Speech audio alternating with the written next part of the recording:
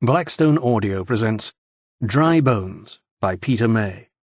This book is read by Simon Vance. This book bears a dedication for Ariane and Gilbert. Ordinary men have to live in submission, have no right to transgress the law, because, don't you see, they are ordinary.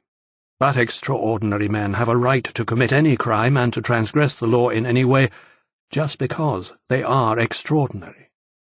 Dostoevsky, Crime and Punishment. Prologue.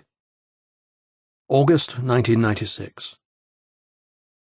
He finds himself in a cobbled courtyard, breath hissing back at him from buttressed walls, a rasping, gasping breath full of fear and the certainty of death. He knows every window by heart in this cloister of the two charnel houses, colours embedded in the glass with a fixed enamel. The Miracle des Billettes, Elijah's Sacrifice, the mystic winepress, beloved images lost forever in the dark. Moonlight glances off the shiny surface of cobbles worn smooth by the feet of holy men. His own feet slip and clatter as he scrambles through an alley between buttresses, heart squeezed by the hand of desperation. A green bin spins away in the darkness, spilling its decaying contents across the yard. The door ahead of him lies ajar, the corridor beyond bathed in the ghostly light of the moon, angling between tower and apse to slant through frosted glass arches. He sees a sign and a red arrow, Vitraux du Cloître, and turns the other way, past the sacristy. The door to the church is open, and he is almost sucked through it into the vast, glowing stillness. The stained glass rises all around, its colours turned to black by the dead light of the nearly full moon. His panic fills the vaulted vastness with every painful breath. To his right a statue of the Virgin cradling the baby Jesus watches impassively, impervious now to the prayers he has offered her so piously over so many years. The neighbouring chapel has been given over to notice boards pasted with announcements that he will never read. He hears the footsteps following in his wake, and breath rasping in lungs that are not his own. He flees along the north ambulatory, past the chapel of St. Paul, the chapel of St. Joseph, and the souls in purgatory. At the end of the church, 90 silvered organ pipes rise in shining columns to the figure of Christ resuscitated, flanked by 2 angels. He wants to scream, "Help me," but he knows they cannot. He turns beneath the 9-metre span of the only remaining screen in all of Paris, a delicate tracery of stone carving and spiral staircases curling around slender columns soaring into blackness, and he stops beneath Christ on the cross, a Calvary taken from the chapel of the École Polytechnique to replace a predecessor destroyed during the Revolution. How often he has knelt here, before the altar, to receive his flesh and drink his blood. He stops here now and kneels again for one last time, the footsteps almost upon him. And as he rises and turns, the last thing he sees at the far end of the nave, before red turns to black, is a sign commanding him to silence. Chapter 1. 1. July 2006. The Rue des Deux Ponts cuts across the centre of the Ile Saint-Louis, from the Pont Marie straddling the Seine on the north side to the Pont de la Tournelle on the south. The island is no more than 200 metres across, and side by side with the Ile de la Cité stands at the very heart of old Paris. Enzo had wondered how his daughter could afford an apartment here, where 4 square metres of real estate could cost upwards of 300,000 euros. But Simon had told him that she was in a tiny 6th-floor studio up in the roof of her apartment block, and that the rental was being subsidised by her employer. The previous night, in the small hours, at home in Cahors, he had questioned the wisdom of trying to see her. He had to go to Paris anyway. The stupid wager. But in the end it was Sophie who had made his mind up. It had been a hot 70 degrees, humid and sticky. Somewhere across the jumble of medieval red-tiled roofs a clock had chimed 2, a deep, sonorous ring that pealed across the centuries. The old quartier of this ancient town in southwest France dated back to Roman days, and in some of his lonelier moments here Enzo felt only a breath away from the beginnings of human history. His armchair reclined by the open window, His guitar laid across his chest, he stared at the ceiling and brushed his steel slider along the length of the fretboard, strings softly weeping, evoking the blues of a not-so-distant past. By leaving for Paris the next day, he would miss the start of the annual Cahors Blues Festival. Floorboards creaked in the hall. "Papa?"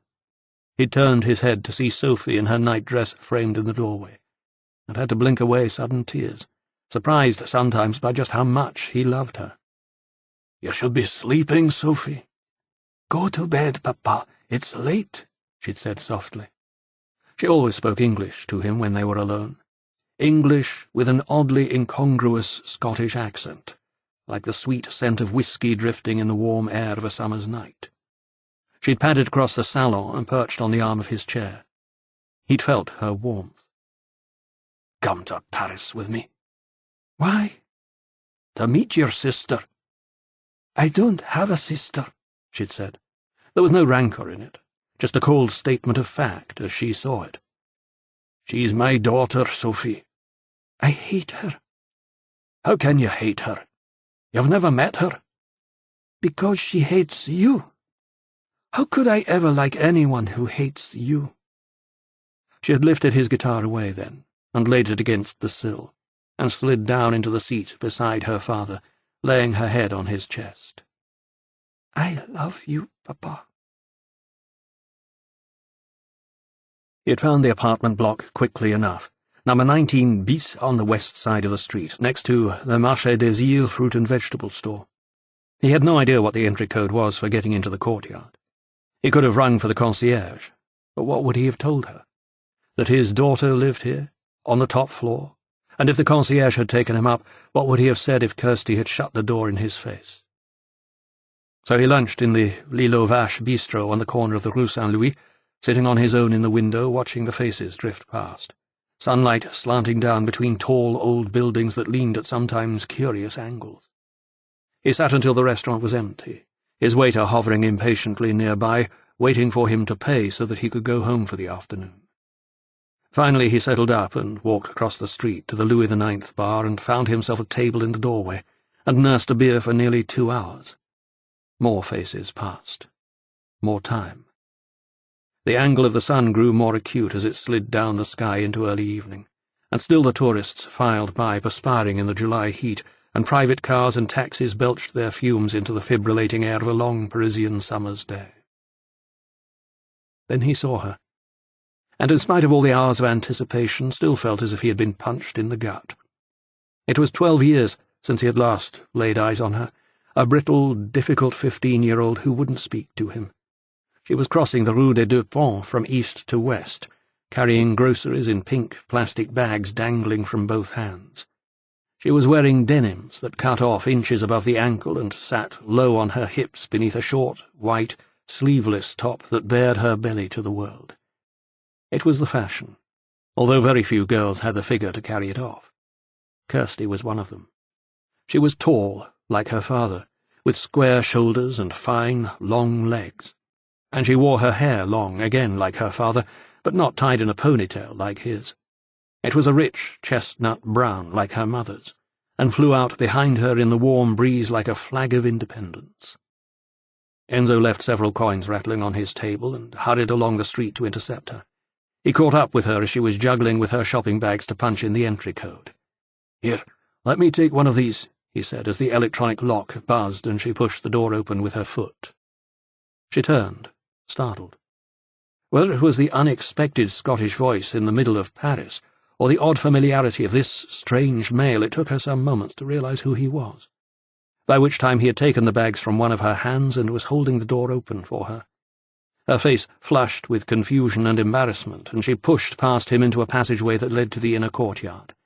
The time it took for that simple act was long enough for her to find her anger.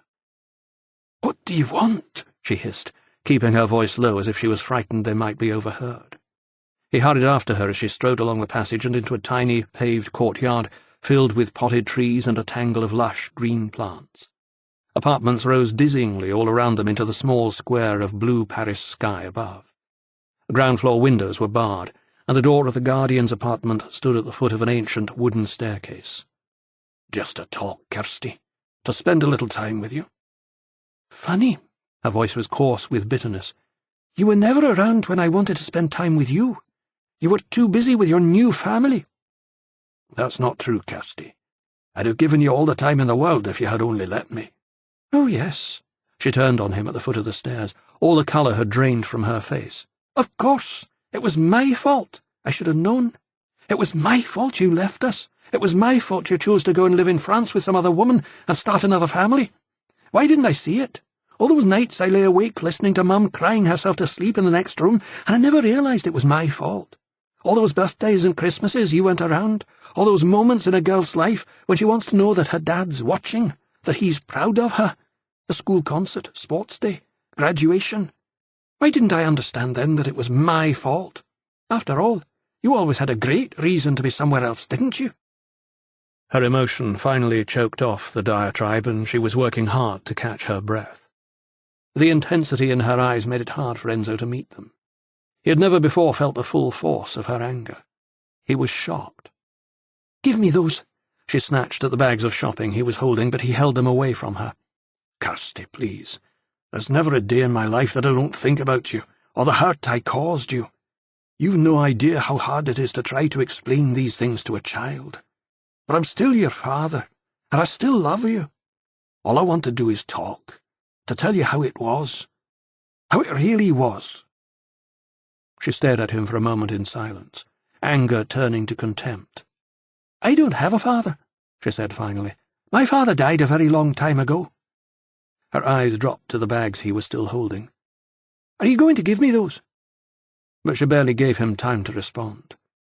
"Oh, well, fuck it," she said. "Keep them." And she turned and ran up the stairs, leaving him standing in the courtyard, feeling foolish and bereft. He had no idea how long he stood before finally laying the bags carefully on the first step. There didn't seem any point in going after her with them. He turned slowly and went back out to the street. 2. He was sitting alone at Kong's rooftop restaurant above the Kenzo building on the Rue de Pont-Neuf when Simon finally showed up. The place was packed with diners enjoying in the Paris panorama. Enzo had hoped to dine at the Samaritain, where the view was better, taking in all the familiar landmarks in the fading light, the Panthéon, Notre Dame, the Eiffel Tower. But it had closed down, and he'd had to make do with a more restricted view of the Tour de Saint-Sulpice and the Vedette du Pont-Neuf, along with the inane babble of the Paris Inn crowd, a crowd in which Enzo had rarely felt so alone. The fact that everyone else was in company seemed only to emphasize his isolation. He'd had little or no appetite and left his main course almost untouched, preferring instead to work his way steadily through the bottle of Pinot Noir he had ordered. Simon waved away the waiter and pulled up a seat. He had already eaten, he said, and poured himself a glass of Enzo's wine. He turned to take in the view of the city as he sipped it, perhaps guessing the answer to his unasked question. Then he turned and said, "Why do you always look so damned miserable, Enzo?" Enzo grinned. "Maybe because I am." He gave a little Gallic shrug, an unconscious gesture acquired over many years. "So when are you going back to London?" "Tomorrow." Simon looked at him directly and sighed. "I don't know what your problem is. Take a good look at yourself, Magpie." It was the nickname Simon had given his friend when the white streak first grew into his dark hair during early teens, and it had stuck. "You've got a great life here. A beautiful apartment in Cahors. A daughter most parents would die for." No sooner were the words out of his mouth than he cringed at his gaffe. "Jesus, Enzo, I'm sorry." Enzo smiled ruefully and shook his head. "Daft bastard," he said. "You're just lucky you never had any kids. Bringing home boyfriends with stupid hair and extraneous pieces of metal stuck in their faces. Bertrand? He's too old for Sophie. What age is he?" 26. "And Sophie's what? 18? 19. So he's 7 years older than her. You were, 30 when you set up home in Cahors with Pascal, and what age was she?" Enzo growled. 23. Well, that was different. "No, it wasn't. 7 years is 7 years. I didn't encourage Pascal to give up her studies, and I think I had more to offer than a lifetime pumping iron in some stupid gymnasium." "Like what? The brilliant career in forensics you nearly had?" Enzo glowered dangerously. He folded his arms and crossed his legs, body language drowning out what he didn't want to hear. Simon said, "I'm not being judgmental here, Enzo, but she was just 23. A kid, for Christ's sake. Have you had a conversation with a 23-year-old recently?" "Not as many as you," Enzo shot back. 23 must be about the average age of the women you're screwing these days. "Probably. And you know, the sex is great, but the conversation sucks. Why do you think none of the relationships lasts more than a few weeks? Because you're too damned old. They tire you out." Simon grinned. "You might be right." They sipped in silence and listened to the animated voices of the diners at tables all around them, until Simon said, "So what happened?" Enzo avoided his eye. "She wouldn't talk to me." When he glanced up, he saw Simon gazing at his glass thoughtfully and suddenly saw him looking old. For years he had only ever seen Simon as the boy he'd gone to school with, played in the band with, shared girlfriends with. Now, his head slightly bowed, the once dark beard peppered with grey, the light caught the scalp beneath his thinning hair and cast shadows beneath his eyes. He looked his age, a man approaching his 50th birthday. Simon stopped staring at his glass and drained it instead. "I thought things might have changed." "Why?" It was Simon who had told him that Kirsty was in Paris. "Her mother." He signalled the waiter and ordered a brandy. "You know, we've always kept in touch." Enzo nodded. He had never been quite sure why. The three of them had grown up together in Scotland, on the south side of Glasgow. Simon had gone out with Linda before Enzo, and then all but lost contact when he went south to study law in England, returning only once to be best man at their wedding. "Linda thought things might have changed. After all, Kirsty's a big girl now. Nearly finished her postgrad in translation and interpretation. And you don't win a year's internship with a company in Paris unless you've got your head pretty well screwed on." "Well, nothing's changed. Not for Kirsty, anyway." "What did she say?" "She told me to fuck off." Simon's brandy arrived, and he sipped on it contemplatively. "So what now?" "I might as well just go home." "I thought you had an appointment with Rafa." "I'm not sure I'll bother." Simon cocked an eyebrow. 2,000 euros, Enzo. You can hardly afford that on your salary." Enzo glared at him. Simon had been instrumental in forcing the issue to a bet in the first place, and as the only lawyer present, had promised to bear witness to the parties involved and keep the cash in escrow until an outcome was agreed. The tables beneath the candy-striped awning of Le Bonaparte were nearly all full when Enzo arrived, Parisians and tourists alike indulging in the café culture that so characterized the city, sitting in serried rows sipping drinks, watching the endless ebb and flow of humanity in the Place Saint-Germain-des-Prés. It was nearly dark now. The biscuit-coloured stone of the ancient church of Saint-Germain floodlit starkly against a deep blue sky. Enzo took a table on the corner, beneath a no-entry sign, and ordered a brandy. He checked the time. It was after 10, and he was late. He wondered if, perhaps, Raffin might have come and gone already. He had told the journalist that he would recognize him by his hair tied in a ponytail, a silver stripe running back from his left temple. He never thought about how other people might view him, with his baggy cargo trousers and white running shoes, and his large selection of voluminous collarless shirts which he rarely tucked in. And, of course, the ubiquitous canvas satchel that he slung across his shoulder. Sophie's favourite fond insult was to call him an old hippie, which was probably how most people saw him. But he was also a big man, and kept himself fit by cycling, so he tended to stand out in a crowd. He was aware that women found him attractive, but he had always shied away from committing to another relationship after Pascal. By 20 past, he had finished his brandy and was contemplating leaving. As he searched for coins in his pocket, he became aware of a figure standing over him. He looked up to see a tall, thin man with longish brown hair swept back to the upturned collar of his white shirt. He carried a light summer jacket carelessly across his shoulder, and his trousers, belted at a slim waist, were immaculately creased, gathering in fashionable folds around neat black leather Italian shoes. He had a cigarette carefully held at the end of long fingers, and took a final draw before flicking it away across the cobbled street. He held out his smoking hand. "Roger Raffin," he said. "Sorry I'm late." "That's okay," Enzo said, shaking his hand. He was surprised at how cool it was. Raffin sat down in the vacant seat and, with the practised ease of a vrai Parisien, signalled a waiter with a black apron and white shirt, who materialized almost immediately at their table. "A glass of Puy Fumé." He nodded towards Enzo's glass. "Brandy, is it?" While they waited for their drinks, Raffin lit another cigarette and said, "I checked you out on the internet, monsieur. It says you are a professor of biology at Paul Sabatier University in Toulouse. Why am I even talking to you? I was with the Police Scientifique in Scotland, but it's a long time since I practiced. The internet didn't even exist then. So what makes you think you are qualified to pass an opinion on anything today? I was trained as a forensic biologist, Monsieur Raffin. 7 years with the Strathclyde Police in Glasgow, the last 2 as head of biology, covering everything from blood pattern interpretation at major crime scenes to analysis of hairs and fibres. I was involved in early DNA databasing, interpretation of damage to clothing, as well as detailed examination of murder scenes. Oh, and did I mention? I'm one of only 4 people in the UK to have trained as a Byford scientist, which also makes me an expert on serious serial crime analysis. Made you an expert, Monsieur MacLeod. Things have changed. I've kept myself apprised of all the latest scientific developments in the field. So why aren't you still doing it? Personal reasons.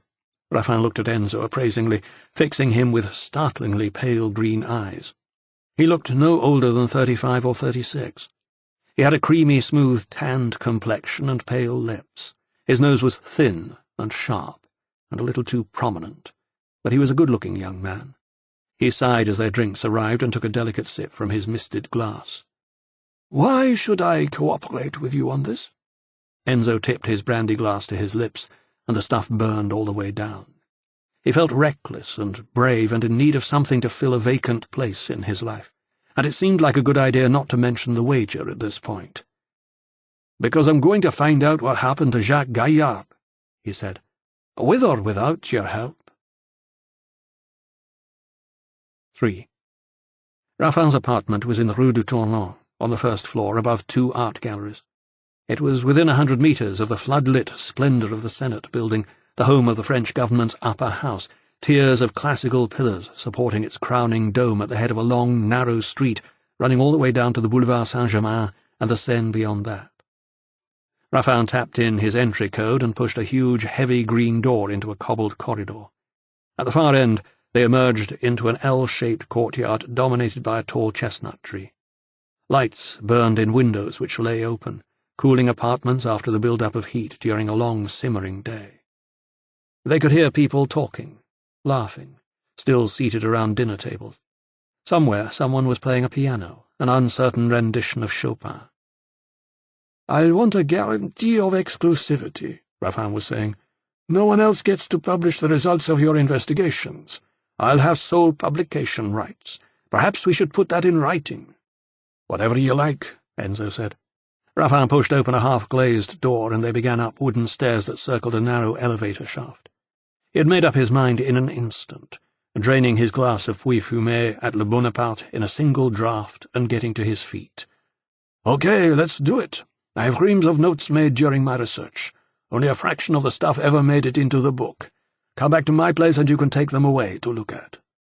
He had already started across the street when he stopped and almost as an afterthought turned back to Enzo. "And you can pay for the drinks." On the first-floor landing he fumbled in his pocket for his key and opened the main door into a square entrance hall. Pale light from street lamps in the courtyard slanted through Venetian blinds in long, narrow slats. Enzo immediately sensed the journalist's tension. "What's wrong?" he said. Raffin raised a quick hand to silence him. Double doors from the hall lay open into the dark of the main salon. Beyond, bright yellow light fell across the floorboards from an opening in mirror-glazed bedroom doors, which stood ajar. They could hear someone moving around beyond them, and Raffin tensed as a shadow passed through the light. "Cambrioleurs," he whispered. "Burglars." He placed his jacket carefully over the back of a chair and turned to a bookcase with shelves ranged up to the ceiling. He selected a large-format, heavily bound encyclopedia from one of the lower shelves. Clutching it above his head in both hands, he advanced into the salon. Enzo followed, thinking that the journalist looked just a little ridiculous.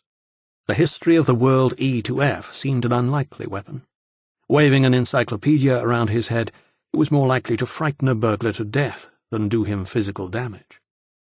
Suddenly the bedroom door opened wide, and electric light flooded the room.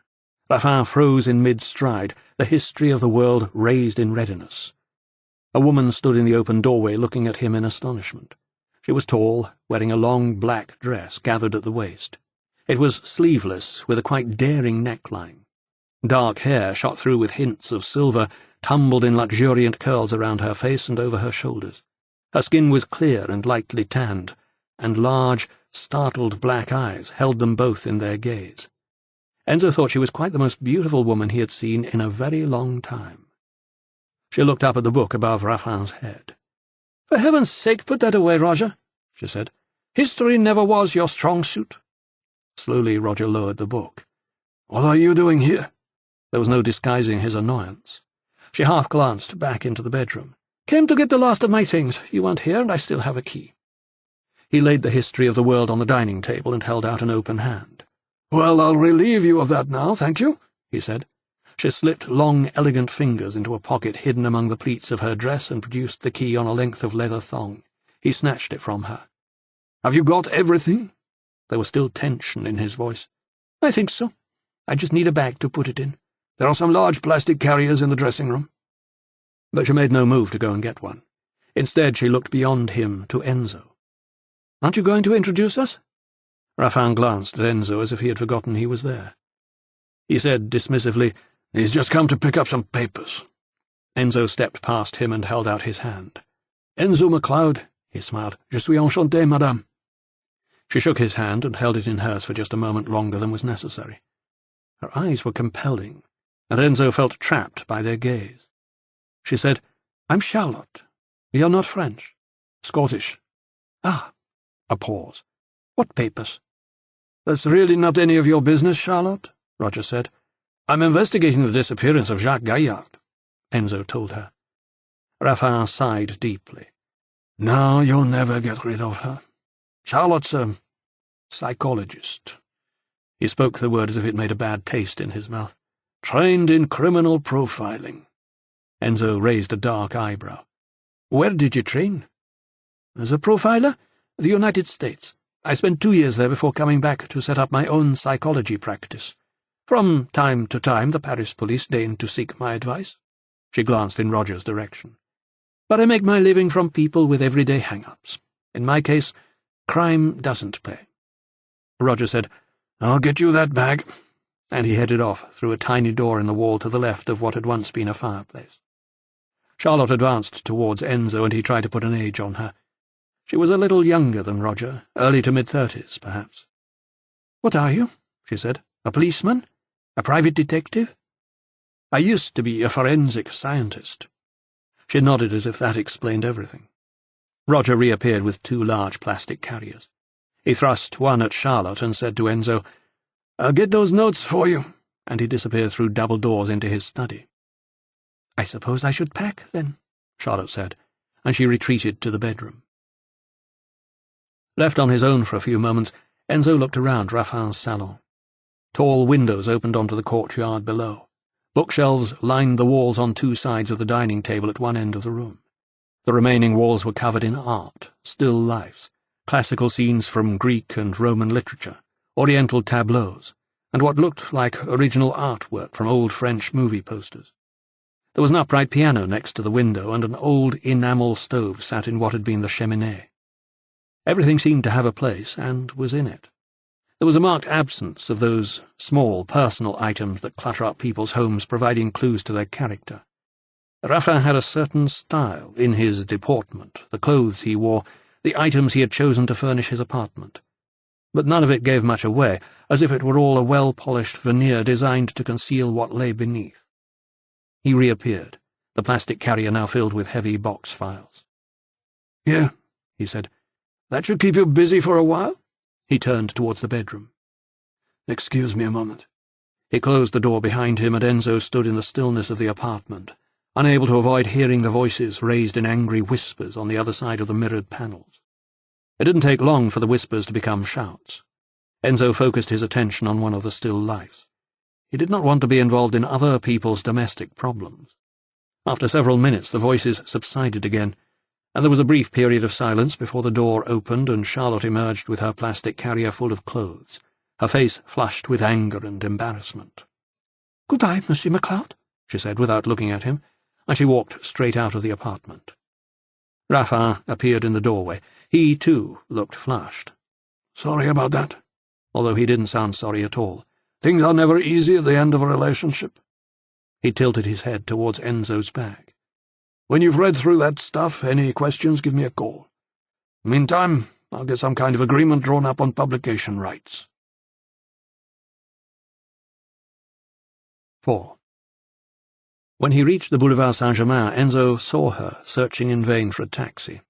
There was still a lot of traffic in the street, and the cafes were still doing brisk business, but there were no taxis in sight. He joined her at the traffic lights. "You want me to call you one?" Even with a sideways look, her eyes had an alarmingly disarming effect. "You live nearby?" "My studio's just down there, near the Institute. But there's no telephone there. I meant on my portable." "Oh," she seemed disappointed. "I thought maybe you were going to ask me up for coffee." He looked at her, caught off guard by her directness. "Sure." The green man appeared on the far side of the boulevard. "We'd better cross the road, then."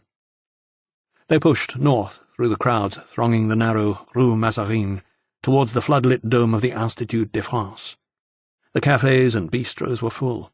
Voices emboldened by drink and good company, raised in laughter and argument, echoed around the canyons and medieval alleys of this long-time bohemian left-bank quartier.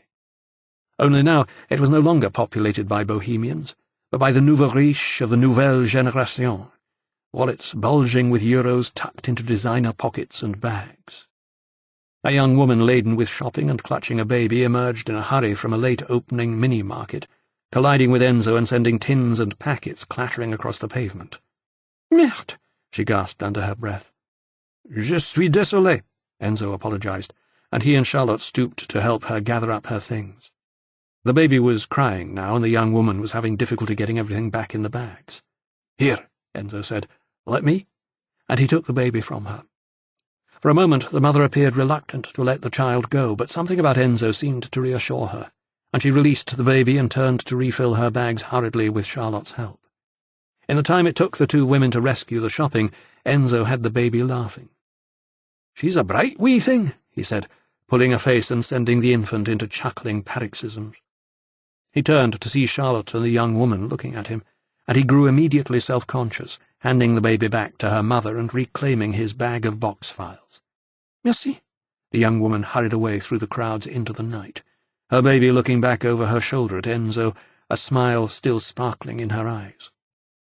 Charlotte stood in the roadway, caught in the light of the shop window, elegant and beautiful in her black dress, regarding Enzo thoughtfully, a half-smile on her face. "What?" he said. She shrugged. "Nothing. I thought you were going to make me coffee." The studio apartment was on the first floor on the corner of the Rue Guénégaud and the Rue Mazarine, almost above the Café Le Balto, and diagonally opposite the concrete monstrosity that housed the Paris-Val de Seine School of Architecture. It was within sight of the magnificent Institut de France, home of the Académie Française, which strove to protect the French language from the erosion of the modern world. Enzo had often thought there should be a similar institution to stop cretinous architects from ruining their cities. From the first-floor landing, Enzo opened the door into the studio, and Charlotte gasped. "I'd never have guessed you had such bad taste." Enzo grinned. "Interesting, isn't it?" He closed the door behind her and followed her into the main room. The walls were lined with a padded fabric imprinted with a bold, repeated design in red, brown, and cream. "Very 1960s. Only I'm afraid I can't claim the credit. It belongs to the very elderly uncle of friends in Cahors. He's in a maison de la retraite, and they can't sell it until he dies. I love it. I hope he lives forever." As he made the coffee, he watched her wander about the room, lightly touching the trophies and artifacts that cluttered every available space. Wood-carved African figures, a Chinese lacquered box, a green and gold porcelain dragon, a bust carved from ivory. Apparently he was an inveterate traveller, an interesting old guy. I'd like to have met him. Charlotte turned to watch him, a quizzical smile again lighting her face. "You live in Cahors?" He nodded. "And how many children do you have?" He looked up, surprised. "What makes you think I have any?" "Because I watch people," she said. "It's my job. So I can't help noticing all the little micro-signes that give a person away. It makes my friends paranoid. They think I'm watching them all the time." "And are you?" She grinned. "Of course. Perhaps that's why I don't have many." "So what micro-signe betrayed the fact that I'm a father?" "Your eyes. It's a simple physiological fact that when a man with children looks at a child, his pupils dilate. If he doesn't have children, they don't." Enzo handed her a coffee. "That's always my eyes that give me away. I make a very bad liar. Milk or sugar?" She shook her head. "And such very curious eyes. One blue, one brown. Waardenburg syndrome?" Enzo was surprised. "You're the first person I've ever met who knew what it was." "A genetic disorder characterized by a white streak in the hair, sometimes accompanied by an arched palate and exaggerated facial features. And sometimes also by deafness. Fortunately, I just have the eyes and the hair. And, of course, being a genetic condition, there's a 50-50 chance of passing it on to your children." "And have you?" 50-50. One daughter has and one daughter hasn't. Different mothers, though, so that might have something to do with it." "You're still married, then?" "Widowed." He sipped on his coffee to mask his discomfort. It was not a subject he liked to talk about. "I'm sorry. Was it recent?" "Just short of 20 years. Is the coffee okay?" "Sure." They drank in silence for a few moments. Then she said, "So, what's your interest in the Jacques Gaillard case?" "Academic." Then he smiled sheepishly and confessed, "And a rather stupid wager." "A wager?" "That it would be possible to solve an old case by applying new science." He paused. "Or not." "You haven't picked the easiest of cases, then? There was never much evidence of any kind to go on. No body, no sign of a struggle. In fact, Roger took quite a bit of flack for including it among his 7 most celebrated unsolved murders. No one's even been able to prove that Gaillard's dead." "You know a bit about it, then?" "Yes." Charlotte drank some more coffee, and Enzo had the impression that she, too, was endeavouring to conceal a discomfort. "You know that Roger was only motivated to write the book because of the unsolved murder of his own wife?" Enzo nodded. "It's the 7th case." Charlotte examined her coffee cup. "It's not easy, sustaining a relationship with a victim." She looked up, and as if feeling the need to explain, added, "Survivors are victims too, you know." Then, "I was living with him while he was researching the book." Enzo nodded. "But not any more." "Not any more." She set down her cup. "Perhaps you could phone that taxi for me now?" "Of course." He retrieved his cell phone from a pocket in his cargoes and began punching in a number. "Enzo," she said after he had ordered her car. It was as if she was trying the sound of it out for size. "What kind of name is that anyway?" "Short for Lorenzo. My mother was Italian, married to a Scot. A lethal combination." "It certainly is." When the taxi arrived and peeped its horn in the street below, Enzo went down to open the door for her.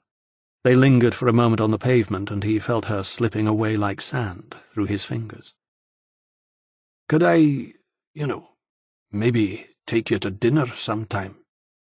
He felt foolish, like a schoolboy asking a girl on a first date. She avoided his eye. "I've just finished with Roger. I think maybe I need a little time to myself right now." She threw her bag of clothes into the back seat of the taxi and searched through her handbag, pulling out a discreetly embossed business card. "But if you ever feel the need of some professional psychological insights into the Gaillard case, give me a call. Thanks for the coffee, Monsieur MacLeod." "Enzo," said as he shut the door, and her taxi coughed diesel fumes into the night and turned into the Rue Mazarine. Chapter 2. 1. Jacques Gaillard was dead. Enzo was certain of it. He rubbed his eyes and looked at the clock on the mantelpiece. It was a little after 3, and a party in one of the apartments opposite was still going strong. They had opened their windows wide, the musky, aromatic smell of cannabis wafting its way across the narrow street, and the air was still vibrating to the monotonous rhythm of some endless Latin dance rap. The party had begun around midnight, and Enzo had simply shut it out by reading through Raffin's notes and allowing himself to be absorbed into the arcane world of Jacques Gaillard. J.G., as he was known to his friends, had been the eldest son of a provincial lawyer in Angoulême. Early intellectual promise resulted in his being sent to the Henry IV Lycée in Paris, one of the best secondary schools in France. There he rose to the top of his class, and won first prize in economics at the Concours Général. By this time he already knew that he wanted to go to ENA. The École Nationale d'Administration, the crème de la crème of the French system of grande école, accepted only the brightest intellectuals in the country, and turned out prime ministers and presidents like a shark grows new teeth. A degree from the Institut d'études politiques, popularly known as Sciences Po, would have been the normally accepted route, but his father had insisted that he take a proper diploma first, and so he had enrolled at the Faculté des Droits des Sciences Économiques d'Assas. But such was the young Jacques' genius that this was not enough to keep him fully occupied, and so he had also enrolled at the Sorbonne, studying history. By the time he had graduated from both institutions, he had developed a good network of politically engaged friends, and had started his research into the history of early French cinema. Acceptance to Sciences Po was a formality, and given his previous academic record, his course there was reduced from 4 years to 2. Such was his reputation for intellectual brilliance that by the time he sat the competitive exam for entry to ENA, he was already known to nearly half the members of the examination board. He sailed through the grueling 45-minute Grand Oral, during which prospective students are grilled in public on any subject chosen by a panel of 5 experts. According to memoirs published later by some of that panel, and others who were there that day, Gaillard barely allowed them to get a word in. Finishing in the top 10 of his 27-month course guaranteed him a pick of the top jobs in the civil service. Over the next 12 years his career went from strength to strength, and after a highly successful stint as principal adviser to the Minister of Finance, he was actively pursued by the Prime Minister's office, eventually being appointed an adviser to the Prime Minister himself. Which is when he published his book on the history of French cinema, and his spectacular rise to prominence hit a brick wall. Satirical cartoonists in the French media used him as a club with which to beat the Prime Minister. He was variously depicted as whispering advice into the Premier's ear on which of that week's movie releases he should watch, or offering him tips on the most likely winner of Best Actress at the César Awards, or which film would take the Palme d'Or at Cannes. One particularly cruel cartoon in the satirical journal Le Canard Enchaîné conjured up an exceptionally gross-featured Prime Minister slipping J.G. a thick wad of 200-franc notes and asking if he could fix him up for the night with Sophie Marceau. It seemed, however, that Jacques Gaillard was enjoying his newfound celebrity and positively thrived on his increasingly frequent television appearances. Then, between 1994 and 1996, he was invited, a clear euphemism for instructed, to direct students at ENA in an investigation into the history of French financial policies since the war, perhaps an attempt by the government to lower his profile. But if that were the case, then it failed, for it was during that same period that Gaillard was asked by the French broadcaster TF1 to host his own cinema review show on television once a month, a chance he jumped at. And then, that August, he vanished off the face of the earth. Enzo reread Raffin's account of it in the book. He failed to return to his desk at the end of the August holidays. It caused a huge stir at the time. The papers were full of it for weeks, but the police made no progress at all, and, as always happens with these matters, the press found other things to write about, and the curious case of the disappearing Jacques Gaillard gradually slipped from public view. That was 10 years ago. It still crops up from time to time. An article here, a feature piece there, but no one has ever shed new light on what happened to him. Enzo had never seen Gaillard's show, but when he looked through the various photographs in Raffin's file, his face was very familiar. A cartoonist's gift. Aged 49 when he disappeared, Gaillard had disguised his encroaching baldness by contriving an extraordinary bird's nest of dyed and lacquered curls. It also cultivated one of those excessive French moustaches which, after an initial droop, curled extravagantly up around his cheeks. Also in the file was a copy of the page beneath the final entry in the desk diary found in Gaillard's study. Enzo reflected that Raffin must have had good sources to get hold of material like this. The page containing the final entry itself had been torn out, but because of the impression it had left on the page below, the police scientifique had been able to treat the paper in the lab with electrostatic detection equipment to find and then visualize the fibers damaged by the abrasive pressure of the pen. Enzo looked at it carefully. Mad à minuit, it read.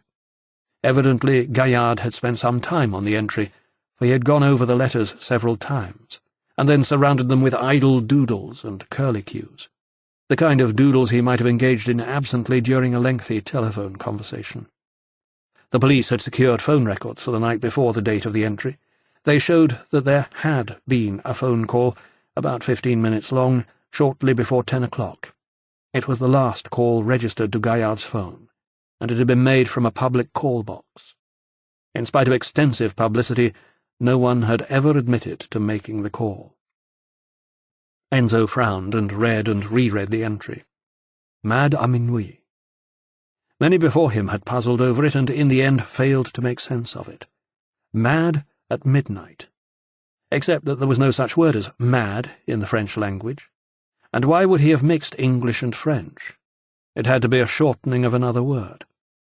Enzo pulled a French dictionary from the bookcase and looked up words beginning with mad. There were not many. Madame, Mademoiselle, and Madeleine, the French for Magdalene. Madagascar and Madeira, Madras and Madrid. Madalopam, a strong calico. Madefier, the verb to wet or moisten. Madone, the Madonna. Madrière, a thick plank of wood. Madrure, a mottle on wood or porcelain. A few others, but nothing that chimed. The date of the entry was Friday, August 23rd, 1996, so presumably it referred to a rendezvous somewhere at midnight that night. The speculation was that the entry had been made in the course of that final phone call registered to his number the night before, but there was no way to prove it. Enzo turned his attention then to photographs taken of Gaillard's apartment, and wondered again how Raffin had managed to get copies. Then he noticed a tiny sequence of figures printed in red in the bottom corner of the prints. 2906'03. A date. These pictures had been taken just a little over 3 years ago. He frowned. How was that possible? It was 10 years since Gaillard had disappeared. He dug into the thigh pocket of his cargoes and found his cell phone. He tracked down Raffin's number and pressed dial. Raffin managed to convey sleepy and irritated in a single word. Oui. Roger, it's Enzo. There was a splutter of indignation from the other end. Jesus Christ, MacLeod! Do you have any idea what time it is? How did you manage to take photographs of Gaillard's apartment 7 years after he'd disappeared? What? Raffin was now transmitting a mixture of incomprehension and anger. Did you take these photographs of Gaillard's apartment? Yes. How?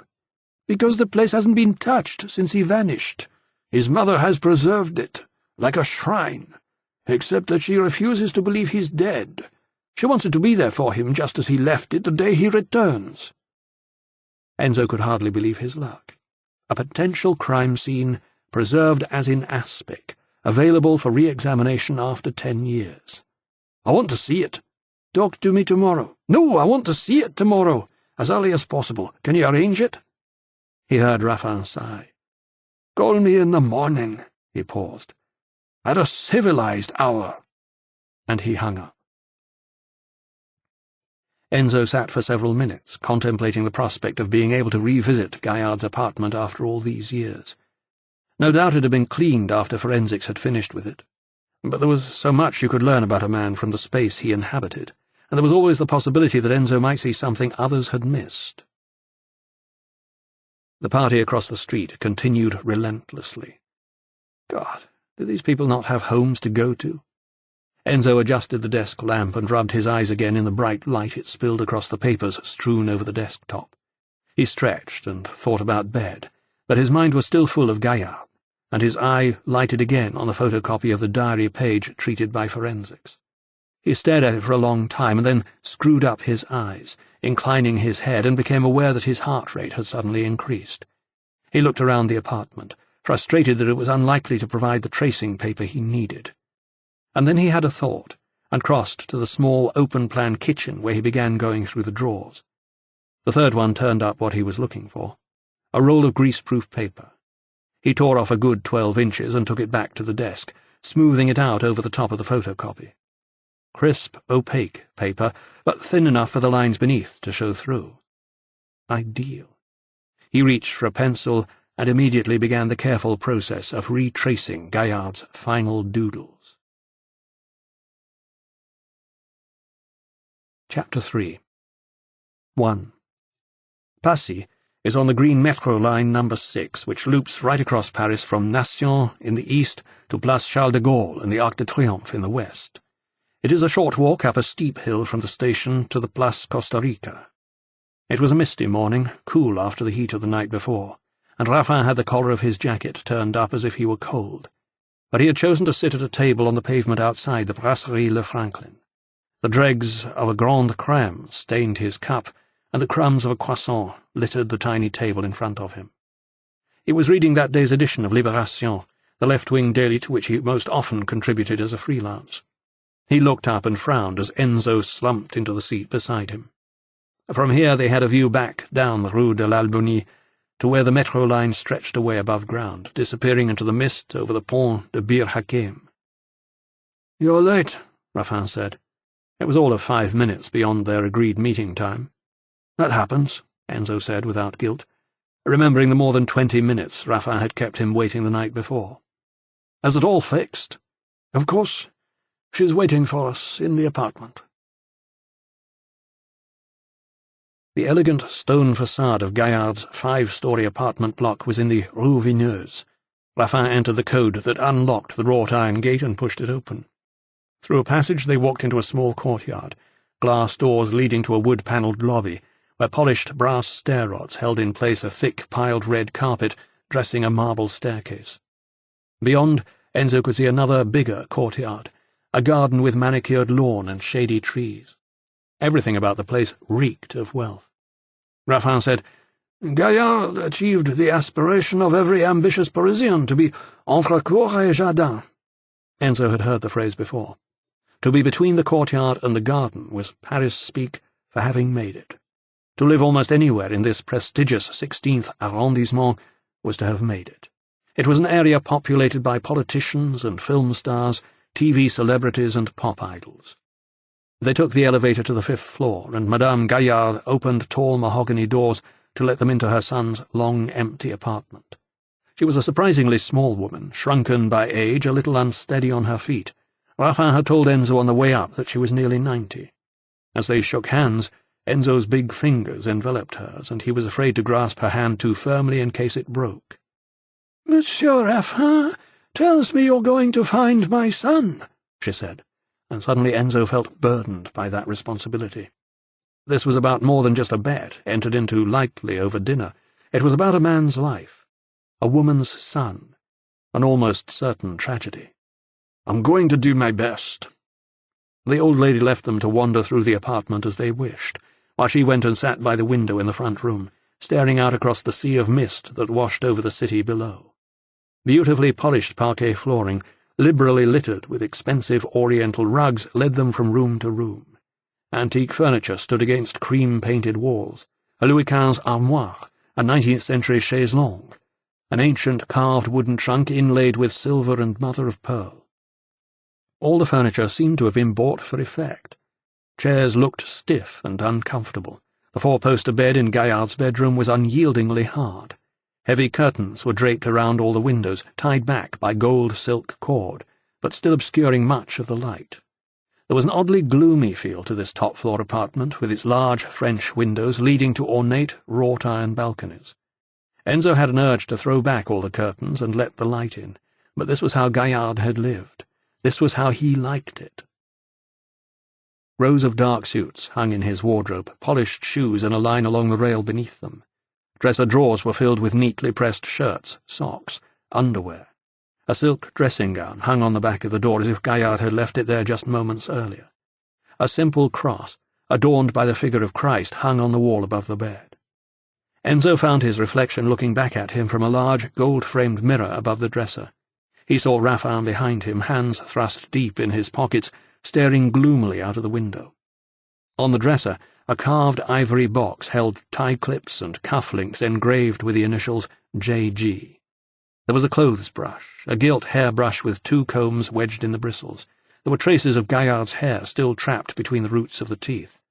Enzo glanced back through the open door across the hall to the sitting room. Madame Gaillard had not moved from her seat by the window. He pulled one of the combs from the brush and carefully teased out a pinch of thick, dark hair 2 to 3 inches long. He took a small, clear, plastic Ziploc bag from his pocket, dropped in the hair sample and resealed it. Then he turned to find Raphael watching him. Neither man said anything. They crossed the hall to the study which adjoined the sitting room. Half-glazed double doors stood open between the 2 rooms, and Enzo could see through to the marble fireplace in the séjour and the tall mirror set into the wall above. While the rest of the apartment seemed almost for show, Enzo felt he was meeting Gaillard for the first time when he entered the study. Here the man was everywhere in evidence. A glazed bookcase against the far wall held his collection of literary classics, something to be prized and kept safe behind glass. No doubt there would be first editions amongst them, but Enzo had the feeling that many of them had probably remained unread. His living bookcase faced it on the opposite wall. Open shelves on either side of the door were untidily crammed with well-thumbed tomes. There were books and magazines on French and American cinema, rows of popular fiction with creased spines and dog-eared flyleaves, whole series of works on politics and finance. An entire shelf was devoted to a collection of comic books, bande dessinée, as the French called them. Enzo whispered to Raphael. "He never married, did he?" Raphael shook his head. "Was he gay?" Raphael shrugged. "Not that I know of. But no women in his life?" Again Raphael shrugged and shook his head, and Enzo wondered if they were to believe that Gaillard had practiced an odd kind of celibacy. He looked around the walls at the dozens of framed photographs of Gaillard pictured with well-known faces of the day: President Jacques Chirac, Prime Minister Alain Juppé, movie stars and pop icons, Gérard Depardieu, Johnny Hallyday, Vanessa Paradis, Jean-Paul Belmondo, and others whom Enzo did not recognize. There were several portraits of Gaillard on his own, posing for the camera with an imperious self-confidence, and a portrait painting which caught that same expression. And Enzo began to wonder if the reason there were no women, or men, in Gaillard's life was because his ego had allowed no space for anyone or anything else. Behind a large desk with a deep maroon leather-tooled top, more shelves groaned under the weight of literally hundreds of videos. French movies, American movies, Japanese films, South American, European, Chinese, more films than you could conceive of watching in a lifetime. In the far corner of the study there was a widescreen television set, a mid-90s state-of-the-art sound system. Opposite was the only comfortable chair in the apartment, a soft leather recliner with a drinks table placed at the right hand. It was not hard to imagine how Gaillard had passed all his solitary hours in this study. "The films are all catalogued." Enzo was startled by Madame Gaillard's bird-like voice. She had left her chair and was standing in the doorway. "He has notes on every one of them." "Did you watch them with him?" "Oh, no. I was rarely here. He always came to me. After my husband died, he brought me to Paris and bought an apartment just a few streets away. He came every day." She wandered across the polished floor, supporting herself on a rubber-tipped stick, and gazed up at the collection of movies. "He loves his films." A tiny smile creased her face, and she stepped forward to slide one out from its place on a shelf a little above head height. "His favorite? He says he has watched it nearly 30 times. He says it is the absolute true essence of Paris." Enzo took the box from her and looked at the black-and-white still on the cover. The title was blazed across it in yellow, La Traversée de Paris, a film by Claude Autant-Lara, starring Bourvil and Jean Gabin. Enzo vaguely remembered having seen it on television. Made in the 1950s, it was set during wartime Paris. Under the noses of the Nazi occupiers, 2 unlikely compatriots tried to smuggle the dismembered pieces of a pig across the city to sell on the black market. Enzo was not sure why Gaillard had thought it so remarkable. Madame Gaillard took it back from him and returned it to its place on the shelf. It's the first one he'll want to watch when he gets back, I'm sure. Enzo wondered how she could possibly imagine that he was not dead. Perhaps that belief was all that kept her alive. She gave him a wan smile and shuffled back through to the sitting room. Enzo turned to Rafa. "Where's the diary?" "On the desk." It lay open beside the telephone at the page which had been treated by the police forensics lab to reveal Gaillard's final entry. Enzo could see where the page before it had been carefully torn out. By Gaillard? Or by someone else? Only Gaillard's fingerprints had been found. Enzo flipped back through the diary. There was no evidence of other pages being removed, so it was not something Gaillard was in the habit of doing. From his pocket Enzo took the forensically treated copy of the last entry and spread it out on the desk. Madame Inouï. "Obviously you're familiar with this," he said. Raffin peered at it over his shoulder. "I've nearly gone blind looking at the damn thing. But sometimes it's possible to look and not see." "What do you mean?" "All these doodles next to the words. What do they look like to you?" "Well, nothing." Raffin squinted at them. "Just doodles. Have you ever doodled while talking on the telephone?" "Of course." "So you start off with some basic design. You're not even necessarily conscious of what it is, but the longer the call goes on, the more elaborate it becomes until that first image gets lost. You might be hard-pushed yourself to remember how it started out." "So? So, supposing we were able to take this back to that first, unconscious image, maybe it would tell us something about what was in his mind." "How would we do that?" Enzo said. "The early lines of a doodle tend to be gone over several times before you start expanding on it, so if we look for the heavier lines—" He went into his pocket and took out the folded grease-proof paper he had used to trace the doodle the night before, and smoothed it over the copy of the diary page. Raffin peered at it. He could see the lines Enzo had traced, and the ones he had not still showed through, but it wasn't until Enzo lifted the tracing paper away again that he saw what it was Enzo had drawn. "Good God! It's a cross. There's even the suggestion of the figure of Christ on it." Enzo traced his finger around the outline. Raffin stood upright. He seemed startled. "Well, what does it mean?" "I don't know," Enzo said. "There's a cross on the wall above his bed. Was he a religious man?" Gaillard's mother looked up at them from her chair at the window when they came through to ask, and seemed puzzled by the question. "Of course," she said. "He went to Mass several times a week. He was absolutely devoted." "What church did he go to?" "Saint-Étienne-du-Mont," she replied without hesitation. "It is the parish church of the Sorbonne. He began going there when he was still a student." 2. Saint-Étienne-du-Mont, not unnaturally, stood at the top of a hill at the end of the Rue de la Montagne de Saint-Geneviève. It dominated the skyline, as Enzo and Raffin walked up the steep incline from the metro station at Maubert Mutualité. The mist had lifted, and the sun was burning its way through a hazy sky. It was a warm climb. The clock beneath the lantern on the oddly turreted bell tower of the church showed nearly 10:30. Below, in the Place de la Baie Bassée, young artists sat sketching on semicircular steps leading up to an arched doorway. Raffin led them around to the Place Saint-Geneviève, past the rear of the Panthéon, and along the Rue Clovis to a side entrance leading to the curé's house beyond. The curé was an elderly man, bald, with a wispy fringe of thin silver hair. He walked them through the cloisters, his gowns flowing impressively in his wake. Sunlight streamed through the stained-glass windows.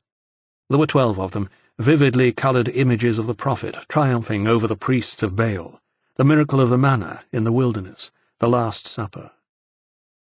"I remember him well," the curé was saying, his voice reverberating through the apsidal chapel. "He came to Mass several times a week. He was a regular at confession." They passed along a short corridor, bypassing the sacristy, and through a door into the church itself. Enzo gazed up into its towering vaulted roof in awe. Light flooded in through the stained glass in the apse and in the chapels all along each ambulatory, onto the organ pipes rising up at the far end in tiers of shining elegance. Somewhere unseen, the organist was practising, and the sonorous resonance of Bach's toccata and fugue in D minor cascaded down from the roof in a waterfall of sound. The curé had to raise his voice to be heard above it. Of course, like everyone else, we had no idea he'd gone missing until after la rentrée. It was August, after all, and most of Paris had left on holiday. I know that you cannot breach the confidentiality of the confessional, Father, Enzo said, but had Monsieur Gaillard given you any reason to think that he might have been depressed, or under stress in any way? To be honest, I don't really recall. I'm sure the police must have asked me at the time, but there's nothing that sticks in my mind. I do remember I was far more distracted that month by the defiling of the church. We're just coming up to the 10th anniversary of it. I do hope the culprits don't feel the need to deliver any reminders. I've asked for a police guard, just in case. Defiling of the church? Enzo was intrigued. What happened? I remember something about that, Raffin said suddenly. It was in all the papers at the time. Someone broke in and sacrificed an animal in front of the altar. The curé said, It was a pig. They butchered it, dismembered the poor creature. Blood and bits were everywhere. Why would anyone do something like that? Enzo asked. God only knows. The curé raised his eyes to heaven as if searching for belated enlightenment.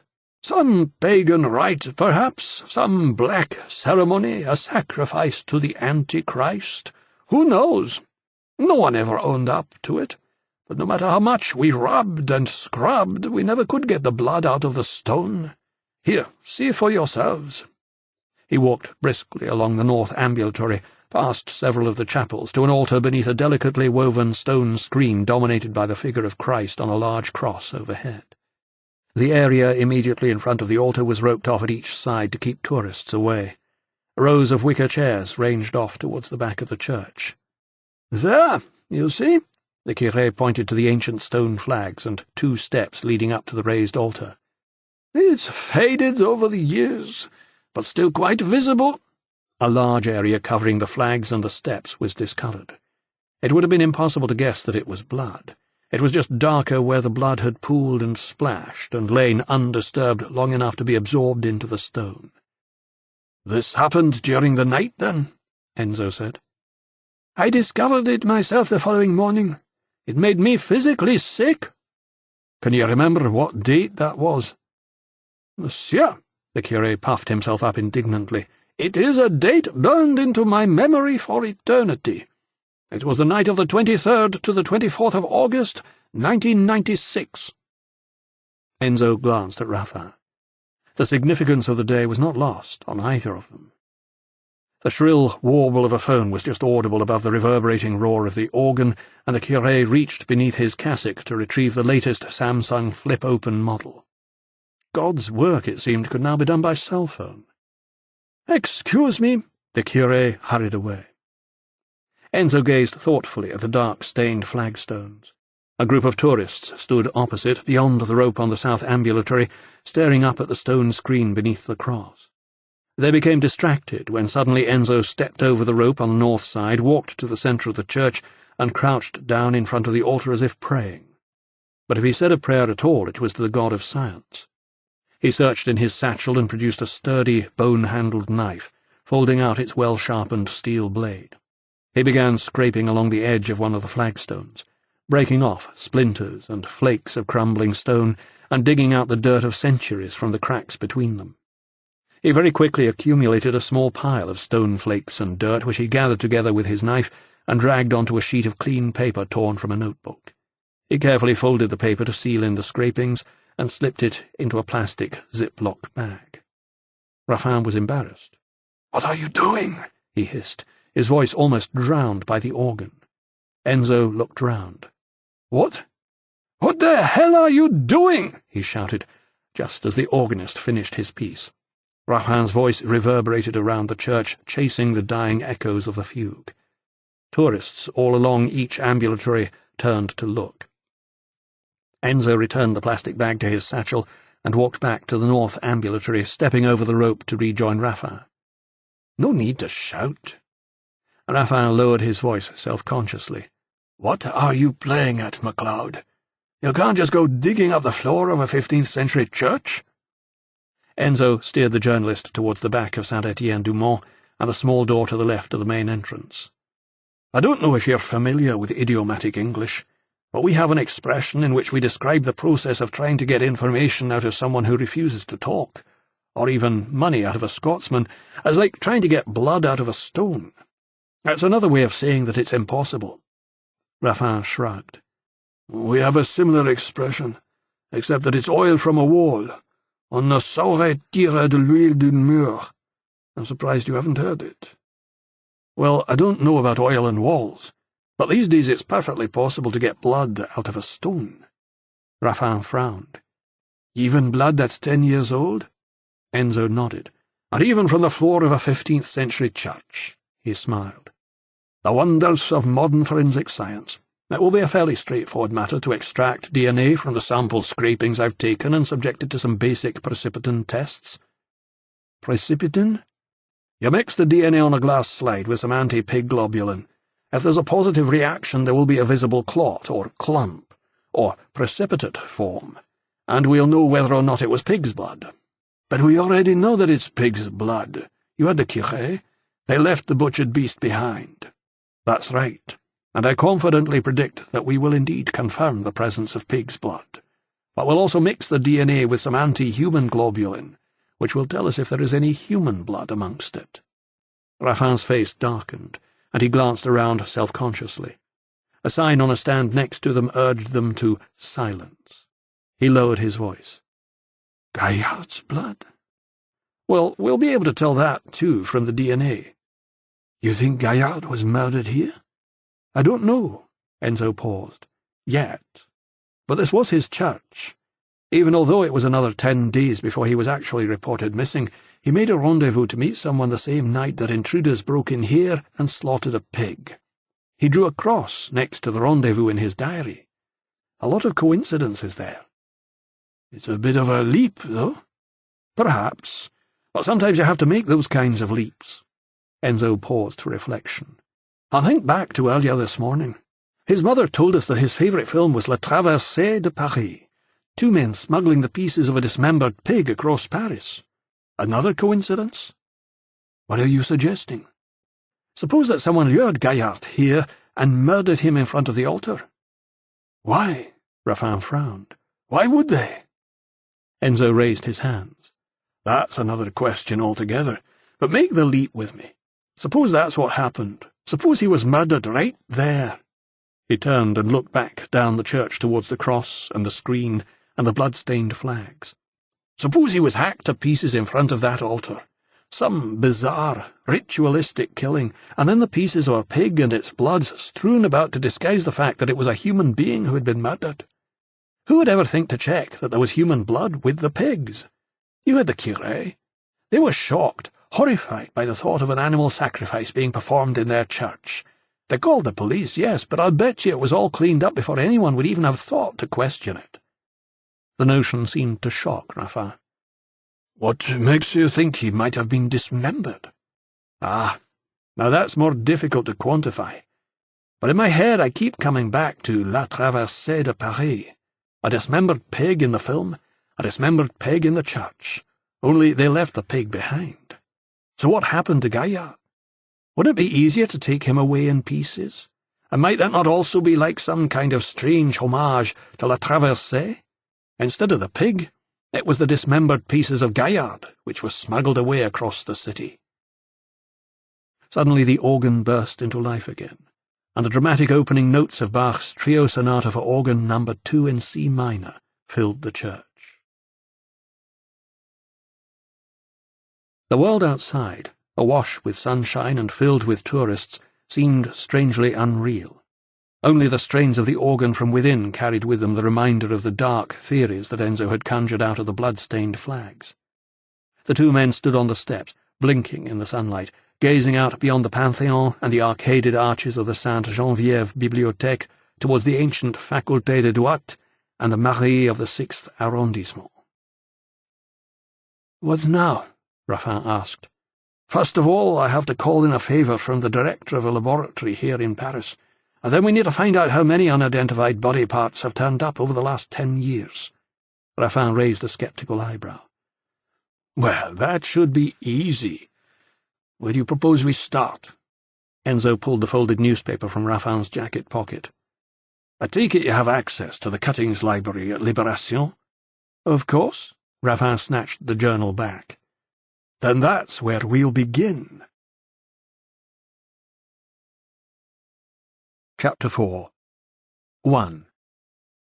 The offices of Libération were tucked away in the narrow Rue Béranger, in the 3rd arrondissement, where the city's rag trade conducts its wholesale and retail activities.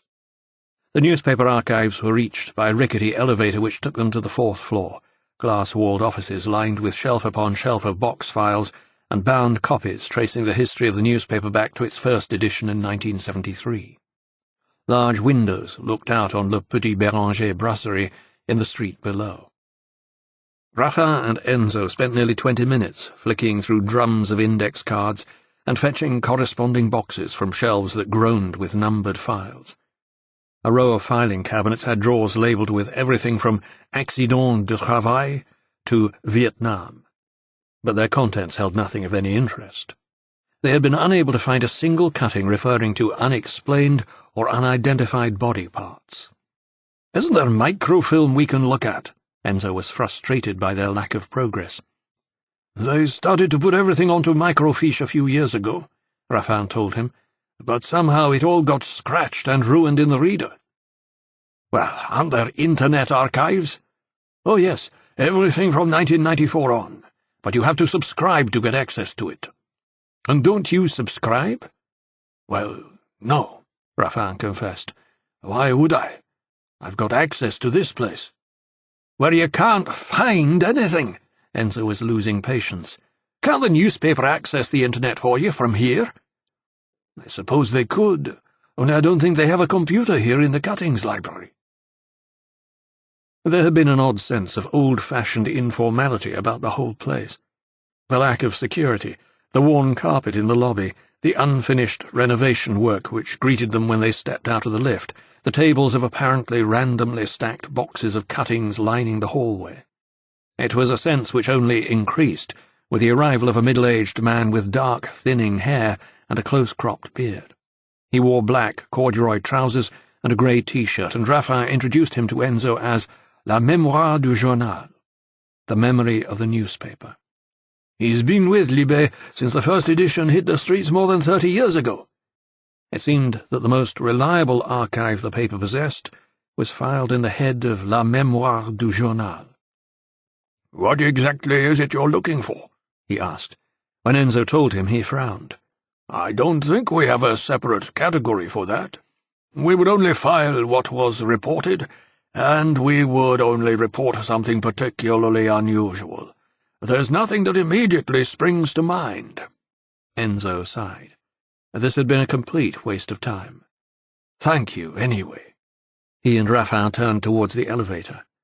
"Except, of course, for the skull in the trunk." Enzo turned back. "A skull in a trunk?" "Yes." La Mémoire began flipping through file cards, every one meticulously handwritten by himself. "Yes, here we are. I filed it under catacombs," which pricked Raffin's interest. "Why?" "Because that's where it was found." He crossed the room and ran his finger along a row of box files until he identified the one he was looking for. He pulled it out and laid it on the desk to open it, and then flipped back the spring to release its cuttings. "There was quite a bit of coverage at the time, just because it was so unusual. But it was a one-day wonder, really. Nothing ever came of it as far as I remember." Enzo sat down and started spreading the cuttings out in front of him. "What do you remember exactly?" "Just that it was discovered somewhere in the tunnels below Place d'Italie, about 5 years ago. A surveyor, I think, working for the Inspection Générale des Carrières. There'd been some kind of collapse beneath the Avenue de Choisy, and that's how the trunk came to light." Raffin peered over Enzo's shoulder at the cuttings. "And it had a skull in it?" There were photographs of a skull, with the mouth and teeth smashed. "Yes, the skull of a middle-aged male, I believe, quite recently deceased, they thought. 5, 10 years, something like that. But it wasn't so much the skull which created the interest as the items found with it." Even as La Mémoire spoke, Enzo turned over one of the cuttings to reveal a grainy photograph of an odd collection of apparently unrelated items. "Ah, yes," said La Memoire. "I remember now. Very strange stuff. A scallop shell, an antique stethoscope, a thigh bone. I think there were tiny holes drilled through either end of it. A gold insect on a chain. A pendant, I think." He shuffled through the cuttings. "Yes, it was a bee." Raphael lifted one of the clippings, squinting at its picture and caption. "And a copy of an Ordre de la Libération with May 12th, 1943 engraved on the back of it." "What's an Ordre de la Libération?" Enzo asked. "They were medals given out by de Gaulle to men and women who helped in the liberation of France," La Memoire said. Enzo let his eyes drift over the cuttings in front of him. "How bizarre. And they never figured out what it was all about?" "Apparently not." 2. Place Dauphine, at the west end of the Ile de la Cité, was where officers from the Brigade Criminelle and the Quai des Orfèvres sometimes grabbed a bite of lunch. It was a dusty, tree-filled square lined with apartments and restaurants, once the home of Yves Montand, and because of the proximity of the Palais de Justice, it was also home to the Paris Bar, le Barreau de Paris, from which the city's advocates practiced their black arts from beneath a grinning Cheshire cat painted on a rooftop gable. The pavement tables under the twin awnings of Le Caveau de Palais restaurant had been full just a little earlier. But Inspecteur Georges Thomas was having a late lunch, and so some of the seats around him had already emptied. Enzo and Raphael pulled chairs up at his table and ordered a couple of glasses of chilled white wine, and watched as he used fat fingers to tear off chunks of bread and mop up the juices on his plate. His hair was cropped short, shiny steel bristles above a round tanned face with a day's growth of silvered whiskers. His lips shone with the grease from his meal. He dragged a crumpled napkin across them and wiped his fingers one by one. He cleansed his palate with a last mouthful of red wine and belched loudly, nodding his satisfaction. A quick call to Raphael's contact at the Préfecture de Police had established that Thomas had been in charge of the unsuccessful investigation to identify the skull found below Place d'Italie. He was in his mid-50s now, treading water until retirement, and was in the habit of treating himself to long lunches in the Place Dauphine. "The skull? Yeah, fucking weird, that one," he said. "The local cops passed it on to us. But, there was fuck all to go on. No fingerprints on the trunk or on any of that strange shit that was in it." He waved the waiter over and said he would have an île flottante and a coffee.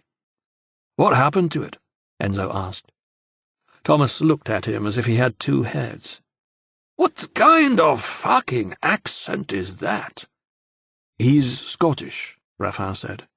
Thomas made a slight forward-thrusting movement of his jaw to indicate his contempt for anyone who wasn't Parisian. "What happened to what?" "The trunk and the stuff that was in it." "They'll still be in the greffe." "Greffe?" "The evidence depository," Raphael explained. He looked towards Thomas for confirmation. "In the Palais de Justice?" Thomas nodded.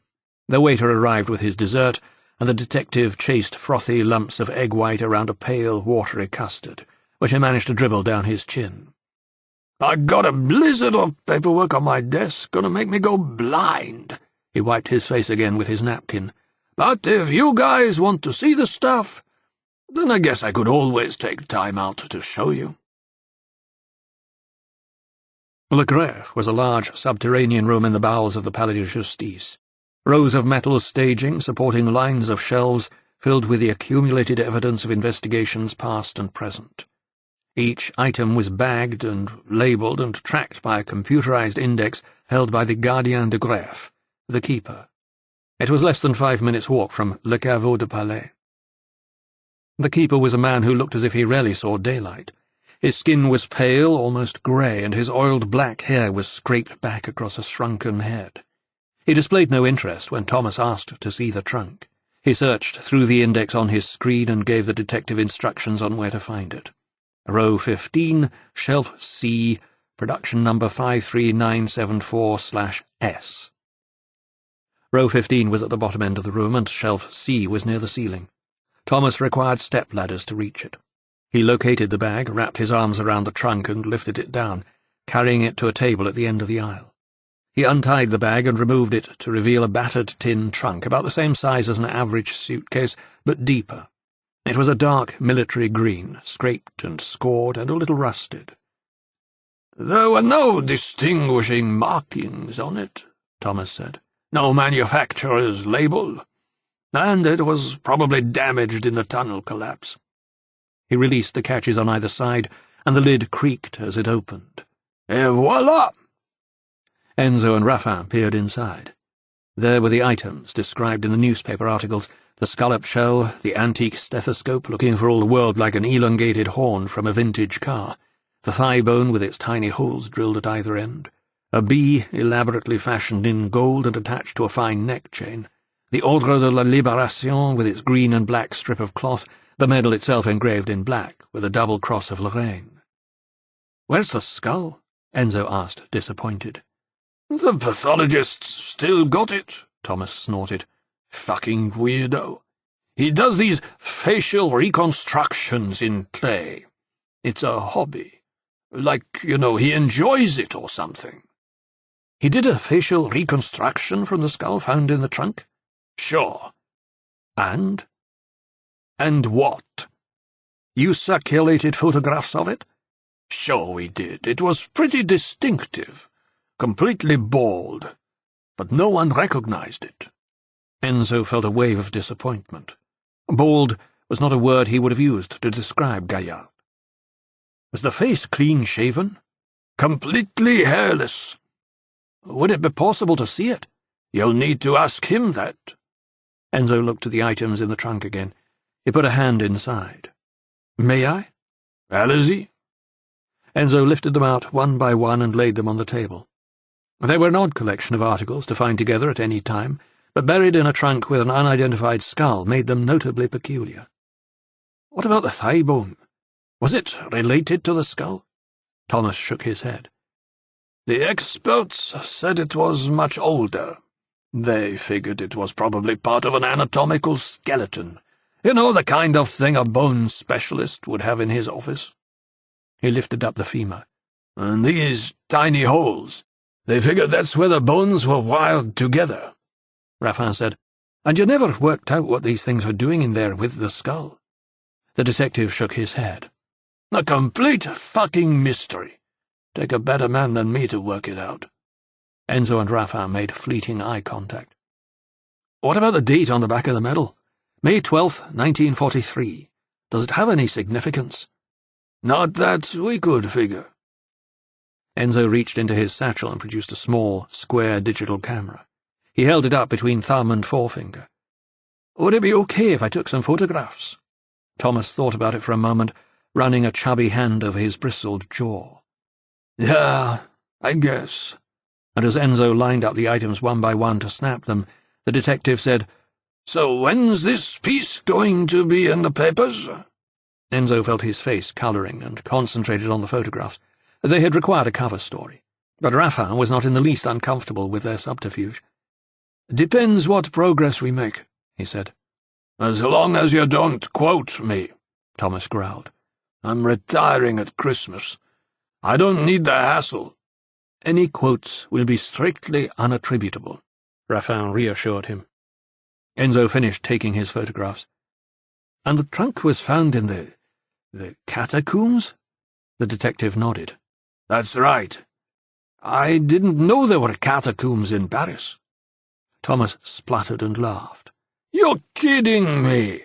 Jesus, there's nearly 300 kilometers of tunnels under the city." "You mean the sewers?" No. The catacombs are way below that. Way below the metro, too." Raffin said, "The catacombs are 20 to 30 meters down, hacked out of solid rock by quarriers over centuries." Enzo was astonished. "What for?" "For the stone. The whole of Paris was built with rock dug out from beneath it. There's a few kilometers of catacomb that you can visit officially, but the rest of it's dangerous and strictly off-limits." Thomas snorted. "Which makes it a magnet for every freak and weirdo in the city. There's all sorts of shit goes on down there, drug dealing, illicit sex, you name it. Raffin said, "They recently discovered an underground cinema and a nightclub, all powered from lines tapped illegally into the power grid. There's a whole subculture that exists down there. Tunnel rats, they call them. People who just love to explore the dark and the unknown. And there are extreme tourists who pay illicit guides to take them down for a good time. I wrote a piece about it a few years ago.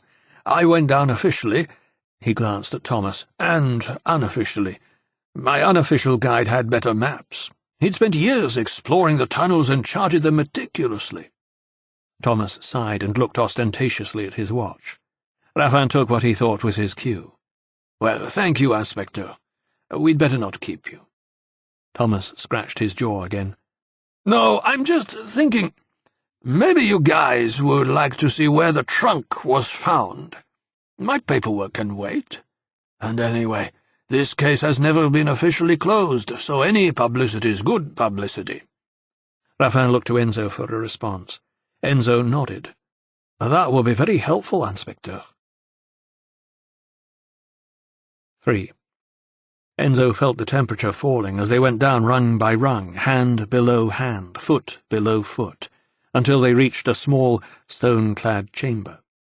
The manhole cover 30 feet above them had slipped back into place with a deep thud, shutting out the daylight.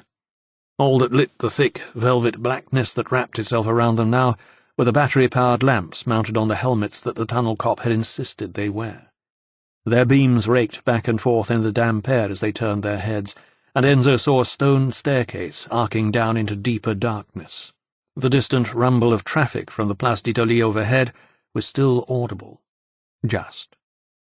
The tunnel cop had met them in front of the soaring glass frontage of the Gaumont Grand Écrin, opposite the 19th-century splendour of the 13th Arrondissement's town hall, and led them down a side street, to where a temporary canvas awning had been raised around a circular manhole cover in the pavement. The metal-framed letters IDC were embedded in the cover, above a slot into which the cop inserted a sturdy iron key to lift the lid. Thomas had introduced him simply as Frank, and then announced that he would wait for them in the café on the corner of the Rue Bobillot. "Be careful. The steps are uneven." Frank led them down in what felt like an unending spiral, dizzying and disorientating. They heard a far-off growling, the air around them vibrated, and the ground shook. "It's just a metro," Frank shouted back to them. "Don't worry about it." And still they went down. Enzo felt his ears popping with the pressure, and he shivered. The temperature had dropped by more than 15 degrees. Finally, they seemed to reach the foot of the staircase, and bowed their heads to pass through an arched entryway into a narrow tunnel. The walls and ceiling were constructed entirely from masonry and led them into a section of tunnel hacked from pure limestone. It ran off to left and right. Frank turned right, taking them past columns and arches, to a junction where a long gallery led to another arched doorway opening into a square room lined by stone benches. There were niches set into the walls, charred by candles and layered with the solid-coloured pools of once molten wax. There was a stone table set in the centre of the room. There was, too, evidence of recent habitations, food wrappers and empty beer cans and cigarette ends. It smelled of grease and stale smoke. "I thought since we were down here anyway you might be interested in seeing this place," Frank said. "The quarriers built it for their own recreation. It was originally called the Salle de Carrière, but it's more popularly known these days as the Salle de Repos. It's a favourite meeting place for tunnel rats. We raid it from time to time, but they usually have a pretty good early warning system." Enzo wandered around this perfectly constructed stone room, more than 30 metres below an unsuspecting world above, and ran his fingers lightly over the cool, smooth stone. Beneath an arched niche in the back wall, the date 1904 had been carved into the stone. It was just over 100 years since men had created this room as a place of rest. He could not imagine what life must have been like down here for the generations of quarriers who had hacked tens of thousands of tons of stone from limestone bedrock to build their city. What kind of existence had they eked out in this dark, choking subterranean world? Frank was watching him with mild amusement. "You should visit the ossuary sometime." "Ossuary?" Raffin said. In the 18th and 19th centuries, the Paris authorities started clearing city centre cemeteries which had become a health hazard. They allocated about 11,000 square metres of the catacombs out at d'Enfer as a dumping ground for the bones. There are something like 6 million people stacked up in those tunnels, floor to ceiling. The bones and skulls are arranged in macabre patterns. He chuckled. I suppose the men who transferred them from the cemeteries had reason enough to find ways of amusing themselves. It occurred to Enzo that there was irony in the discovery of a single skull in tunnels which concealed 6 million. Anyway, Raffin said, this isn't what we came to see, is it? No. Frank turned and led them back along the gallery and through a rabbit warren of tunnels. They passed street names beautifully carved into blocks of stone corresponding to the names of the streets above, Boulevard Vincent, Rue Albert Baillet, and surrounded by the scratched and spray-painted graffiti of a less elegant generation. They carried on until they reached a stone marked Rue de Paris à Choisy-Côté Est, and they turned left into a narrower transverse tunnel that took them to the other side of the street overhead. "We're under the Avenue Choisy here," Frank said, "right below Chinatown." On the other side, a marker stone was inscribed Rue de Paris à Choisy-Côté Ouest. But here the way was blocked. The roof and part of the wall had caved in, piles of stone and rubble and earth preventing their further progress. "Well, this is it." Frank turned around and his lamp nearly blinded them. "For what it's worth." Both Enzo and Raffin raised their hands to shade their eyes. "The Inspection Générale de Carrière send surveyors down regularly to check below the sites of possible new building. No point in throwing up skyscrapers if they're just going to fall down again. It was a surveyor who came across this tunnel collapse. It seems the tin trunk had somehow been concealed in the wall, bricked into a recess. If the roof hadn't come down, it would still have been there." The world above ground was a burned-out white, blinding and hot. Enzo's eyes adjusted quickly, but he knew that it would take the sun longer to warm through to the chill, deep in his bones. The Place d'Italie was jammed with traffic and late-afternoon shoppers. White flags emblazoned with red Chinese characters fluttered on either side of lamp-posts around the small park, which created a roundabout for the traffic, and Enzo noticed for the first time that half the population seemed to be Oriental, ethnic Chinese from French Indochina. He looked down the length of Avenue Choisy and saw the red lanterns and flashing neon characters delineating Chinatown, and wondered just where exactly they had been below ground. Frank had gone to find Detective Thomas from the Quai des Orfèvres. Raffin was still brushing the dirt from his trousers. "What now?"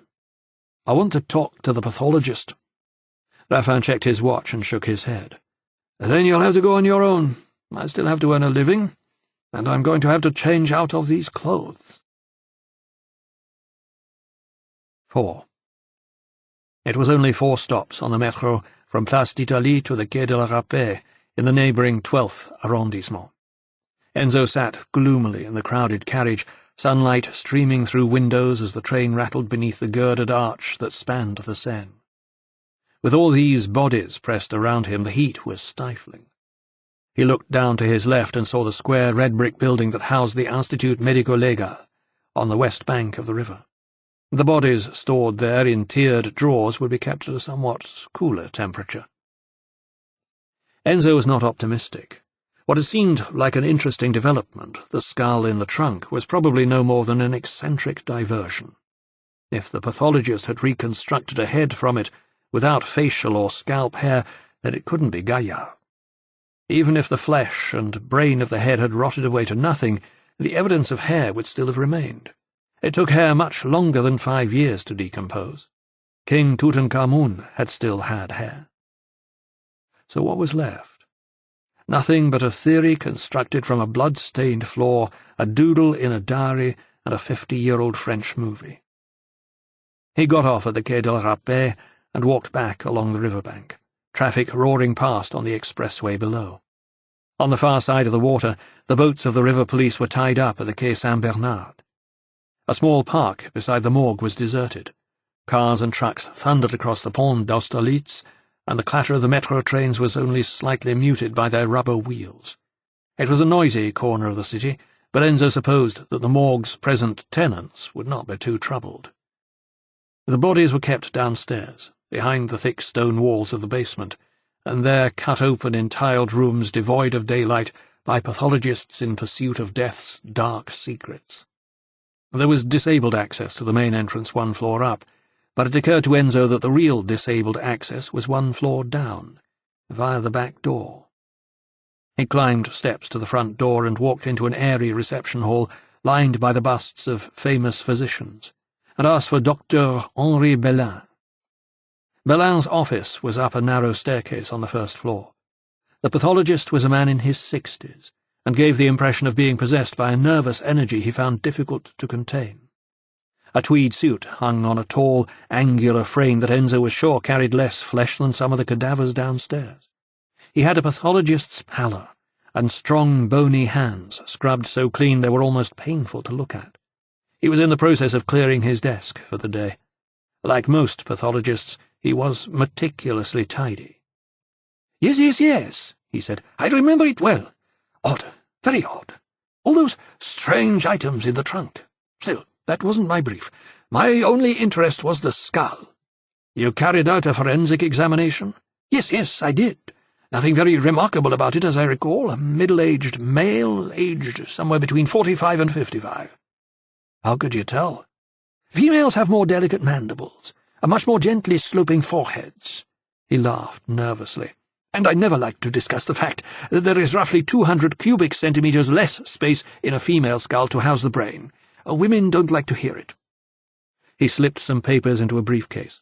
I was able to determine the age because the sutures, that's the joints between the bones, were completely ossified. There were also some deep furrows on the inside of the skull, something usually caused by blood vessels in an older person. I believe the teeth had been smashed. That's correct. Someone had taken a cylindrical instrument of some sort and done considerable damage to the mandible as well. I had to do quite a bit of reconstruction work around the mouth. Presumably the teeth were smashed to prevent identification from dental records. Yes, of course. There were a number left intact, though, not enough to facilitate positive identification, assuming that we'd had something to compare them to, but enough for me to recast and recreate a mouthful of teeth for the facial approximation. The reconstruction? Forensic facial approximation is what I prefer to call it. I have evolved my own technique, a blend of the Russian and American methods. You know, Gerasimov claims 100% success. Even Gatliff claims 70%. And what is your success rate? Oh, I think probably around 80. The skull from the catacombs is one of my notable failures. But it was not a failure with which he seemed too concerned. His present preoccupations seemed to be with leaving. Was there anything else? Do you still have it? Do I still have what? Your forensic facial approximation. Well, yes, of course. Could I see it? Belin sighed his irritation and glanced at his watch. I suppose so. He crossed his office and threw open the doors of a tall wall cabinet. The shelves inside were lined with heads, strange, lifeless eyes staring out from the darkness of their odd, final resting place. Nearly 30 human faces, sculpted in plasticine, likenesses of the dead. Hair, too, was represented by interwoven layers of plasticine, making it easy for Enzo to recognize the skull in question. It was the only one without any.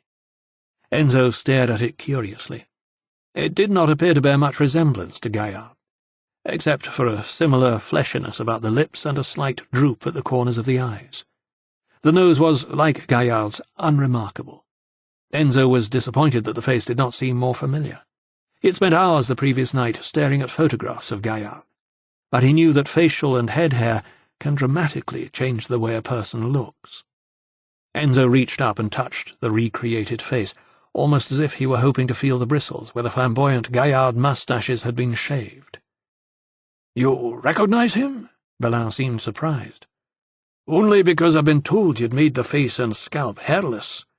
Why did you do that?" "Because there was no hair with the skull." "Isn't that unusual?" Belin shrugged his indifference. Lack of success had bred lack of interest. "Sometimes mice take hair away from decomposing heads to build nests." But the head was locked in a trunk. It wasn't airtight, so no doubt insects got access to accelerate the process of decomposition, but there was no way mice could have got into that trunk. That's true, Belin conceded. So didn't it strike you as odd that there was no hair at all? It was impossible for me to determine why there was no hair. He might have suffered from alopecia. His head might have been shaved. And if his head and face had been shaved, might someone not have done that for the same reason they smashed his teeth? To prevent recognition? To stop identification? Of course. Anything is possible. Enzo reached into his satchel and searched for a photograph of Gaillard from Raffin's file. He held it out towards Belin. Whiskers and a coiffure like this might have been somewhat recognizable, don't you think? Belin took the photograph. Good God! It's Jacques Gaillard! Like I said, somewhat recognizable. Belin lifted his reconstruction off the shelf and carried it through to a small adjoining room. There were computers here and facial and cranial charts on the walls, and a table in the centre of the room with a half-completed facial approximation on it, tiny wooden dowels inserted at 34 different reference points around the head. The skull had been cast in plaster, and the mandible in cold-cure resin, before being re-articulated with the cranium. Both were visible down one half of a face criss-crossed with a complex of plasticine strands representing the musculature. Belin placed the finished head next to it, and switched on a bank of overhead lamps which bathed the table in soft, bright light. He looked at the photograph, examined the head, and then re-examined the photograph. Suddenly he had rediscovered all his lost enthusiasm. There are umpteen points of correlation here. Can you put hair on the head? And a moustache? I can do better than that. The danger is, of course, that one is influenced by the original. But I can photograph my approximation front, side, and back, and digitize the images into the computer.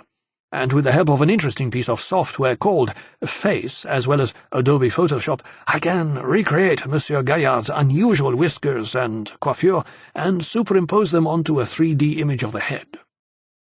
He removed his jacket, draping it over the back of a tall stool at the table, and lifted a white overall from the back of the door. His earlier impatience to leave for the day was quite forgotten. "How long will it take?" Enzo asked.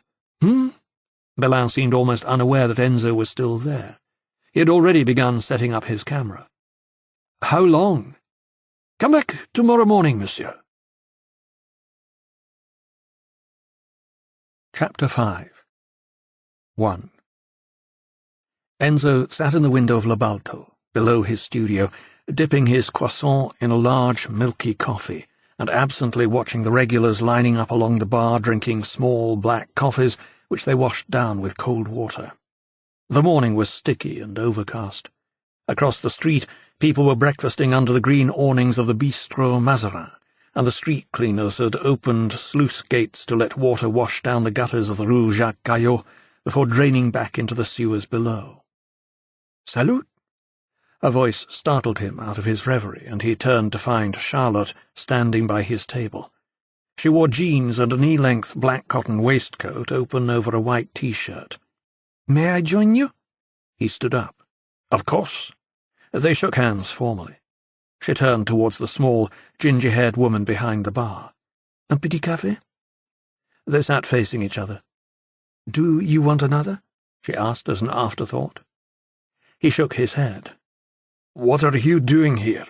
And then, before she had time to answer, "Looking for me, I hope." A smile split her face and crinkled around her eyes. "Naturally." When her coffee arrived, Enzo waited while she stirred in the sugar. She took a sip and looked up. "Roger tells me you have come up with a theory about what might have happened to Jacques Gaillard." Enzo shrugged. "That's just a theory." He tipped his head quizzically. "Why would that interest you?" She shrugged. "I'm always interested in the psychology of murder." Then paused. "And, as you know, I was around when Roger was doing his research." She took another sip of her coffee. "And maybe it seemed like a good excuse for seeing you." She examined the table for a moment as if reluctant to meet his eye. Then she looked up boldly. "So?" "So what?" It made him feel good that he might have been the real reason she was here. "So what's your theory?" "Didn't Roger tell you?" No, he didn't, actually. Enzo regarded her thoughtfully. Tell you what, I've had analysis done on some hard evidence I collected. The lab should have the results for me in, he looked at his watch, about half an hour. Why don't you come with me? And then we'll know whether or not it's more than just a theory. She held him in the gaze of her dark eyes for several moments, and he felt his stomach flip over. She was having a disproportionately disconcerting effect on him. Okay. As he made his way down towards the Seine from the Rue de l'Université, Enzo saw her rise in expectation from the bench where she had waited for him. Barges ploughed their way upriver. A private motorboat passed in the other direction. The long, glass-topped boats of the Bateau Mouche below the Pont de l'Alma opposite rose and fell gently on the wash. A little further east, along the left bank, tourists queued for tickets for a tour of Les Égouts, the Paris sewers. They were not yet open. Enzo was holding the large manila envelope they had given him at the lab and seemed 1,000,000 miles away. "What happened?" Charlotte asked. Enzo forced himself to focus on her. The night Gaillard disappeared, a person or persons unknown broke into the church of Saint-Étienne-du-Mont. Saint-Étienne's had been Gaillard's church for nearly 30 years. The intruders slaughtered a pig in front of the altar. Why? To cover the fact that they had just murdered Jacques Gaillard on the same spot. Charlotte's eyes opened wide. She had turned quite pale. How can you know that? Because I took a sample of the bloodstains left in the stone, and the laboratory analysis shows that there were 2 types of blood staining the flagstones in the church, pig and human. That doesn't prove it was Gaillard's. No, but the DNA does. The DNA extracted from the human blood in the church matches the DNA in a sample of hair that I provided for the lab. I took that hair from a comb in Gaillard's apartment. Enzo paused. Gaillard was butchered, very possibly dismembered, right there in front of the altar where he normally worshipped. For a moment he thought that she was going to faint. She grabbed his arm and half staggered. "Are you all right?" He put an arm around her and felt that she was trembling. She pushed him away. "I'm fine." She seemed embarrassed. "It's just... well, it's horrible." She took a deep breath. "In my job, you deal with everything in the abstract, in the mind. It's a shock to be confronted with the reality." The sun broke through the mist above the city for the first time, sending light coruscating across the broken surface of the river. Somewhere a tug sounded its horn, and they heard laughter coming from the queue for Les Égouts. "One more shock, then, if you can take it," Enzo said, and she looked up into his face, brows deeply furrowed. He preferred her eyes when they were smiling. "What?" "A visit to the morgue." 2. Dr. Belin was involved in an autopsy when they arrived at the Institut Médico-Légal, and so they waited in the tiny park next door. It was named after an architect, Albert Tournaire, and was little more than a central flower-bed ringed by a path and flanked by tiny lawns and a handful of trees. They sat on one of the benches with their backs to the dead, and looked along the river instead towards the Pont Sully and the twin towers of Notre Dame beyond. A hot July sun had burned off the early morning cloud, and the sky was the clearest summer blue. A dusty white heat was already beginning to settle on the city. Charlotte had barely spoken 2 words on the metro, and now she sat in contemplative silence before turning to look thoughtfully at Enzo. "I saw him on television, you know. Never missed his show. I was a student then, and movies were important." A pale smile flickered briefly across her face, reflecting some thought that came and went. "I suppose he must have been more than twice my age, but I had quite a crush on him at the time." Enzo was surprised. "He was a strange-looking guy." "He had charm and personality and wit. You don't find much of that in today's crop of celebs." She almost spat the word celeb onto the path, a clear enough indication of the contempt with which she regarded contemporary French celebrities. She turned to gaze earnestly at Enzo. "Why would anyone want to murder him like that?" "You're the psychologist. You tell me." She didn't seem to like that much and looked away again, and Enzo regretted his bluntness. But she changed the subject before he could try to soften it. "You said your daughters had different mothers. What happened?" He wasn't sure if she was genuinely interested or simply finding an excuse to talk about something else. "I got married when I was 20. Ouch, too young. That was. We were still students, at our hometown university. We did it to get away from home, really. Get a place of our own." He shook his head at the memory. "A damp, grotty, one-bedroom tenement flat in Partick, with a shared lavatory on the landing. By the time we graduated, the relationship had probably run its course. But then she got pregnant." Charlotte looked at him. "Women don't just get pregnant, Enzo. Men make them pregnant." Enzo nodded his acknowledgement. "Okay, we got pregnant and spent the next 7 years regretting it. Not the kid, not Kirsty, us. The fact that we tied ourselves to one another when it wasn't really what either of us wanted. And you do that thing, stay together for the kid, and I'm not sure it's the right thing." "Sounds like you're building up a justification for leaving them." Enzo looked at her. "I forgot. I'm talking to a psychologist." And after a moment, "Are you going to bill me for this?" "So you met someone else?" Enzo looked away. None of it had seemed predictable to him then, but no doubt Charlotte had heard the same story 1,000 times. "At a conference of the International Association of Forensic Scientists at Nice." Charlotte smiled. "I suppose they picked Nice because of its importance to forensic science." Enzo laughed. "It's true. Sunshine and seafood are very important to forensic scientists." "Was she a forensic scientist?" "She'd just graduated. She was 23, I was 30. And I knew she was the one, from the minute she spilled her drink in my lap."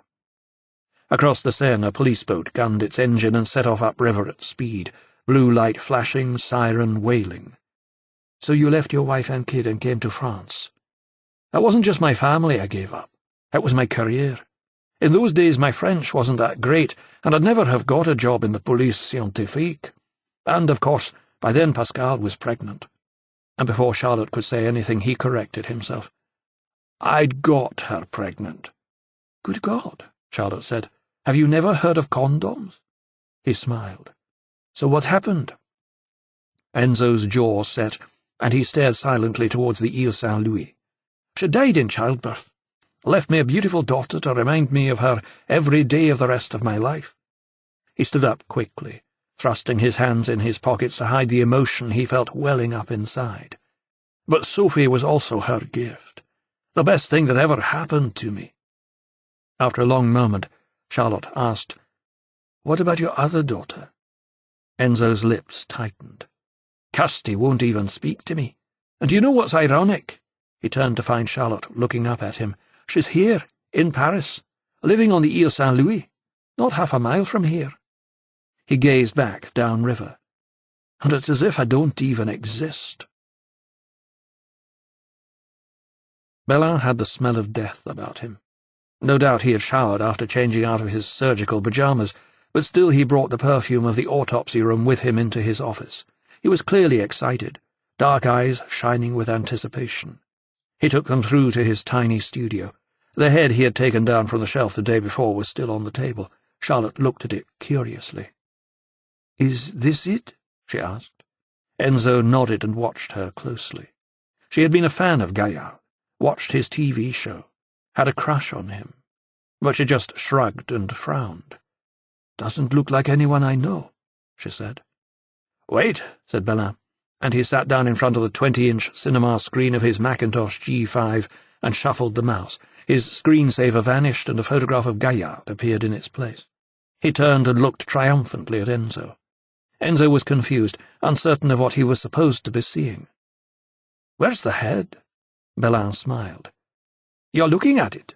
Digital photographs of it manipulated by software, hair and whiskers superimposed and morphed onto the image." He hit a key, and an extraordinarily lifelike 3D image of the head began slowly revolving on the screen. Enzo heard Charlotte gasp and glanced at her across the room. Her eyes were fixed on the image. "It's him," she whispered. Enzo looked back to the screen. "It certainly looks like him, but it's not proof." "How can you prove it, then?" she asked. "DNA," Belin said. Enzo asked him, "Do you still have the skull?"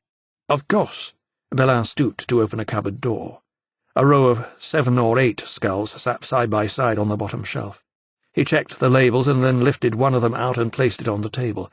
The repair work around the lower mandible, where it had been smashed, was evident. Enzo gazed at it curiously and felt the hairs lift up on the back of his neck. He had no doubt he was looking at Jacques Gaillard's skull. He said to Charlotte, "When the Americans sent forensic pathologists to Bosnia in the 90s to try to identify bodies found in mass graves, they employed a new technique which allowed them to extract a DNA profile from old bones by literally grinding them down. It's a technique more recently employed in Iraq." He looked at Belin. "Your people can do this by grinding down a piece of the skull, can't they?" Belin inclined his head in acknowledgement. "We can have a result in 24 hours. Chapter 6. 1. A large white swan left a gentle V-shaped ripple in its wake as it glided effortlessly up to their window and peered in jealously at the food on the table. Beyond, the shimmering red-tiled roofs of the old town rose up from Port Boulier to the imposing stone tower of the medieval prison and the painfully blue Le Toit sky behind it. Enzo was pleased to be back in Cahors, an escape from the noise and pollution of Paris, oppressive high buildings crowding narrow streets. Here he could breathe again. He had missed the tree-covered hills rising all around from the banks of the river, the purity of the air, the simple sound of a church bell pealing out across ancient rooftops, calling the faithful to prayer. Life seemed so much less complicated here. He was pleased, too, by the discomfort of Préfet Verne and his chief of police, Madame Taillard, who was sitting opposite. A copy of Libération lay on the table between them. The headline the sub-editors had given Raffin's story was Gaillard assassiné. A subheading read, La vérité après 10 ans. There was a large reproduction of Belin's digitally treated forensic facial approximation of Gaillard's head, full face and profile. The police chief was fixing Enzo with a hard stare, colour high on her cheeks. Enzo reminded himself that Hélène Taillard had once been attracted to him. There was a time when he might have felt something reciprocal, but that had long since passed. He suspected that she sensed this, and that it was fueling her hostility now. A woman scorned. "It proves nothing," she said dismissively. "It proves that he was murdered," Enzo said. "Which is no more than everyone suspected," said the Préfet. He tore off a piece of bread and mopped some Roquefort sauce from his plate. He was handling the situation with more dignity than his chief of police. Enzo liked Jean-Luc Verne. He was one of more than 100 regional administrators, state-appointed and hugely powerful. A man several years Enzo's senior, he had been running the Département du Lot for the past 2 years. They had met at a party and found they shared the same ironic sense of humour. "Suspected, perhaps," Enzo said, "but in 10 years the Paris police failed to find a single piece of evidence to prove it." Madame Taillard said, "Policing techniques have changed radically in 10 years.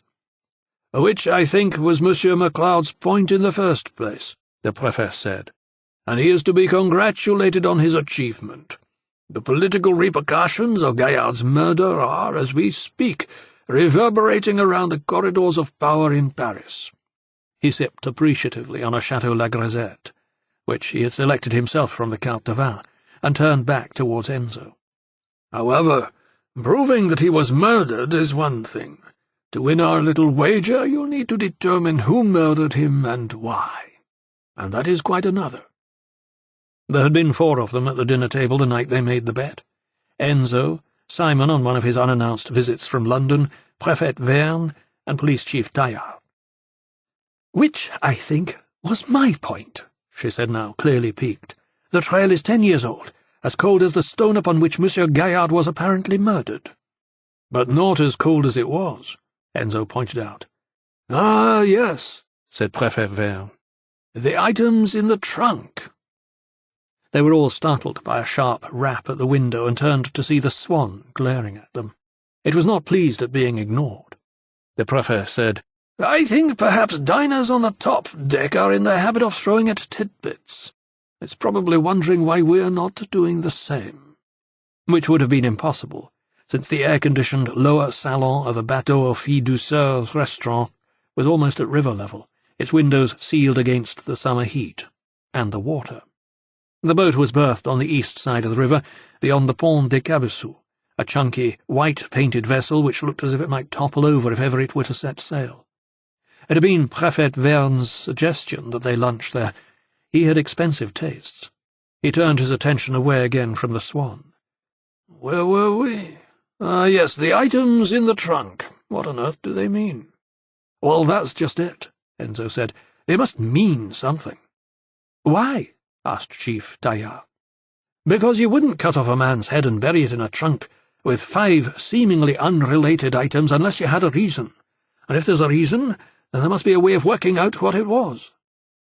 And you intend to use forensic science to find out? Said the prefect. No, I intend to use my brain. 2.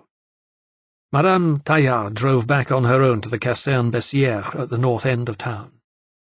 Enzo walked across the Pont des Cabeçaux with Prefect Verne, who was puffing gently on his post-prandial cigar.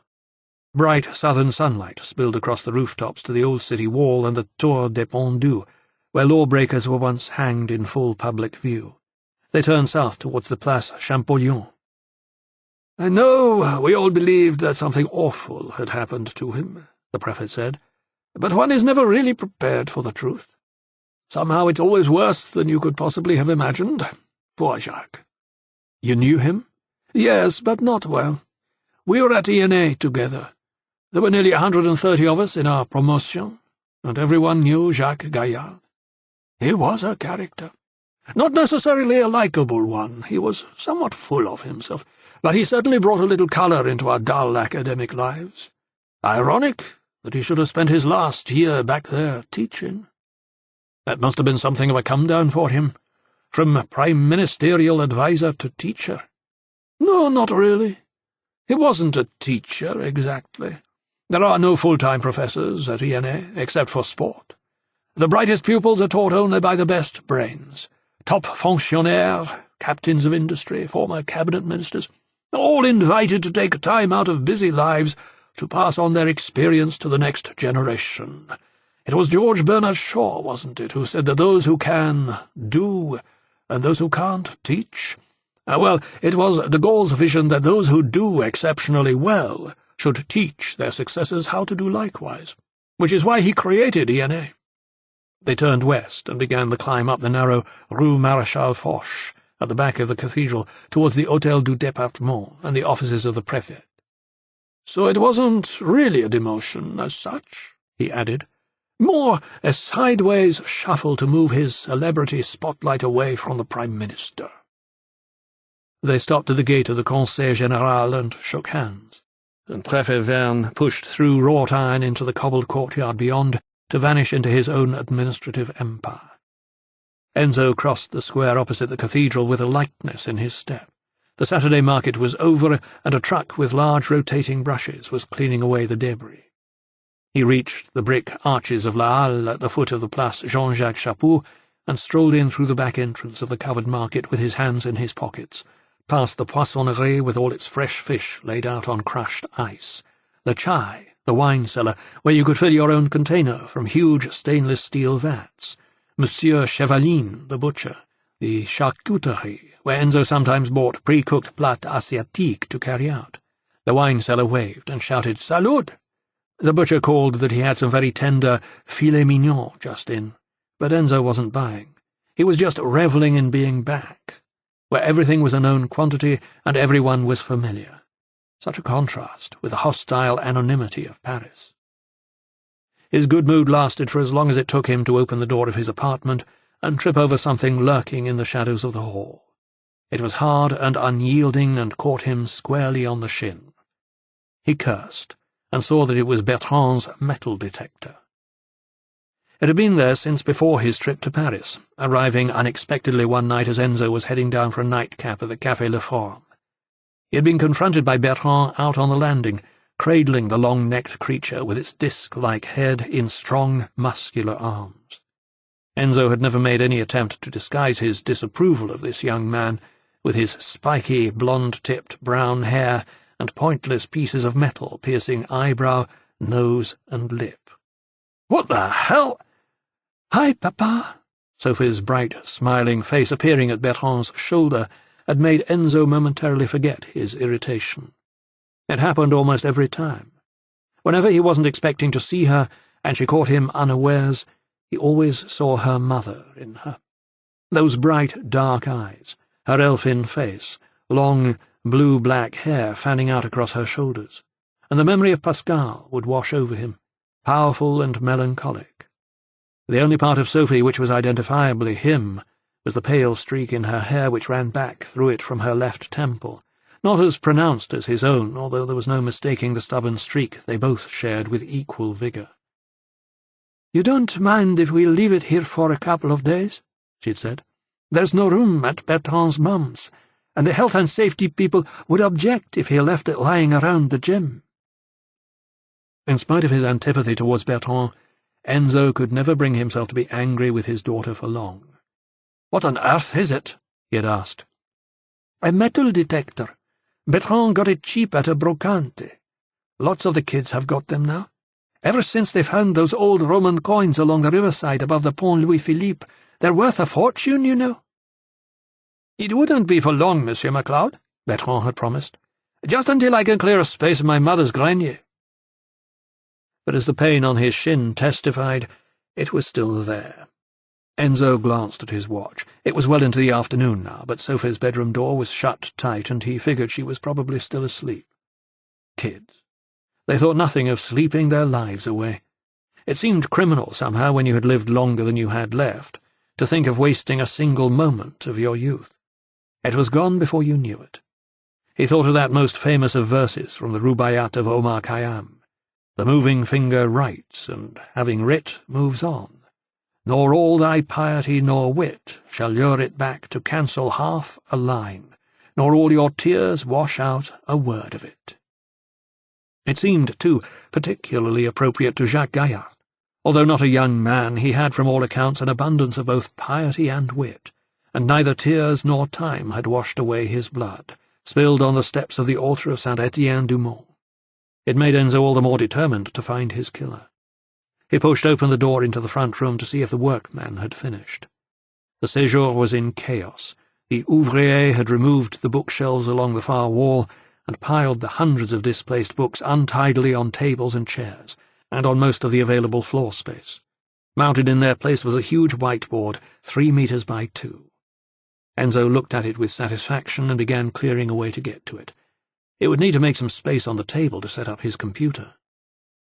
There was a knock at the open door from the landing, and a girl's voice called, "Monsieur MacLeod?" "Through here." A young girl, about Sophie's age, appeared in the doorway. As soon as Enzo saw her, he knew why she was there, and cursed inwardly at his forgetfulness. She was not an ugly girl, but physically awkward, big without being tall. She had what in Scotland would have been called good childbearing hips. She wore jeans stretched tightly across them and a V-necked T-shirt, which strained to contain breasts which one of Enzo's fellow lecturers had once lasciviously described as being like cantaloupe melons. They had a tendency to draw the eye, and to his shame Enzo had found his eyes drawn to them on more than one occasion. She had a pretty face and very long, dark, wavy hair which he often tied back in a loose ponytail. Her cheeks burned with a pink bloom of embarrassment. "I'm sorry, Monsieur MacLeod. I hope I'm not disturbing you." "Nicole," Enzo raised both hands in surrender. "I'm sorry. I completely forgot. You know, things have been, well—" He gave up trying to find excuses.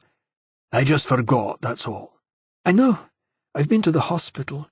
They didn't know anything about it." "Well, they wouldn't, because I never got around to speaking to Dr. Ducoq. They said that I was too late, and they'd already taken their complement of students for the summer." "Shit," Enzo muttered under his breath.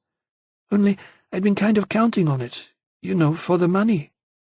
She dropped her eyes to the floor, too self-conscious to meet his. "I'm sorry.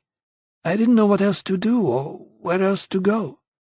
"Oh, God, Nicole, I'm sorry." He wanted to give her a hug and tell her everything would be all right, but he wasn't sure how close those breasts would let him get. And in any case, he knew that everything wouldn't be all right. Student jobs everywhere had been filled by now. He had let her down badly. And then he had an inspiration and said impulsively, "Look, why don't you come and work for me here?" Almost as soon as the words were out of his mouth, he regretted them. How could he pay her? He supposed that if he won the bet, 1,000 euros each from the prefect and the chief of police, then he could afford to pay her handsomely. If not, well, that was something he would face up to later. She looked up in astonishment, embarrassment replaced suddenly by a flush of slow-burning pleasure. "Follow you?" "I have a sort of project I'm working on this summer. I could do with an assistant, someone smart, someone good on computers and the internet." "Well, that's me," she said eagerly. "I know. I've been online ever since I can remember. You know, Nicole calling the world?" Enzo nodded, thinking that this was definitely a mistake. She might be his brightest student, and there was no doubting her academic brilliance, but there was no doubting also that she lacked certain social skills. Her upbringing as a single child on a remote hill farm in the Aveyron had not prepared her for sophisticated student life in France's fourth largest city. Her first year in Toulouse had been hard, not least because of the cruelty of some of her fellow students. "Oh," she said, suddenly downcast. "But where will I stay? It's too far to travel." Perhaps, Enzo thought, this was a way out. "There's a spare room here," he said, hardly believing he had said it out loud. But after all, he had let her down. Her spirits lifted again. "I won't disappoint you, Monsieur MacLeod, I promise." And then she said, "What's the project?" Enzo sighed. "It's difficult to explain, Nicole. Why don't you go home and pack a suitcase tonight and come back tomorrow? I'll explain in the morning." As he was seeing her out, a sleepy Sophie emerged from her bedroom wrapped in a toweling robe. She craned up to kiss Enzo on the cheek. "What's happening?" she said, looking at Nicole and blinking the sleep out of her eyes. Enzo said, "Sophie, this is Nicole. She's a student at Port Sabatier." And to Nicole, "Sophie's my daughter." Nicole put her hand over her mouth to stifle a giggle. "Well, that's a relief." And then she thrust her hand out to shake Enzo's. "See you tomorrow, Monsieur MacLeod." When Nicole had gone, Enzo turned back to the séjour and caught his shin for a second time on Bertrand's metal detector. "Jesus Christ, Sophie! Will you get rid of that damned thing?" "I'm sorry, Papa. I meant to put it in the spare room. I'll do it now." "No," Enzo said quickly. "Nicole's going to be in there." Sophie looked at him as if he had two heads. "That girl?" Enzo nodded uncomfortably. "Papa, what's going on?" She pursued him into the front room. The French windows were open and hot air wafted in from the square below. "It's just for a few weeks." "Weeks?" "I promised to get her a summer job at the hospital, and I forgot. Now she's too late to get anything else." "So she says." Sophie was highly sceptical. "Papa, I saw the way she was gazing up at you. She's infatuated." "Don't be silly, Sophie. Of course she isn't." Enzo was indignant. "She comes from a tiny hill farm in the Aveyron, and her folks have been struggling to put her through university. She needed that job. I owe her. So she's going to help me with the Jacques Gaillard thing." Sophie relented and took his arm and squeezed it. "Papa, you're too soft for your own good." She looked up at him with her mother's eyes. "How are you going to pay her?" "I'm just going to have to win the bet, that's all." Almost for the first time, Sophie became aware of the chaos in the séjour. She untangled herself from her father and looked around. "What's going on in here?" Enzo cast his eyes over the piles of books and glanced across at the whiteboard. "This is my war room," he said. "It's where I'm going to do battle with Gaillard's killer." 3. Sophie had gone to the gym, where Bertrand ran courses in everything from dance to weightlifting, and Enzo had the apartment to himself again. The computer was set up on the table, wires trailing everywhere, to the wall socket, the telephone, the printer. He had downloaded the photographs from his digital camera and printed them out one by one. All 5 items found in the trunk below the Place d'Italie with Gaillard's skull. Now he was sticking them up on his newly mounted whiteboard. Balin's approximation, cut from the front page of Libération, was taped to the top left-hand corner. Top centre he placed the thigh bone, top right the B. He taped the shell, the antique stethoscope, and the Ordre de la Libération along the bottom of the board, cleared a space in his favourite recliner, and sat back, staring at them. A pack of marker pens sat on top of a pile of books below the board, ready for writing up his initial thoughts, but he didn't want to rush it. He wanted to clear his mind first. He needed to wash away all preconceptions and let these 5 puzzling pieces find their own place in his thoughts. This was going to be a long road, and he wanted to make as few wrong turns as possible. He reached for his guitar and began picking out a slow, mournful 12-bar blues, and closed his eyes to find Gaillard staring back at him from the haunted shadows of his dead skull. Chapter 7. 1. Nicole was waiting among the deserted Sunday morning tables of the pizzeria when he returned from breakfast at the Café Le Forum. She was pleased to see him. "Hi, Monsieur MacLeod." She ignored his outstretched hand and leaned up to kiss him 3 times, alternating cheeks. He was taken aback. It was a customary French greeting between men and women familiar with each other, but not usual between lecturer and student. He wondered if perhaps Sophie was right about Nicole. Her suitcase was huge and very heavy, and she allowed Enzo to carry it up to the 2nd floor. Circumventing the metal detector, he put the case in her room. She looked from the window over the jumble of rooftops behind the apartment. "This is lovely. Better than any job at the hospital." While she unpacked, Enzo explained the background to the Gaillard case. For her further enlightenment, he had left on the bedside table a copy of Raffin's book, as well as his front-page piece in Libération about the identification of the skull. Nicole's eyes opened wide. "So we're going to be kind of like detectives?" "Exactly." "Oh, wow, that's amazing." "It's serious work, Nicole. We're talking about a man's murder here, and a killer or killers who are still at large." "Okay," she said, eager to be started. "Let's get them, then." He ensconced her at the computer in the séjour, and she said, "Are we broadband?" Enzo nodded. "Good. I don't know how anyone can work with dial-up anymore. It's so slow. What search engine do you use?" "Google." "Good, so do I." Enzo picked his way through the books littering the floor to the whiteboard. "This is how I'm going to work it," he said. "Around the board I've taped up photographs of the items found with the skull. As you can see, I've already started making notes under each of them.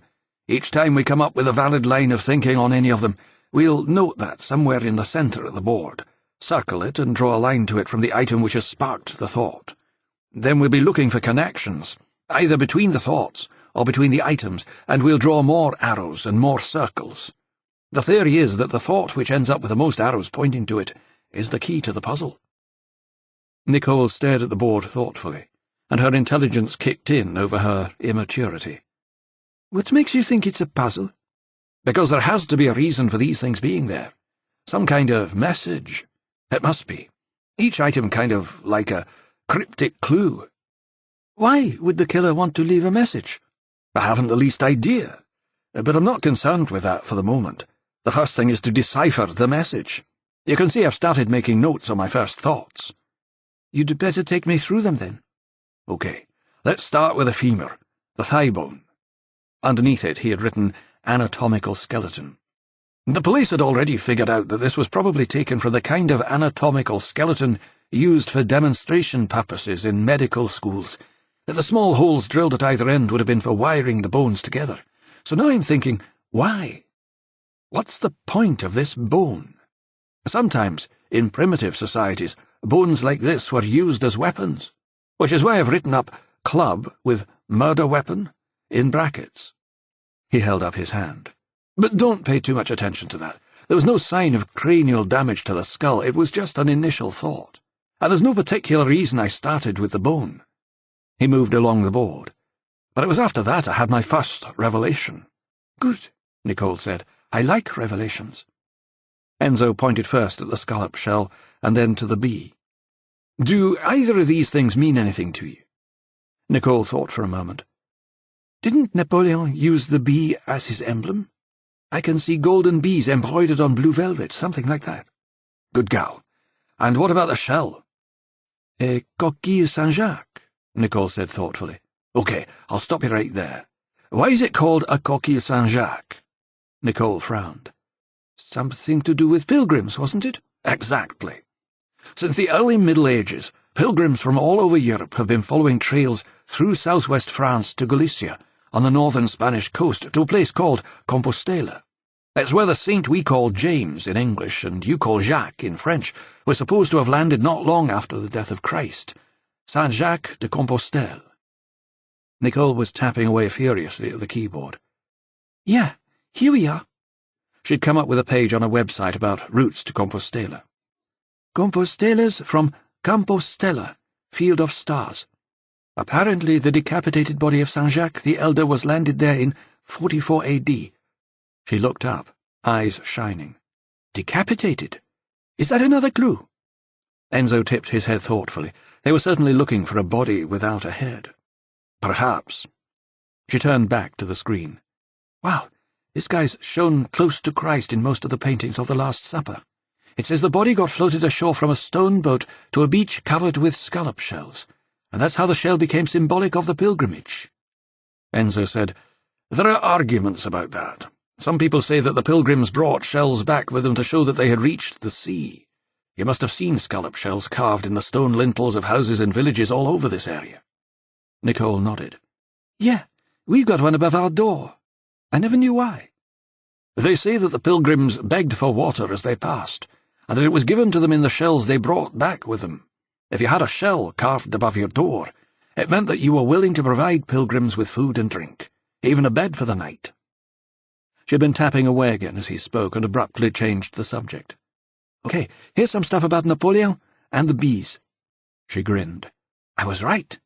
And she read, "At his coronation as emperor in 1804, Napoleon adorned his imperial robe with the gold bee figurines which had been discovered in the tomb of Childeric I, and his throne room at Fontainebleau is filled with silks and brocades enriched with precious gold bee decorations."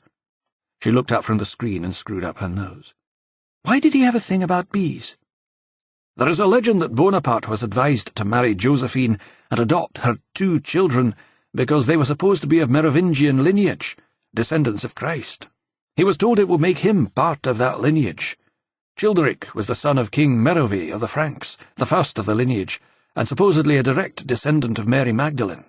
When Childeric's tomb was opened in the Middle Ages, more than 1100 years after his death, it contained 300 solid gold replicas of honeybees." He shrugged. "That's one story, but who knows? The bee also has certain royal connotations. The queen served by drones, royal jelly. Maybe that's what appealed to him." He turned back to the board. "Anyway, hold on to those thoughts." He lifted his marker and wrote Napoleon below the bee, and Saint-Jacques and pilgrims below the scallop shell. Then he turned to Nicole again. "So the shell and the bee are both what?" "Symbols," she said simply. "Exactly. So if those 2 are symbols, it would be reasonable to assume that the other items are also symbols, or at least symbolic of something, rather than being important in their own right." "I see what you mean." She stared at the board where he had written Old Medicine next to the antique stethoscope. "So the stethoscope doesn't have any meaning in itself. It's symbolic of something like early medicine." She frowned. "When was a stethoscope invented?" "I have no idea." "Well, let's see if we can find out." Enzo picked his way back across the room to stand behind her as she put Google to work. She entered antique stethoscopes into the search window and hit the return key. The search brought up 104 results, the first one of which was a site called Antique Medical Instruments.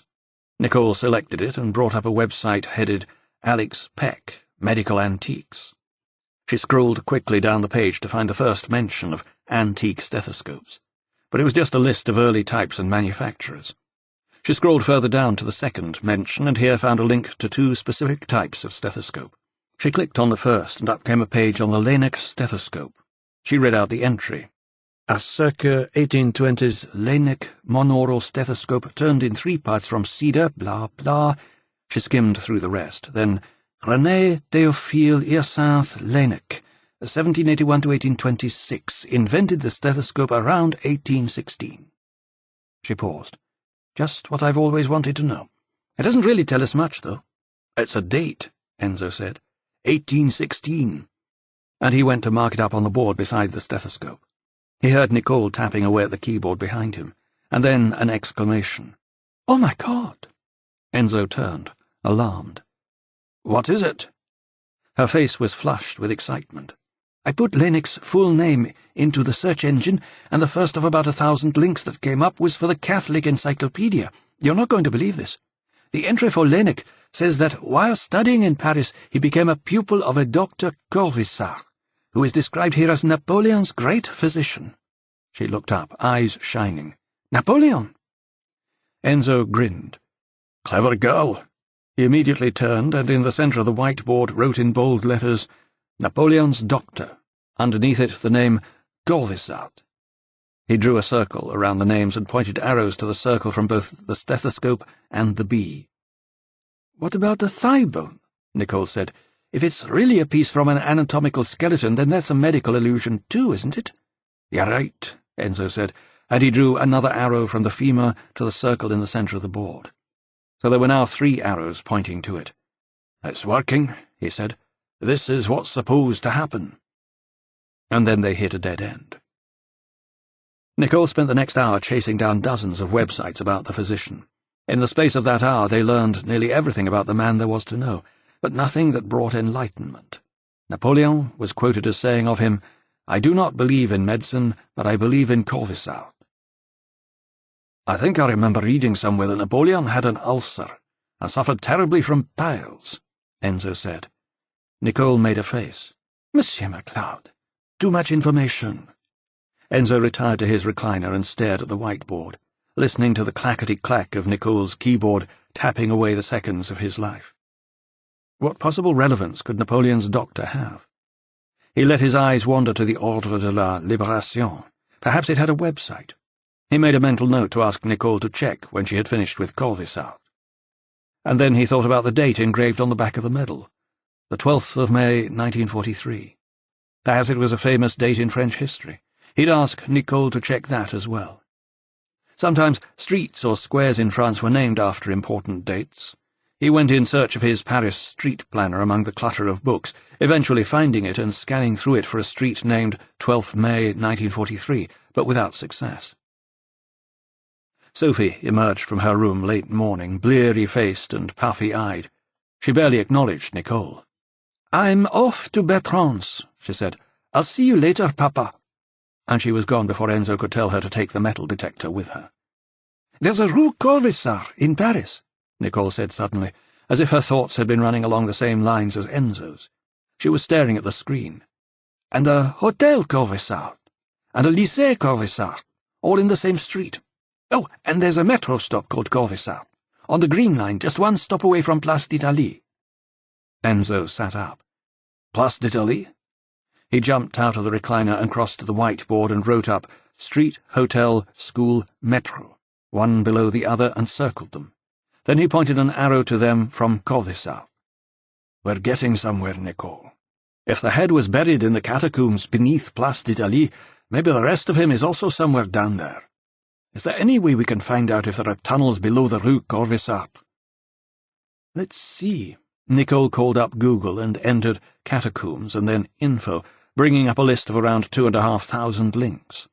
Top of the list was a site advertising the official catacomb tour at Denfert Rochereau, but they struck gold with one below it. The link took them to www.catacombs.info, and eerie music immediately began to fill the room. "What the hell's that?" Enzo asked. "They've put a soundtrack on the website for a bit of atmosphere," she said. Enzo came around to have a look at it. The site displayed vivid orange and white lettering on a black background. Nicole moved her cursor over a photograph of a manhole cover with a circle of blue around the letters IDF. She clicked on it, and the manhole cover slid aside, prompting a fresh page to appear with links to a welcome page, a history page, a page of photographs, and several others. "Try the photos page," Enzo said. Nicole clicked on the link, which took them to a page with a map tracing the peripheral boundaries of Paris and the route of the Seine through the city. It also delineated areas where the largest number of tunnel networks were to be found. Enzo pointed to the 13th arrondissement. That's where the Place d'Italie is. Nicole moved her cursor over it, and the area of tunnels on the map was immediately highlighted in green. She clicked, and they were taken to another page with a detailed map of the tunnel network below. Enzo gasped. Salle de Carrière! I was there. Nicole moved her cursor over the Salle de Carrière, clicked on it, and they were taken to another page filled with photographs of tunnels leading to the room, all spookily lit by strategically placed candles. "This is extraordinary," Enzo said. "Someone's gone to a huge amount of work to put this site together." Nicole took them back to the map and located Place d'Italie on it. Almost all of the network was immediately north or east of it. None of the tunnels extended far enough west to take in the Rue Corvisart. "It doesn't look like there are any tunnels under Corvisart," she said. "At least, not if this map's to be believed." Enzo was disappointed. "Maybe I'm going to have to go back to Paris and look at this Rue Corvisart myself." "It's a pretty long street," Nicole looked at the map. "And anyway, aren't you getting a bit ahead of yourself? I mean, we still don't know the relevance of the scallop shell, or the Ordre de la Libération, or the date on the back of it." Enzo nodded. "No, you're right." It was good to have someone else there to keep him focused. He felt his stomach growling and checked the time. It was midday. After 20 years in France, he had acquired that quintessentially French biological clock, which told him when it was time for lunch. "I'm going downstairs for some pizza. Are you coming?" But Nicole's attention was still riveted on the screen in front of her. No thanks. I'm on a diet." "Oh, okay. Well, there's stuff in the fridge if you get hungry." 2. Enzo had a simple margarita at La Lampera restaurant below the apartment.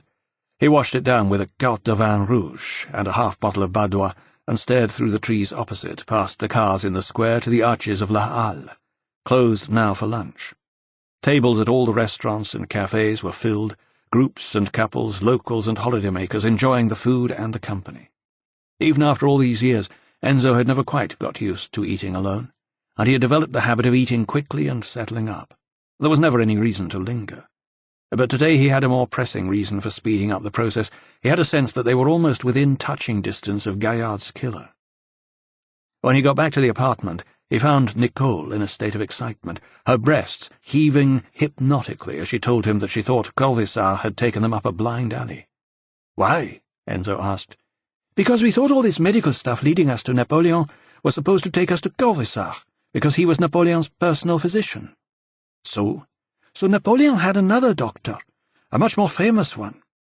She scrolled through the history of recently visited websites and recalled a page she had found during lunch. Dr. Dominique Larrey. "What's so remarkable about Larrey?" "He revolutionized medical treatment on the battlefield. He pioneered amputation surgery, introduced ambulances to remove the wounded from the field, and the concept of triage in their treatment. Napoleon appointed him surgeon-in-chief to the French army, and he accompanied Napoleon on his expeditions to Egypt, Palestine, Syria, Germany, Poland, and Moscow.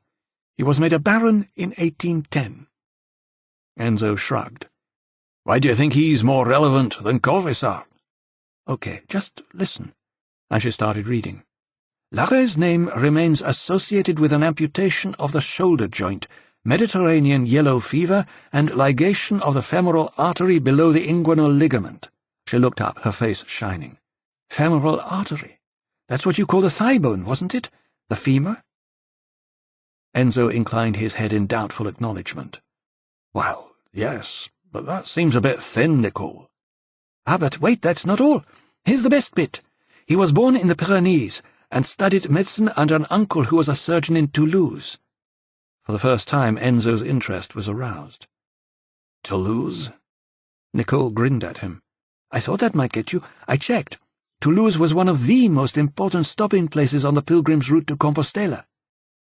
She left the computer and brushed past Enzo to the whiteboard. She took a different coloured marker, scored out Corvisart under Napoleon's doctor. "If we make that Larrey instead," and she wrote up the name, "we can point arrows to it from the femur, the bee, the stethoscope, and the scallop shell." She drew in the arrows. Enzo took the pen from her. "And we can add something else." He wrote Toulouse up on the board, circled it, and drew arrows to it from Larrey and from the scallop shell. "So now we have 4 arrows pointing through Larrey, and a second from the shell, all going to Toulouse. which was much closer to home than Enzo could ever have imagined, just an hour south of Cahors. Was it possible that Gaillard's remains had been brought all the way to Toulouse? And if so, why? He stood back and examined the board afresh. "We haven't looked at the Ordre de la Libération yet." "They've got a website," Nicole said, and she started back to the computer. "I found it while you were out." She began tapping at the keyboard. "It didn't seem very interesting, though." She brought the site up on the screen and read, "The Ordre de la Libération is France's second national order after the Legion of Honor, and was instituted by General de Gaulle, leader of the Free French movement, with Edict No. 7 signed in Brazzaville on November 16, 1940. Admission to the order is meant to reward individuals, military and civil organizations for outstanding service in the effort to procure the liberation of France and the French Empire." She sighed and clicked on a link to the site map, which brought up dozens more links. "There are links to all sorts of pages about the history of the order, the chronology, official texts. You can download a PDF file with the names of all 1,038 recipients of the order. There's even a list of only those recipients who are still alive, which no doubt needs regular updating." Enzo thought about it. "And the date? May 12th, 1943. "There's no reference to it on the site." "Can you search Google just for the date?" "Sure." She tapped the date into the search window and hit the return key. Enzo stood by her shoulder as the first 10 results of 359 appeared on the screen. He groaned. "That's a lot of links to wade through." "We only need to look at ones that seem interesting." She began scrolling quickly through them, seemingly able to read them much more quickly than Enzo. The first site she brought up was about the capitulation of German and Italian forces in Tunisia on May the 12th, 1943. Many of the other sites also related to the same event, but Enzo couldn't see any connection. Nicole carried on scrolling. There was some Nazi documentation on anti-Semitism issued on that day, an Italian army commander who received his promotion, a Swiss composer whose date of birth it was. Nicole moved on to the second page. Several of the links led to German websites which neither of them could read. Nothing seemed relevant until Nicole moved on to page number 3, and it leapt off the screen at them, the second last link, Ordre de la Libération. Nicole let out a tiny shriek and clicked on the link. They found themselves back on the website of the Ordre, on the biography page of one of the medal's recipients, a soldier in the French army called Edouard Merrick.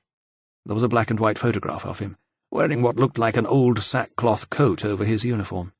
He had a cigarette burning between his fingers and a slight, enigmatic smile below a thick mop of untidy hair.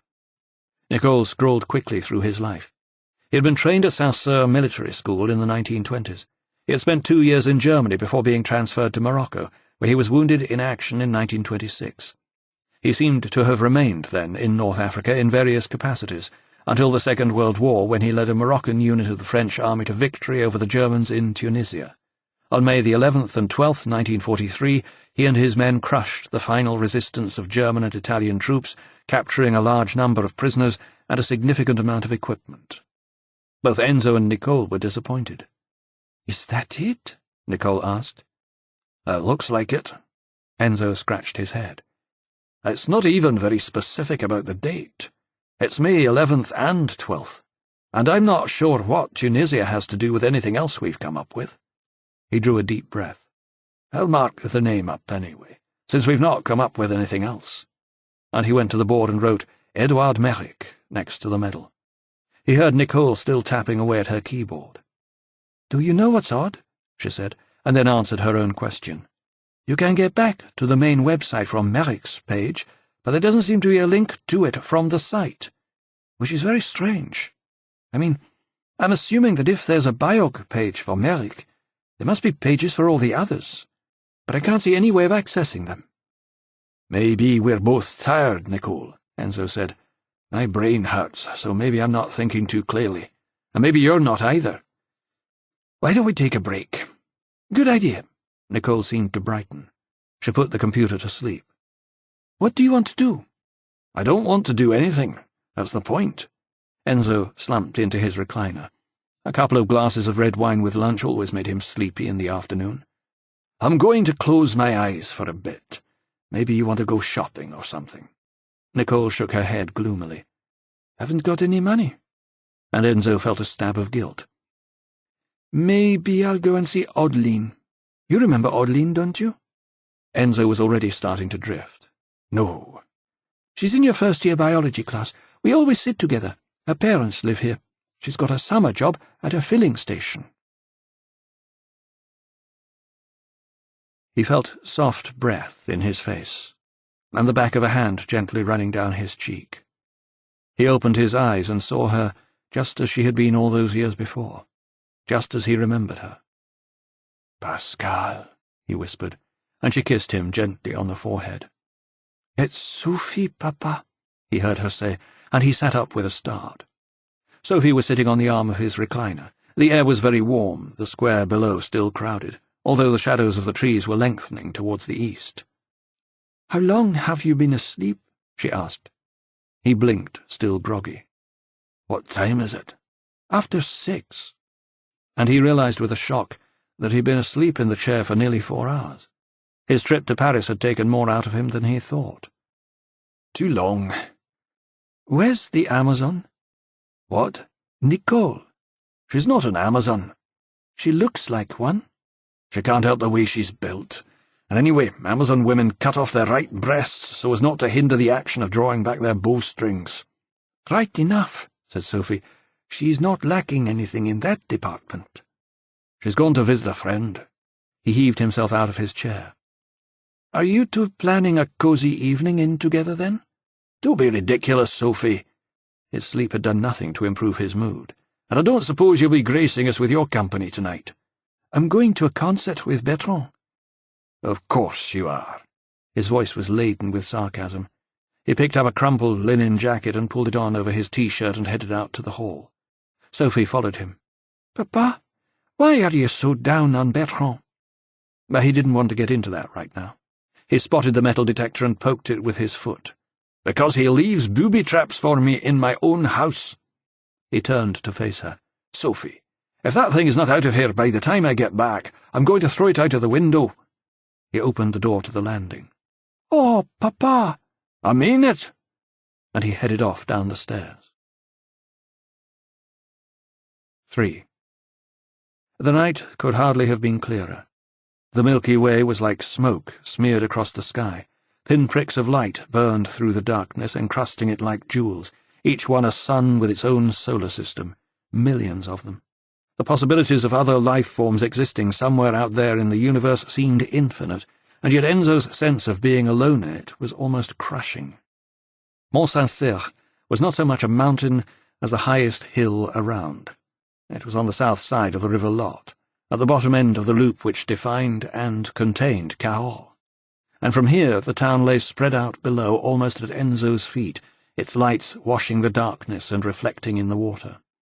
On the far side of the loop he could see the floodlit towers of the Pont Valentré, and far beyond it, cutting through the hills, headlights on the autoroute heading south towards Toulouse. There was a huge radio mast here, clustered with antennae and satellite dishes, a telescope for daytime tourists to view Cahors more closely from on high. Enzo perched on a bench below the balustrade, and Mont Saint-Cyr fell away sheer beneath him. He had come here the night she died. There had seemed no reason then to go on living.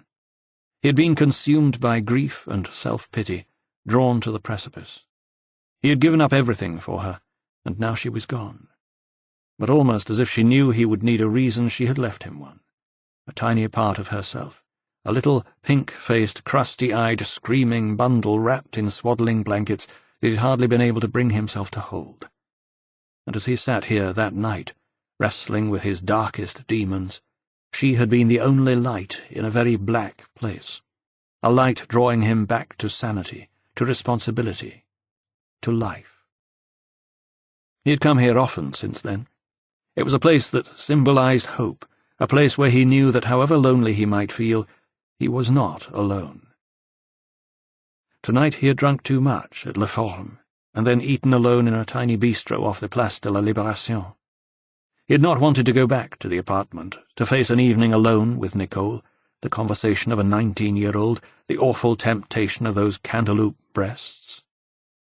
Alcohol had a habit of weakening the resolve, and that was not something he would have been able to live with in the cold light of day. And so here he was on this hot summer's night in the same place he had been almost 20 years before. Nothing much had changed, except that he was almost 20 years older. The pink-faced bundle was on the verge of womanhood, and he was still alone. Tonight, though, he was wrestling with different demons. A man's murder. His killer, or killers. He had a sense that there must have been more than one of them. To have carried the dismembered corpse of a pig into the church, and then taken away Gaillard's body on his own, seemed a monumental task for one man. And if there were more than one, then this was not just murder, but conspiracy to murder, for which there had to be some compelling reason. Something, perhaps, which Gaillard knew that his killers did not want him to reveal. They had successfully made him disappear, concealing for 10 years the fact that he had been murdered, so nobody had ever looked for a reason. Until now. The most puzzling things were the clues left with the skull, for Enzo had no doubt that that's what they were. But what possible reason could they have had for leaving them in the trunk, a trunk which clearly they had hoped would never be found? And where on earth would they lead, if indeed Enzo was capable of ever deciphering their meaning? He heard a car coming up the drive through the trees behind him and sighed. He was no longer alone. In recent years the viewpoint had become a popular place for young men to bring their copines, a romantic spot for backseat seduction. Reluctantly, Enzo rose from the bench and took the footpath back through the trees to where he had left his car by the basketball courts. He did not want to be accused of spying on courting couples. He saw the headlights of the car rake past the radio mast and draw to a stop at the balustrade. The engine was cut and the lights went out, and looking back, Enzo could see the silhouettes of the young couple through the rear windscreen as their heads came together in a kiss. And he wondered if Sophie had ever been up here, which led his thoughts to Bertrand, and he felt a stab of anger that his daughter should be taken from him by such a wastrel. Surely to God she deserved better. He got into his car and started the engine, turning in the moonlight and driving several hundred meters downhill before putting on his lights. There was no point in spooking the young lovers. The apartment was in darkness when he got back. It was after midnight. Sophie was not yet home. Her bedroom door stood ajar, and he could see the moonlight slanting across the crumpled sheets of her empty bed. Nicole's door was closed. He listened outside for a moment and could hear her gentle breathing, almost a purr. She was asleep. He went quietly to his own room and eased the door shut. He undressed quickly in the moonlight which washed across the rooftops and through his open window, and slipped into bed. For a long time he lay thinking of French medals and gold bees and stethoscopes, of Napoleon and doctors, before slipping into a shallow, restless sleep. He surfaced again when he heard Sophie come in, and he glanced at the digital bedside clock. It was 2:15. He could never really sleep until he knew she was home. She went into her room, closing the door softly, and he heard her moving about, undressing, and then the creak of her bed as she climbed into it. What did she see in Bertrand? And then he was dreaming of blood on a darkened altar, great pools of it, blackened by the dark. He looked up and saw that it was dripping from the cross overhead, which toppled suddenly forward, landing with a crash on the altar, and he sat up with a start. His heart was pounding. He had heard something. Not the falling cross in his dream, something real. Something that had wakened him. He looked at the clock. Nearly an hour had passed since he heard Sophie come in. Then there it was again. It sounded like something falling to the floor, and it was in the apartment. Enzo slipped out of bed and crossed to the door, very slowly easing it open.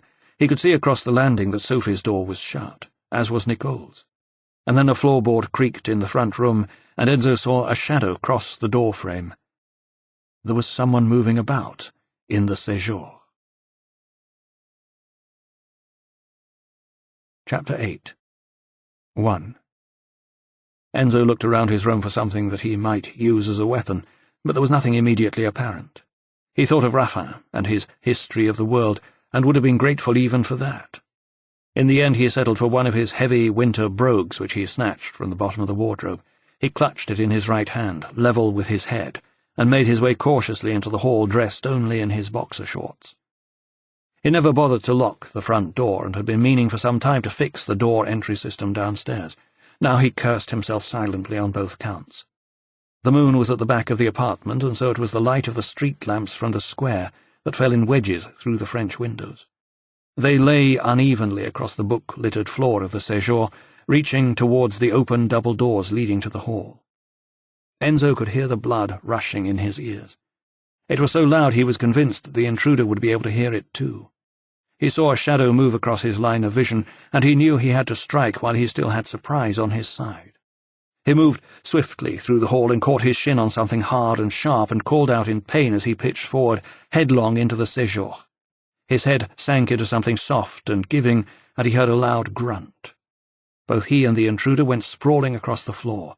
Enzo found himself lying on top of a large man, breathing stertorously into his face. The smell of garlic and stale alcohol was almost overpowering. Enzo was a big man himself, fit from years of cycling, but bigger hands grabbed his shoulders and lifted him bodily aside. The intruder roared, and before Enzo could move was on top of him, a huge crushing weight. Now Enzo smelled body odour, the rank stink of stale sweat, and he had no choice but to breathe it in as he gasped for breath. He felt hands at his throat, coarse digits like rusted steel, and he reached up in desperation to dig fingers into the man's face, searching for his eyes and finding a great thatch of wiry hair. He grabbed 2 handfuls and pulled with all his might. His attacker howled and released his stranglehold on Enzo's neck and tried to free himself from the grip on his hair. Light flooded the room suddenly, bright yellow electric light, and both men froze mid-struggle. "Papa!" A girl's voice screamed in distress. They both looked around to see Nicole standing in the doorway.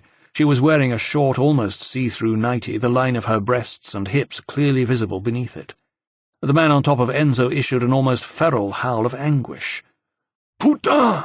he screamed, spittle gathering all around his lips, and he took a swing at the face immediately beneath him. Enzo turned his head to try to avoid it, but the fist caught him a glancing blow on the cheekbone high up, just below the left eye. Lights flashed in his head. "Papa!" The man looked round again. This time Sophie stood next to Nicole, naked beneath the toweling robe she held closed across herself. The man's eyes nearly popped out of his head. "2 of them! You filthy salot!" And he swung again, this time with his left hand, catching Enzo just below the ear. Sound as well as light exploded inside Enzo's head. But it wasn't enough to drown out Sophie's scream as she struck her father's attacker full in the eye with a tightly clenched fist, following up with a left hook which caught him squarely on the nose. The man bellowed and blood spurted from his face. Enzo took the chance to heave him off, and he scrambled to his knees. The room was spinning, and he was unable to stand up. "Papa, what in God's name are you doing?" Nicole screamed at the man. "I knew he was up to no good." He was clutching his nose, blood trickling through his fingers, tears streaming from both eyes. "You're Nicole's father?" Enzo was slower than he might have been in other circumstances, but still incredulous.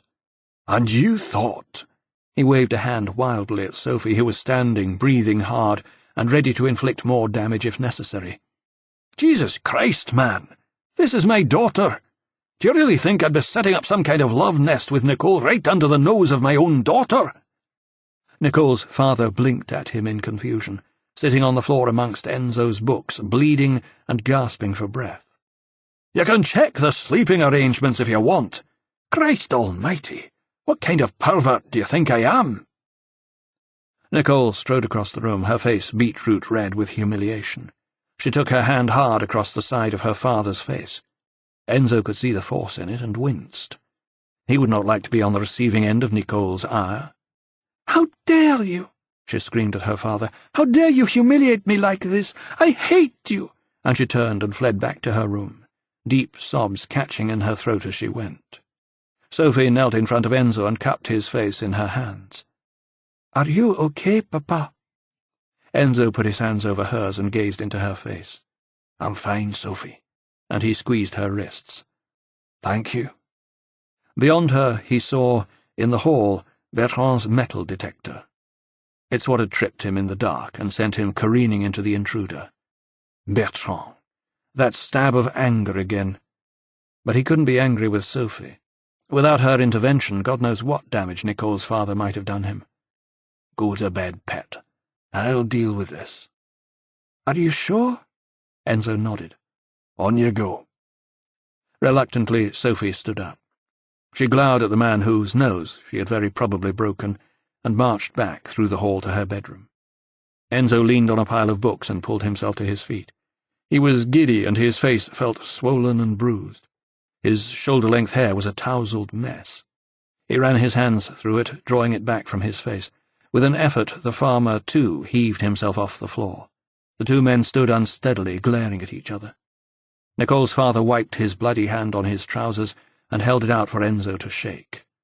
Pierre Lafoy. Enzo hesitated a moment, then shook the proffered hand. What else was there to do? Enzo MacLeod. Lafoy nodded, his eyes darting aimlessly around the room, anxious to avoid Enzo's. I thought— I know what you thought, Enzo interrupted him. You were wrong.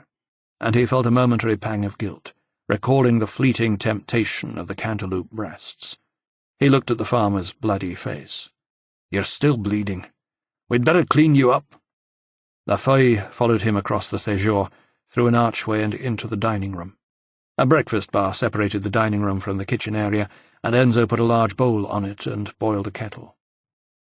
When it had come to the boil, he poured water and disinfectant into the bowl and handed Nicole's father a wad of gauze dressing. The farmer dipped the gauze into the water with filthy hands and smeared the blood all over his face. Enzo threw him a towel. Whiskey? He asked. Never tried it, Lafoy said. What? Enzo couldn't believe it. We make our own Vieux Prune on the farm, and poire. No need to go buying the commercial stuff. Well, now seems as good a time as any to have a go. I could certainly do with a drink. Lafoy nodded, dried his face and watched as Enzo poured 2 generous measures of amber Glenlivet into short, chunky glasses, and added a splash of water. Enzo took the bottle and lifted his glass and picked his way back through the séjour to his recliner. Lafoy followed, clutching his glass in one hand and his nose in the other. Push those books off that chair and take a seat, Enzo said. Both men sat, and Enzo raised his glass. To daughters. And for the first time, Lafoy cracked a smile. To daughters. And they drank deeply from their whiskey glasses, so that Enzo very quickly had to refill them. You like it? Lafoy nodded. Then, I'm sorry, she's my little girl. She's very precious. Enzo was touched. It seemed incongruous that a big bull of a man like Lafoy should express such tender emotions. They all are. I've never been to Cahors before. Lafoy lived no more than 100 kilometers away. Never been anywhere. Missed my national service because my father died and there was no one else to run the farm. This is the furthest I've ever been from home. Enzo looked at him with fresh eyes. He wore thick, blue paysan trousers and a crumpled cotton jacket over an open-necked checked shirt. His flat cap was folded into one of the pockets of his jacket. His hands were huge, scarred shovels, and he looked strong enough to pull a plough on his own. I was scared when Nicole went to Toulouse, he said. Her mother went with her to look for accommodation. I didn't want to, because I was afraid if I saw what kind of a place it was I wouldn't let her go. He seemed compelled to unburden himself. Perhaps, Enzo thought, he felt he owed an explanation to the man he had just tried to throttle. When she told me she was moving in with you for the summer because you wanted her to work for you, I knew she believed that to be true. But I didn't. Enzo ran a hand ruefully down the side of his face. He could feel a swelling on his left cheek, and it was painful to the touch. No, I probably wouldn't have either. To be honest, Monsieur Lafoy, I only offered her the work because I'd promised to get her a job at the hospital and forgot, and I knew she needed the money. Lafoy flushed deeply and got immediately to his feet.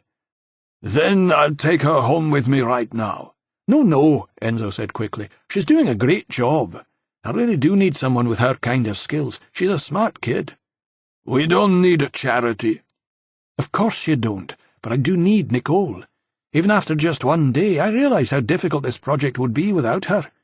Here, let me refill your glass. The big farmer hesitated for a moment, then sat down again, reluctantly, and held out his glass. Enzo filled it liberally, and the two men drank in silence for several minutes. "It's hard being a father," Enzo said finally. "That's true," Lafoy agreed. "What's your girl's name?" "Sophie." "Where's her mother?" "She's dead." Lafoy looked at him, reappraisal in his eyes. "You raised her yourself?" Enzo nodded. "Mon Dieu, I could never have raised Nicole without her mother." Enzo shrugged. "You'll learn how, sometimes the hard way." And a slight smile flickered briefly in his eyes. "She was about 12 years old," he said, "getting ready for school one morning, and her face was all flushed and pink. She told me she had cramps and felt sick, and I thought, oh my God, she's starting her period. I guess that's the sort of thing mothers usually deal with." Lafoy chuckled. "Not if you grow up on a farm. You know about these things before you can walk." Enzo grinned. "Aye, well, it's different for us townies." "So what did you do?" "I sat her down and started to explain it to her in terms I thought she might understand. Nothing too explicit. And she listened and nodded solemnly as I talked round and round the houses, and when, eventually, I'd finished, she said, 'Are you talking about menstruation? Because I started my periods last year.'" Lafoy laughed, and his nose began bleeding again. He dabbed at it with the gauze. "Putain, that's priceless!" And so they sat and drank whiskey until the bottle was finished, talking about their girls. And when the first light appeared in the sky, Lafoy got unsteadily to his feet. "I've got to get back and milk the cows." "You can't drive in that state." "I've driven in worse. Anyway, there's no one on the roads at this hour. It's just myself I'll kill." "Let me at least make you a coffee." Reluctantly, Pierre Lafoy stayed another half an hour while Enzo poured hot black coffee into him and tried to sober him up. Finally, there was no keeping him any longer. Enzo walked him down into the square. The sky was a pale yellow glow in the east, but the town was still asleep. Lafoy shook his hand. "It's been a privilege, Monsieur MacLeod." "It's been an experience, Monsieur Lafoy." Lafoy grinned and got into his battered deux chevaux. It coughed unhealthily as he turned the key, but roared into life, and the sound of it echoed around the square. Enzo watched as it weaved away down the Rue Georges Clemenceau towards the church of Saint-Ossis. It would be a long 100 kilometres. Chapter 9. 1. Outside, the town was starting to come alive. He heard the street sweepers and the bin men, the growling motor of the machine that washed down the pavements, great circular brushes spinning along the gutters. He heard boulangers' vans heading off on their first deliveries, and the smell of fresh bread wafted warm and yeasty on the cool morning air. Commerçants were arriving to open up cafes and bars. The first cars were laying claim to their parking places in the square, and rising above it all the frenetic chatter of birds concealed among the leaves of the plane trees. Enzo leaned on the rail at the open French windows and looked down into the square. The sun was beginning to squint over rooftops to the east. His head was pounding, and his face was sore. The smell of coffee came to him now, and cigarette smoke, and he turned back into the séjour. The moment when he might have gone back to bed had come and gone. Sleep had seemed unlikely in the aftermath of an eventful night, and the Ordre de la Libération had begun nagging at him again. He gazed thoughtfully at the board and the name of Edouard Merrick, which he had written up beside the photograph of the medal. And he remembered Nicole complaining that although she had been able to get back to the main website from Merrick's biography page, there didn't seem to be a link to it from the site itself, or to any of the other biographies, which surely existed. He sat down at the computer and hit the spacebar. The screen lit up. At least one of them had enjoyed a good sleep. He found the home page of the Ordre de la Libération, and a menu on the left side of the page offered him a link to Les Compagnons de la Libération. He clicked on it, and a 15-page document downloaded and opened up on his screen. It consisted of 3 columns. The left-hand column listed the 4 names of the medal's 1,038 recipients. The middle column gave their surnames, and the right-hand column the date when the medal was awarded. But the list was alphabetical rather than chronological, so Enzo asked his computer to search for the date 12/05/43. A message came up which read, "No occurrences were found in the document." His heart sank. Another dead end. Then he realized that the dates in the right-hand column gave the year in full, so he made another search, this time asking for 12/05/1943. Up came the name André Mounier. Enzo was getting excited. He was given the option to search again. He took it, and another name appeared, Philippe Roch. He searched again. There were no further names. So both André Mounier and Philippe Roch had been awarded the Ordre de la Libération on the same day, May 12th, 1943. Enzo returned to the home page and found what Nicole had missed the previous day, a sub-list of links under Les Compagnons de la Libération which led to individual biographies. He clicked on it. A long page listed all the names in alphabetic groupings. Enzo selected the letter M and immediately jumped to the list of names starting with that letter. There were dozens of them. He searched through them several times with a growing sense of frustration. For some reason, André Mounier did not appear on the list. He returned to Google and asked it to search the internet for André Mounier and Ordre de la Libération in the same sweep. They came up together at the top of a very short list, and the link took Enzo to an empty biography page on the website of the Ordre. A message told him that this biography was currently unavailable. He cursed his bad luck and went back to the page with a list of alphabetic groupings and hit the letter R. There were 6 lines of names. Philippe Roch appeared in the middle of the 4th line. He clicked on the name, and Roch's biography materialized in front of him along with a photograph. Roch had an old-fashioned, square-jawed face with neatly parted dark hair and round tortoise-shell glasses. He had the faintest smile on his face, gazing off to camera left, lights reflecting in both eyes. He looked like an intelligent man, and his biography confirmed that impression. Born in Paris in 1910, Roch studied political science before going on to become a parliamentary correspondent. He was called up as a reservist in 1939, then spoke out fiercely against Pétain and the Vichy government after the armistice, going on the run to try to establish contact with the Free French. He was successfully involved in the creation of resistance networks in the Cantal, and eventually airlifted out to London, where de Gaulle entrusted him with an important mission. He was to return to France and hand-deliver letters to key political figures. He succeeded in his mission, and after helping to establish the National Council of Resistance, was called back to London. His plane, however, was unable to land, and he was forced to take the circuitous route to England via Spain, which was when disaster struck. At Argelès railway station on the Mediterranean coast, almost within sight of Spain, he was arrested by the Gestapo and taken to Perpignan. Outside the Gestapo headquarters he attempted to escape and was shot twice. Enzo looked again at the photograph of Roch. A man who had loved his country and done everything in his power to secure its freedom, shot down in the street by brutish occupiers who shared neither his intelligence nor his culture. His smile seemed sad now. He had not lived to see his country freed from Nazi tyranny. Enzo's eyes drifted back to the final paragraphs of Roch's story, and he felt a wave of pins and needles prickle across his scalp. A loud thump made him turn, and his excitement was momentarily interrupted by the sight of Nicole, fully dressed, standing in the doorway with her large suitcase beside her. She was very pale and avoided meeting his eye. "I'll need a hand down the stairs with my case." Enzo was nonplussed. "Where are you going?" "Home, of course. I can hardly stay after what happened last night." Enzo waved a dismissive hand. "Oh, forget about that. Your dad and I sorted everything out.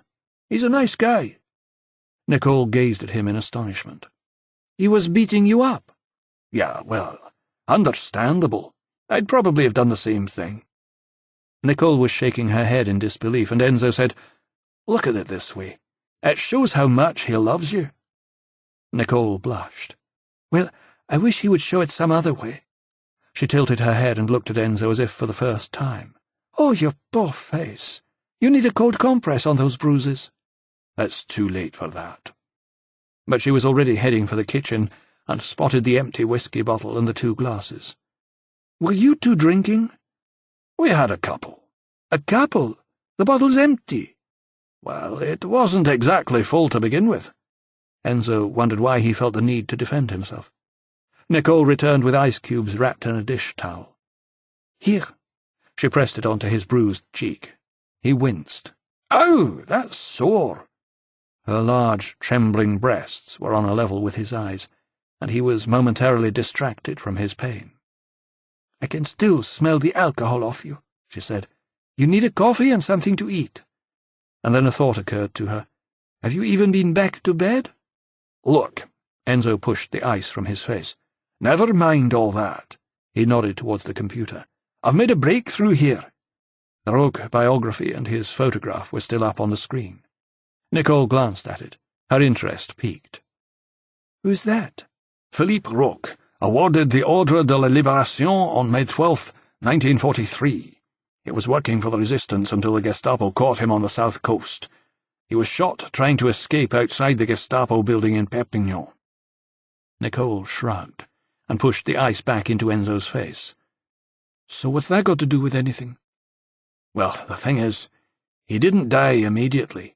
They rushed him to hospital where he died in the early hours of the morning." "I still don't understand." "Guess what the hospital was called?" She frowned and thought, and then her face lit up. "Saint-Jacques?" Enzo grinned. "I knew you were smart." He drew a deep breath. "Philippe Roque died in the Hospital Saint-Jacques in Perpignan. And apart from the connection with our scallop shell, do you know why else that's important?" She shook her head and shrugged. "I don't know. Is there a hospital called Saint-Jacques in Toulouse?" Et voilà! "You're kidding." "I'm not. And I bet you know it, even if you don't know you do. The Hotel Dieu Saint-Jacques. It's the large pink brick building on the west side of the Pont Neuf, right on the river. Only it's not a hospital anymore. Parts of it are open to the public now, and I think there's a museum there. But originally it was the first big hospital in Toulouse, built sometime in the Middle Ages and used as a shelter for centuries by pilgrims on their way to Compostelle." In spite of being assaulted by Nicole's father, his excess of whiskey and his lack of sleep, Enzo's eyes were shining. He stood up and hobbled across the room to the whiteboard. All his muscles from the night's exertions were beginning to stiffen up. He lifted an eraser, wiped out Edouard Merrick, and wrote Philippe Roque in his place, next to the photograph of the medal. Then he drew an arrow directly to the circle he had made around Toulouse and wrote Hotel Dieu Saint-Jacques underneath it. "Everything leads here," he said. "Everything. Either directly or indirectly." He turned around to see Nicole in his seat at the computer, concentratedly tapping at the keyboard and staring at the screen. "Here we are." She was triumphant. "You were right. There is a museum there now. Le Musée d'Histoire de la Médecine de Toulouse. And that makes absolute sense of the antique stethoscope, too. There's some background about the place on the website." She scanned through it. "Aha!" She looked up, her face glowing, all memories of the night before long forgotten. "On the 1st of May, 1806, the hospital became the Imperial School of Medicine. And its first director?" She didn't wait for Enzo to guess. "Alexis Larrey, Dominique Larrey's uncle, who was also appointed professor of anatomy." She nodded knowingly. "The femur. There's even a painting of Dominique Larrey here. Sorry, Baron Dominique Larrey." She pulled a face. "Weird-looking guy." She tapped some more. "And this is interesting. One of the exhibition rooms in the museum has got lots of stuff about him in it." "Then it's got to be there," Enzo said. "What has?" He waved his hand vaguely. "I don't know. A clue. Something that's going to lead us to Gaillard's remains."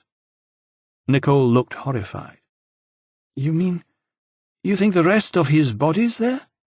"Maybe." "How? I mean, how would they get into the place? Where would they put it? It wouldn't exactly be easy to hide a body in a museum." But Enzo had an inspiration. "Wait a minute. The whole place was closed down for several years during the 90s, while it was being renovated. I can remember passing it. It was just like a building site.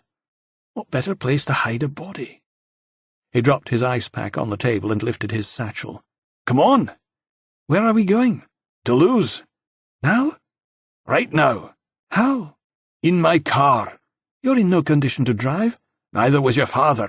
"He never is. I won't get in the car with you, Monsieur MacLeod." Enzo sighed. "Well, do you drive?" "Of course." "Okay, then I'll get in the car with you." 2.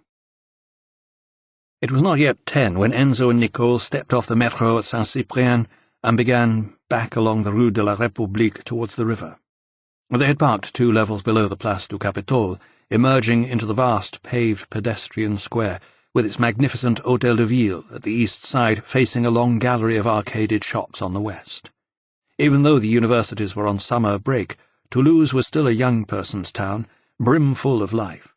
There were bistros and cafes and boutiques on every corner, kids on bikes and rollerblades. La Vie Rose it was called because of its distinctive pink brick. The roofs of the buildings were shallow-pitched and Roman-tiled in the Mediterranean style.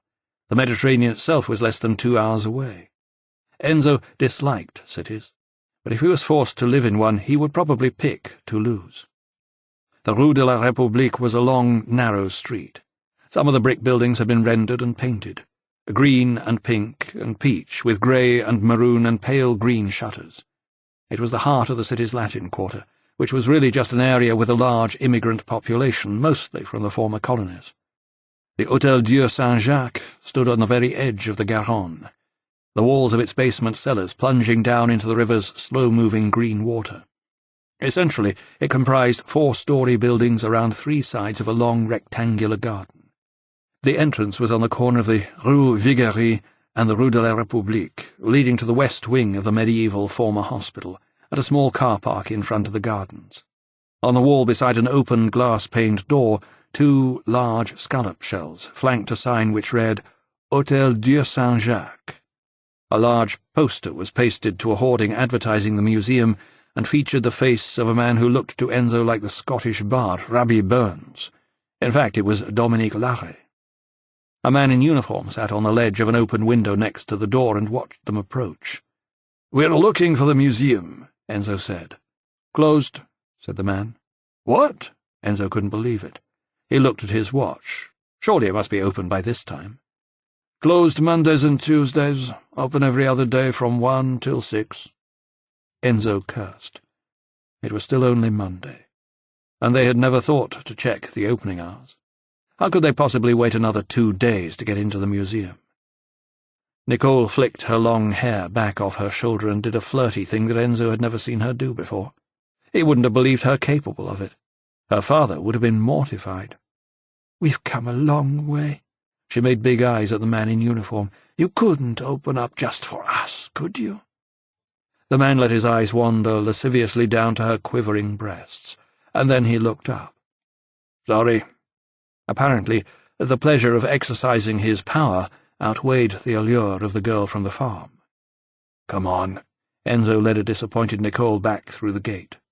Some day he was sure her charms would work on someone. They decided to walk back to the Capitole and turned left across the Pont Neuf.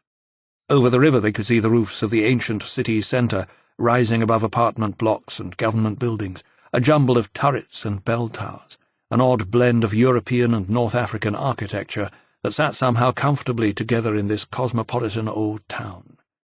On the far riverbank, tourist cruise boats were berthed at the quayside, and a Rastafarian in a black T-shirt and sweatpants practised karate on a strip of grass, watched indifferently by his old Alsatian dog.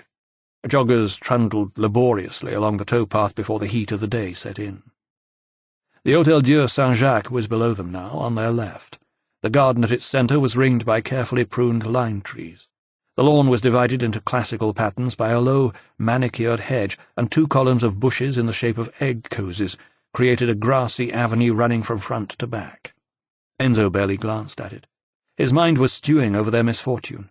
To have come so far in decoding the clues, to be within touching distance of a solution and yet be denied by a quirk of opening times, was infuriating.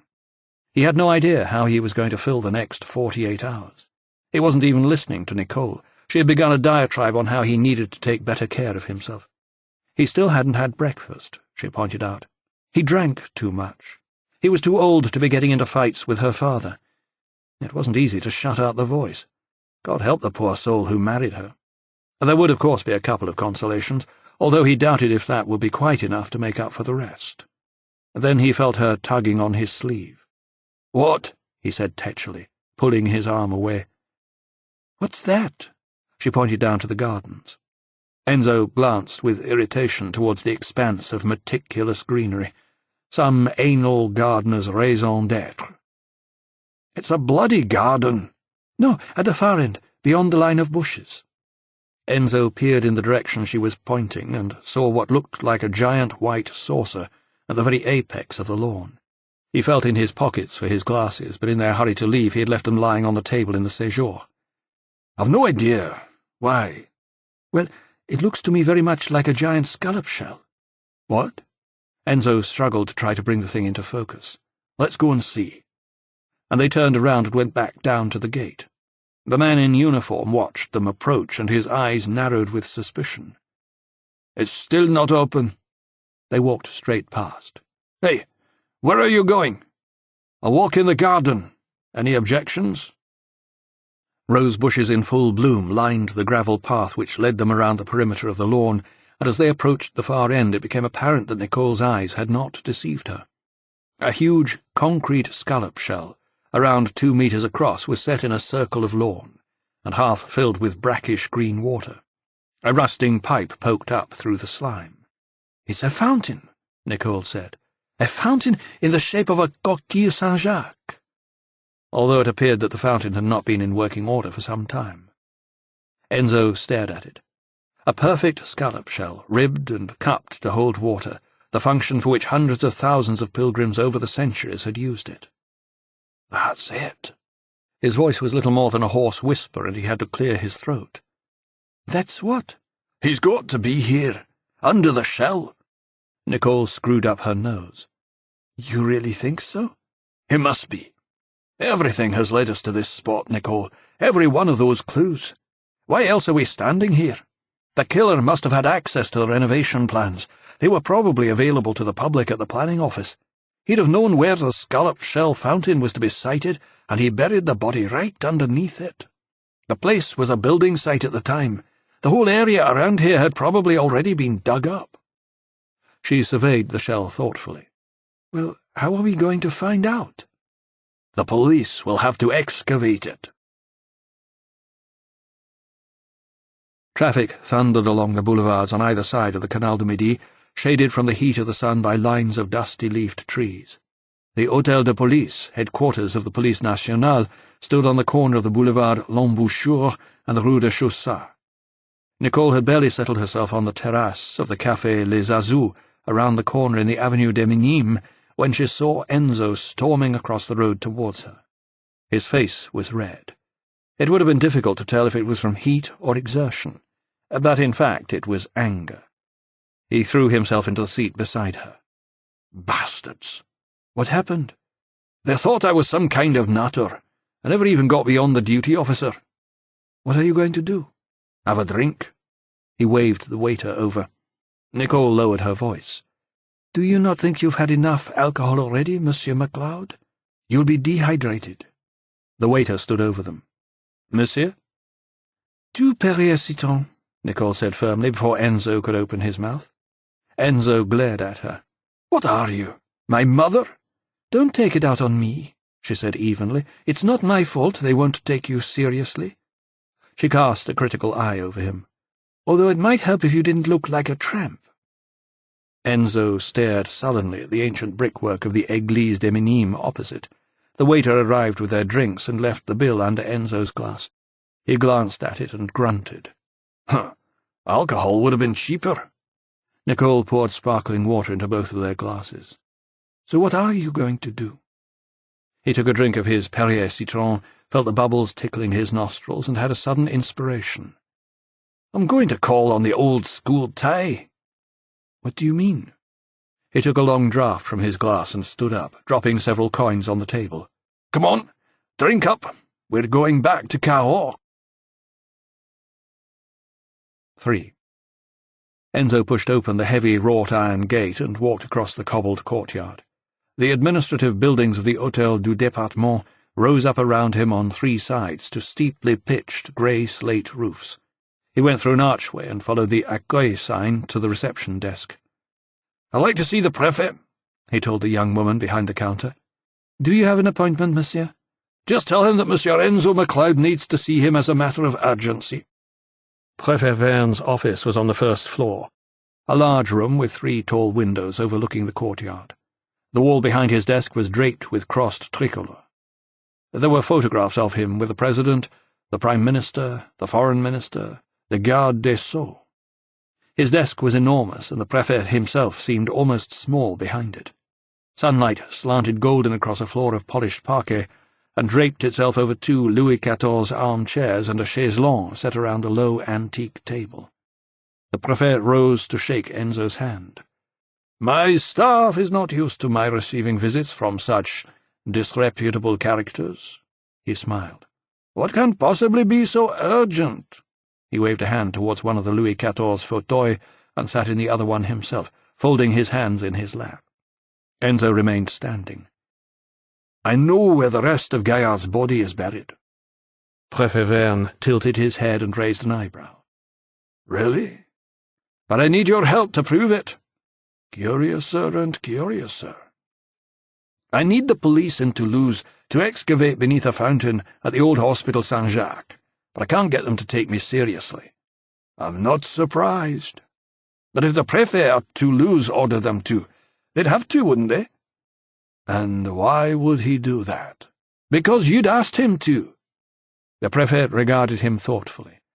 "And why would he listen to me?" "Because he's almost certainly another énarque, and you ENA old boys stick together, don't you? A favour here reciprocated there.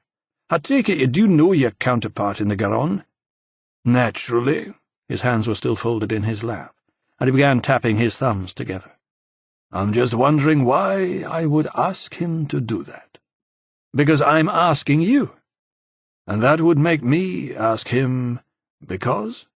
"Because we have a bet," Enzo said, "that I can't find out what happened to Jacques Gaillard and why. I imagine that's probably pretty common knowledge by now." Prefet Verne gave a tiny shrug. "These things have a habit of getting around.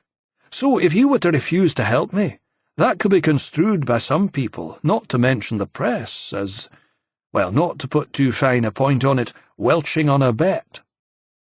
The smile faded just a little from the Prefet's eyes, and he pursed his lips in quiet contemplation.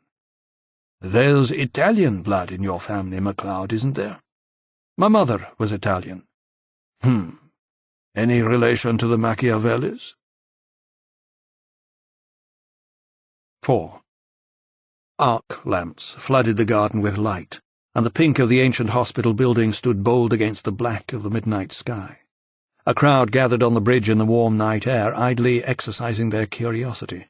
They had no idea why there were police cars filling the tiny car park below, or that the white vans they saw belonged to the Police Scientifique, and they could not see what was happening behind the canvas barrier erected around the fountain, but they knew that something was going on. The caterpillar tracks of the crane had chewed up the once pristine lawn, and it swung high above the Toulouse skyline as its cable strained and pulled, lifting the great concrete Coquille Saint-Jacques clear of the barrier. A municipal plumber had disconnected the pipes and turned off the water. Men in white Tyvek suits drifted around the site like ghosts, directing a digger in its painfully slow process of excavation, ready to take over at the first hint of discovery, prepared if necessary to remove the dry, crumbling earth one grain at a time. Behind the barrier, Raffin stood next to Enzo, the collar of his jacket turned up as if the evening were cold. His hands were thrust deep in his pockets, and he was watching the proceedings with an odd sense of professional detachment. He had caught the first flight from Paris after Enzo's phone call.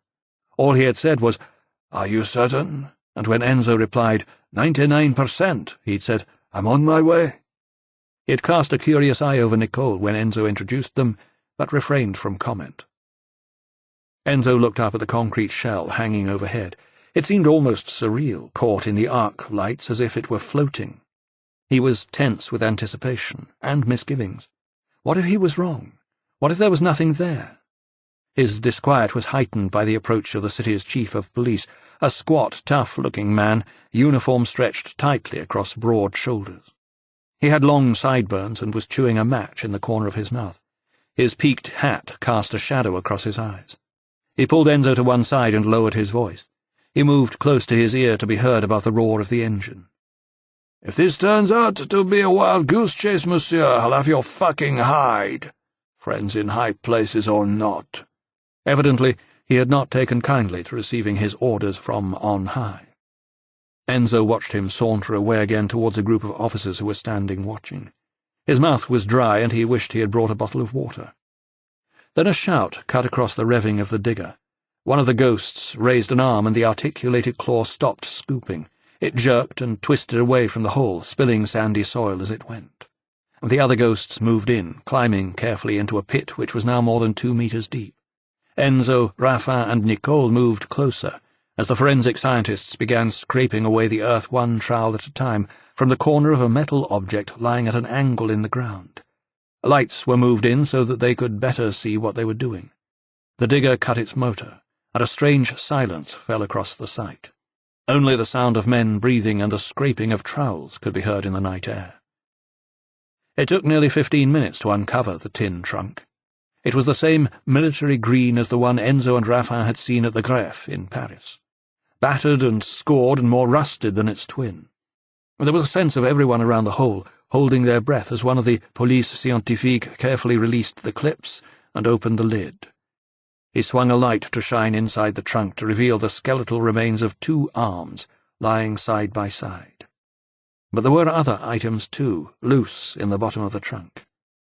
A forensic photographer was lowered carefully into the hole to make a photographic record of the trunk and its contents, before the head ghost crouched down to examine them more closely with delicate, latexed fingers.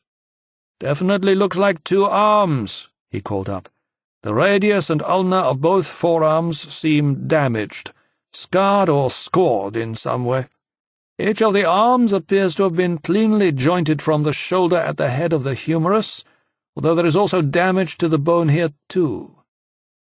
He turned his attention then to what looked like a rectangular wooden box. "It's a Moët & Chandon presentation box." A quality in his voice reflected the bizarre nature of his words. He slid off the front cover to reveal that it was filled with wood wool, finely curled wood shavings packed around a champagne bottle. "Dom Perignon, 1990. It's never been opened." Now his voice carried a hint of disbelief. He replaced the lid and lifted up a moulded pewter crucifix adorned with the figure of Christ. It was about 15 centimeters long. He turned it over, examining it minutely. "There's something engraved on the back." He produced a small eyepiece to magnify it. "It's a date. April the 1st. He looked up at all the faces looking down at him from around the edge of the pit. "Is it a joke?" "Do you hear us laughing?" the police chief said grimly. The forensics officer laid the crucifix back in the bottom of the trunk and lifted a small disc which looked like a bronze coin. "It's a lapel pin." He examined it. 2 men on a single horse in relief on the front, an inscription around the perimeter. He used his eyeglass again. "Sigillum militum expisti," he read. Then, "Latin, I think. No idea what it means." He put it back in the trunk and picked up what seemed to be another coin, but it turned out to be a simple metal disc engraved with the word utopique. "Looks like a name tag for a dog." The officer laid it down and picked up the final item in the trunk, another bone. "Doesn't belong to the arms," he called. "Too short to be from a leg. I don't know what it is." He looked up again, his face a mask of confusion. "Jesus Christ," he said. "What's all this stuff supposed to mean?" But Enzo knew what it meant. He stared into the pit, focused on the contents of the trunk. The sickening realization had already dawned on him that these body parts and the things found with them were just more pieces of a much bigger puzzle, and only the beginning of some kind of macabre treasure hunt for the remaining bits of the murdered man. Chapter 10. They drove up Avenue President Wilson to the Place du Trocadero. Across the river the left bank fell away below them, still dominated by the Eiffel Tower. This close it was a massive presence, its unmistakable girdered steel structure piercing the evening sky. On the concourse of the Place des Droits de l'Homme, crowds had gathered to watch an anti-China demonstration by the extreme religious group Falun Gong, whose leader claimed to be a visitor from outer space. Enzo wondered where he had parked his flying saucer. The cafes around the Place du Trocadero were doing brisk business. There were queues standing outside Carrette, people desperate for seats on the terrace. They were in the 16th arrondissement, after all, and this was the place to be seen. worth standing in line for 20 minutes with your shih tzu tucked under your arm. Enzo felt as if all his faculties of perception had deserted him. The items found in the trunk under the shell in Toulouse made not the least sense to him, not that there had been even 5 minutes to consider them. He and Raffin and Nicole had spent most of the night being questioned by police, a long, sleepless night. And then, this morning, he had been summoned to Paris and a rendezvous with the French Minister of Justice, otherwise known as the Garde des Sceaux, literally the Keeper of the Seals, one of the most powerful and prestigious posts in government. Political master of both the police and the French justice system, Enzo had assumed that the minister wanted to congratulate him on the success of his investigation. Raffin had a more cynical take on it. "They're going to warn you off." "If I was going to be warned off, surely I would have been summoned to her office at the ministry, not invited to a private dinner at her apartment." Raffin shook his head. "If she called you to her office, that would make it official, and you would run from the building screaming, 'Cover up!' Dinner in her apartment means it's all off the record. She'll appeal to your sense of duty, request that you desist rather than order it. But why? What has the government got to hide? It's embarrassment. 10 years ago the top advisor to the Prime Minister disappeared. It was a mystery. No one could explain it. The papers were full of it for a while, and then it just went away, and it remained a mystery. Everyone could live with that. But you've just proved that he was murdered. Not only murdered, but dismembered, and bits of his body strewn about the country. And now people are going to want to know why. It's already caused an uproar in the press, and when my piece appears in Libération tomorrow on the discovery in Toulouse, the government is going to have a very red face. The leader columns are going to be asking why. With all the resources at their disposal, the government and the police in 10 years were unable to solve the mystery of Gaillard's disappearance, when a biology professor from Toulouse could do it in under a week." Raffin grinned. "I tell you, Enzo, your name will be mud at the Élysée Palace." "Well, at least it's mud in classy places," Enzo said. Raffin turned his car into the Avenue Georges Mandel. A tree-lined walkway between the two carriageways was named after the opera singer Maria Callas. Raffin pulled up outside the apartment block at number 33, opposite the late diva's former apartment. Enzo got out and stood uncomfortably on the pavement, unaccustomed to the formality of a suit and collar and tie. The air was soft and warm after the heat of the day. Kids on rollerblades drifted past. A young couple stood embracing and kissing unashamedly in the middle of the street. A man with a young girl perched on the back of his bike cycled by at a leisurely rate.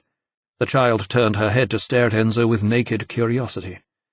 Raffin leaned across to the open passenger door. "Don't let her bully you, Enzo. Let me know how you get on." Enzo watched Raffin's car head back towards the Trocadero, and he turned to look up at the apartments behind him. 5 floors, clad in pale stone, hacked from the catacombs of Paris. An inner courtyard reverberated to the sound of voices from the open windows of a first-floor apartment. Enzo could see figures in dinner jackets and evening dress milling around a large salle with champagne flutes in their hands. But that wasn't his destination. He pressed a buzzer, and after some moments a woman's voice responded. "Enzo MacLeod for Madame Marie Aucun," Enzo said, and an electronic mechanism released the lock on the door. He crossed a mosaic floor, passing between marble pillars to a red-carpeted staircase, and climbed 2 floors to the apartment of the Minister of Justice.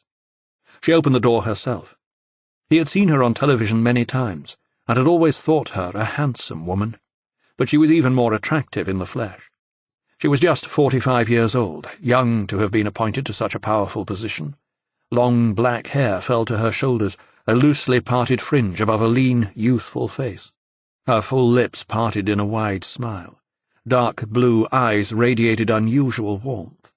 She was smaller than Enzo had imagined, a sheer black evening dress clinging to a slim figure, the slash of her V-neck revealing the ivory-white skin of her neck and just a hint of a cleavage between small breasts. "Monsieur MacLeod, I'm so pleased you could come." Enzo wondered if he'd had any choice in the matter. "It's my pleasure, Madame la Ministre." She smiled at his clumsiness in addressing her and presented him with her hand. He took it awkwardly. "Please," she said, "come in." Light spilled into the hall from leaded windows. Exotic hand-carved wooden figurines stood on a marble-topped dresser. A huge antique armoire reached almost to the corniced ceiling. "Lyonnaise," Marie Aucoin said. "Louis XIV." She smiled. "You know, there is a depository in the 13th arrondissement of priceless antique furniture from which government ministers can choose to furnish their offices.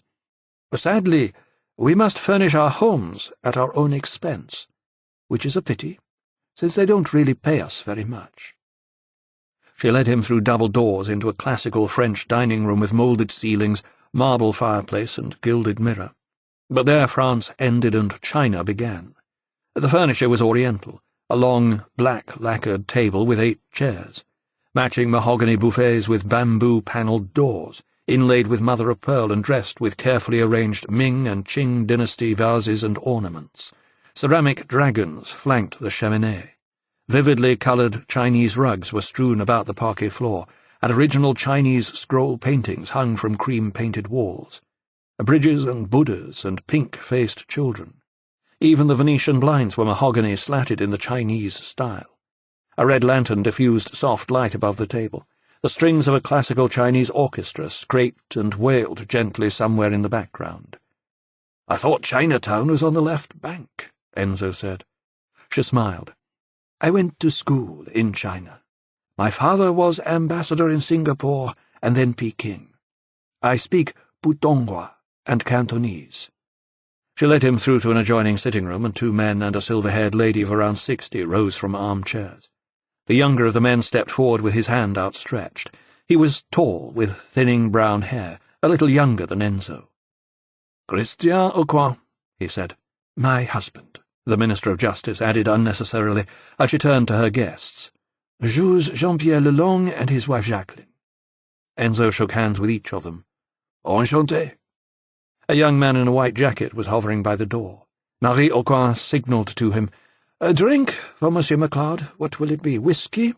That's what the Scots drink, isn't it?" "That'll be fine." "Any particular mark?" "Glenlivet, if you have it." Enzo thought that she almost certainly would not. But she was unperturbed. "Of course." She nodded to the waiter and ushered Enzo to a seat. "Juge Lelong is one of the foremost juges d'instruction in Paris. You know what a juge d'instruction is, don't you?" "A judge who instructs the police in the investigation of a crime, I believe." "You're familiar with our legal system, then?" "I have lived here for 20 years, Minister." "Of course you have.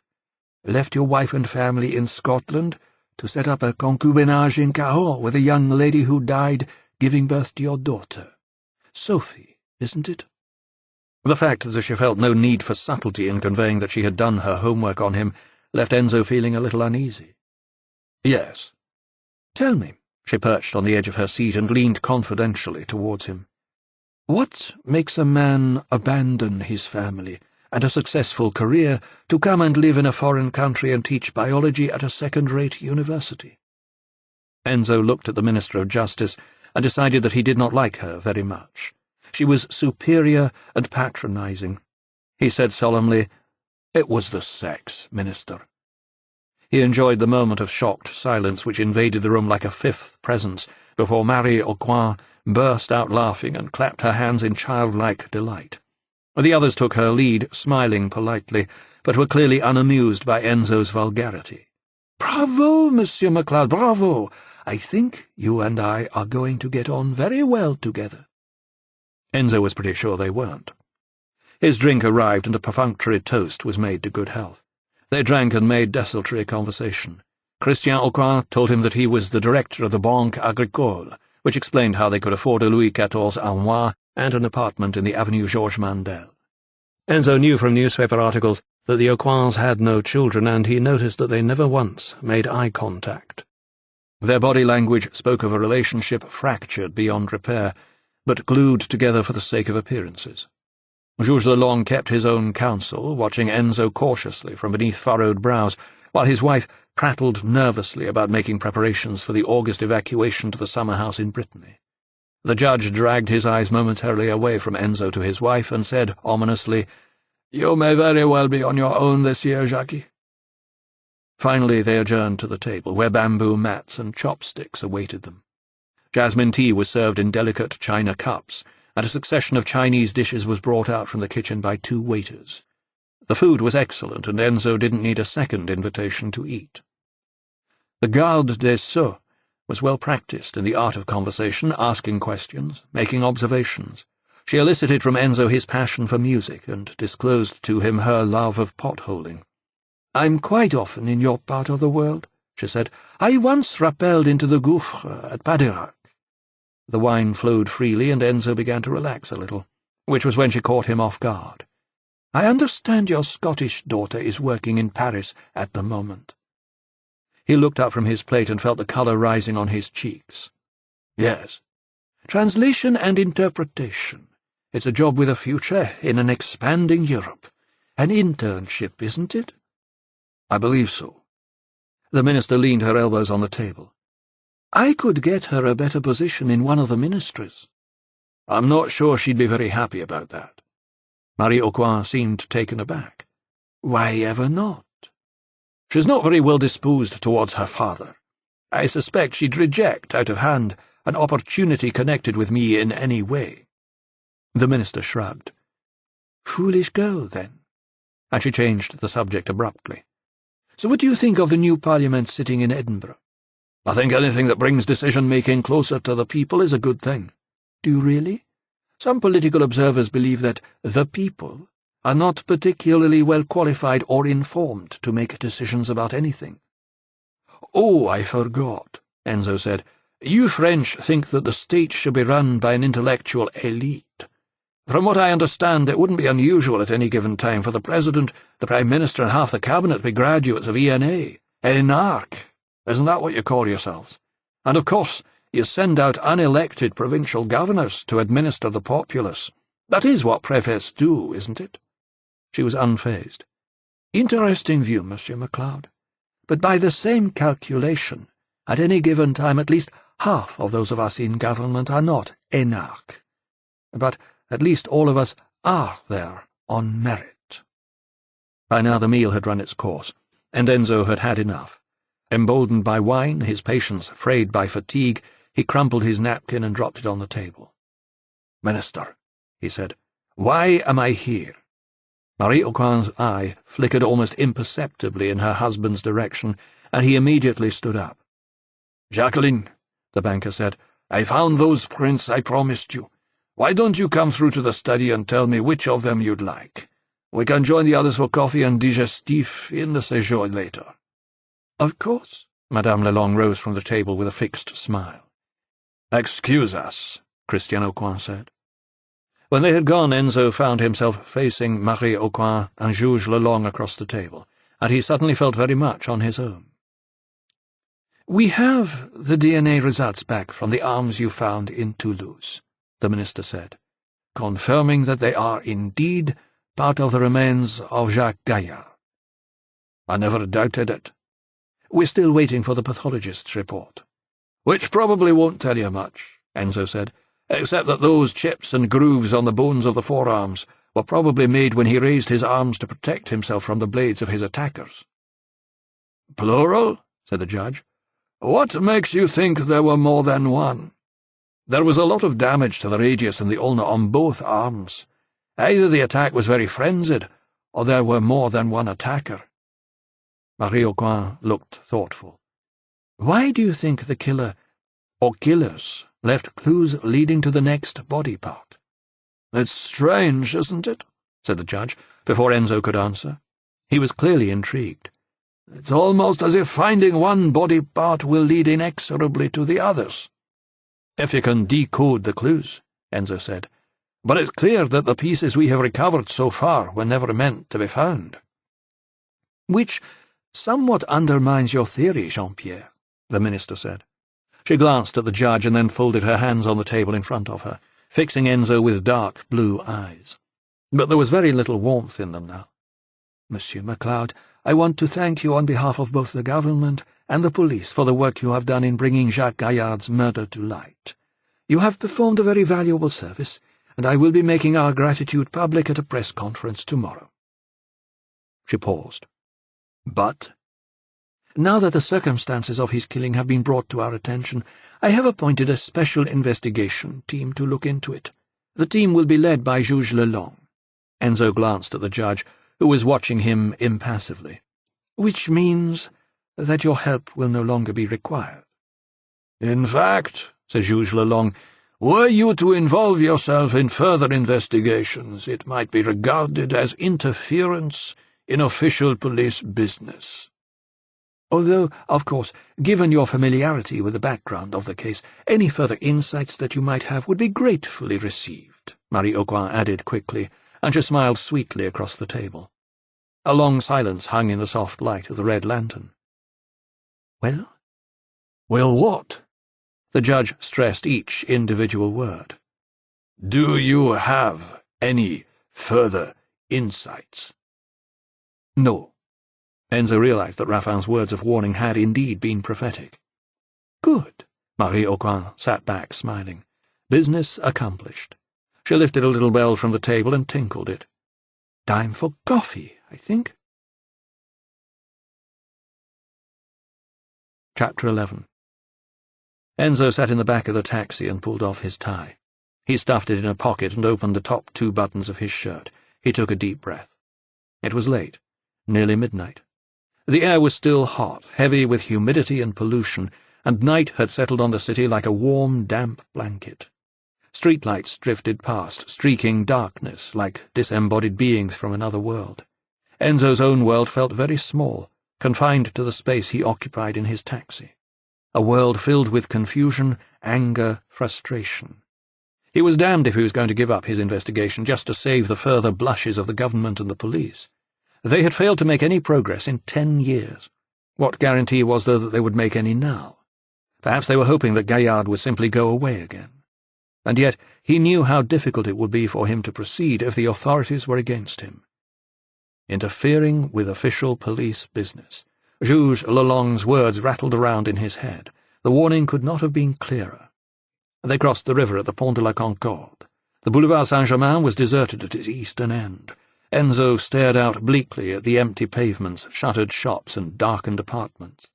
As they passed the junction with the Boulevard Raspail, he could see the lights of the 6th arrondissement ahead of them. The cafes would still be full, and only now would late-night diners be debauching from bars and brasseries. He could almost hear the narrow streets around his studio echoing with their laughter, and he was not sure that he could face it. On an impulse he told the driver to take him to the Ile Saint-Louis instead, and he got out in the Rue des Deux Ponts. The street was quiet as he watched the taxi recede into the night. The cafe on the corner where he had sat watching for Kirsty just a few days earlier was closed. They were sweeping out in the restaurant where he had eaten lunch. He stood on the pavement and wondered what he was doing here. He walked to a point opposite the entrance to her apartment. The buildings on this side had been recently renovated. There was a for sale sign outside the first-floor apartment above him. He craned his head up towards the attic studios opposite and wondered if Kirsty's place looked down into the street. There were lights on in a few windows. Was one of them hers? Did she ever think about him, except in anger? His own father had died when he was a young man, so he knew what it was to be fatherless. Why had he come here, drawn back like a moth to the flame? Guilt?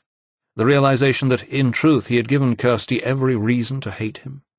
He knew, after all, that his own pain was self-inflicted. He sighed. This was stupid. He thrust his hands in his pockets and turned towards the Rue Saint-Louis-en-l'Île. It would take less than 15 minutes to walk back to his studio. A taxi passed on the other side of the street and pulled up outside the door to Kirsty's apartment. A young couple stepped out, and the taxi remained idling at the curb. The girl had long chestnut hair drawn back in a loose knot, and he heard her laugh, a familiar sound to him even after all these years. He drew back into a doorway and watched as the young man cupped her face in his hands, talking to her earnestly for some moments before drawing her face to his and kissing her. They embraced then and kissed once more, a long, lingering kiss. Enzo watched, with an ache in his chest and a knot in his stomach. When they broke apart, the young man said something, and they both laughed. She was happy, and Enzo would have given anything to be able to share in that happiness. Her young man climbed back into his taxi, and she stood waving as it headed off towards the Pont de la Tournelle. She glanced back along the street, and Enzo pulled further into the shadows. For a moment he thought she had seen him, but then she turned and punched in her entry code and was swallowed up by the building. He stood in the dark for 10, maybe 15 minutes. After all the misery with which he had tainted her life, she was still capable of laughter and happiness. He had no right to make her unhappy again. It was just being selfish, in search of forgiveness to exorcise the guilt which had haunted him all these years. It was the same selfishness which had prompted him to leave in the first place, to steal away the father she had loved. Nor all thy piety, nor wit, shall lure it back to cancel half a line, nor all your tears wash out a word of it. He made a decision, standing in the doorway, her laughter still echoing distantly in his memory, that he would never bother her again. She didn't want him. It was her choice to make, and he had no right to try to change her mind. He had had his chance once and failed her. The least he could do now was let her get on with her life, free of him, free of the past, a past that he too must put behind him and move on. He stepped out of the shadows and crossed the street, turning left into the Rue Saint-Louis-en-Lille. The lights of shop windows fell out across the street. Patches of shadow where apartment buildings and doorways stood in darkness were like missing teeth. It was oddly quiet here in the heart of the city, the calm at the centre of a storm. The traffic was a distant rumble. There was no one else in the street. At the far end, the Brasserie Saint-Louis was shut, tables and chairs stacked up on the pavement under its awning. He heard his own footsteps echoing back from the apartment blocks rising on either side, each step laden with resignation. But the echo seemed odd, unsynchronized, and he realized that they were not his footsteps. There was someone else in the street. He stopped, turning to look behind him, but he could see no one. The dislocated echo had stopped too, a trick of acoustics, perhaps. He continued towards the end of the street and heard the sound of following footsteps again, some way back. He swiveled and caught a fleeting movement in the shadows of a gateway leading to a courtyard. Again the echoing footsteps had ceased abruptly. Was there someone lurking there? His mouth felt dry, and he became aware for the first time that his pulse rate had increased. He realized he was afraid and was not sure quite why, except that someone seemed to be following him and didn't want to be seen. He picked up pace towards the Brasserie Saint-Louis, and there it was again.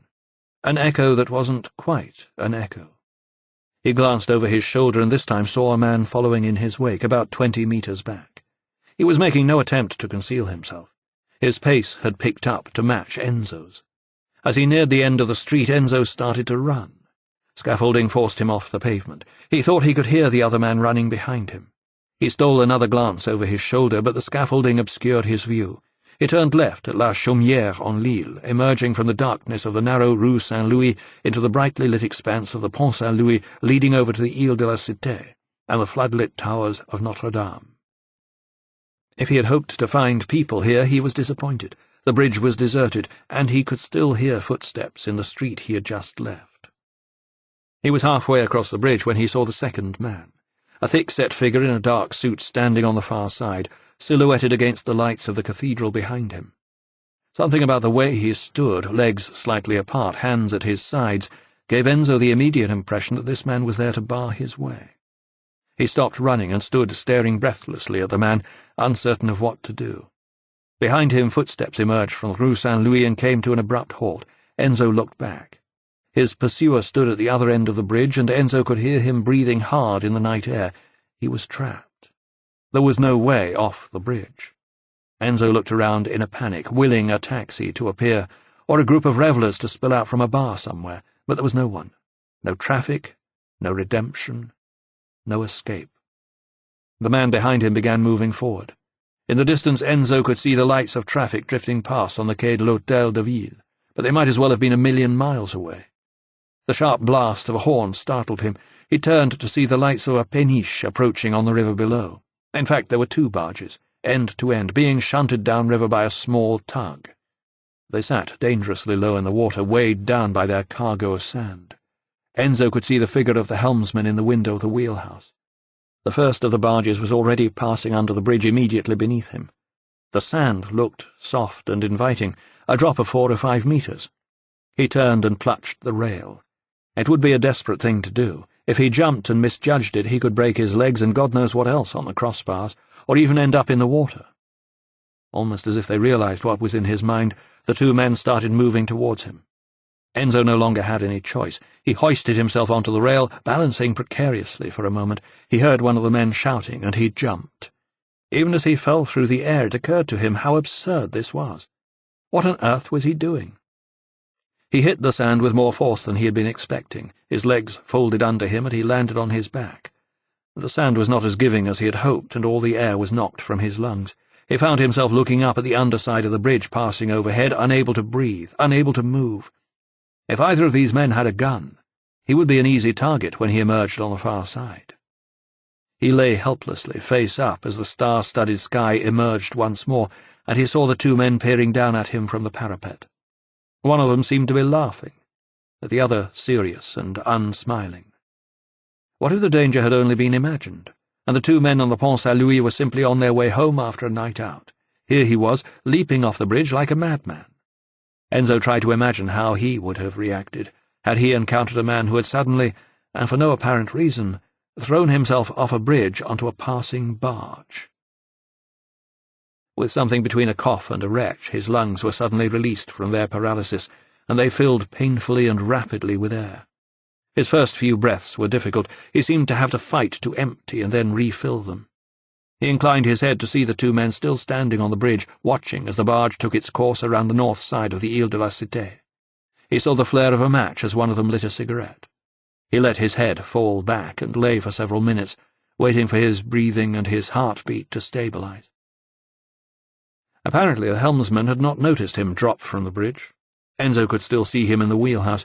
He was smoking a cigarette and occasionally lifting a mug of coffee to his lips. They passed under 4 bridges and were clearing the tip of the Ile de la Cité, emerging again into the full flow of the Seine.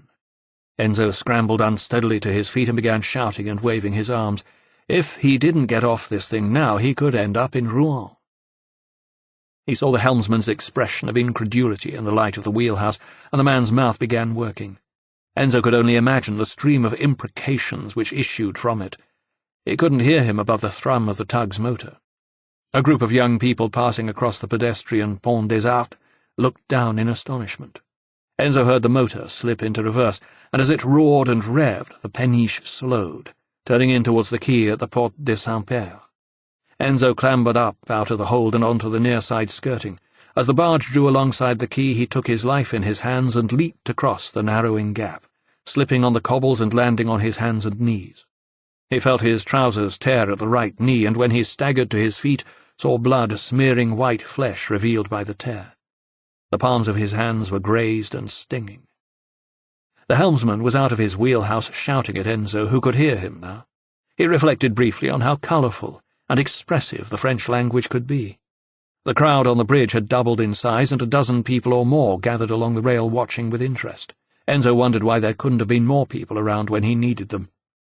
Across the river he could see the long, south-facing elevation of the Louvre, huddled in muted lighting down the length of the quay.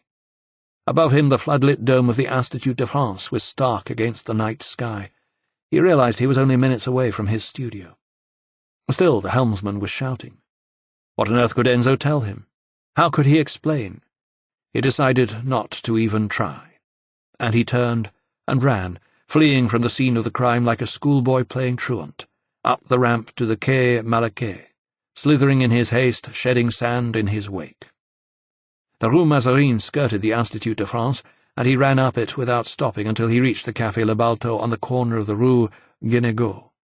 There he stood gasping for several minutes, leaning against the wall beside the door to his apartment block, until he was collected enough to tap in the entry code and step into the safety of the hall.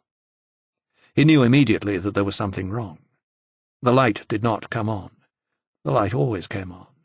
It was on a timer which kept it burning long enough to reach each landing and hit another switch to take you up to the next. It saved electricity, but without it the stairwell was pitch dark. Enzo stood holding his breath, listening intently.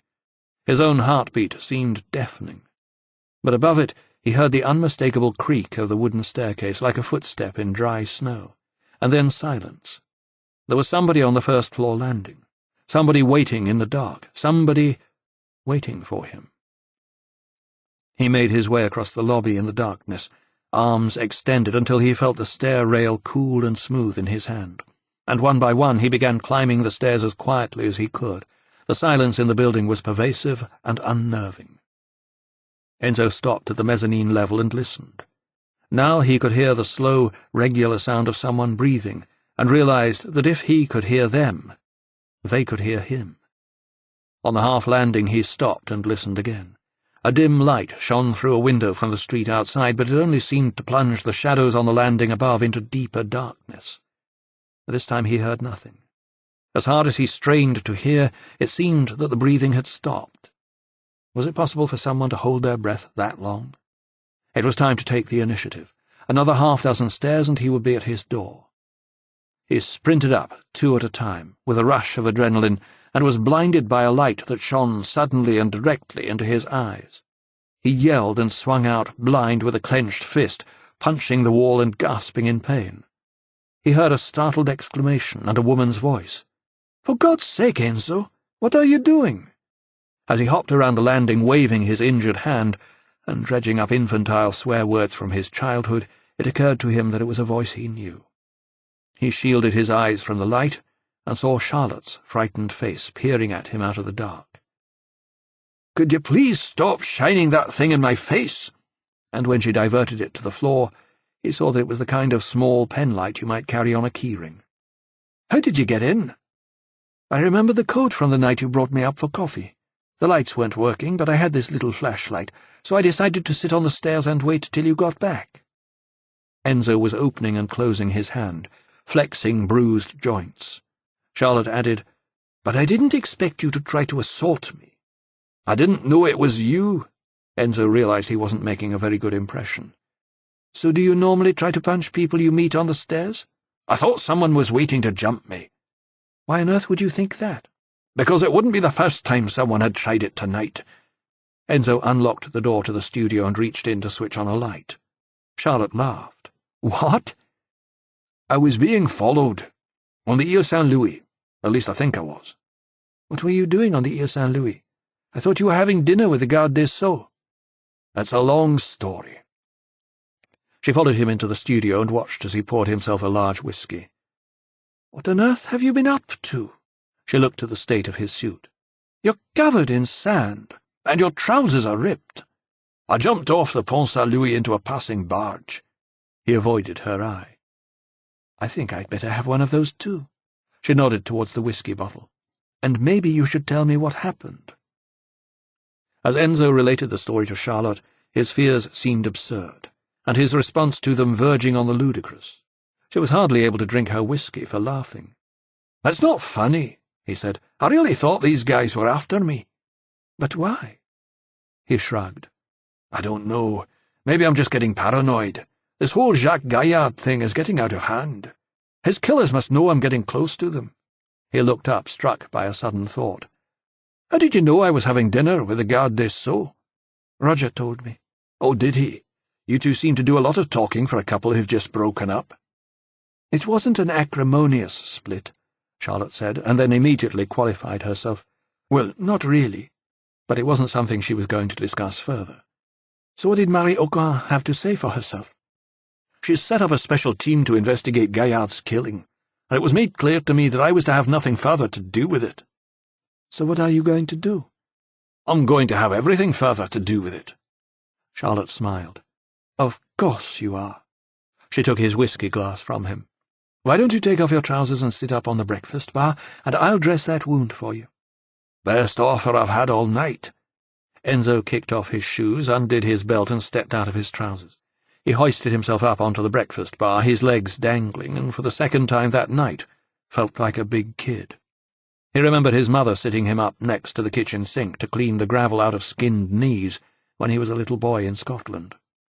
Charlotte found a sponge in an unopened pack under the sink and some disinfectant.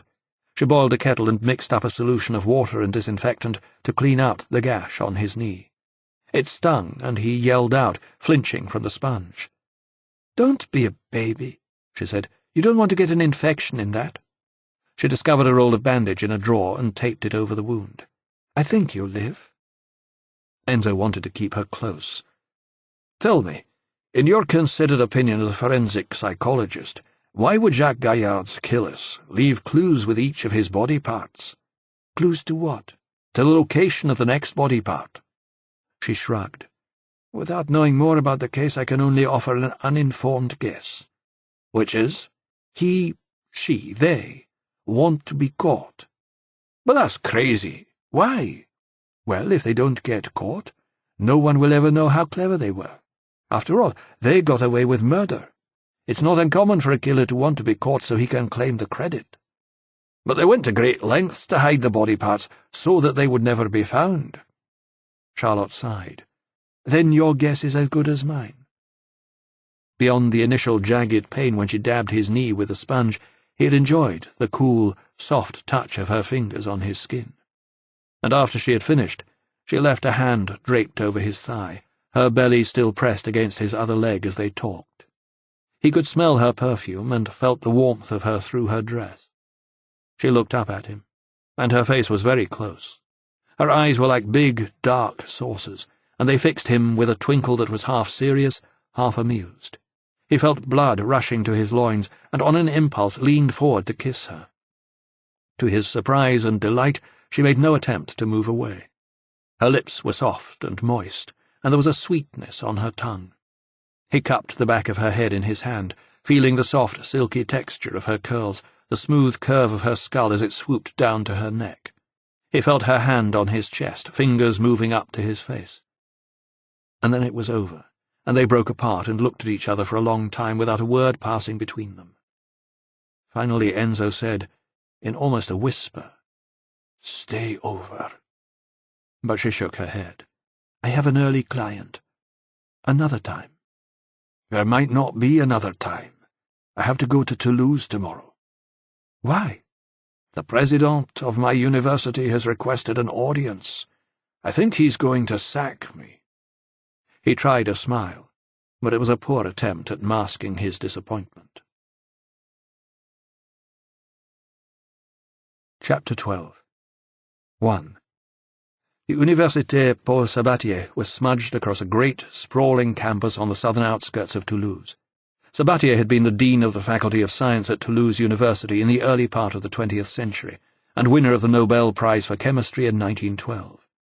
Enzo had often thought how the great man would have been horrified to see the crumbling collection of faculty buildings thrown up in his name 30 years after his death. The science-based university consisted of disparate, ugly concrete blocks separated by vast car parks and scrubby patches of sun-scorched grass, which turned to mud in winter. From the dilapidated administration building, an avenue of trees flanked a long rectangle of green, stagnant water, leading to a series of lawns providing a perspective to the distant classical Lycée Bellevue on the other side of the Route de Narbonne. Enzo parked in front of the administration block and climbed broken steps, past graffitied pillars, to the main entrance hall. The office of the Président was one floor up on the mezzanine level. His secretary ushered Enzo into his office and told him that the Président would be with him shortly. Huge glass windows gave out onto the view towards the Lycée Bellevue, whose belle vue the university was spoiling. Students attending summer courses ambled across the concourse below, unhurried in the striking heat of the southern sun. The office was airless and hot. There was no air conditioning, and Enzo took a handkerchief from his satchel to mop his forehead. He sat down in front of the Président's vast desk and let his eyes wander across the shambles of paperwork which littered it. The Président's glasses lay half open on top of a pile of exam papers, designer tortoise-shell frames, lenses divided in two for distance and close work. On an impulse, Enzo reached over to pick them up. They were handsome spectacles, and he wondered if they might suit him. He put them on and stood up to try to catch his reflection in the window. As he did, he heard the door opening behind him, and he snatched the glasses from his face. He turned, slipping his hands behind his back to hide them. "MacLeod," the Président said, and he held out his hand. Enzo swapped the President's glasses from one hand to the other and firmly shook the one being proffered. When he returned his right hand to its place behind his back, it was only to discover that somehow the index finger of his left had become jammed in the bridge between the two lenses. He pulled discreetly, but it wouldn't budge. The Président dropped into his chair and regarded Enzo thoughtfully. "You're a damned nuisance, MacLeod." "Yes, Monsieur le Président." "Well, sit down." He waved a hand at the chair opposite. but Enzo knew he could not very well sit down with his hands behind his back. He yanked again at the glasses. "I'd rather stand." He felt awkward and foolish. "As you wish." The Président began searching about his desk, lifting and laying papers, a frown forming itself in deep lines between his eyes. "I spent an unpleasant 15 minutes on the phone with the Chief of Police yesterday. I suppose you can imagine the topic of conversation?" "I suppose I can." The Président flicked him a fleeting glance, suspecting sarcasm, then returned to his search. "He was adamant that the place for a professor of biology is in the classroom. And I have to tell you, I agreed with him." "Yes, Monsieur le Président." Finally, the frustrations of his fruitless search boiled over. "Where the hell are my glasses? I'm sure I left them on the desk. Damned things cost an arm and a leg." He looked up at Enzo. "You didn't see them, did you?" "No, Monsieur le Président." Enzo wedged the glasses in his right hand and pulled hard with his left. There was a loud crack as the frame broke in two across the bridge. The Président looked up. Enzo moved his head around as if his neck was troubling him. "Good God, man, I'd get that seen to," the Président said. He opened a drawer and pulled out that morning's edition of Libération, and Enzo slipped the broken halves of the glasses into his pocket. "And then this appears in the paper this morning." He held it up, but Enzo didn't need to look. He had read Raffin's account of the find in Toulouse during his flight down from Paris. "I know your background is in forensic science, MacLeod, but that is not the capacity in which you are employed by this university. Your antics are attracting unwelcome publicity. We require state as well as private funding, and we cannot afford to offend our political masters. There could be financial implications, you understand?" "Yes, Monsieur le Président." Enzo was wondering what to do with the broken pieces of the Président's glasses, which were burning a hole now in his pocket. "I've always thought you were a maverick, MacLeod.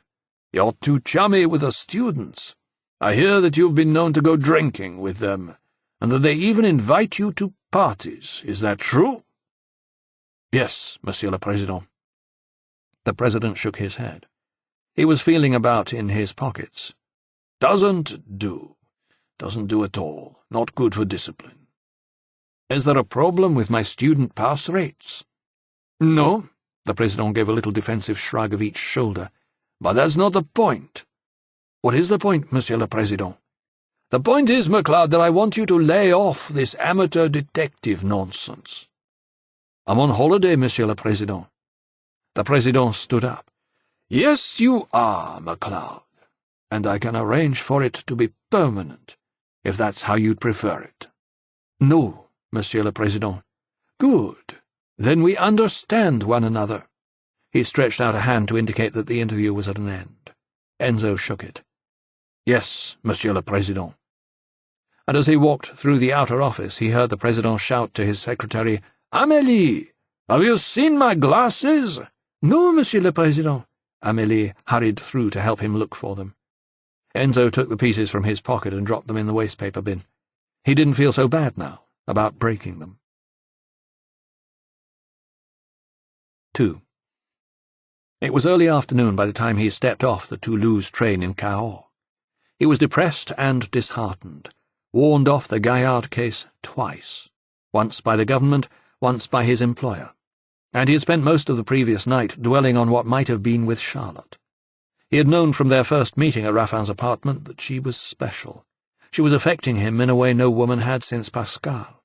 Dry mouth, palpitations, loss of self-confidence. It was uncomfortably like being a teenager again. He hardly knew her, and yet he knew that what he felt was more than just attraction. And last night, when they kissed, he had wanted simply to possess her, entirely. It had been hard for him to accept her rejection, and he had lain awake most of the night thinking about it. There was no knowing when he would next be in Paris, and so he had no idea when he might see her again. The only redeeming thought in which he found comfort was that last night it was she who had come to see him. He let himself go with the flow of disembarking passengers out through the station foyer and into the afternoon sunshine. It was a 15-minute walk back to his apartment, where the final straw awaited him. He saw it as soon as he opened the door. Bertrand's metal detector. He could not believe it was still there. "Sophie!" he bellowed, but there was no response. The apartment was empty. He had no idea where Nicole might be. He picked up the metal detector and stormed off down the stairs in search of his car. Bertrand's gym was on the west side of the river, across the Pont Neuf, at the far end of the Quai de la Verrerie. The gym had been converted to its present purpose from a disused muraterie. Tall windows along the front of the building flooded the interior with light. It was divided in two. There was a salle des appareils, filled with heavy weightlifting and fitness training equipment. A room beyond it with a sprung wooden floor was used for aerobics and dancing. One of its walls was lined entirely with mirrors, so that overweight housewives could watch their flesh heaving as they tried to exercise it away. Enzo had never visited the gym. He knew that it had an older clientele during the day and that in the evening it was a popular haunt for the town's teenagers. There were nearly 20 cars parked outside, and Enzo had trouble getting parked himself. He took the metal detector and pushed open the door. A number of middle-aged men and women looked up from miscellaneous pieces of equipment and nodded and mumbled bonjour. A television set mounted on the wall was belting out MTV music videos. There was a sour smell of body odour and feet. Through windows along the back wall he could see 30 or more women, ages ranging from 25 to 65, dance-stepping in time to an endlessly repetitive beat. Bertrand was leading them, calling out each change in step. He wore a muscle T-shirt and close-fit shorts that cut off just above his calf. Enzo had only ever seen him in jeans and loose-fitting T-shirts and was almost shocked by his beautifully sculpted physique. God only knew how many hours of muscle-burning weight training it took to build a body like that. Now that he was here, the metal detector in his hands, Enzo was not quite sure what to do with it. He could hardly burst into the aerobics class, waving it at Bertrand. He decided to wait until the class was finished. He sat down on an exercise bench and waited through another 10 minutes of mind-numbing dance beat before the women began streaming out towards the changing rooms, a babble of breathless, excited voices. He stood up and saw Bertrand laughing and joking with a group of them. Hard as it was to see past the facial piercing and the gelled, blonde-tipped spikes, with reluctance Enzo supposed that Bertrand was a good-looking young man. The women couldn't keep their hands off him, all anxious to kiss him goodbye, and he seemed to be enjoying it, flirting with them, encouraging them. His smile faded when he saw Enzo and the metal detector. He detached himself from the ladies and came across to shake his hand, the diamond stud in his nose glinting in the sunlight that slanted in through the front windows. Enzo grudgingly took the proffered hand. "You left something at the apartment." He thrust the metal detector into Bertrand's chest. He was taller than Bertrand, but the boy's physical presence was almost intimidating, a confrontation between the young buck and the grizzled old stag. "I can't leave it lying around here. It would be dangerous." "I can vouch for that, and I don't want it in my home." "Fair enough." Bertrand turned and headed out of the door with it. Enzo followed him across the car park to a battered white Citroën van. Bertrand opened the back doors and threw the metal detector inside. He closed the doors and turned to face his girlfriend's father. "You don't like me much, do you, Monsieur MacLeod?" "So you're quick as well as fit." Bertrand looked at him with hurt in his soft brown eyes. "I don't know why." "Because I don't want Sophie throwing her life away on a waster like you. I saw you in there with those women. Like some kind of—" Enzo searched for the right word. "Gigolo. Disgusting." "Monsieur MacLeod," Bertrand said patiently, "these women pay good money to come to my fitness classes. It does no harm to be nice to them. It's good for business, and as far as women are concerned, there's only one in my life, and that's Sophie." "She's not a woman. She's just a girl." "No, she's a woman, Monsieur MacLeod." Bertrand's patience was wearing thin. "She's not your little girl any more, so maybe it's time you started letting her grow up." Enzo exploded. "Don't you tell me how to bring up my daughter. I've done it for 20 years without any help from anyone. If it wasn't for you, she'd still be at university. She's thrown away her future. And for what? Some muscle-bound dickhead who spends his days prancing about a gym with a bunch of middle-aged women. What possible future could she have with you?" All the colour had drained now from Bertrand's face. He stared back at Enzo with eyes that blazed anger and humiliation. He pointed at the gymnasium. "You see that gym? That's mine. I created that. It was a derelict old factory until I raised the money to convert it. My father died when I was 14, and my mother couldn't afford to put me through college, so I did it myself. I took 2 jobs, working nights and weekends." Enzo was already regretting his outburst. "Look," he said, determined that things should take a more conciliatory turn, but Bertrand wasn't finished. "I've got a diploma on the wall in there, top of my year. Do you know how hard it was to get that? 10 grueling months at Crêpe in Toulouse, studying anatomy, physiology, accounting, diet, muscle development. Do you know how many people apply for entry each year?" Enzo shook his head. "No." "Hundreds. And do you know how many they take? 20. The physical test's tough. 20 tractions, 20 push-ups, 40 dips, 20 squat lifts, and as many laps of the stadium as you can run in 20 minutes. Then there's the written exam, general knowledge, an oral address to a panel on motivation and ambition, and then a grueling question-and-answer session where they can ask you any question they damn well like for half an hour. It would be easier getting into one of the Grandes Écoles." He paused for a moment, but only to draw breath. "So don't call me a waster, Monsieur MacLeod. I may be many things, but I'm not that. I do what I'm good at, and I'm good at what I do. I've worked damned hard to achieve what I have, and as far as Sophie's concerned, I did everything I could to persuade her to stay on at university. But she's the one who wanted to drop out. She told me there was no point in even trying to compete with her genius of a father." Enzo was stunned to silence, and felt the colour rising on his face. "Thanks for bringing the metal detector." Bertrand turned and went back into his gym. Chapter 13. 1. Enzo retreated to the apartment like the wounded stag that he was. The young buck had given him quite a mauling. There was still no one there when he got back. He picked his way into the séjour, which seemed, if anything, even more cluttered. There were empty cola cans lying around and pizza crusts in carry-out boxes. The air was stale and the heat stifling. He opened the French windows only to be hit by a wall of even hotter air. Which was when he noticed that his whiteboard had been cleared of its first set of clues, and a new set of images fixed around its edges. A crude drawing of 2 skeletal arms, a bottle of Dom Pérignon champagne, a photograph of a crucifix with the date April the 1st written beside it, a picture of a dog tag with Utopique handwritten across it, a diagram of a dog's skeleton with one of its front legs circled in red, a photograph of a lapel pin, complete with 2 men on a single horse, and the inscription Sigillum Militum Expisti, and someone had already begun trying to decipher them. There were words written up and circled, with arrows criss-crossing the board. "Oh, you're back." Enzo turned to find Nicole standing in the doorway grinning at him. He hadn't heard her come in. Her long hair tumbled over her shoulders and down her back, and her breasts seemed more prominent than usual in a tight-fitting T-shirt. Its V-neck exposed a substantial amount of cleavage. Enzo tried not to let his eyes be drawn by it. "I didn't know when you'd be, so I started without you," she said. "So I see." She brushed past him and sat herself at the computer, hitting the spacebar to wake it up. "Where did you get the images?" "On the internet." Enzo looked at the board and frowned. "Why the skeleton of a dog?" "Ah," Nicole beamed with pleasure. "Remember the bone that was in the trunk?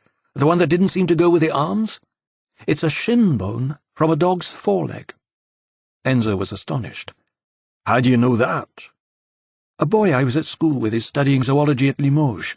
It was his professor who was called in by the Toulouse police to try to identify the bone." She grinned again, pleased with herself. "Word gets around." But Enzo was distracted from her self-congratulation by an odd, acrid smell that he noticed wafting into the room for the first time. He screwed up his face. "What the hell's that?" "What's what?" "That smell." "Ah," Nicole said, "that'll be the ducklings." "Ducklings?" "I put them in the bath.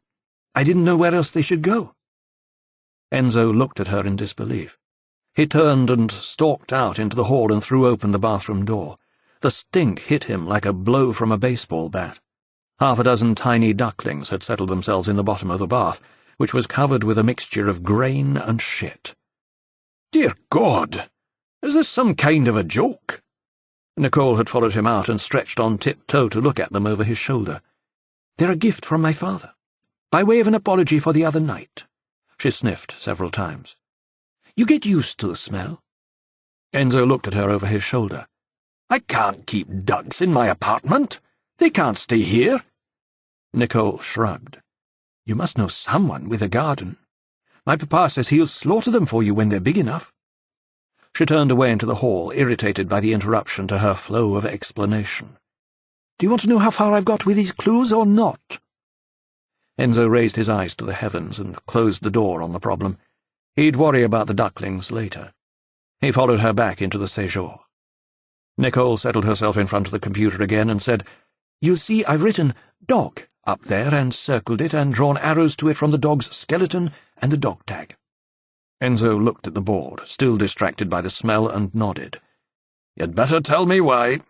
Well, it was the guy from the Police Scientifique who said it, about the disc with Utopique engraved on it, a name tag for a dog, he said it looked like.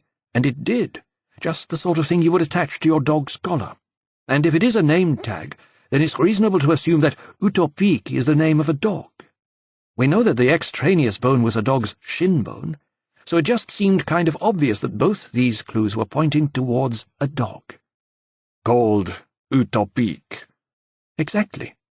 That's possible, Enzo conceded. He couldn't argue with the logic. Go on. Nicole beamed with pleasure. Okay, the champagne. Moët & Chandon, Dom Perignon, 1990. You have to figure that they didn't choose a 1990 vintage by accident. I've no idea why, but the date's got to be important.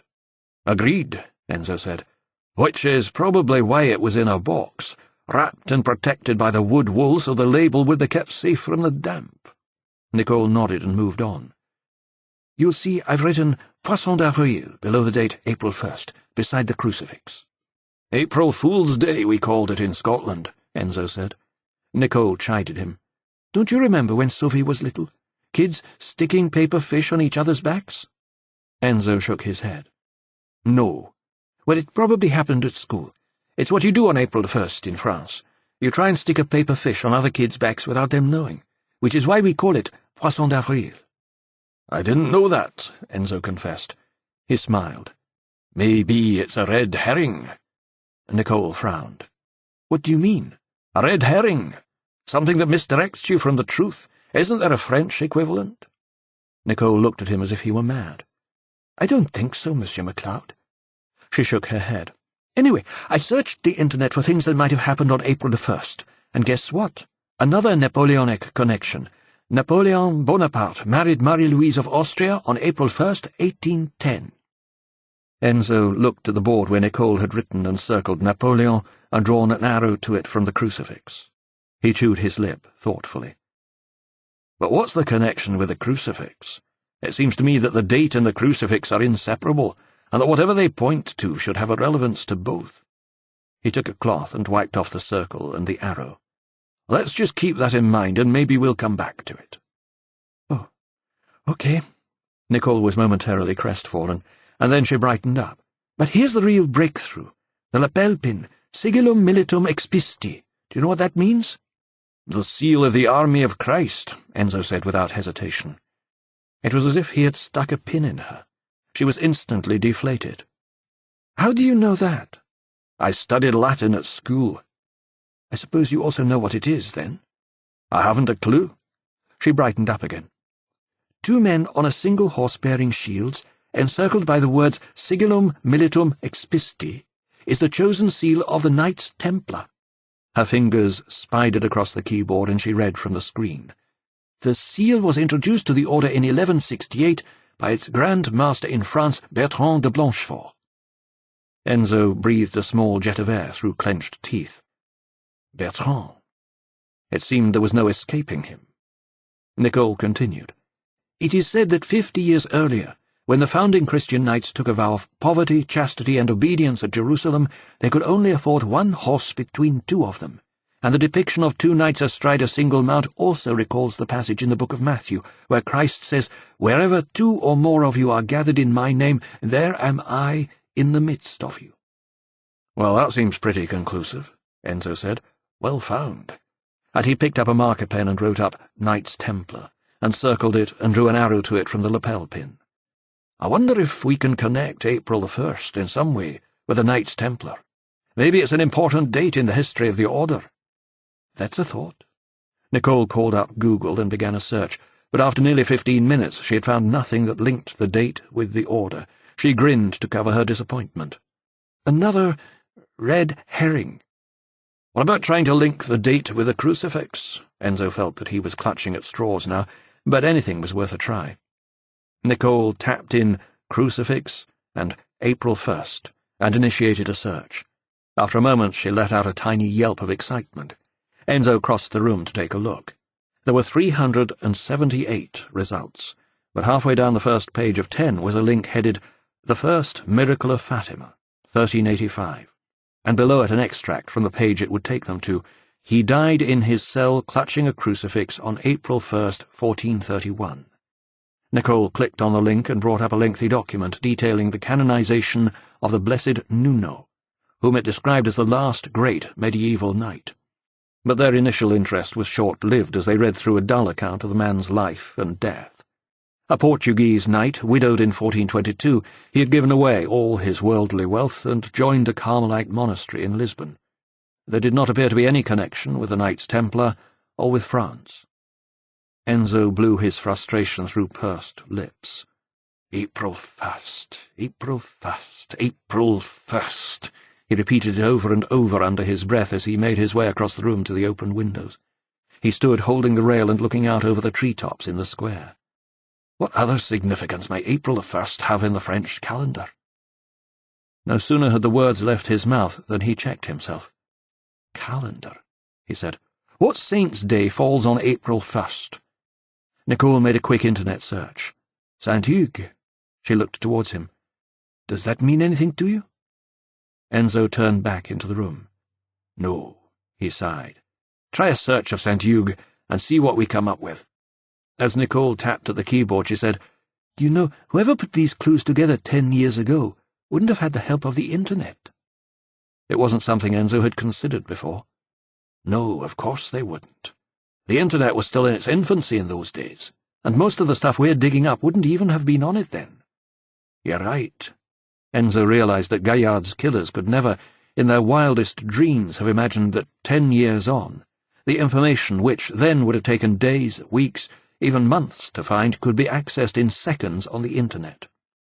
Oh my God, Nicole said suddenly. This is the only problem with the net. She was gazing forlornly at the screen. Information overload. There are 6,440 links to pages containing mentions of Saint Hugues. There seem to be lots of Saint Hugues, too. Saint Hugues de Cluny, de Grenoble, de Chartreuse. Do you want me to go on? Enzo shook his head. I need a drink. Nicole looked at her watch. It's too early, Monsieur MacLeod. Nicole, it's never too early. Enzo picked his way through to the dining room and opened a fresh bottle of whiskey from the drinks cabinet. Do you want something? A Diet Coke. There are bottles in the fridge. He poured himself a large measure and took her a bottle of Diet Coke. After removing a pizza carry-out box from his recliner, he settled himself in the chair. I see you've been eating well. I'm not much of a cook, Monsieur MacLeod. My dad really wanted a boy, so I know more about ploughing and shearing and milking than I do about cooking. Enzo took a long sip from his glass and closed his eyes as the whiskey burned down inside him. Immediately he sat upright again. We're missing something here. None of these clues stands alone. I mean, they always connect in some way with one or more of the others. He took another slug of whiskey and pinched the bridge of his nose between thumb and forefinger, closing his eyes again to try to concentrate. April 1st already has a religious connotation, because it's engraved on the back of a crucifix. So maybe we're not looking for Saint Hugues, just Hugues. So why don't we try combining Hugues with one of the other clues? What, like with the Knights Templar?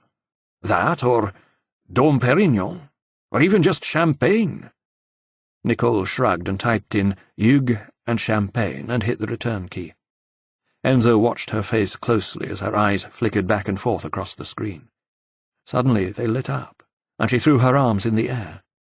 Monsieur MacLeod, you're a genius! And the word genius was like a finger poking at an open wound.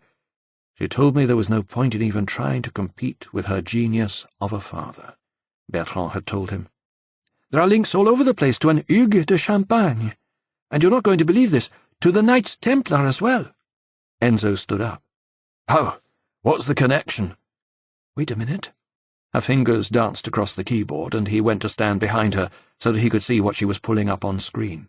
It was a page headed Hugues de Champagne, 1074 to 1125. Enzo leaned over to read it. Several paragraphs detailed his parentage, his childhood, his marriage, and then his first trip to Palestine in the year 1104.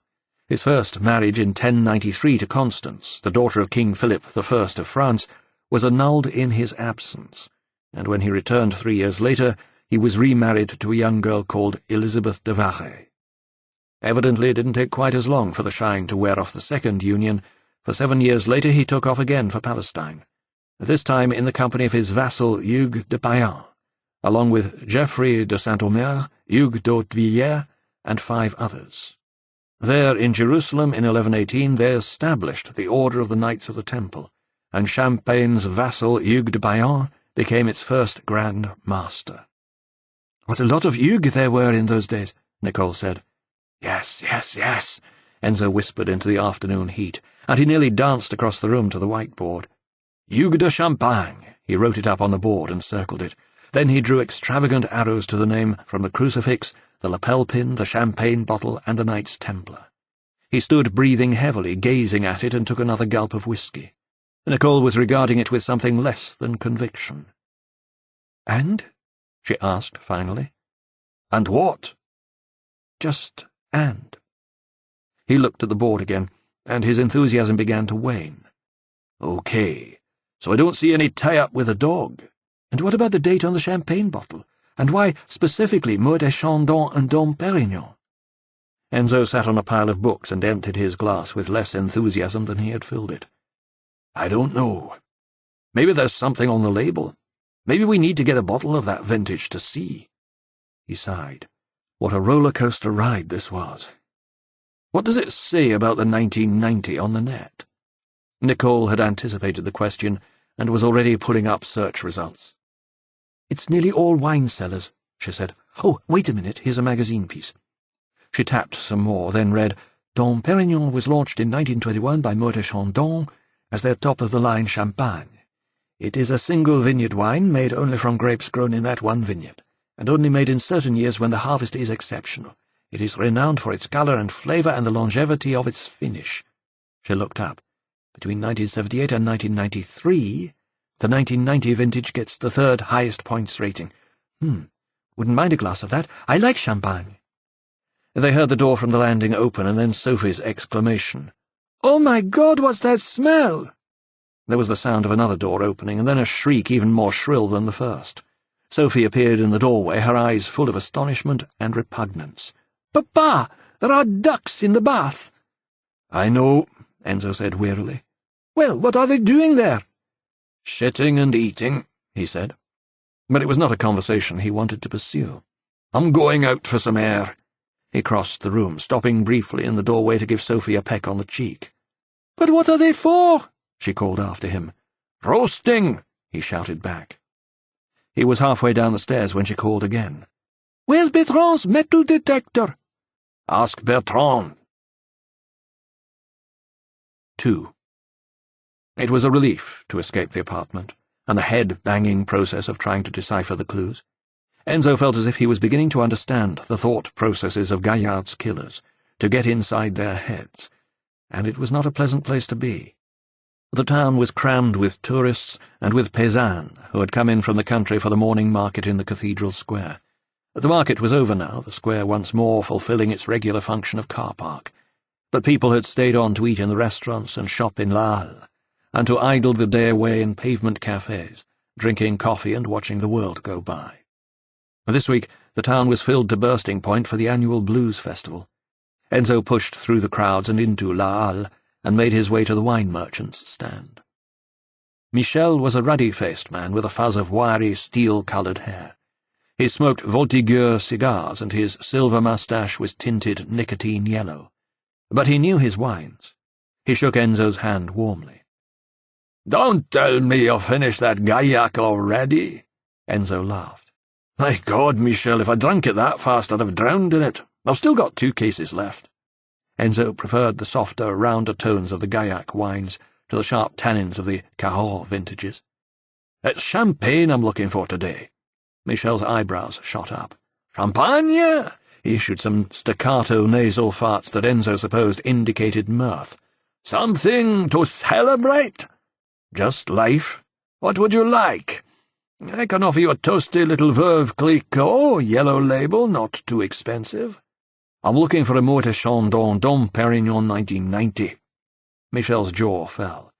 Merde alors! You're kidding. You don't have any? Michel laughed. I certainly do not. He held up a finger. But wait. He turned to his computer, flickering behind the counter, and tapped away at the keyboard, staring intently at the screen. Here we are, Dom Perignon 1990. He made a moue with his lips and blew a jet of air through them. A rare wine these days, my friend. Robert Parker described the 1990 vintage as brilliant. He grinned at Enzo. It's a sad state of affairs when it takes an American to tell us how good or bad our wines are. He tapped some more. Aha! Got you. He looked up triumphantly. I can get you a bottle. Today? Michel gave a very Gallic shrug of the shoulders and pouted pensively. About 2 hours? Ideal. Come and get it before we close up. Thanks, Michel. Enzo turned away. Don't you want to know how much it is? Enzo stopped in the arched gateway leading to the street. I suppose I should. How much is it? Well, normally it would be 150. Enzo nearly choked. Euros? Michel nodded and smiled. But, well, given the special circumstances... He thought for a minute, and Enzo reflected warmly on just how much he loved it here. People knew you, people did you favours. I'm going to have to charge 190. After 2 hours and several beers at Le Forum, Enzo returned to the apartment clutching his bottle of Morte Chandon. He was in mellower mood, in spite of his wallet being nearly 200 euros lighter. All the windows were wide open, and Sophie was on her hands and knees in the bathroom, scrubbing the bath with disinfectant. There was no sign of either Nicole or the ducklings. The smell had all but gone. Where's Nicole? Gone. Sophie kept her head down, still scrubbing. Gone where? Home. Why? Because I told her the ducks couldn't stay here, and that she would have to take them back to her father. Enzo flapped his arms in exasperation. Sophie! They were a gift. I don't want to offend him. Sophie looked up and shook her head. There are times I think I'll never understand you, Papa. We're talking about a man who broke into our apartment and beat you up, and you're worried about offending him? Enzo shrugged. That was a misunderstanding. Sophie spotted the bottle of champagne. What's the occasion? There isn't one. She followed him through to the séjour, peeling off her rubber gloves. Well, you don't just go buying champagne for no reason. I got it for the label. What? He placed the bottle on the table and searched through the drawers of his writing bureau until he found what he was looking for. A large magnifying glass. This is the make and year of champagne they found in the trunk in Toulouse. He started examining the label through the magnifying glass. I can't figure out why they chose this particular mark or vintage. There has to be something on the label. It was a classically shaped, sloping, shouldered bottle in dark green glass. There was a gold stamp on the black foil around the cage and cork. It said simply, Cuvée Dom Perignon. The label was in the shape of a three-pointed shield, greenish ochre in colour. Across the top of the label was the legend, Morte Chandon à Épernay, fondée en 1745. Beneath it, Champagne, Cuvée Dom Perignon, vintage 1990. Beneath that was a 5-pointed star and the alcoholic content, 12.5% vol. At the very foot of the label, Enzo's glass magnified 75 cl and brut. He hissed his exasperation. Well? What revelations on the label? Enzo flicked a look of annoyance over the top of his magnifying glass and then peered through it again. Wait a minute. There's something written around the edge of it. He read out, Élaboré par Morte Chandon à Épernay, France, muselé Épargnix. Illuminating. Enzo turned the bottle around to look at the label on the back. There was nothing but the Cuvée Dom Pérignon logo, a couple of recycling symbols, and a barcode. He banged the bottle down on the table. Putain! A complete waste of money. Papa! Sophie was mock-shocked. That's terrible language.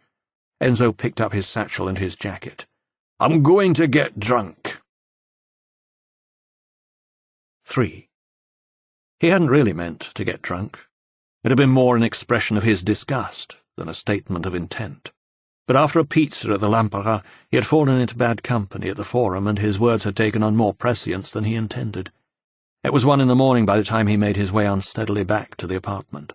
His meal and a night's drinking had cost a fraction of what he'd wasted on the bottle of Muerte Chandon. But that was of little comfort. The apartment was in darkness when he opened the door into the hall, confident that tonight he would not trip over Bertrand's metal detector. He did, however, manage to stumble over a pile of books in the séjour, and almost went sprawling. He banged into the table and knocked over his bottle of Dom Pérignon. It rolled away across the tabletop with a strangely hollow ring. He grabbed the bottle, and although the glass was heavy, it was not as heavy as it should have been. He carried it across the room and switched on the light. The foil wrapping had been torn off, the wire cage unwound, and the cork removed. The bottle was empty. Enzo stared at it in disbelief. He looked across the room and saw the discarded cage and cork on the table and 2 empty glasses. Anger fizzed up inside him. "Sophie!" His voice resounded through the silence of the apartment. He stood breathing hard, listening for a response, but there was none. Perhaps she was still out. "Sophie!" He stamped through the hall and threw open her bedroom door. Moonlight spilled through the window across the bed, and 2 frightened faces peered back at him from beneath the sheets. A night's drinking at Le Forum left him momentarily confused, and briefly he thought he was seeing double, until a diamond nose-stud twinkled in the moonlight. "Bertrand!" The boy was in bed with his daughter, in his own house. He couldn't believe it. "Jesus Christ!" he spluttered. Papa, I can explain. "No, you can't." He pointed a finger at Bertrand. "You! Get out!" "Yes, sir." Bertrand slipped stark naked from the bed, hunched modestly to conceal his embarrassment. He struggled to pull on his shorts and T-shirt, hopping from one foot to the other. "You drank my champagne?" Enzo wasn't sure which made him angrier, finding Bertrand in bed with Sophie or knowing that they had drunk his Muerte Chandon. Sophie was sitting up, clutching the sheet to her neck. "You said you only bought it for the label." "Jesus Christ, you did! Have you any idea how much that bottle cost?" Bertrand was trying to undo the buckles on his sandals. "Probably about 150 euros. Enzo swung blazing eyes in the unfortunate young man's direction. "And you still drank it?" "Papa, it was my fault. I thought you were only interested in the label, and it didn't go to waste, honestly." "Oh, didn't it?" "No. We really did have something to celebrate." She glanced at Bertrand, who prepared himself for an explosion. "Bertrand asked me to marry him." A black cloud descended on Enzo, and he felt a strange stillness. "Over my dead body." He turned a steady gaze in Bertrand's direction. "I thought I told you to get out." Bertrand shook his head in despair. There was no point in arguing. "Yeah, okay, I'm going." A sullen calm had overtaken him. "Papa!" Sophie wailed. Bertrand brushed past her father and into the hall, sandals dangling from his hand. He muttered something as he went. Enzo turned on him. "What was that?" Bertrand swiveled to face him. "Why would anyone in their right mind pay 150 euros just for a label?" 190, Enzo corrected him. "Then you were robbed." Enzo glared at him, inflamed by the knowledge that he was probably right. "That's an important clue in trying to solve a man's murder." "This Jacques Gaillard thing?" "Yes, only I can't figure out what it is." "What's to figure about a bottle of champagne?" "The vintage. It has to have been chosen for a reason." 1990? "Yes." Bertrand thought for a moment. "When exactly was Gaillard murdered?" "In 1996. The young man shrugged. "Well, there's your connection." Enzo frowned. "What do you mean?" The 1990 Dom Perignon wasn't released until 1996. How do you know that? Before I went to Crepes, I trained as a wine waiter for a year. And that makes you an expert? No, but I do know a bit about wine. Enzo's frown deepened. Next, you'll be telling me the significance of Dom Perignon. In relation to the murder of Jacques Gaillard? No. Bertrand was standing his ground defiantly. But I do know that he was born Pierre something, sometime in the mid-17th century, and he became a Benedictine monk before he was 20. He was less than 30 when he was appointed cellar-master at the Abbé de Hautevillers. I know that some people have credited him with inventing champagne, but actually sparkling wine was being produced a century earlier by monks in the south of France. I also know he was supposed to have been blind, allegedly heightening his sense of taste, but that's another myth. The truth is, he was just a damned good winemaker. He introduced blending to the Champagne region, and was the first person to successfully contain local sparkling wine in reinforced glass bottles with Spanish corks. Enzo looked at him in amazement. Sophie shuffled into the hall from the bedroom, the sheet wrapped around her. "I didn't know you knew all that stuff," she said. "I can show you his tomb if you want." Enzo scowled. "How do you mean?" "On the internet. There's a site where you can make a 360-degrees tour of the church where he's buried." Enzo had forgotten his anger. Through a fog of drink and fatigue, a strange clarity was starting to emerge. "Okay, show me." The three of them trundled through to the séjour, and Bertrand seated himself at the computer. "I can't remember the URL, but I'll find it." He made a quick search. "Here we are." He clicked on a link, and up came a site about Dom Perignon, with another link that took them to a pop-up photograph of his tomb, an engraved black slab set in a stone-flagged floor. Beneath it were arrows pointing up and down, right and left. By pointing the mouse at the arrows, it was possible to make the image move. Bertrand panned up from the tomb to an altar behind a black painted rail, and 3 stained-glass windows beyond that. It was possible to pan all the way up to the roof. By pointing at the left arrow, he swung them along a wood-panelled wall down the side of the church to rows of benches leading to the back. A massive, old-fashioned chandelier hung from the beams overhead. Bertrand kept the cursor over the left arrow, and they went through 360 degrees, returning to the altar where they'd begun.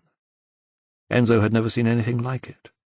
Sunlight fell in through the stained glass and lay across the floor in geometric patterns.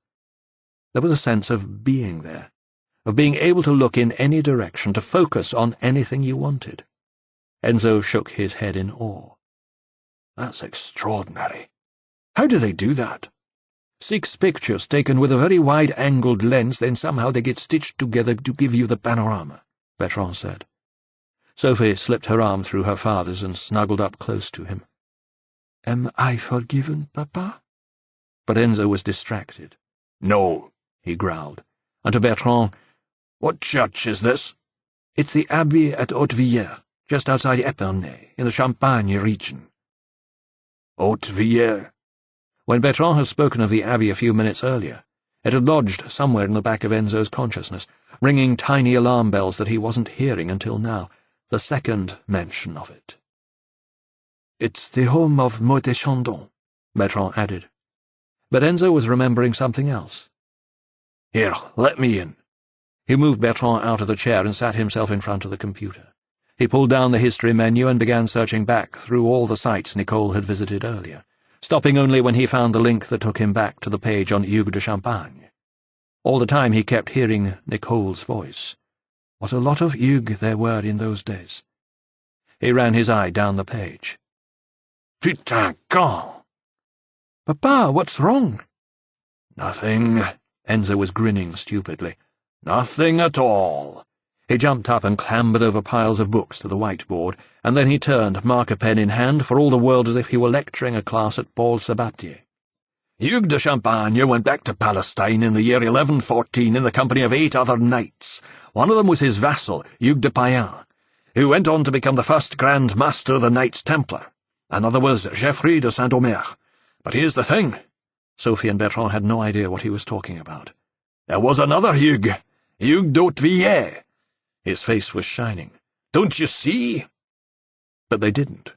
He turned to the board and wrote up Hautevillers and drew a circle around it. and then arrows to it from almost everywhere else. "Everything leads to Haute-Villers.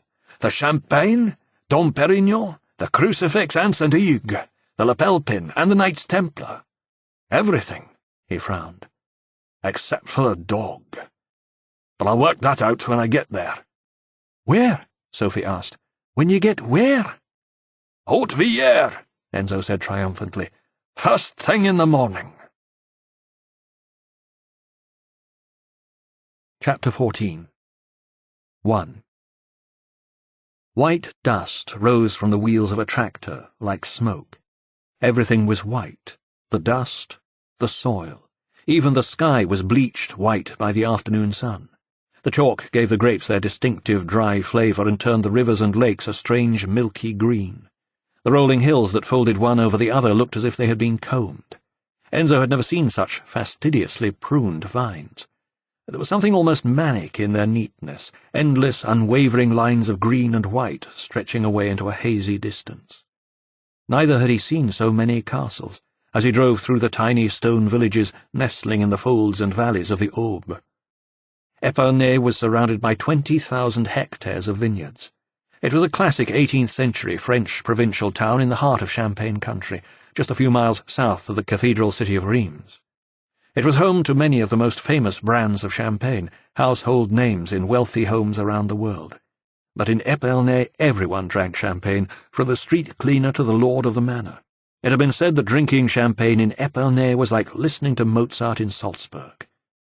Enzo had booked 2 rooms in the Hôtel de la Cloche in the Place Mont-des-France, the last 2 rooms available. They had told him he was lucky to have got 1 room anywhere in town, never mind 2.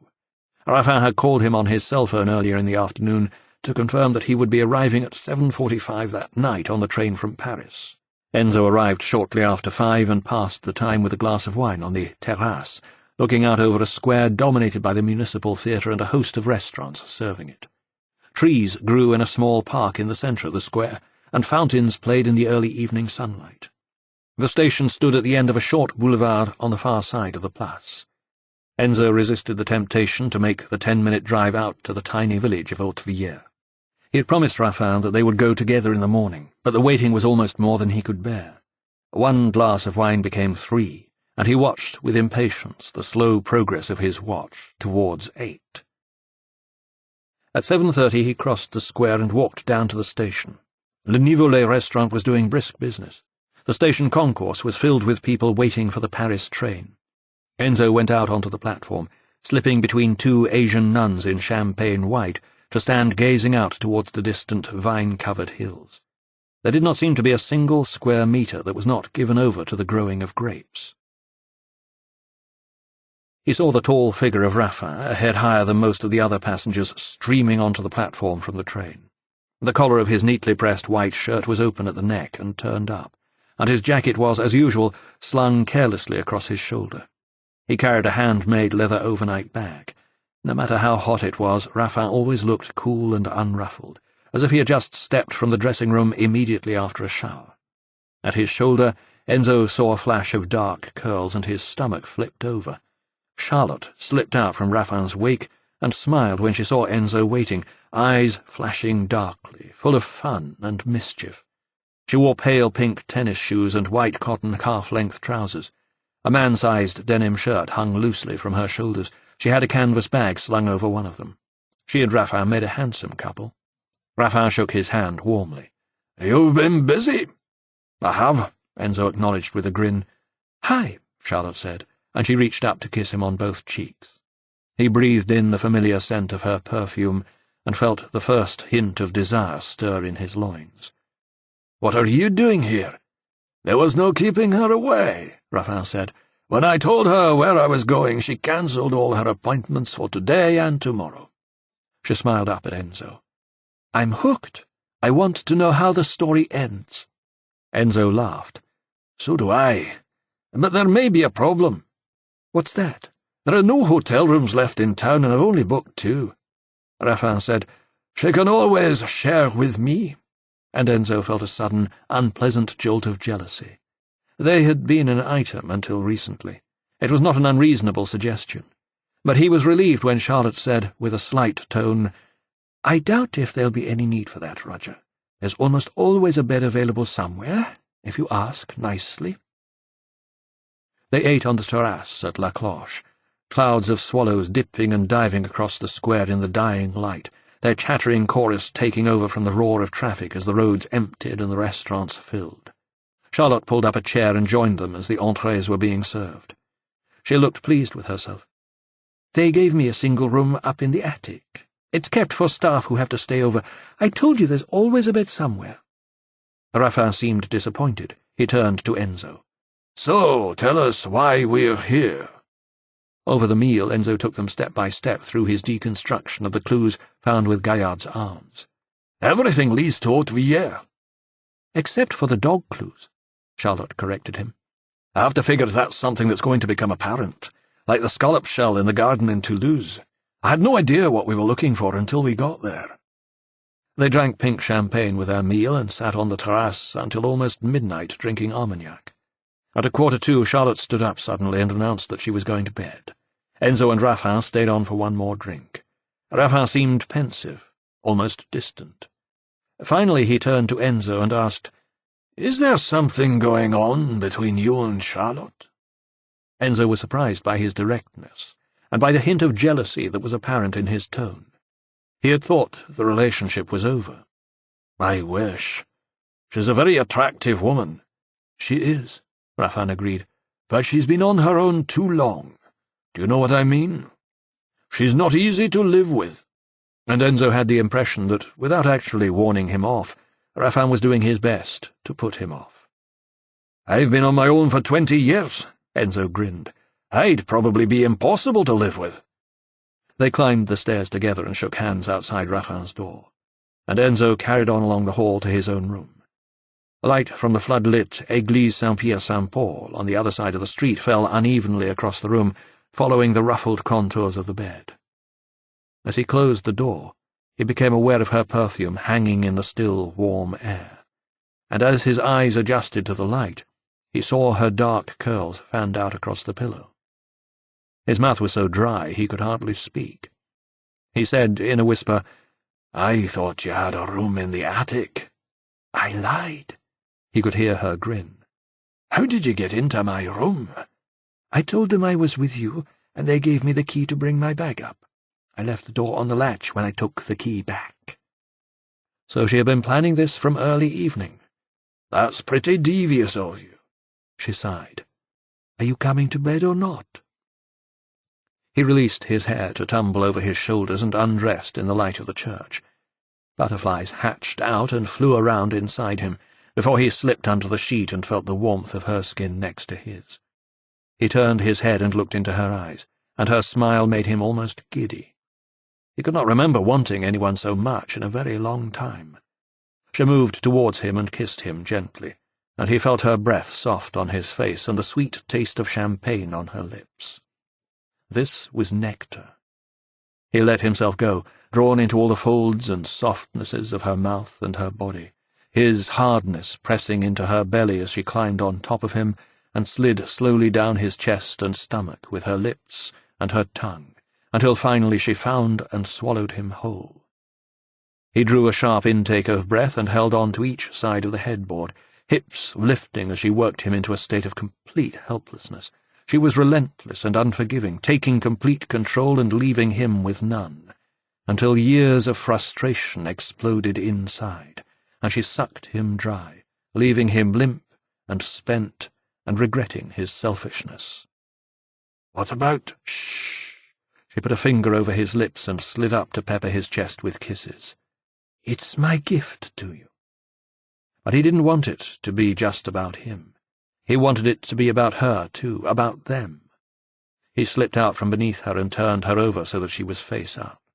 She seemed so slight and fragile in his hands. He found her neck with his mouth and felt her shiver as he kissed her, and dropped down to the rise of her full breasts. He heard her moan as he grazed her nipples with his lips and moved down again, across the soft swell of her belly. A fine fuzz of hair led down to a soft triangle of dark, damp growth, and he breathed in the musky smell of her sex. She gasped aloud as he found her with his tongue and worked it as relentlessly as she had hers with him. She arched and arched against him until finally she shuddered and called out, and he felt both of her hands clutching his hair and holding him there between her legs. Her pleasure had aroused him again, and before she had time to recover, he moved up to find her mouth with his and force her legs apart with his knees. Her fingers dug into his back and then found his hair, and pulled on it hard as he slipped inside her. Again she arched herself to meet his thrusting, frantic and fighting and pushing until they both arrived at a shuddering climax and collapsed, exhausted and perspiring, and wrapped around each other in a tangle of sheets and pillow. They lay for a long time, breathing hard, exchanging tiny kisses.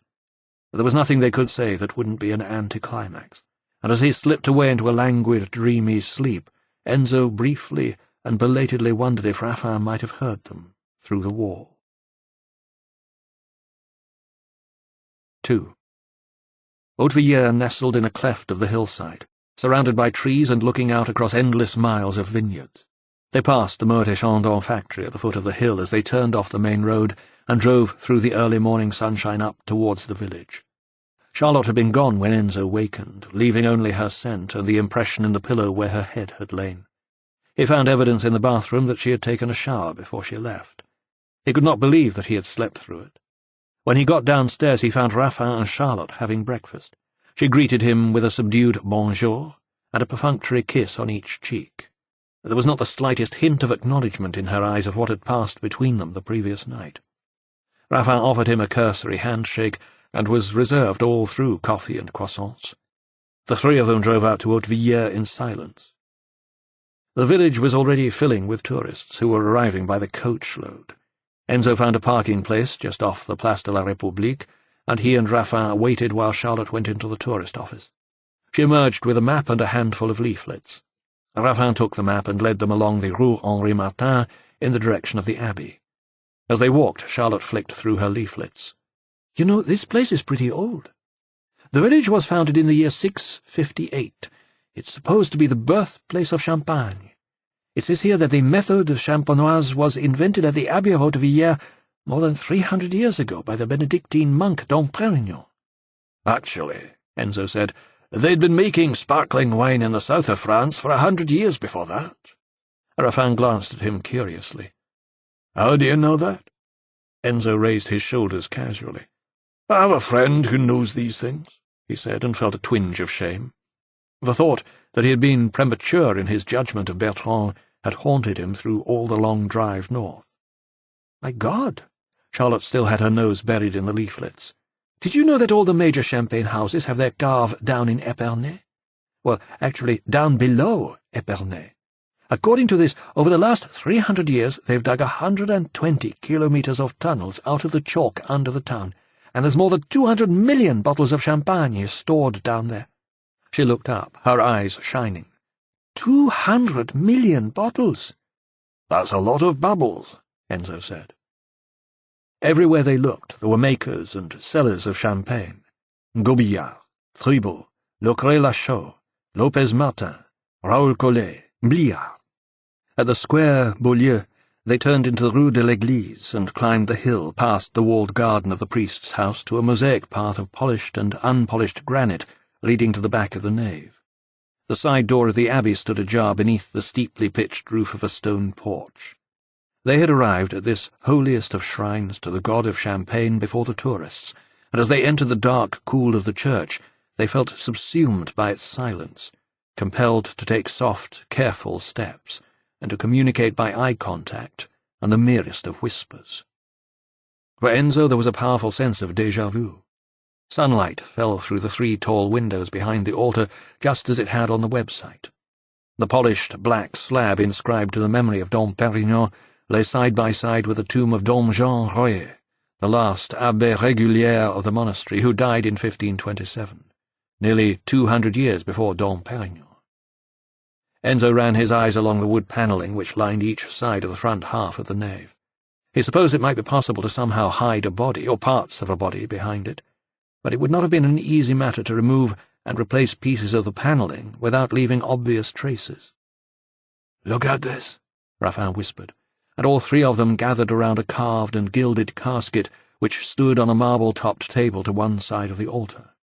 It held the remains of Saint Nivard, the Archbishop of Rheims, who founded the abbey in the year 650. The bones of the archbishop were clearly visible through two oval portholes, tied together with ancient ribbon. His skull stared back at them from the shadows. "You don't think—" Enzo shook his head. "There was still flesh on Gaillard's bones when they hid them.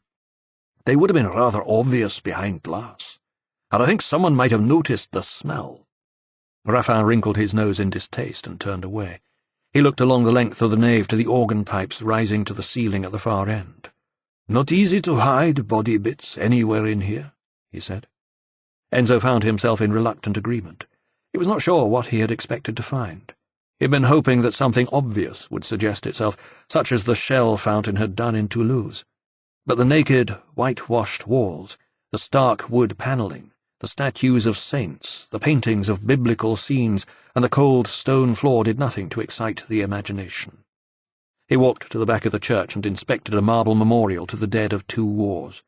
Enzo gazed at the names of dead men and wondered if they had any relevance. But somehow he felt that the trail had just gone cold. He glanced back along the length of the church to the stone altar with its pillars and cross and praying angels, and had no confidence that there was anything of relevance here. Quite unexpectedly, the church was filled with the sudden, eerie sound of soprano voices echoing back from ancient stone walls. A stereo system on a timer, hidden speakers. The effect was almost chilling, and Enzo felt all the hair stand up on the back of his neck. He also felt depression descend on him like a cloud. He had raised his expectations to a level which made it hard now to accept failure, but he had no idea what he was looking for or where to turn when he couldn't find it. Charlotte was sitting among the pews, still going through her leaflets. She looked up and turned to see where Enzo was. Her voice rose boldly above those of the soprano choir. "One of the clues was a bottle of 1990 Dom Perignon, right?" Enzo nodded. "Well, suppose they didn't actually hide the body here in Haute-Villiers, but in the cave of Meurthe et Chandon, down below Epernay, where the 1990 vintage is stored." Raffin turned towards Enzo. "That's possible, isn't it?" Enzo was less certain. The clues had led to Haute-Villiers, not Epernay. But he had no alternative suggestion.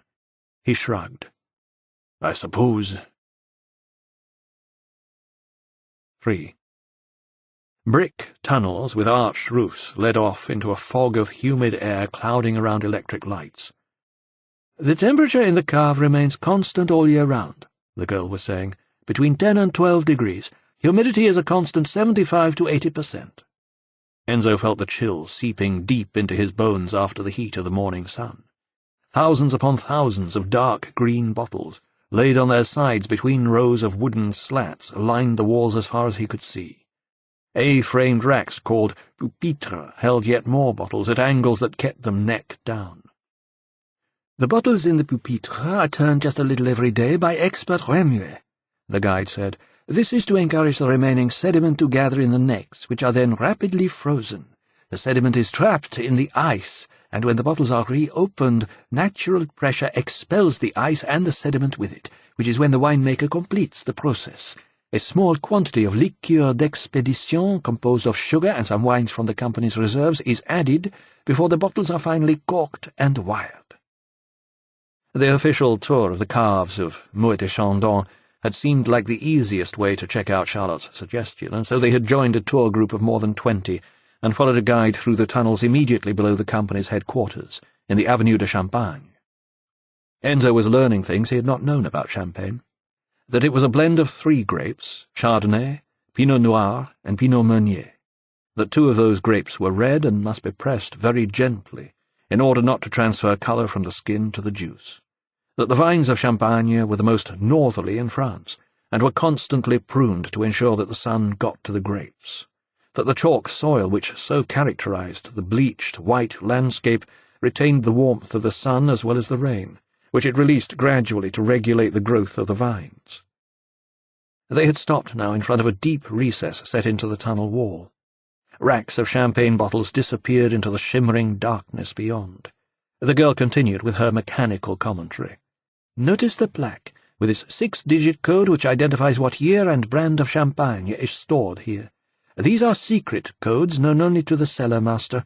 They are constantly changing as the champagne is moved through the processes of fermentation, remuage, dégorgement, dosage, etc. Enzo interrupted her.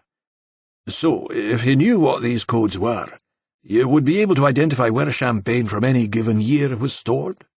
The guide seemed irritated by the interruption to her well-practiced flow. In theory, but as I just told you, the codes change as the wines move. Which they do all the time? Charlotte asked. Space in the cave is at a premium, the girl said. Bottles are moved on and eventually out, displaced by each new harvest. Raffin said, So the Dom Perignon 1990, for example, wouldn't be stored in the same place as it was 10 years ago? Absolutely not. In fact, I'm not sure how many bottles of that particular vintage we have left, but even if I knew the cellar master's codes from 10 years ago, I wouldn't know where to find the 1990 today. They emerged, blinking, into the sunlight, the bubbles from the 3 free glasses of champagne they had received at the end of the tour still fizzing on their tongues. Charlotte spread her palms apologetically. Sorry. It seemed like a good idea at the time. Body parts hidden behind or amongst bottles of the Dom Perignon 1990 would have been discovered years ago. 14 grand villas, each one home to one of the prestigious Maisons de Champagne, marched up the hill to the top of the avenue. Across the street, the Hôtel de Ville stood in its own park, behind a high stone wall. They crossed the road and wandered into the park, uncertain of what to do next. None of them had voiced it, but it was clear that each of them was convinced their trip was turning out to be little more than a wild goose chase. Enzo gazed despondently across a small blue lake surrounded by willows. He felt personally responsible for their failure. And yet there was no doubt in his mind that the clues had led him irrevocably to Dom Perignon and Hautevillers. Raffin was idly skimming stones across the surface of the lake, and Charlotte had wandered up uneven steps to a pavilion whose roof was supported on a circle of pillars. "We've got to go back," Enzo said. Raffin turned to look at him. "Back where?" "Hautevillers. We must have missed something." "What?" "Well, if I knew that, we wouldn't have missed it." Enzo was annoyed with himself for getting irritated, but Raffin just shrugged. "If you like." He glanced at his watch. "But I'll have to be getting back to Paris soon." Enzo looked up and saw Charlotte watching them from between the pillars. She inclined her head and offered him the palest of smiles. "Let's go." They drove in silence once more over the huge expanse of rusting railway junctions on the outskirts of town, abandoned rolling stock mutilated by vandals and left to rot. The waters of the Marne on the far side were a soupy chemical green. In a matter of minutes they were out among the vines, hills rising around them, Hautevillers cradled amid the trees and basking in sunshine. It was hard now to get parked, and by the time they got back to the Abbey, it was filled with tourists wandering the aisles, cameras flashing in the gloom. "I'm going to have a wander around the graveyard," Charlotte said, and she headed off through a small gate in the cemetery wall. Enzo and Raffin walked again through the Abbey, looking at the same things they had looked at 2 hours before. Nothing had changed. Nothing new struck them.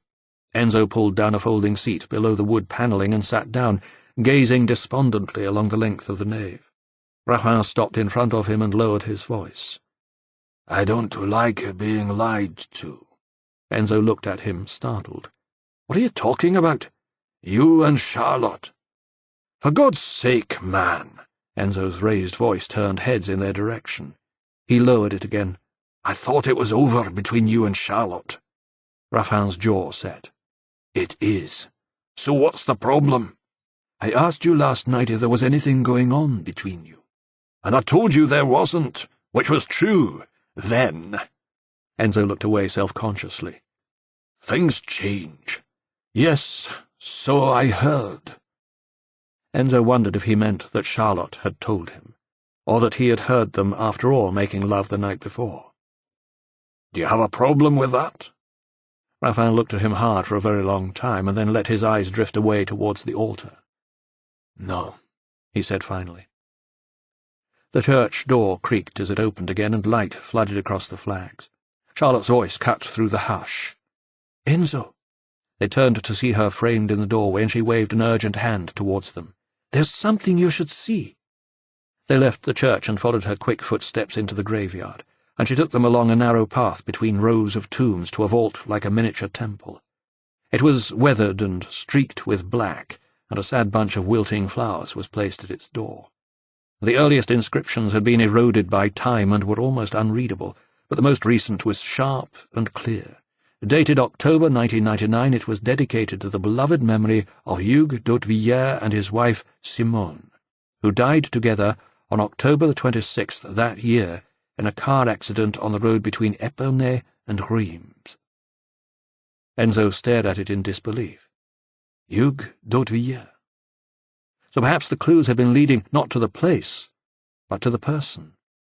"It's a very old family vault," Charlotte said. She knelt down to touch the dying flowers. "But there's still someone around who cares." There was a bell push set in the wall beside the gate to the priest's house. A sign read, "Sonnez et entrez." Enzo did as bid, and they heard a bell sounding some way off beyond the wall. He pushed one half of the white gate, and it opened onto an overgrown path between two lawns, leading to a small house almost adjoining the front end of the nave. The door opened before they reached it, and the curé looked at them with mild irritation. "Can I help you? I wonder what you can tell us about the d'Hautevillers family vault in the graveyard," Enzo said. The curé seemed surprised. Apparently it was not a question he was asked very often. "There's nothing to tell. It's the family vault of the d'Hautevillers. They've lived at Chateau Hautevillers for centuries.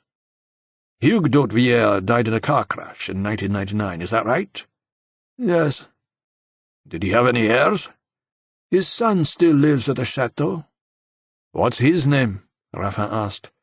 "The eldest son of the family has been called Hugues since the days of the Knights Templar, and probably before." "So there's an Hugues d'Hautevillers living at the chateau now?" Enzo said. The curé was running out of patience. "I think that's what I just said." "How do we get there?" Charlotte asked.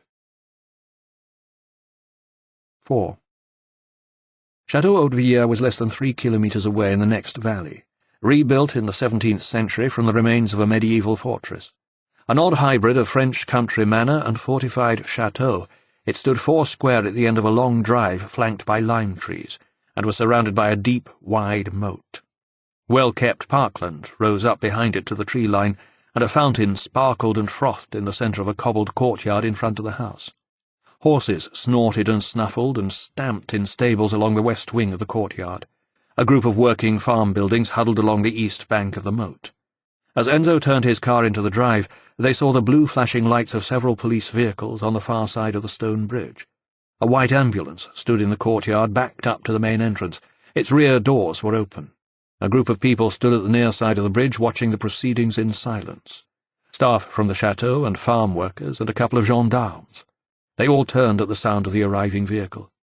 Enzo swung his car off the drive just before the bridge and parked under the trees.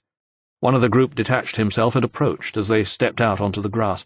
He was a man in his late 60s or early 70s, with silver hair short-cropped around a polished, bald pate. He had the demeanour of a maître d'hôtel, and wore a dark suit with polished black shoes. "Can I help you?" "What's going on?" Charlotte said. "There's been a suicide, madame." "Oh, my God. Who?" "I'm afraid it was young Hugues d'Hautevillers." "Suicide?" Enzo could hardly believe it. "Yes, monsieur. He hanged himself in the Grand Salle. Did you know him?" Raffin said quickly. "We came from Paris to see him." "Oh, I see. Were you friends? At ENA together, perhaps?" "That's right." Enzo marvelled at the way Raffin could lie so easily. "Then I'm terribly sorry to be the bearer of such bad news." The old man turned and glanced across the moat towards the chateau. "They're just removing the body. Perhaps if you'd care to wait 15 minutes or so, I can speak to you then." "Of course," Raffin said. "Why don't you take a walk in the grounds?"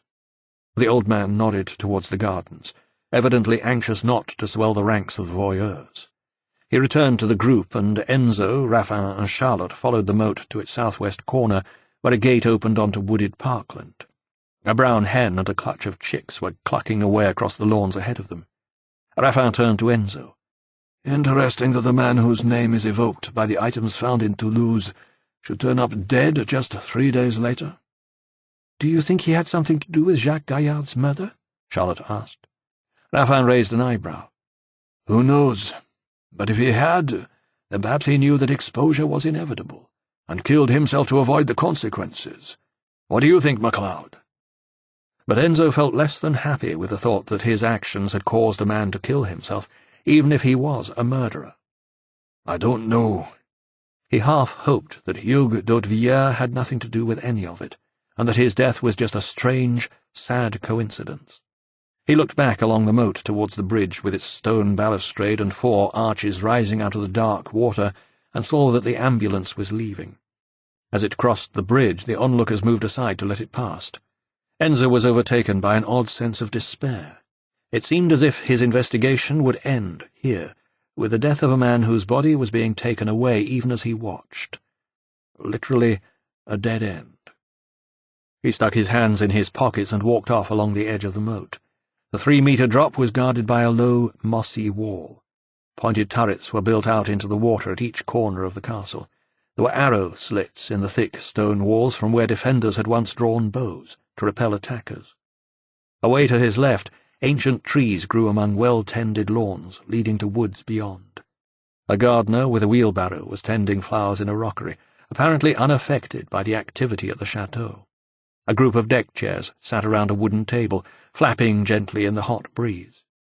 Enzo reached the northwest corner of the moat, where the ground rose away steeply, and sat on the edge of a retaining wall. Unlike the patterned brick facade at the front of the chateau, the back of it was rendered in grey concrete, damp creeping up from still water, seeping into its very foundations. As he looked back along the moat, Enzo saw Charlotte approaching. Raffin had remained by the gate, leaning on the wrought iron, watching the proceedings in the courtyard. Enzo looked up as Charlotte stopped in front of him and had to shade his eyes from the midday sun. "Did you tell him about us?" She said, "There is no us. I told you. I'm not ready for another relationship yet. We had sex, that's all." Enzo was wounded by her words. It had felt like more than just sex to him. He took the shading hand from his forehead and leaned forward on his knees, staring at the grass. "Why is he so pissed off? It is over between you, isn't it?" "Oh, yes." She hesitated. "But it wasn't his idea. He's having trouble letting go, that's all." She sighed and sat on the wall beside him and scuffed idly with her tennis shoes at a slab of stone set in the grass. "I'm sorry, Enzo. It's just a little difficult right now." And she took his hand briefly in hers and gave it the smallest of squeezes. They sat in silence then, and with the toe of her shoe she traced the outline of letters carved into the stone slab. He watched her, unseeing, distracted by all the emotional contradictions she had brought into his life, until, quite unexpectedly, the letters she was following with her toe seemed to jump into sudden, clear focus, and he realized what those tiny movements had just spelled out. He grabbed her arm, fingers digging deep into the soft flesh above her elbow. She turned, alarmed to see him staring fixedly at the ground in front of her. "What is it?" "Utopique." Even as he whispered the name, he felt goosebumps raise themselves across his back and shoulders. "What are you talking about?" He nodded towards the slab and moved her foot aside with his. He read, "This stone was set in the ground in the year 1978, in loving memory of our faithful family retriever, Utopique, who died in the act of rescuing his beloved 8-year-old master, Hugues, on the occasion of his falling into the moat. Utopique jumped after him into the water, keeping him safe from drowning until he could be rescued. Sadly, Utopique was drowned before he too could be saved. We will be forever grateful for his sacrifice." Enzo stared at the words he had just read aloud. Words that swam now in front of his eyes. Utopique had been Hugues d'Hautevillers' dog. Finally, the dog tag and the shin bone made sense. "It's got to be under this stone."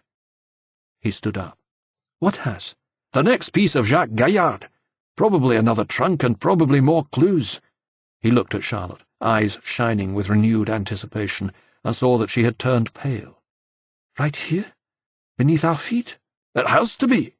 Enzo looked around, wondering what he should do, and saw Raffin coming towards him. Beyond him he saw the gardener wheeling his barrow down the hill. Enzo shouted and waved, and the gardener stopped and turned to look. Raffin glanced behind him at the gardener and then again at Enzo. "What's going on?" Enzo said, "Read the stone slab," and he shouted again to the gardener and waved him over. Jesus! Raffin looked up from the slab. "You think it's under here?" "What do you think?" "I think there's a damned good chance of it." The gardener left his barrow and wandered across. He was a man in his 60s, weathered and worn by a life spent outdoors. He was wearing blue dungarees over a grubby white vest, his flat cap pushed back from a forehead beaded with sweat. He looked at them suspiciously, each in turn, then fixed Enzo with cloudy blue eyes. "Can I help you, monsieur?" "We think there might be something buried under this stone." Even as the words left his mouth, Enzo thought how ridiculous they sounded. The gardener looked at the slab and shook his head slowly. "Nothing under it but earth, monsieur." "How do you know?" "Because I laid it there myself. Monsieur Hughes Senior had it engraved and asked me to set it in the ground." "But after that," Raffin said, "someone could have lifted it and buried something underneath." The gardener looked at them as if they were insane. "Why would anyone want to do that, monsieur?" "It would be possible, though," Enzo said. The old man shrugged. "Of course, but I would have known about it." "How?" "Because I've spent my life here, monsieur, every single day of it. I've kept these gardens for nearly 40 years, just like my father before me. I know every blade of grass. You couldn't lift that slab and lay it down again without me knowing it." Enzo didn't want to believe him.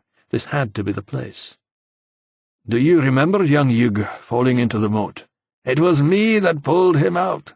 And Utopique? Dead by the time I got to him." "I suppose the dog is buried under the stone," Raffin said. "No, monsieur. The stone was just to commemorate the occasion and mark the spot. Utopique was buried in the same place the family have buried their dogs for centuries." He pointed towards the tree line. "Up there in the woods, with a view down to the chateau. There's dozens of them buried up there, each with its own headstone. A kind of dog cemetery, you might say."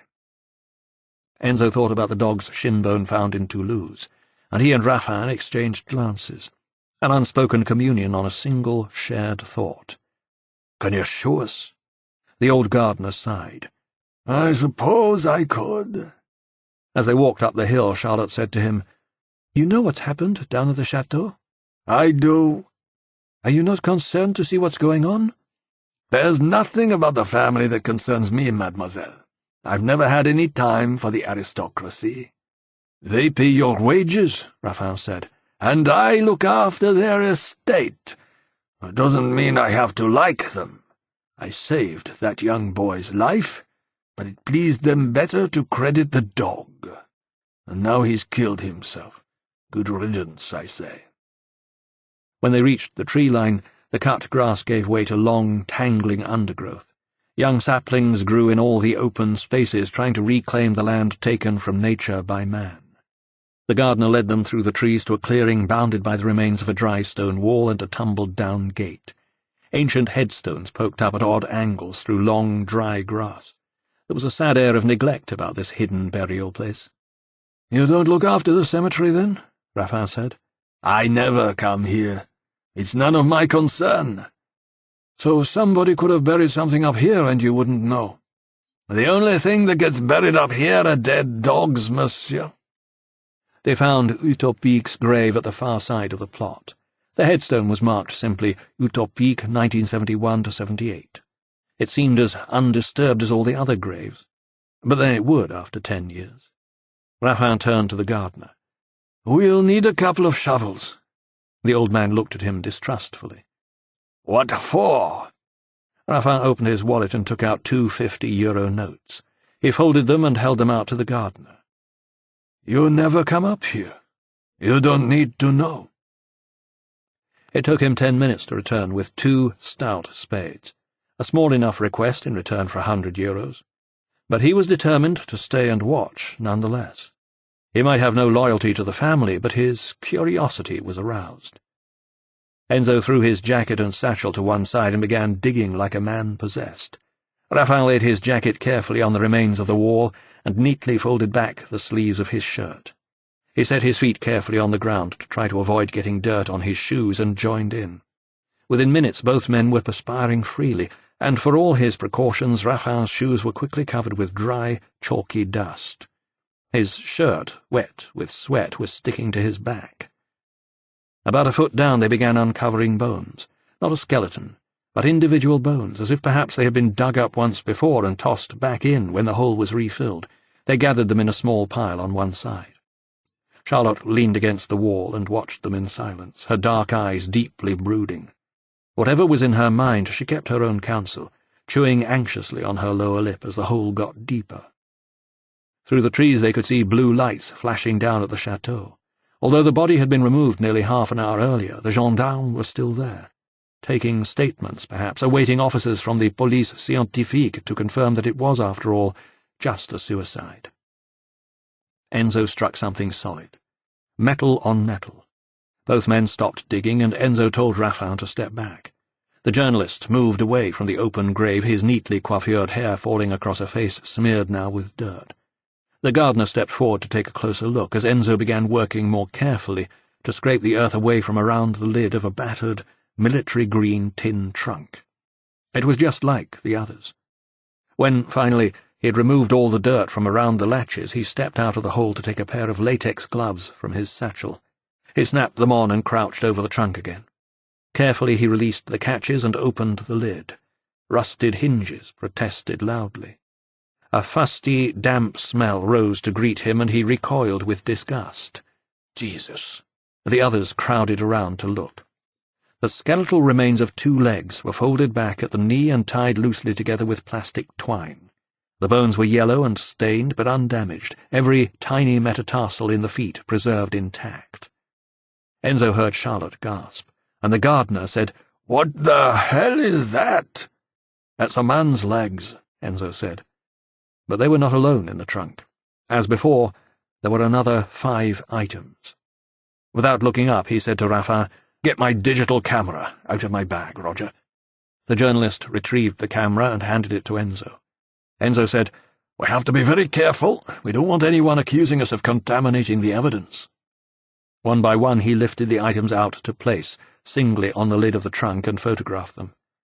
There was a brooch in the shape of a salamander, studded with precious and semi-precious stones, a large gold pendant made in the image of a lion's head, a lapel pin flag with 3 vertical stripes of colour, green at the hoist side, yellow and red, a small green 5-pointed star centred in the yellow band, a replica of a trophy like a sports cup, with a lid and 2 large ear-shaped handles.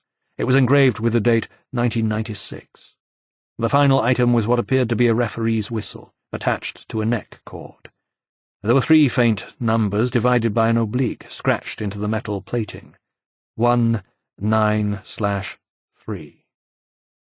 Enzo replaced each item in the trunk where it had lain and looked up at the faces around him. "We're going to have to tell the gendarmes." 5. The old retainer who had first greeted them on their arrival walked with them now from the house across the uneven cobbles of the courtyard. He seemed older than just 3 hours ago, as if one death hadn't been enough. He had served the family for more than 40 years, he told them. He had known 3 generations of d'Hautevillers, and now they were gone. He had outlived them all, and it would fall to Hugues' first cousin to carry on the line. "He was a very bright young man," he said of Hugues. "Too bright, really. They say the star that burns twice as bright burns half as long. But his light burned out when his parents died. He was an only child, you see, and his only raison d'être seemed to be gaining the approval of his parents. He did everything to please them. It broke his heart when they sent him to military lycée in Paris, the Prétannée Militaire de la Flèche. He was a gifted child, and it was a gift that required nurture. I think he understood that to achieve his full potential he had to go to Paris, but it was probably reason enough that it pleased his parents. All the same, it distressed him to be away from them." They crossed the bridge and turned west, past a couple of gendarmes and several unmarked police vehicles, and followed the moat along to the gate. Of course, you know that he had a brilliant career ahead of him in the Conseil d'État." Enzo felt guilty that they had kept up the pretense of knowing the young Hugues. "But when news reached him of the death of his parents in that dreadful car crash, he simply bought himself out and came back here to mourn. 7 years of solitude." The old man shook his head. "He was not interested in company or in travelling. Occasional trips to Paris to deal with legal and financial affairs, but he spent most of his time locked away in the library, reading, endlessly reading, or walking the estate. He would be gone for hours on cold winter days, striding over the hills. Didn't even keep a dog. Wouldn't have one after, well, you know. Said no dog could ever serve him so well as Utopique." When they reached the gate, Enzo could see the crime scene tape fluttering in the breeze up along the tree line, and a scribble of blue and pink where a group of gendarmes stood waiting. That was when they heard the first distant drone of the helicopter, thrumming rotors, beating warm air as it dropped altitude over the vineyards at the end of its short flight from Paris. The old man gazed up into the clear sky, searching for a first sight of it. When, finally, he saw it, he seemed disappointed and turned away. Enzo walked with him, and Raffin and Charlotte followed. He drifted along the edge of the moat, staring gloomily into its stillness. "You've no idea why he did it?" Enzo asked. "Why he killed himself?" The old man shook his head. "None. If he'd been going to do something like that, I'd have thought it would have been after his parents died." He lifted his arms, then let them fall again to his sides, as if signalling the futility of ever trying to understand what moved men to do what they did. "Had he been depressed recently?" Charlotte asked. "He was a very melancholy young man. He was only 36, but of course you know that. Hardly old enough to be carrying the weight of the world on his shoulders. But he always seemed to." The old family retainer stopped to remember, and Enzo reflected that he must have known Hugues from cradle to coffin. "Not depressed as such," the old man said suddenly. He searched for the right word. "Agitated. Yes, I'd say he was agitated these last days. Spent more time in bed than usual. Wasn't eating properly. Drinking far too much. But then that had become something of a habit." The distant beat of the helicopter had become a roar, and they turned to look as it swooped down, slowing abruptly and then settling itself gently on the grass. Its near side door swung open, and Juge Lelong climbed out, aided by a uniformed officer of the Police Nationale. A third plainclothes officer followed. The judge spotted Enzo. He ducked and hurried out from beneath the rotors before straightening up and running a hand back through ruffled hair. His suit was creased from the flight, and he tried to tug a little style back into its skewed lines. He strode purposefully towards Enzo and the others, his minions trotting in his wake like well-trained dogs. Behind him, the helicopter pilot cut its motors, and the blades slowed with a descending whine. Enzo knew that the judge was not going to be pleased with him. Juge Lelong stopped in front of Enzo and lit a cigar, blowing smoke into the hot afternoon air. "You're a persistent man." "So I've been told." "You were told," said the judge, "to keep your sticky little fingers out of the honey pot, but you just couldn't resist, could you? As far as I'm aware, we don't live in a police state. Yet." The judge delivered a long look of withering contempt. "You're an amateur, MacLeod, and I think the Garde des Sceaux made it perfectly clear that you were to leave matters to the professionals. If we were to wait for the professionals to get a result, we'd all be picking up our pensions," Raffin said. Juge Lelong swung his head slowly to encompass Raffin with his glare. "And who are you?" "Roger Raffin." Raffin smiled affably and held out his hand. If Lelong saw it, he chose to ignore it. "Ah, yes, the journalist." He spat out the word journalist as if it had a bitter taste. "That's right. I'm following Enzo MacLeod's investigation. He's just uncovered what are certainly more of Jacques Gaillard's remains, and when the story appears in Libération tomorrow, I think it's you people who are going to look like the amateurs." He pulled a small notebook from his pocket and drew a pen from its spine. "Any comment?" Juge Lelong's comment was contained within the look he drew the journalist, and if his look had been words, they would have been unprintable. Chapter 15. 1. The Rue des Tanneries, in the 13th arrondissement, was in the heart of what had once been the poorest quartier of Paris. The tanneries, which crowded the narrow streets and filled the air with noxious odours, washed their leather in the river Bièvre, polluting the water that powered the mills along its banks. And when Jean Gobelin opened his tapestry factory in the 15th century, his new techniques with scarlet dyes turned the river blood red. It was here, in the offices and warehouse of a former coal merchant, that Charlotte had chosen to establish her home and consulting rooms. "I'm told," she said, "that in the old days on a moonlit midsummer's night the streets looked as if they were covered in snow. Everything was layered with a fine white dust from the treatment of the leather. I guess people must have breathed that stuff in every day. No wonder life expectancy was low." Enzo looked from the open kitchen window down into the street below. Most of the buildings were commercial, occupied by offices and wholesale suppliers. The ground-floor windows of Charlotte's place were barred, the door grilled and padlocked. A heavy, retracting metal door guarded the entrance to the ground-floor storage area of the old warehouse. Enzo turned to watch her preparing food on the worktop. It was a bright, modern kitchen with a large, blue-painted table at the window. "What on earth made you set up base here?" She smiled. "So I wouldn't bump into any of my clients in the street when I go out shopping." She returned to the chopping of vegetables. "I've made a few changes to the place. Why don't you take a look around?" They had come in through a waiting room downstairs and climbed up a narrow staircase to the first-floor living area.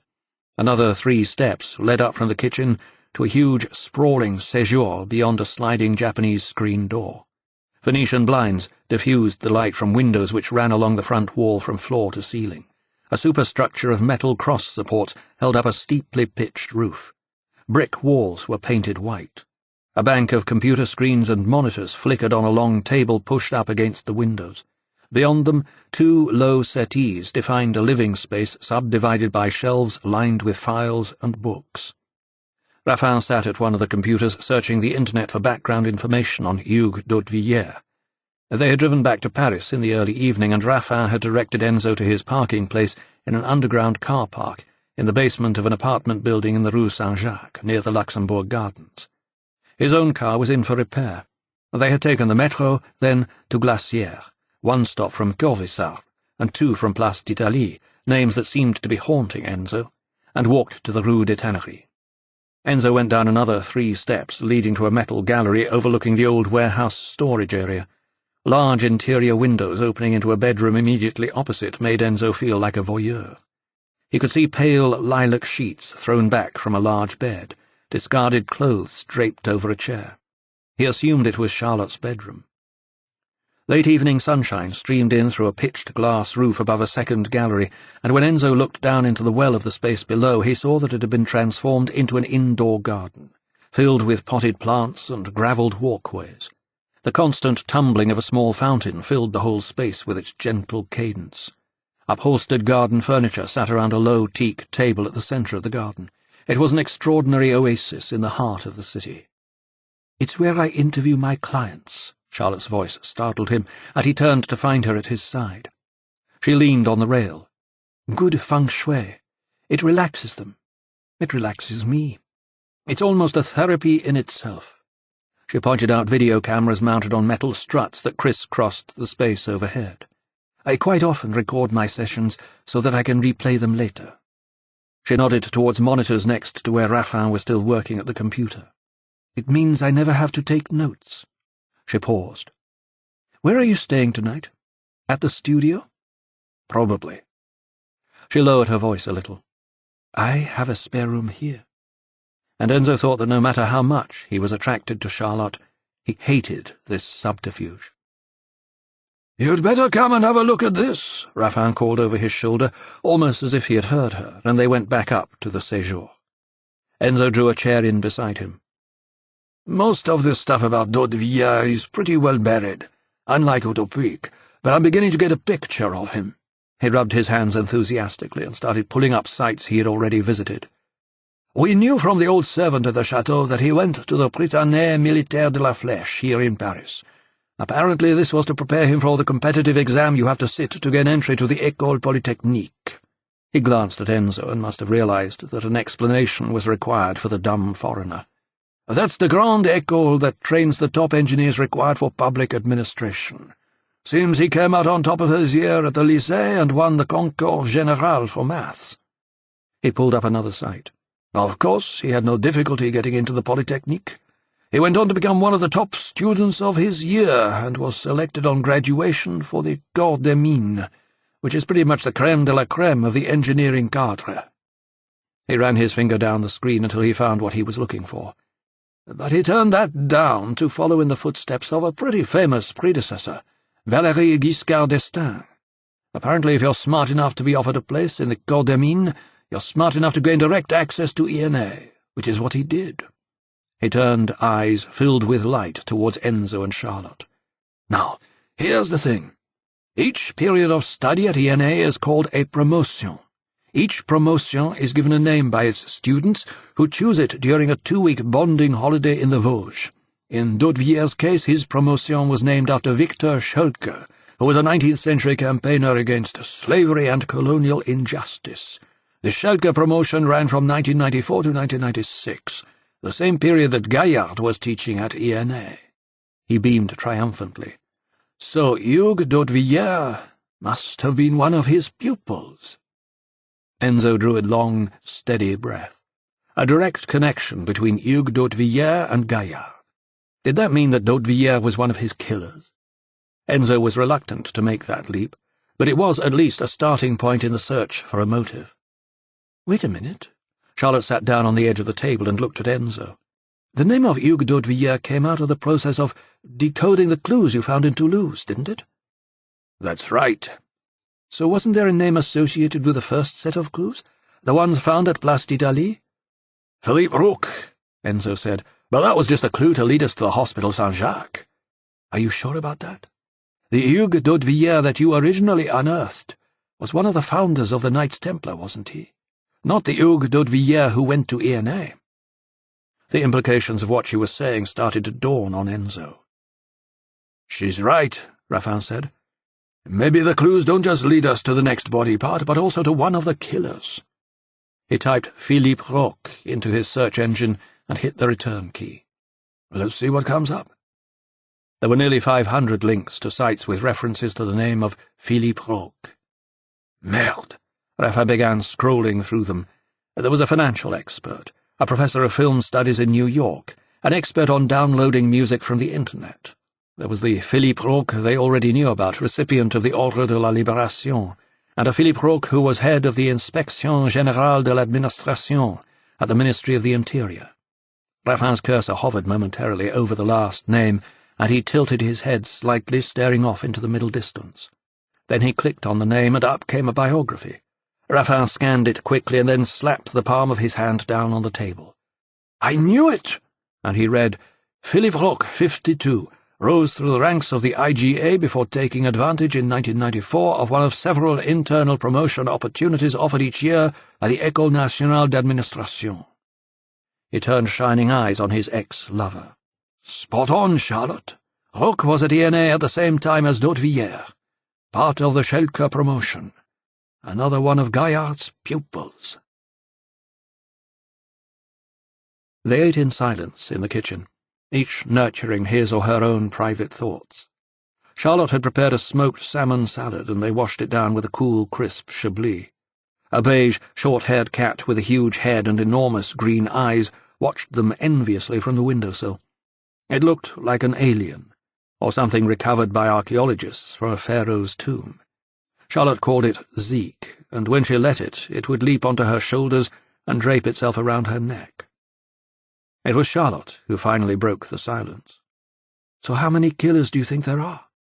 "Probably as many as there are body parts," Enzo said. "And how many body parts?" "Well, we've already found the head, the arms, and the legs. You have to figure there's not a whole lot more of him left." Talk of body parts was not putting Raffin off his salad. "This is very good." He pushed a final forkful of smoked salmon and roquefort into his mouth. Then he mopped up the remaining dressing with his bread, cleansed his palate with the last of his Chablis, and wiped his lips with his napkin. "I've got to make a few phone calls." He pointed up the stairs towards the workstation. "Is it okay?" "Sure," Charlotte said. Enzo was still lost in thought. I don't understand it. Why? I mean, who did they leave these clues for? And why are they giving themselves away one by one? What kind of game were they playing?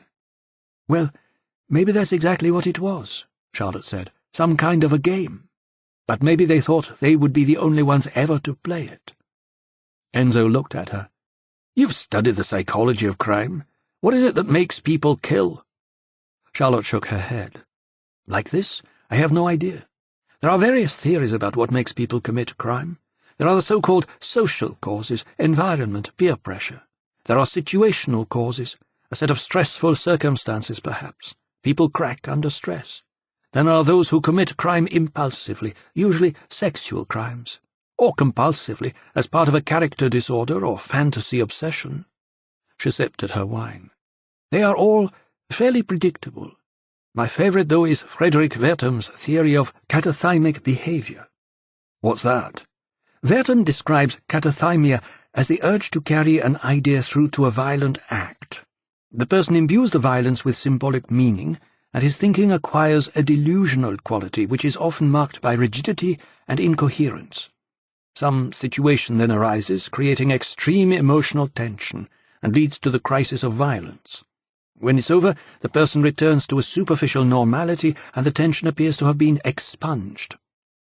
Do you think that katathymia could have played some part in Gaillard's murder? Charlotte smiled. Well, we all get stressed when we're sitting exams, but we don't usually kill our teachers. And it would be hard to imagine a group of people all becoming catathymic at the same time. Raffin appeared in the doorway at the top of the steps and waved a piece of paper at them. I've got an address for Philip Roque. Why don't we go and ask him? 2.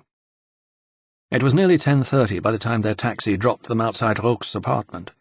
The last light of the day was almost washed from the sky, and even through the light pollution of the city it was possible to see the first faint stars putting in their nightly appearance. The apartment was on the 3rd floor of an upmarket block on the Boulevard Souchet, on the edge of the Bois de Boulogne, not far from the Hippodrome. Charlotte had decided not to come with them. At a tall gate, Raffin rang the bell for the concierge, and after a few minutes an elderly lady peered at them suspiciously through the wrought iron. "Sorry to trouble you, madame," Raffin said, turning on the charm. He held up his press pass. "My name's Raffin. I'm with the press corps at Matignon. We're here for a briefing with Monsieur Roque. He is expecting me, but I'm afraid I've mislaid my entry code." She raised a sceptical eyebrow, and it was clear that she did not believe him. But still she sighed and opened the gate. "Always the same," she said. "Young men, old men." She glanced at Enzo. "All with their stories. You people must think I came up the Seine in a bubble." Enzo and Raffin exchanged puzzled glances. What on earth was she talking about? "Follow me," she said, and they did as they were told. She took them through a brightly lit passageway to a wide, paved courtyard ringed by extravagant gardens. Her apartment was on the ground floor adjoining a marble lobby with an elevator and a carpeted staircase. "Wait here. I'll call him." She went into her apartment and left the door open. "What are we going to tell her when Roque says he doesn't know us?" Enzo whispered, but Raffin was unfazed. "I'll think of something." They waited a long time before the concierge returned, scepticism replaced by consternation. "I don't understand it. I saw him coming in, and I know he hasn't gone out." "There's no reply?" Raffin asked. She shook her head. "Then he must have slipped out when you weren't looking." "No," she waggled a finger emphatically. "If he had gone out again, I'd have seen him." She nodded towards a barred window giving onto a small sitting room. A television screen flickered blue in the dark. "I always hear the elevator. Besides, young Luc hasn't been out all day." She was clearly at a loss for what to do, and more than a little apprehensive. "Will you come up with me?" "Of course, madame." The three of them took the elevator to the 3rd floor and stepped out onto a thick piled carpet.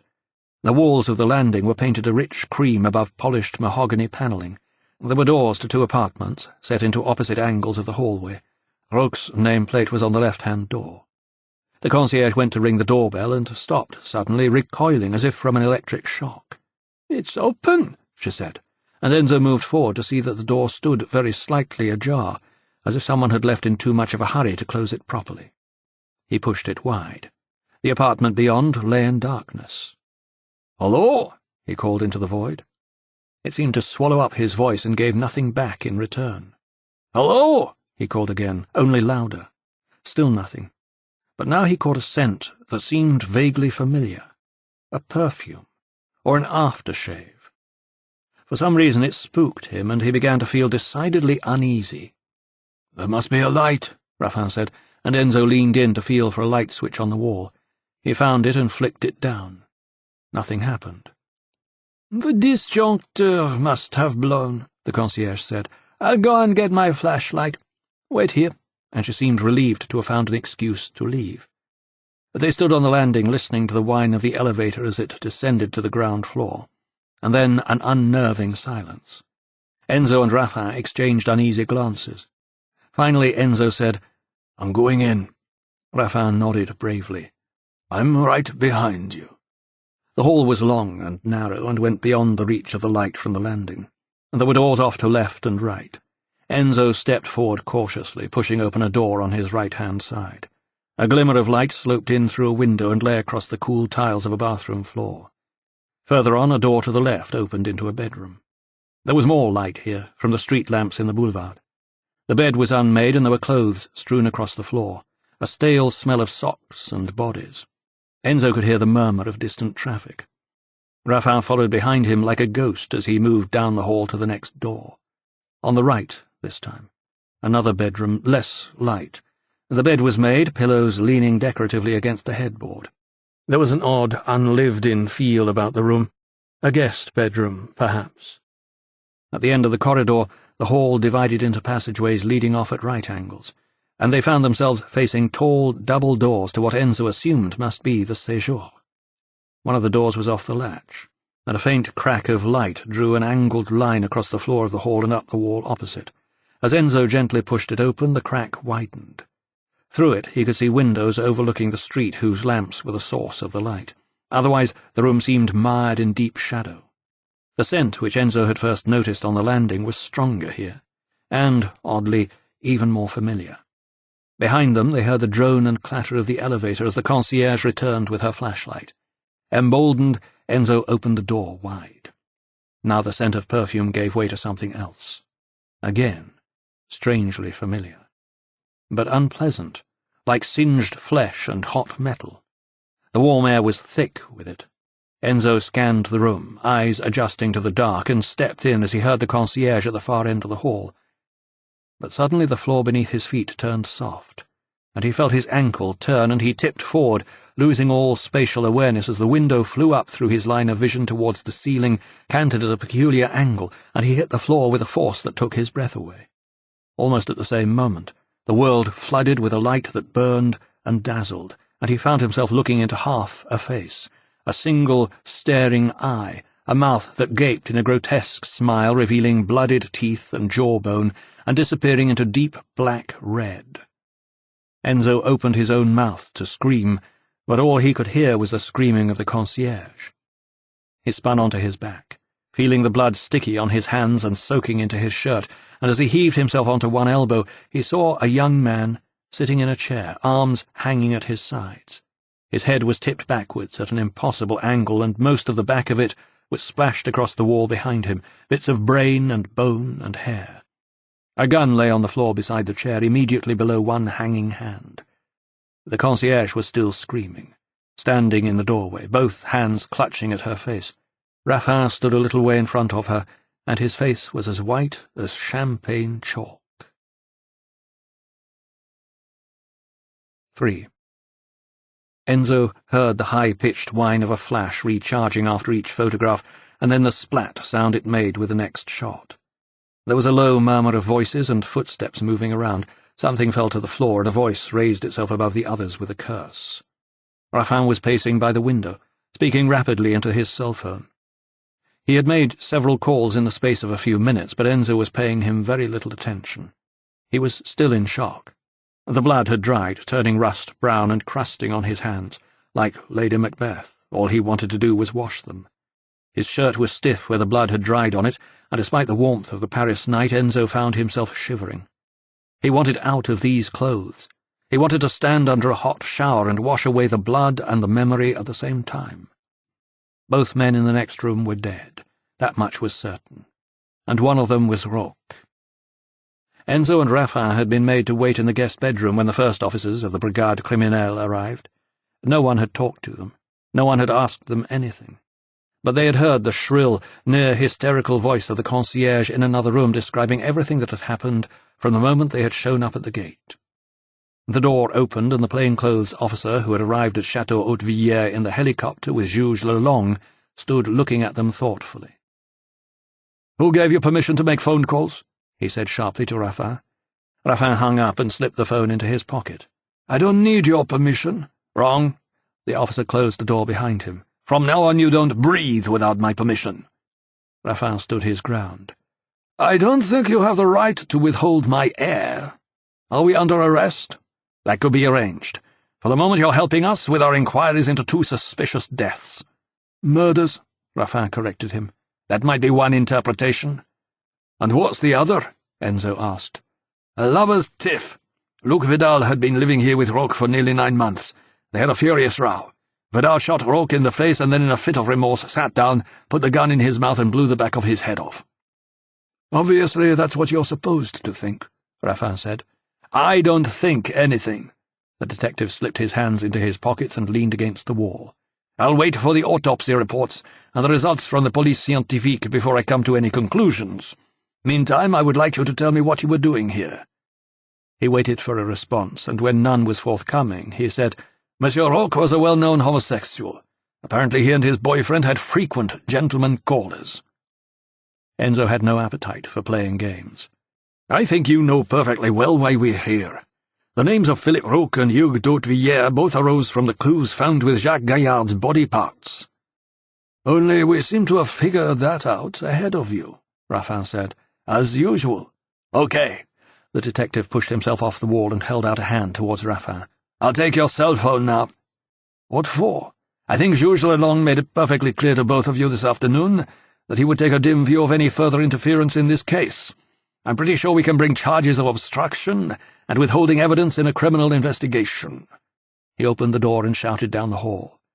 A uniformed officer appeared. The detective said to him, "Take these gentlemen down to the Quai des Orfèvres," and he turned to Enzo and Raffin. "Accommodation for the night, courtesy of the République."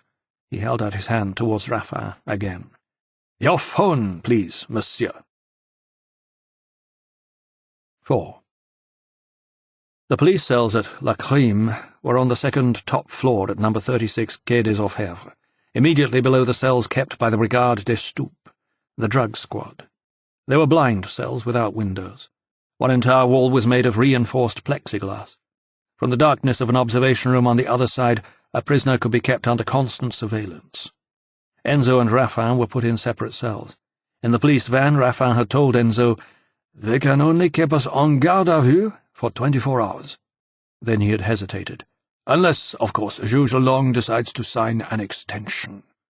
He looked apologetically at Enzo. "In which case they could hold us for 48. Almost 2 of those hours had already passed, crawling by in a glare of fluorescent light. Even if he had felt like it, Enzo knew that sleep would have been impossible. Once or twice shadows had moved around beyond the plexiglass, but he had been unable to see who had come to take a look at him. He sat on the edge of a hard bunk bed, leaning forward, elbows on his knees. They had taken his belt and his shoes, but left him his bloodied shirt. He had pulled it off and thrown it across the cell to where it still lay on the floor, and they had let him rinse the blood from his hands and arms. Bare-chested and in his socks, he felt very vulnerable. He was still suffering from the shock of finding Roch with half his face missing. 2 deaths in a single day. 2 names that he had unearthed from the clues left by Gaillard's killers, and both men were dead. He felt responsible. He felt sick. His reflection in the plexiglass looked haunted, like a vision of his own ghost staring back at him from the shadows. The cell door opened, and he thought for a moment that he was hallucinating.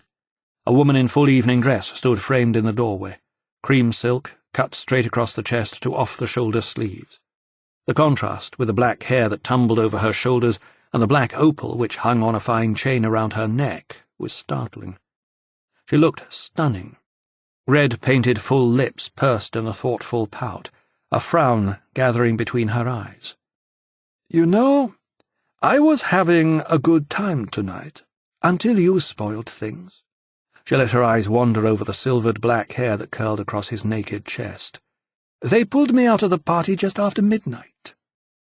"Sorry about that." Enzo had difficulty keeping the sarcasm out of his voice. She turned and nodded to a uniformed officer lurking in the shadows, and stepped into the cell. The door closed behind her. Enzo stood up. "Is it usual for prisoners to receive personal visits from the garde des sceaux?" "An old French custom, from the days when the guillotine was still in use." "I hope you're not going to cut my head off." "I feel like knocking it off," she said with feeling. "Good God, MacLeod, you're a stubborn Scottish bastard." "It's a national character trait. We don't like being told what to do. The English have been trying for centuries." She canted her head to one side and looked at him with something like laughter in her eyes. "What are we going to do with you?" "Well, you could tell them to let me go for a start." "Actually, that's just what I was planning." "Oh, really?" "But I would like something in return." "I've never been one to turn a lady down." A smile flickered across her face, then faded. "I'm sure your experiences today with suicides and murders cannot have been very pleasant for you. More than enough, I would have thought, to convince you of the folly of your ways. But if not, I'd like your word that this business will stop. Right here, right now. Or, she looked at her watch, you can spend another 45 hours or so kicking your heels in here." The good humour slipped from her face like a mask. "And believe me, Monsieur MacLeod, there are many other ways in which I can make your life more than difficult. When I tell someone to do something, I expect it to be done. I have set up an official inquiry into the Gaillard case, and I would like it to proceed without further interference from you. The daily revelations, in Raffin's left-wing rag, are both a hindrance to the police investigation and an embarrassment to me, and I want them to stop. Is that clear?" The cell door opened, and Marie Aucoin swung towards it in a sudden fury. Her voice was tense with anger. "I thought I told you I wasn't to be interrupted." Raffin stood in the doorway, his jacket draped over his shoulders, smoking a cigarette. He smiled and said languidly, "Sorry. Must have missed that." And to Enzo, "Come on, MacLeod. Time to go home." "What are you talking about?" The minister's face had coloured with anger and humiliation. "The lawyers my left-wing rag sent down seem to have convinced Juge Lelong that he has no grounds whatsoever for detaining us, and that the consequences of ignoring their advice on the legality of our detention would be both grave and very public." He slipped the jacket from his shoulders and tossed it to Enzo. "For God's sake, cover yourself up, man. You'll be arrested for indecent exposure." Enzo slipped into Raffin's jacket and nodded to the garde des sceaux. "You and the good judge should make sure you're singing from the same hymn sheet next time. Bonne soirée, madame." Chapter 16. 1. At the foot of the stairs, Enzo and Raffin stepped out into an inner courtyard. Lights from windows lay in geometric patterns across its cobbles. A police car stood idling, its diesel purr reverberating around the cloistered inner sanctum of the Brigade Criminelle, just one part of this sprawling complex on the Ile de la Cité which made up the Palais de Justice. They followed their shadows down a long passageway, footsteps echoing back from scarred walls. Ahead of them, one half of the huge wooden gates stood open, and beyond it they could see across the Seine to the lights of the left bank. They passed through it into the Parisian night with an enormous sense of relief. A black, uniformed policewoman watched them without curiosity. The street was jammed with police vehicles, marked and unmarked.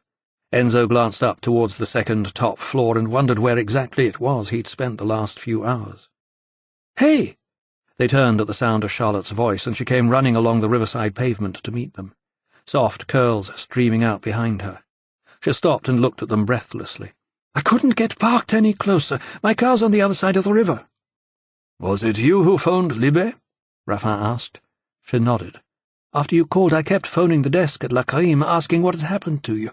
Eventually, I think the duty officer got fed up with me and told me you were being held for questioning. The only thing I could think of was to phone the paper." "Good girl." Raffin embraced her and kissed her on the cheek. She responded and hugged him back. Enzo watched awkwardly and was annoyed by the tiny worm of jealousy he felt stirring inside. They broke apart, and Raffin said, "I've got to go to the office and update my story.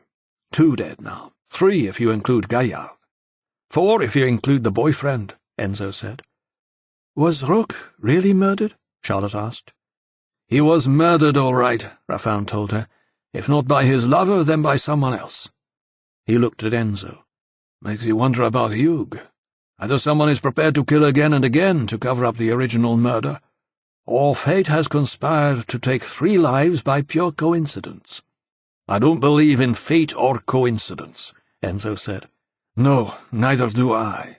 Raffin tugged at Enzo's lapels to straighten his ill-fitting jacket, and he looked at it ruefully. "I'll get the jacket another time." And he kissed Charlotte on the cheek again. "Catch you later." He went running off towards the Pont Saint-Michel, waving and shouting at a taxi which had appeared from the Boulevard du Palais. Charlotte and Enzo stood looking at each other. "You're a little underdressed," she said. But Enzo couldn't even bring himself to smile. "Jesus, Charlotte, this is getting scary." And he took her in his arms and held her for a very long time. She moulded herself into all his contours and held him just as tightly, and he felt a huge rush of fatigue and relief and affection. "Come on," she said finally, dark eyes looking intensely into his. "Let's get you home." As they walked along the quay, past the Préfecture de Police and towards the floodlit Notre Dame, she slipped her hand into his and he squeezed it, grateful for the comfort. They crossed the Pont Saint-Michel and turned down past the oldest tree in Paris, a grizzled acacia which stood at the centre of a garden brooding darkly behind spiked railings. Charlotte's car was parked beyond the Église Saint-Julien-le-Pauvre. A down-and-out slept opposite the church in the doorway of a tea shop. At her car, Charlotte turned and reached up to hold Enzo's face in both her hands. She gazed at him for a moment, a fleeting infusion of mixed emotions, then reached up on tiptoe to kiss him softly on the lips. He was caught off guard by her sudden tenderness. "I'm sorry," she said. "What for?" She shook her head, smiling sadly. "Just everything." 2. Hot water beat down on his head and shoulders, streaming over his chest and hanging in droplets from a million hairs. He wanted to stand there forever, just letting it wash over him, taking with it the taint of a dead man's blood, the awful image of his gaping, lifeless face. The shower door opened, and Charlotte stood naked before him, a slight, quizzical smile on her lips. She stepped up to share his water, and her dark curls unfurled into long black ribbons over her shoulders. She stared at him through the steam. "I love your eyes," she said, and she touched his face and pushed his wet hair back behind his ears. Then she dropped both hands to find and hold the softness of his penis, and he immediately felt the blood rushing to it. Her breasts pressed against his belly, and as his passion flowered, she slid her hands behind him to hold his buttocks and pull him towards her. She turned her head to one side and pushed her face into his chest. They stood like that for a long time, under the running water, before stepping out to towel each other dry, skin glowing pink, wet hair hanging in damp ropes. She peppered him with kisses, and ran her fingers gently through the wiry hair on his chest, then took his hand and led him back through to the bedroom. Beyond the walls of glass, which looked down on the garden courtyard below, the dark seemed very intense. Enzo felt strangely exposed. Anyone out there on the gallery opposite could see right in, just as he had the previous evening. Now he was lying among the lilac sheets that he had seen earlier, Charlotte on top of him, something frantic in the ferocity with which she bit his lip and pushed her tongue in his mouth. She reached down to find his erection and guide him inside her, and thrust her hips at him with an energy he found hard to match. He came quickly, almost overcome by fatigue and a strange melancholy, and she immediately lay down beside him to curl into his hip. "I'm sorry," he whispered. His turn to apologize. "Why?" She seemed surprised. "You were lovely." She reached over and turned out the light, and they lay in the dark for 10 or 15 minutes without stirring. Moonlight spilling across the rooftops washed down through the angled glass roof of the warehouse into the garden below and through the tall windows of the bedroom. Enzo lay with his eyes open, and they adjusted to the light so that he could follow every shape and contour. His brain refused to stop. He caught the slightest movement in his peripheral vision and turned his head to find himself looking into two luminous, saucer-like green eyes. Zeke sat on the bedside cabinet staring at him, and Enzo wondered if the cat had watched them making love, wondered if it was jealous. His thoughts were broken by Charlotte's voice, small and hoarse in the dark. "You know, I bought this place 10 years ago from an old couple who'd lived here in the war. They were just newly married when the city was occupied by the Nazis. They ran a coal merchant's business, and the Germans forced them to supply them with coal. They told me that the street was known as Little Italy, because of the number of Italian soldiers billeted here. They had been made to provide food and lodgings for 2 of them." She reached across his chest to twirl the long strands of his hair idly in her fingers. "Then, after the Allies landed, and the liberation of Paris was close, Parisians all over the city rose up against the occupiers. The couple who owned the coal merchants shot and killed their 2 Italian lodgers. They told me this because when I was buying the property, I asked them why the cellar below the warehouse had been bricked up and cemented over, and they said that's where they had buried the Italians. They were in their 70s by then, and they said I was the first person they had ever told." "And did you believe them?" She laughed a little. "I don't know. But I'd like to. I've come to think of the bodies in the cellar as my Italians, buried for eternity, and that I'll always have their ghosts for company on cold winter nights." Enzo thought about the sense he'd had earlier of vulnerability, of exposure to anyone who might have been watching from out there in the dark, and he thought about the ghosts of the 2 Italian soldiers who had never, after all, made it back to the olive groves in the southern sun. "I hope you're not thinking of adding a 3rd Italian to the collection," he said. He heard the rustling of sheets, and then her lips, soft and cool on his cheek. "I'd like to think that maybe my real-life Italian would stay voluntarily." He closed his eyes and felt himself drift off into confusion. She had a powerful effect on him. There was no doubting that. And yet the signals she gave him were mixed and conflicting. She didn't want a relationship, she said, and yet she was happy to make love to him. Her relationship with Raffin was over, but she didn't want to make him jealous. And now she wanted her real-life Italian to stay voluntarily. What did she mean? "I love your eyes," she had told him. Had she changed her mind about not wanting a relationship? He was nearly 50 years old, and he still had no greater understanding of women than when he was 15. He began drifting backwards in space, falling softly through the dark as tiredness overwhelmed him and sleep started wrapping him in its embrace. And then her voice drew him back to the surface, coming, it seemed, from a very long way off. "Do you really think Jacques Gaillard was killed by a group of his own students at ENA?" He broke the surface of consciousness with his heart pounding. "Yes," he said, with a sudden frightening clarity. "I do." "So what are you going to do now?" "There's another set of clues to decipher." "Will you stay in Paris?" Her voice was barely a whisper. He hesitated. "No, I have to go back to Cahors." Her disappointment was almost palpable, even in the dark. "But first I'm going to go to ENA to see if I can't get a photograph of the Schelke promotion and a list of the names of all the students." "Then you'll have a long way to go." "What do you mean?"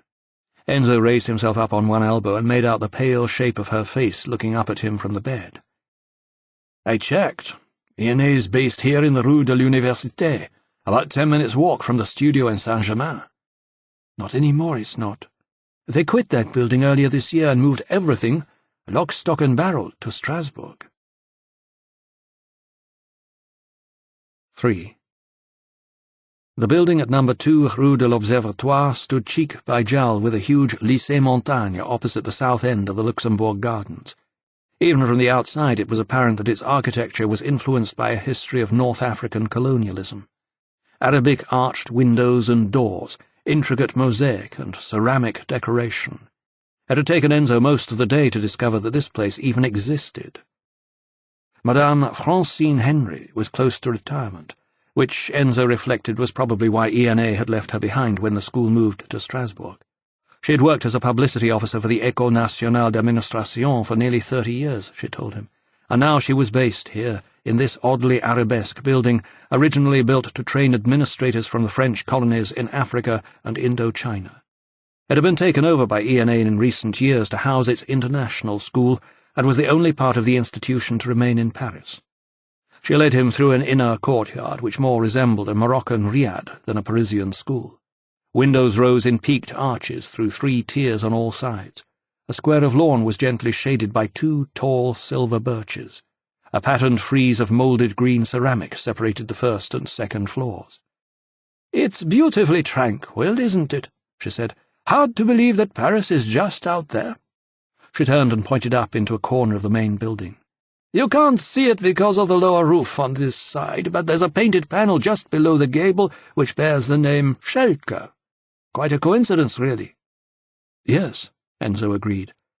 "I suppose they must have chosen to dedicate the building in his name because of his fight against colonial injustice." "That would make sense." "You know, you're very fortunate," Madame Henry told him. "Almost all of the archival material went to Strasbourg with the school. But I suppose when they realized they were going to be tight for space, it made a kind of poetic sense to store the archives from the Schelke promotion here." "That's very good of you to help." "It's the least we can do." Madame Henry composed a solemn expression. "I remember him, you know, the young Hugues d'Hautevillers. He was a character, a stunning intellect. It must be a terrible blow for the family." Madame Henry was an attractive woman for her age, gently old-fashioned, but her soft brown eyes were filled with a warmth and sympathy which only increased Enzo's sense of guilt at his deception. "Yes, it is," he said.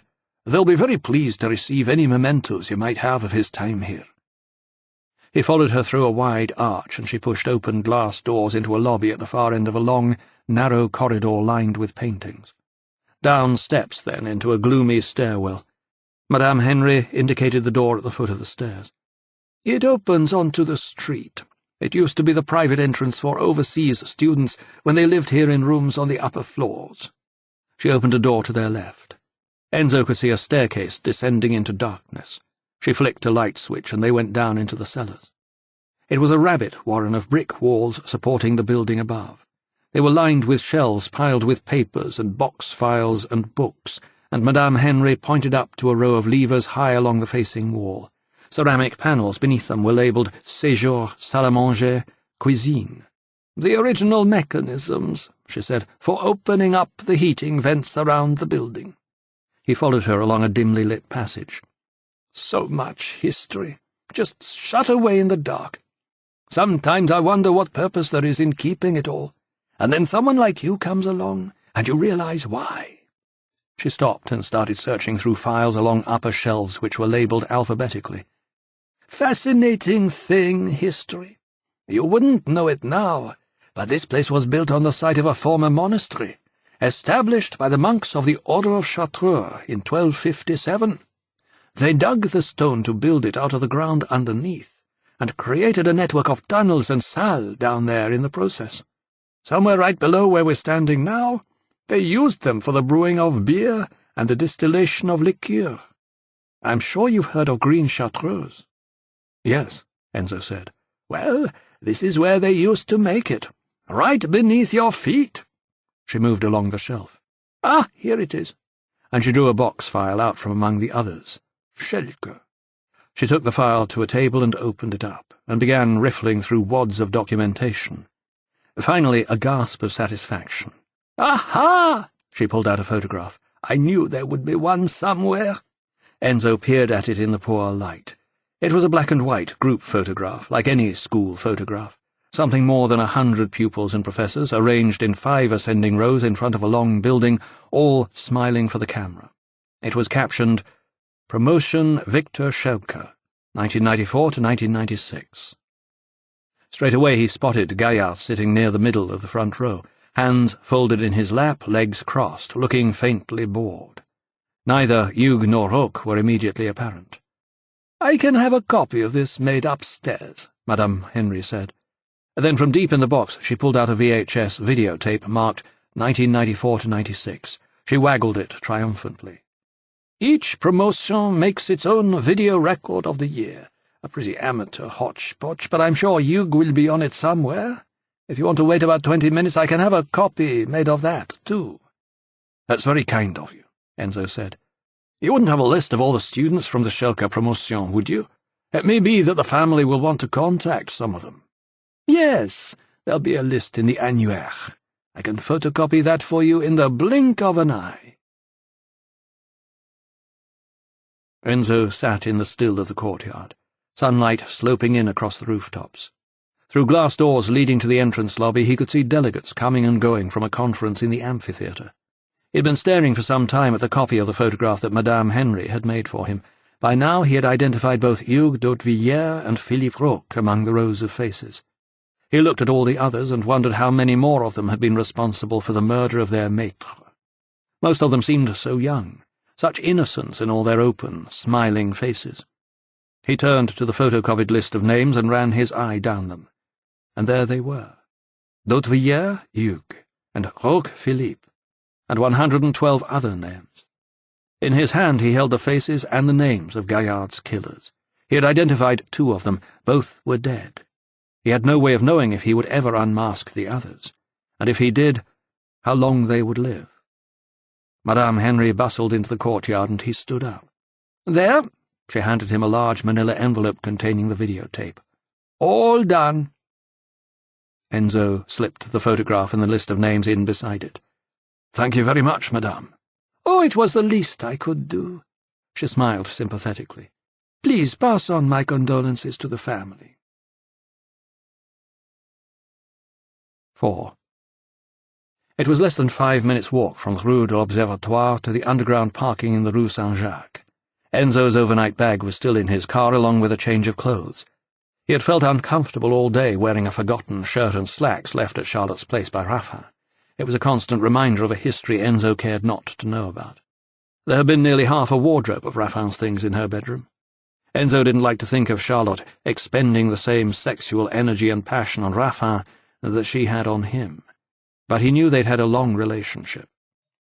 The car park was on 3 levels in the basement of an apartment building between the Rue des Feuillantines and the Rue des Ursulines. Raffin's lock-up was 2 down. Raffin had been unable to give Enzo a key for the elevator, but told him he could get access by walking down the ramp. Enzo left the late afternoon sunshine behind him as he slowly descended the steeply curving concrete. The first level was deserted. Night lights cast a faint gloom among the shadows of the cars.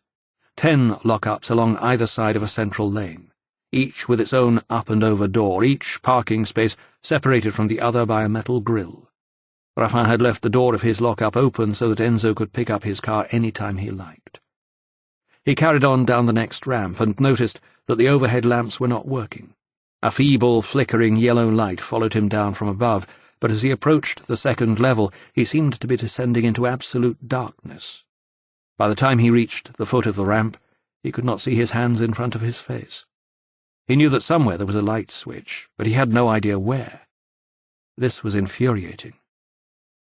It was his intention to drive back to Cahors tonight, a good 6 hours by car. He was anxious to get on the road as soon as possible. At the far end of the aisle he could see now the faint glow of an exit light above the door leading to the elevator. Raffin's lock-up, he knew, was right next to it. With his hands held out in front of him, he walked forwards very gingerly until his fingers touched cold metal. The door of a lock-up. It rattled beneath his touch, and he moved cautiously along from one door to the next. He was beginning to be able to see by the light of the exit sign, and for the first time vague shapes were taking form. His hands disappeared into space. Raffin's lock-up. The door was somewhere up above his head. He searched for his car keys and felt the notched rubber on the remote controller. He pressed it and heard the doors of his car unlock. His sidelights flashed twice. And in that moment, a piece of darkness detached itself from the shadows, warm and heavy, and enveloped him completely. Enzo toppled backwards. He heard the crack of his head as it hit the concrete, and some inner explosion of light filled it. The darkness was on top of him, forcing the breath from his lungs, and Enzo realized it had hands made soft by woolen gloves. One of them was around his neck. Enzo panicked, bucking and kicking, but the darkness was stubbornly strong, pinning him to the floor, and then he saw the merest flash of light reflected from the exit sign as a blade rose above him, and he realized that his attacker was about to plunge a knife into his chest. "I'm sorry," he heard a breathless voice whisper in the dark. "What?" Enzo gasped in disbelief.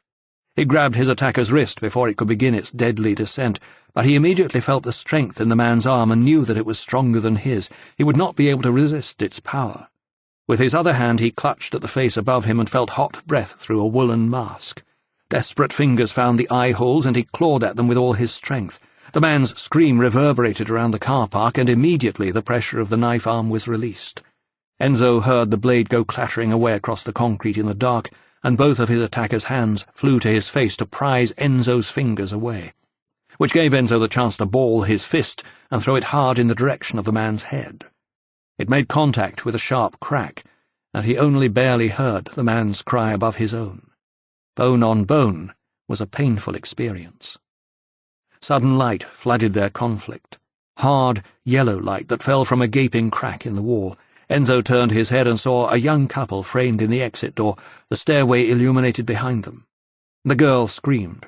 Enzo looked up to see his attacker's black, masked head turned towards her, and he grabbed the mask with both hands and tore it away. For a confusing moment it seemed as if there was another mask beneath it, and then Enzo realized that his attacker was black. He saw frightened rabbit eyes turn briefly towards him in the dark, and then the man was up and running in the direction of the ramp. Soft footsteps slapping concrete, all shape and form quickly consumed by shadow. The young couple seemed frozen by fear as Enzo staggered to his feet, shocked and groggy, and still reeling from the dawning realization of just how close he had come to being murdered. These young people could easily have opened the door to find his body lying bleeding on the car park floor. He swallowed hard to stop himself from being sick and stooped to pick up his manila envelope. "Are you all right?" the young man asked tentatively. "I'm fine," Enzo said. As fine, he thought, as anyone could be, who had just fought off an attempted murder. And he remembered his attacker's whispered apology. "I'm sorry." Sorry? It filled Enzo as much with anger as confusion.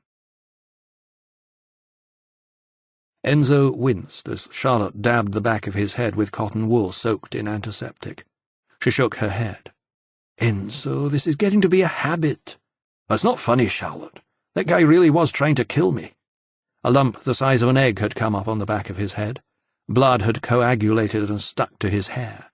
"Ow!" He jerked away from her hand. "I hope you take better care of your patients' minds." She grabbed his ponytail. "Hold still. Why are men such babies over a little pain?" And she dabbed him with more antiseptic. "You can't go back to Cahors now." "Why not?"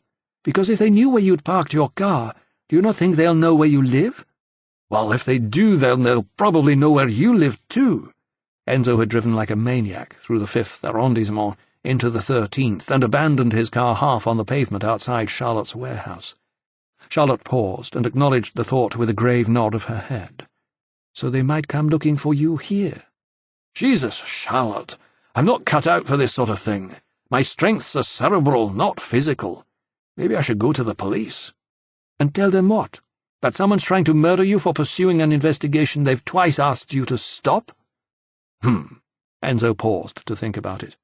"You might have a point." Charlotte handed him a clean wad of gauze. "Here, press that against the back of your head until the bleeding stops." She tidied away the bits and pieces of her first aid kit from the kitchen worktop. "Give me 15 minutes to change and pack a bag." "Where are we going?" "My parents have a holiday home in the Corrèze. It's an old farmhouse, a little primitive, very remote. We used to go there for our holidays every year when I was a kid. I still use it when I want to escape from everything. My little hidey-hole away from the world. I think we'll be pretty safe there." She looked at her watch. "It's after 6 already. We'll be lucky if we get there by midnight." Chapter 17. 1. Although the sky was clear, the night was dark. There was no moon, and the autoroute was virtually deserted. They had stopped at services just past Limoges for something to eat, and now Enzo was feeling the onset of fatigue. He needed to occupy his brain in order to resist the temptation to shut his eyes, and he had forced himself to recall one by one the items found with the legs in the trunk at Chateau Hautevillers. The salamander brooch, the lion's head pendant, the lapel pin flag, the sporting trophy, the referee's whistle with the numbers scratched into the plating. "Is there anything that occurs to you about any of them?" he asked Charlotte. "Well, the lion's head is an interesting pointer. The lion is pretty much symbolic of Africa, so I'd say there was a good chance that the flag on the lapel pin is probably the national flag of some African country." "A lot of countries in Africa." "Given that most of these clues relate to France, it's probably a former French colony." "Good thought." Enzo watched the broken white lines coming at him in a never-ending stream. "And the salamander?" "The salamander was the emblem of the French king, François Ier. I don't know if that's relevant or not. There were dates engraved on the back of the brooch, weren't there?" 1927 to 1960. Charlotte sounded doubtful. François Ier was early 16th century. The dates don't really connect, do they? "Only about 300 years out." Enzo saw headlights in his rear mirror approaching at speed. He had never developed the French penchant for fast driving and had been sitting at a steady 110 kph. The vehicle coming up behind was going considerably faster. "What about the sports trophy and the referee's whistle?" Charlotte asked. "What about them?" "I don't know. I'm looking for a sporting connection. It's hard to see one with François Ier and an African flag. The trophy had a date on it too, didn't it?" Enzo nodded and glanced at the approaching car. It was taking its time pulling out to overtake. 1996 again. The year Gaillard disappeared." "And you think that's the only point of it?" "It's the same date that the 1990 Dom Perignon vintage was released, and there didn't seem to be any other point to that." The lights behind were dazzling now, headlamps on full beam. "Jesus Christ! What is it? You'd think this idiot was trying to blind me." Charlotte glanced back into the full glare of the lights. "My God, he's far too close." Enzo felt a sudden jolt of fear, as if he had touched the naked copper of a live wire. "And he's going far too fast." The bang as it hit their rear bumper seemed inordinately loud, and both their heads jerked back against the headrests before they pitched forward again, straining against the seat belts. Enzo struggled to keep control of the steering as his car began serpentining across the white line. He stood on the brakes, but the vehicle at their back was propelling them forward. There was a sickening screaming of tires. Smoke billowed up in the headlamps, and the car was filled with a smell of burning rubber. Enzo immediately took his foot off the brake pedal and accelerated hard. They pulled away from the following vehicle, and the car stopped swerving. Charlotte had turned in her seat and was staring out through the back windscreen. "It's a truck!" Enzo could hear the fear in her voice. "What the hell is he trying to do?" She faced front again. "You cut up a truck coming out of the parking at that last stop." "I did not," Enzo protested. "He was on my right. The road was unmarked. I had right of way." "Well, he didn't think so, did he? He honked loud enough." Enzo looked at the lights in the mirror and screwed up his eyes. They were getting closer again. "Do you think it's him?" "I don't know. It seems a pretty extreme reaction if it is." As the truck bore down on them once more, Enzo moved into the outside lane. The truck followed. He swerved back to the inside and his tires shrieked in protest. The truck stayed out as if it was going to overtake. The cab drew level with the back of Enzo's car, and just as Enzo was about to hit the brakes again, it nudged his rear wing. That was all it took to send the car into an uncontrollable spin. The world seemed to be revolving hopelessly around them. Smoke and light and burning rubber, and more smoke and more light. Enzo pulled the steering wheel one way, then the other, and miraculously they stopped spinning, but they were sliding side on now, and a large green drum with a white arrow was flying towards them at speed. Criss-crossed white lines passed beneath them before they hit the drum and spun off again onto a steeply curving exit ramp, coming to a sudden and unexpected stop halfway up it, facing back the way they had come.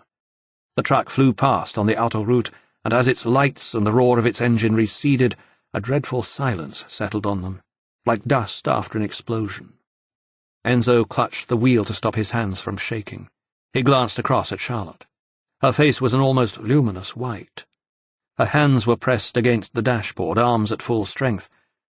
"He was trying to kill us," she whispered.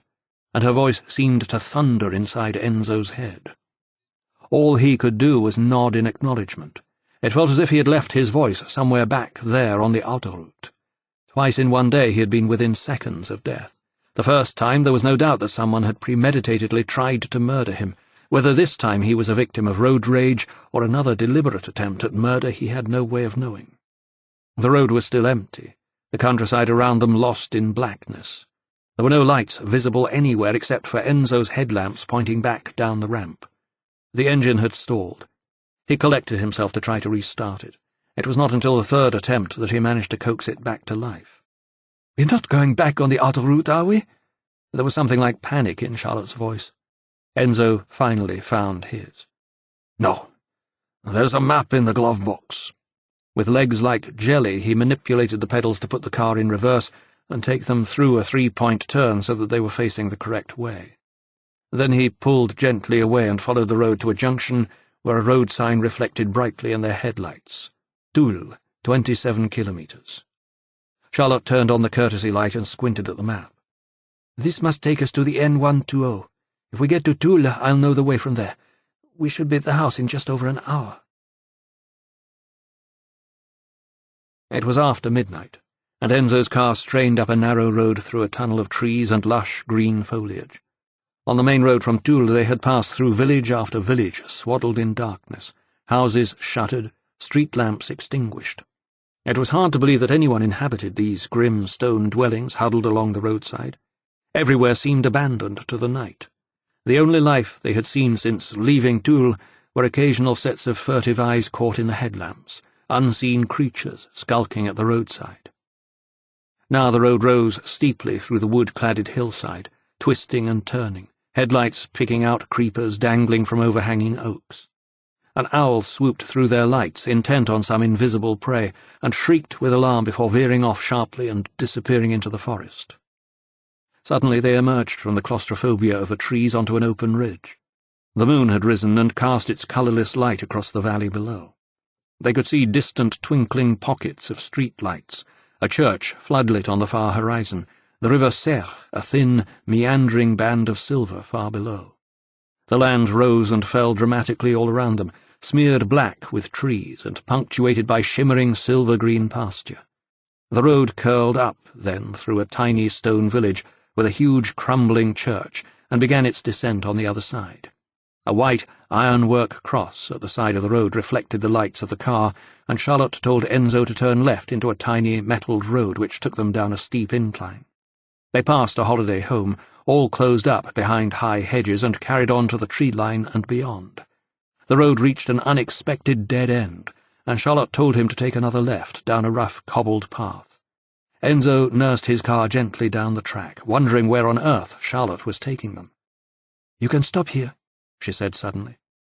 Enzo jerked to a halt and looked around. They were surrounded by trees and tangling briar amongst thick undergrowth. "Here?" He was incredulous. "Where on earth are we?" "You'll see." She reached into the back to retrieve her overnight bag and her laptop, and she got out of the car. Enzo cut the engine and the lights and followed her out into the night. It took several moments for his eyes to adjust to the sudden darkness, and for the world to take shape again in the moonlight that filtered down through the trees. She plunged off into what seemed like thickly wooded hillside, and he scrambled along behind her, afraid of losing her in the dark. But in just a few short steps, they emerged again into bright moonshine. A clearing cut into the slope, and Enzo could see, about 4 meters below them, the dark shape of an old house nestling in a natural fold of rock. Primitive steps had been cut into the hill and reinforced by old railway ties. Charlotte followed them down to a covered patio at the front of the house and snapped on her penlight to track down the lock on the door.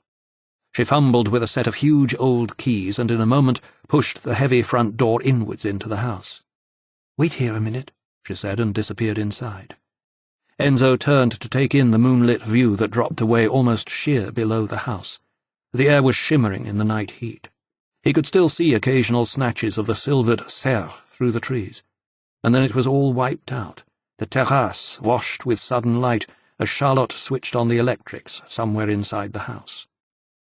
He turned to see her through the doorway, standing at the far side of an old farmhouse kitchen with tiled floors and pointed stone walls. She was pale and tired, and still shocked by their brush with death, but he remembered again in that moment how beautiful he'd thought her that first time he'd seen her. Then she had been defiant and self-confident. Now she seemed vulnerable, defeated. He walked into the kitchen and immediately felt the chill contained within its thick stone walls, a stark contrast with the warm air outside. He put his bag on the table and took her in his arms and held her tightly. One way or another, he knew, she was going to have a huge impact on his life, and he didn't want to let her go. Ever. "What are we going to do?" she whispered. "The only thing we can do. "What's that?" Find them before they find us." 2. There was a renewed urgency now about the need to make sense of the clues found at Hautevillers. In the barn adjoining the house, Charlotte dug out the white cardboard wrapping from a dishwasher installed the previous summer, and Enzo opened it out and taped it to a wall in the kitchen, a makeshift whiteboard. In the huge open fireplace, the flames of a log fire licked up blackened stone, dry oak crackling in the grate, taking the chill off air undisturbed since the house was closed up for the winter at Christmas. The comforting smell of wood smoke filled the kitchen. Charlotte heated soup on the stove while Enzo set up her laptop at one end of the kitchen table, connected it to a printer she kept at the house, and downloaded the photographs he had taken at the dog cemetery above Chateau Hautevillers. One by one he printed them out and stuck them up around the edges of his whiteboard. Beneath the salamander and the sports trophy, he marked up the dates that were engraved on them.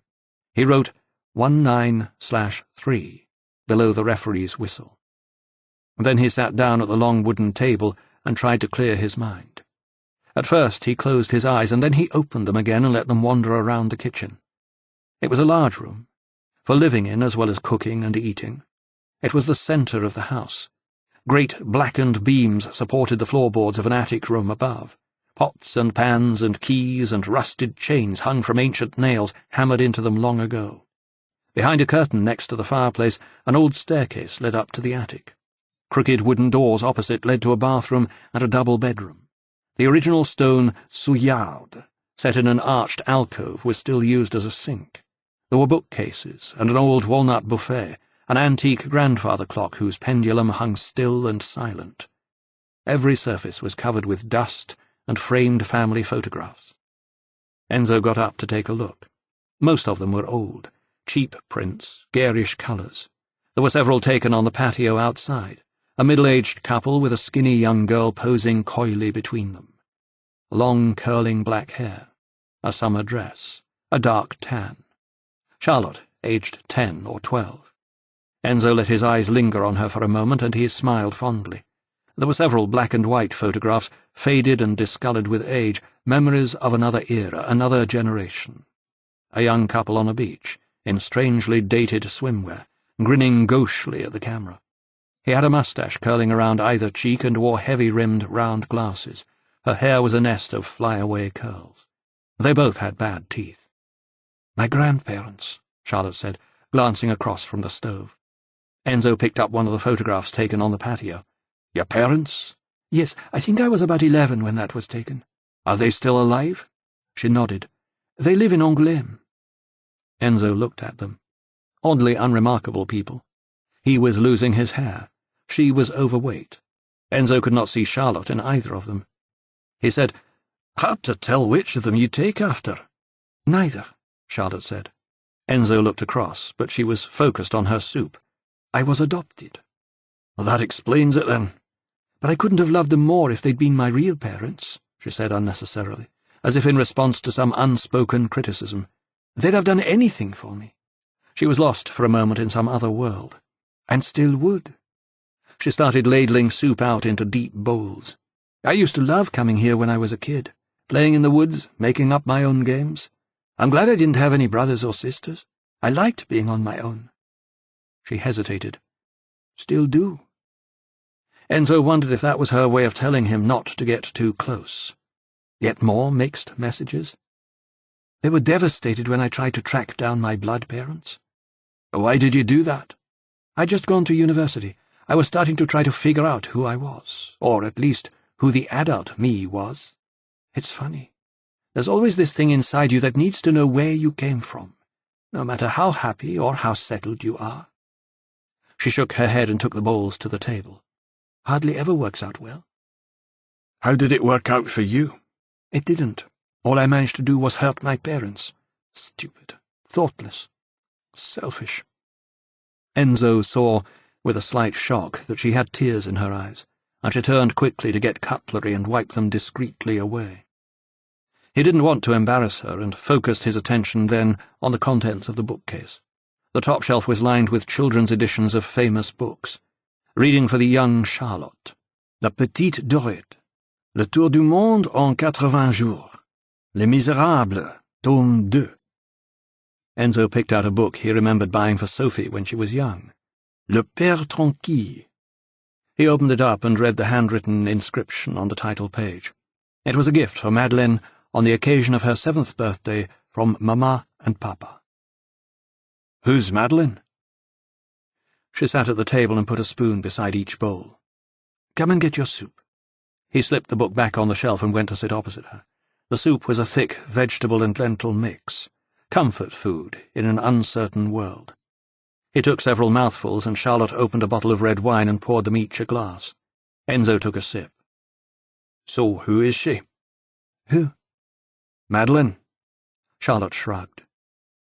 "No one special." Enzo was intrigued by her evasion. "Why won't you tell me?" She sighed. "She's me, all right? I'm Madeleine. Charlotte's my middle name.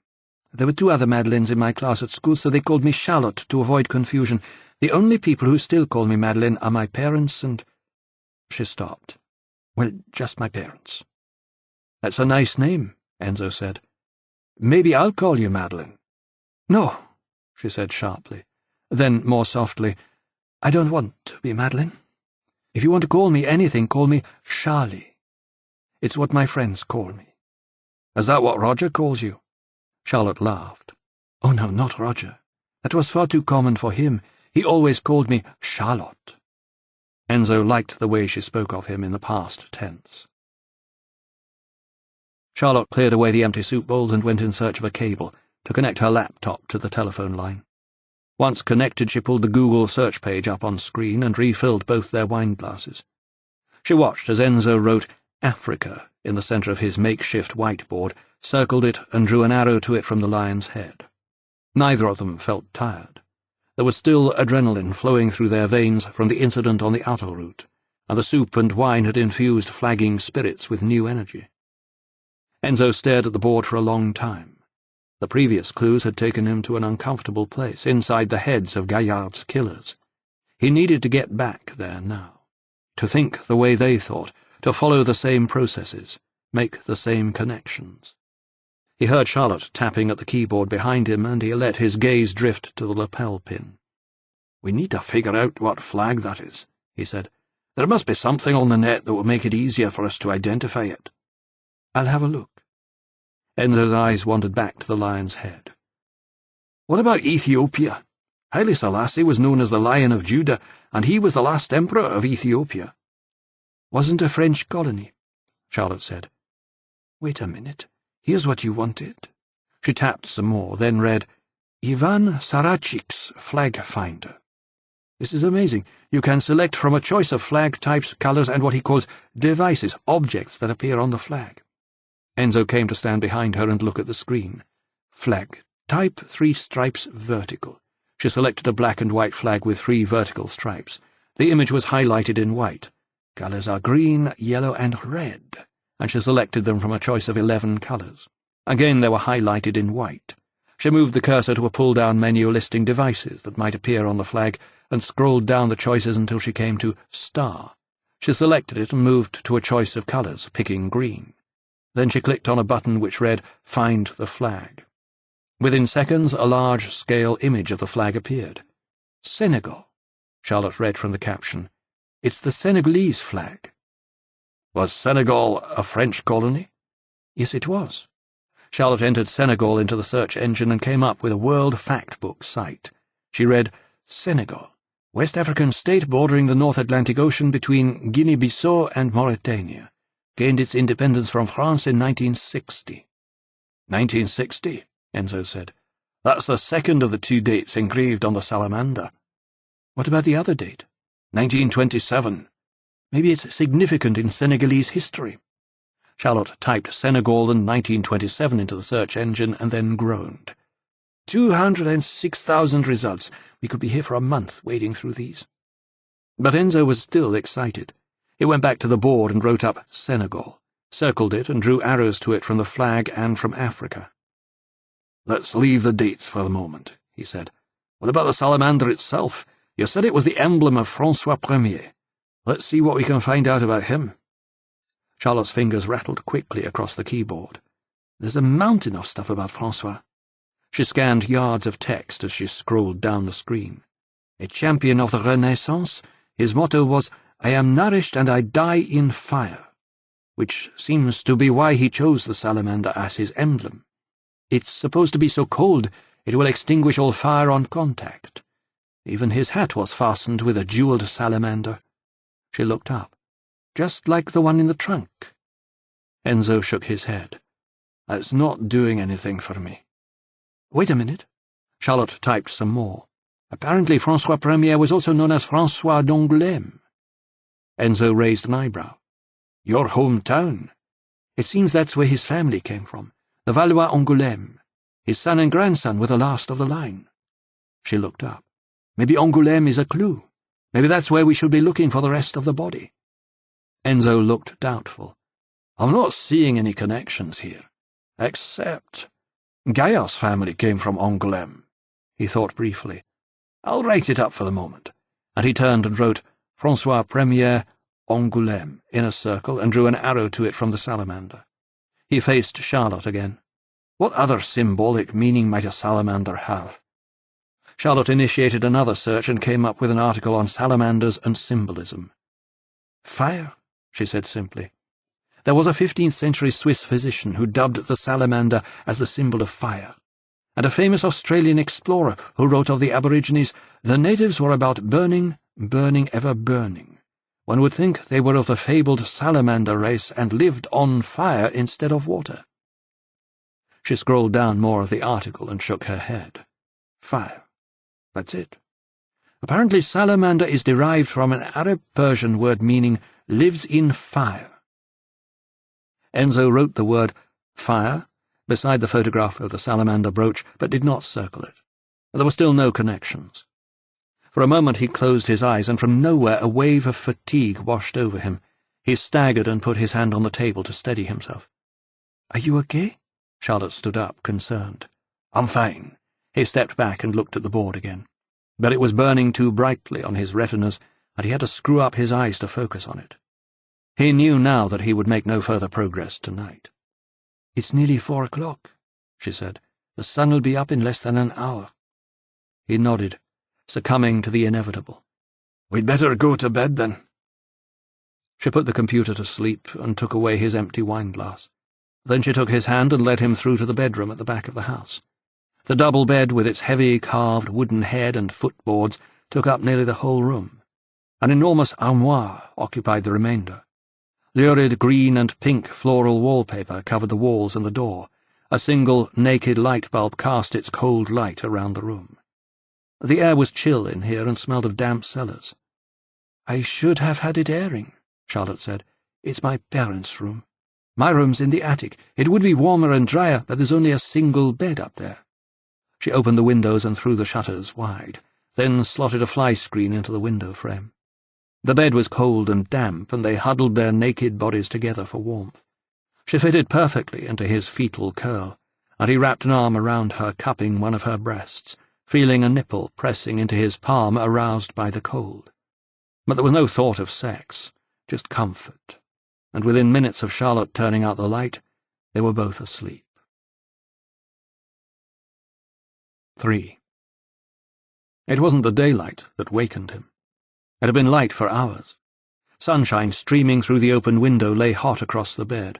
The room smelled of the forest, and the hum of insects filled the air from outside. It must have been the church bell that pricked his consciousness. He heard it ringing distantly in the hilltop village. He had no idea how many times it had rung, 7, 8, 9 times. He lay with his eyes closed, luxuriating in the warmth, listening to see if it would ring again. Sometimes they would ring the hour for a second time after an interval of 2 or 3 minutes, just in case the workers in the fields had miscounted the first time. The bell began again, and this time he counted it all the way up to 12. It was midday. They had slept for almost 8 hours. He rolled his head to one side and saw that Charlotte was still asleep. Her hair lay tangled beneath her head, smeared across the pillow. Her mouth was slightly open, soft lips almost pouting, blowing out tiny puffs of air. He was seized by an incredible tenderness. He wanted to run his fingers lightly over her lips and then kiss them softly, so that she would wake to the taste of him.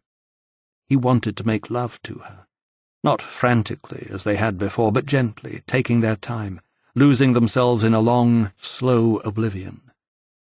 But he did not want to wake her, so he slid carefully from the bed, lifting his clothes from the floor where last night he had simply let them fall, and tiptoed out to the kitchen. There he pulled on his cargoes and T-shirt and slipped into his running shoes, dragging his hair out of his face to gather it loosely in a band at the nape of his neck. In the bathroom he slunged his face with water and went back out to the kitchen to make coffee. He opened the window and shutters on either side of the main door to let in light and air, and went out onto the patio. In daylight he saw that the terrace was shaded by a vine, trained across a rusted metal frame. No doubt the family would eat out here on summer evenings, looking out upon their own private view of paradise. He saw now tiny villages of honeyed stone nestling in the river valley, or sitting proudly on hilltops, church spires poking out from amongst the trees that marched up every hillside. Ravines and gorges cut through greenery, marking the outer limits of valleys where once huge, fast-flowing rivers carved their way relentlessly through the rock. It was a wonderful, solitary place, somewhere to reflect, to be at peace, to be yourself. Enzo saw 2 magpies chasing each other across a meadow full of summer flowers immediately below the house. He heard the coffee maker gurgling and spitting inside, and he went in to pour himself a coffee. He found a mug and a jar of sugar cubes and made it sweet. He took a long sip and almost immediately felt the caffeine kick. There was still no sound from Charlotte. It was curiosity that led him to the staircase behind the curtain. He drew it back and climbed carefully up into the dark, his coffee still in his hand. At the top of the stairs a low door opened into a tiny bedroom built into the slope of the roof. Sunlight sneaked through the cracks around the edges of a small dormer window. Enzo opened it and unlatched the shutter. Light poured in and filled the intimate space around him. The view across the valley was spectacular. He could imagine the young Charlotte waking to it every summer's morning, filled with excitement, and an eagerness to be out exploring the world around her, probing the outer limits of her imagination. He turned back into the room, stooping to avoid the angle of the ceiling. Her bed was pushed against the far wall. He pictured her lying in it, the child in the photographs, sleeping, dreaming, free to fantasize, before adulthood reined her in to face an altogether less attractive world. More photographs lined themselves up along a wooden dresser, around a bowl and pitcher carefully arranged on lace doilies. Family groups posed in the garden with a view behind them, a pergola hanging with flowers. He recognized Charlotte's parents and an older couple, perhaps the grandparents he had seen much younger in the photograph taken on the beach. Her grandfather still had the same curling moustaches, only now they were pure white. Charlotte looked radiant, touched by a happiness that sparkled in her dark eyes and glowed in her smile. She was sitting on the knee of an older man, not as old as her grandfather, but with the same extravagant moustaches, and a head of wild, untamed hair. Enzo felt as if someone had just punched him in the gut. He felt dizzy and sick, his mind clouded by pain and confusion. His mug of coffee fell to the floor and smashed, and he picked up the photograph with a shaking hand. His mouth was dry, and he couldn't even swallow. There was absolutely no doubt. The man on whose knee the young Charlotte was sitting was Jacques Gaillard. Chapter 18. 1. As he got to the foot of the stairs, Charlotte was padding naked from the bedroom, wiping the sleep from her eyes. "What happened?" she asked dreamily. "I thought I heard the sound of something breaking." And then she saw his face, chalk white and etched with hurt and anger. "What's wrong?" The alarm in her voice was clear. He threw the photograph onto the table, and the glass cracked in the frame. She looked shocked, her eyes full of incomprehension. He said, "I think there's something you forgot to tell me." She walked to the table and glanced at the photograph behind the broken glass, and he saw realization break over her like a wave, leaving her drenched with weary resignation. But her first instinct was to cover her nakedness, to dress up her sudden vulnerability. "It was none of your business," she said, almost under her breath, and she turned back to the bedroom. Enzo went after her. "Well, I think it's my business now." She pulled on a toweling dressing gown and held it tight around her, then stood her ground defiantly. "Are you going to tell me?" he asked. "He was my uncle." Enzo felt his anger simmering and bubbling inside him. He fought to keep it from boiling over. "You lied to me." "I didn't lie to you. I didn't tell you, that's all." "You lied by omission. It's the same thing." "Oh, crap." She pushed brusquely past him and out into the kitchen again. He followed her. She said, "I just met you a week ago. I didn't know you, and I certainly didn't owe you. The truth or anything else." "Does Raffin know?" "Of course he does. That's how I met him. When he was researching the book." A tiny explosion of air escaped from the back of Enzo's throat. "Oh, right. Of course. It all becomes clear. You got involved with Raffin because you thought you might learn something about what happened to your uncle, but when he failed to come up with anything you didn't already know, you dumped him. Just as I appeared on the scene promising to take a fresh look." "It wasn't like that." She folded her arms across her chest and faced him off. "Well, tell me how it was, then." She glared at him, angry and defiant and defensive. "I never thought for a minute that Roger was going to turn up anything new about my Uncle Jacques. I felt for him, that's all. I thought he was charming and funny, and we had great sex." Enzo almost flinched. This was more than he wanted to know. "I dumped him because I got to know him. After that first flush of infatuation, I discovered that the more I knew him, the less I liked him. It happens all the time. You meet someone, you think they're great, then you find out they're not as great as you thought they were, and you move on." "To me?" She shook her head. "It was you who asked me up for coffee, remember?" "No, you asked yourself, and you're the one who kept turning up at my door. Not that I wasn't happy to see you, but it was you who came to Epernay. It was you who got the key to my room. You who got into my bed." She was only able to meet his angry gaze for a moment before she turned away. "You were the first person in 10 years who seemed like he might actually find out what happened to my Uncle Jacques, and I wanted to be around when you did." She swung back to face him, vindication burning in her eyes. "I loved that man.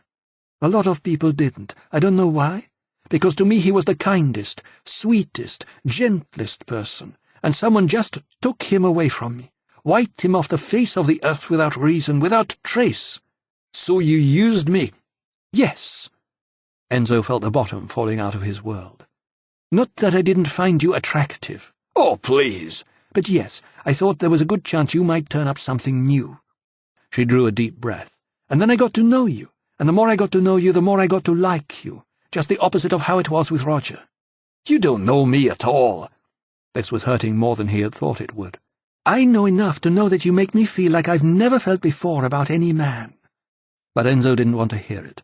This could only get worse. He started lowering the portcullis. "You know what I think?" He answered his own question. "I think you use people. I think you used Raffin, and I think you're using me. And when this is all over, I'll be nothing more to you than a piece of history." She looked at him with her big, dark eyes, like some wounded animal, full of hurt and incomprehension. She shook her head slowly. "You're wrong, Enzo." And suddenly the fire of their argument was extinguished, as if a salamander had come between them and put out the flames. Enzo felt spent. He walked past her and out into the early afternoon sunshine. The heat was building, and he felt the sun burning his skin. He thrust his hands in his pockets and walked off through the long grass choking the garden until he found a stone bench placed so that it gave onto an undisturbed panorama of the valley below. He felt the stone hot through his trousers as he sat down, and he closed his eyes. The air was filled with the sound of a million humming insects, and then the church bell chimed 1. It was extraordinary, he thought, how a single hour could change your life. And in that moment of introspection, as anger subsided, The first doubts crept in to undermine his self-righteous certainty. Had he, after all, judged her too hastily, too harshly?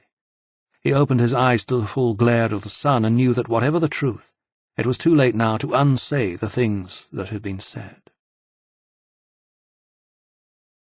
2. He had no idea how long he sat there, staring out over the Serre Valley with its hills and gorges and tangling forests. It seemed like forever, but the church bell had not yet struck 2. 10 minutes earlier he had heard the distant chatter of Charlotte's printer, and now he caught a movement out of the corner of his eye and turned to see her wading through the grass towards him. She was wearing jeans and a large, shapeless T-shirt with a faded Bart Simpson head on it. A sheaf of papers was fluttering in her trailing hand. She stopped a metre short of him, and he looked up to see that she had been crying. Her eyes were bloodshot and watery, and sadness was smudged in the shadows beneath them. But she looked at him without emotion. "Get over it."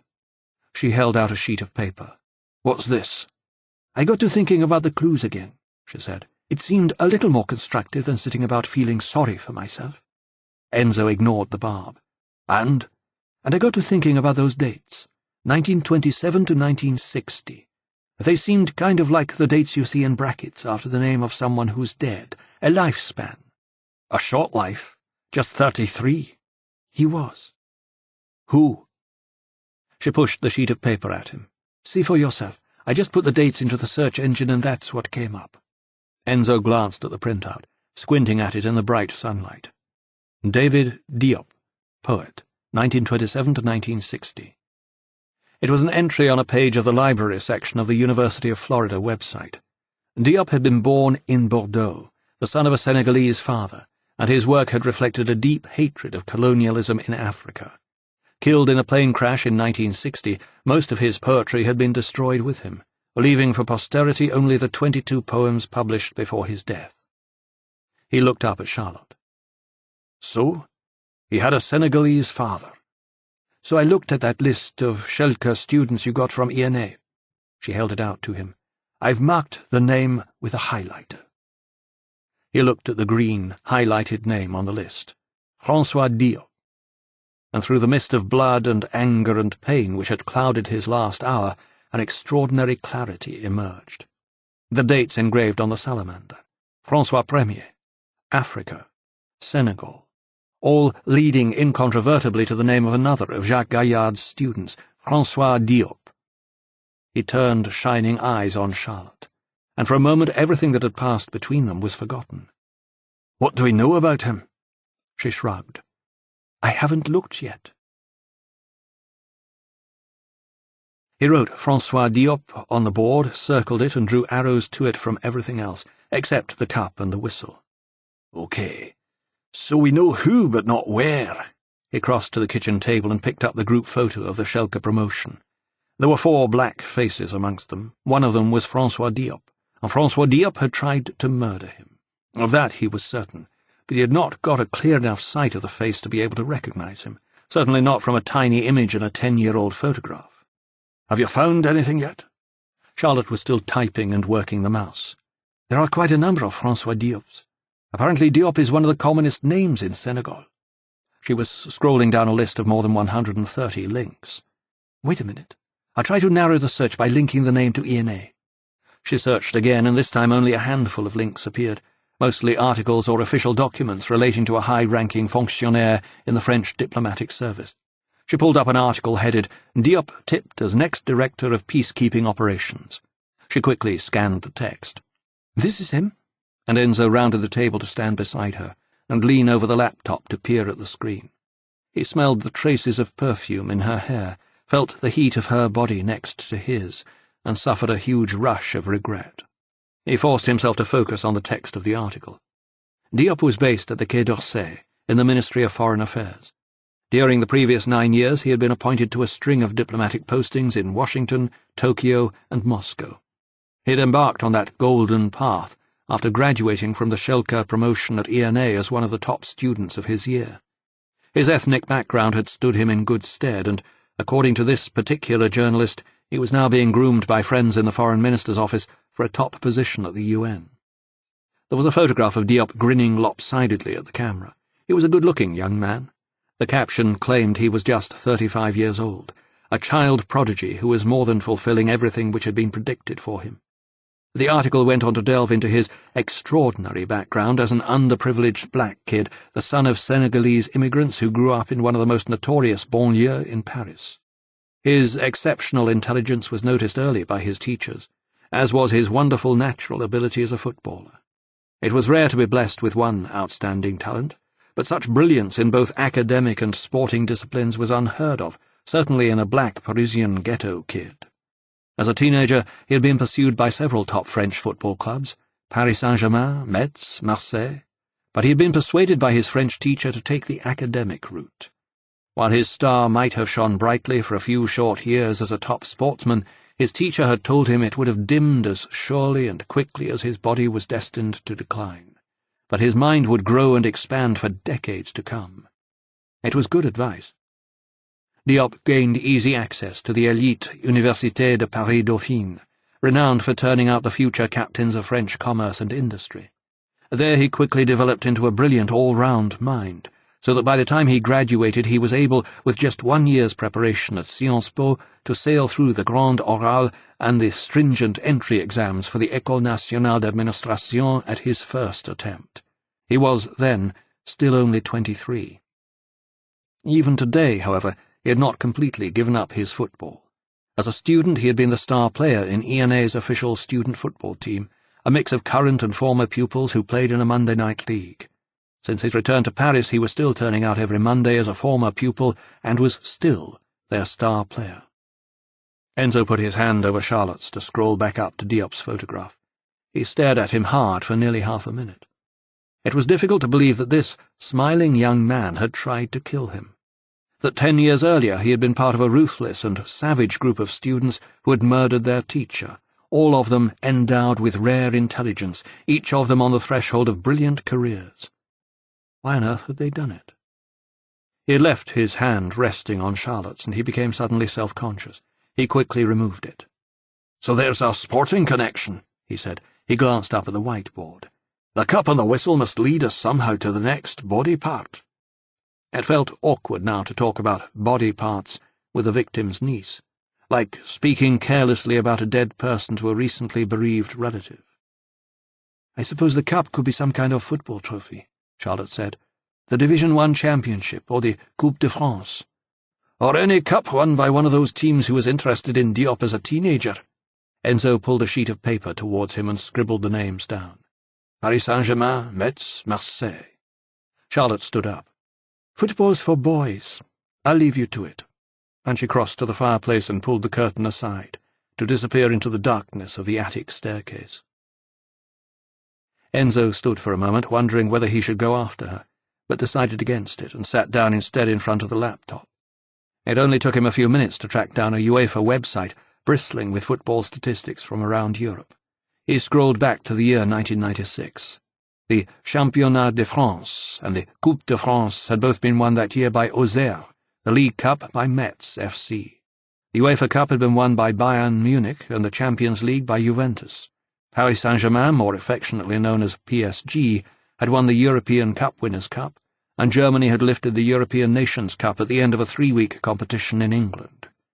So 2 of the clubs who had pursued Diop as a schoolboy, PSG and Metz, had won trophies in 1996. He heard Charlotte coming back down the narrow wooden staircase. She pulled open the curtain at the foot of the stairs and emerged carrying a small television set which she placed on the far end of the kitchen table. It was an old set with a built-in video player. She began searching in a drawer of the buffet for a mains extension. "What are we watching?" he asked. "If the television still works, I thought it might be useful to take a look at this." She lifted Enzo's manila envelope from the table and took out the video record of the Schalke promotion that Madame Henry had given him in Paris. Enzo had forgotten all about it.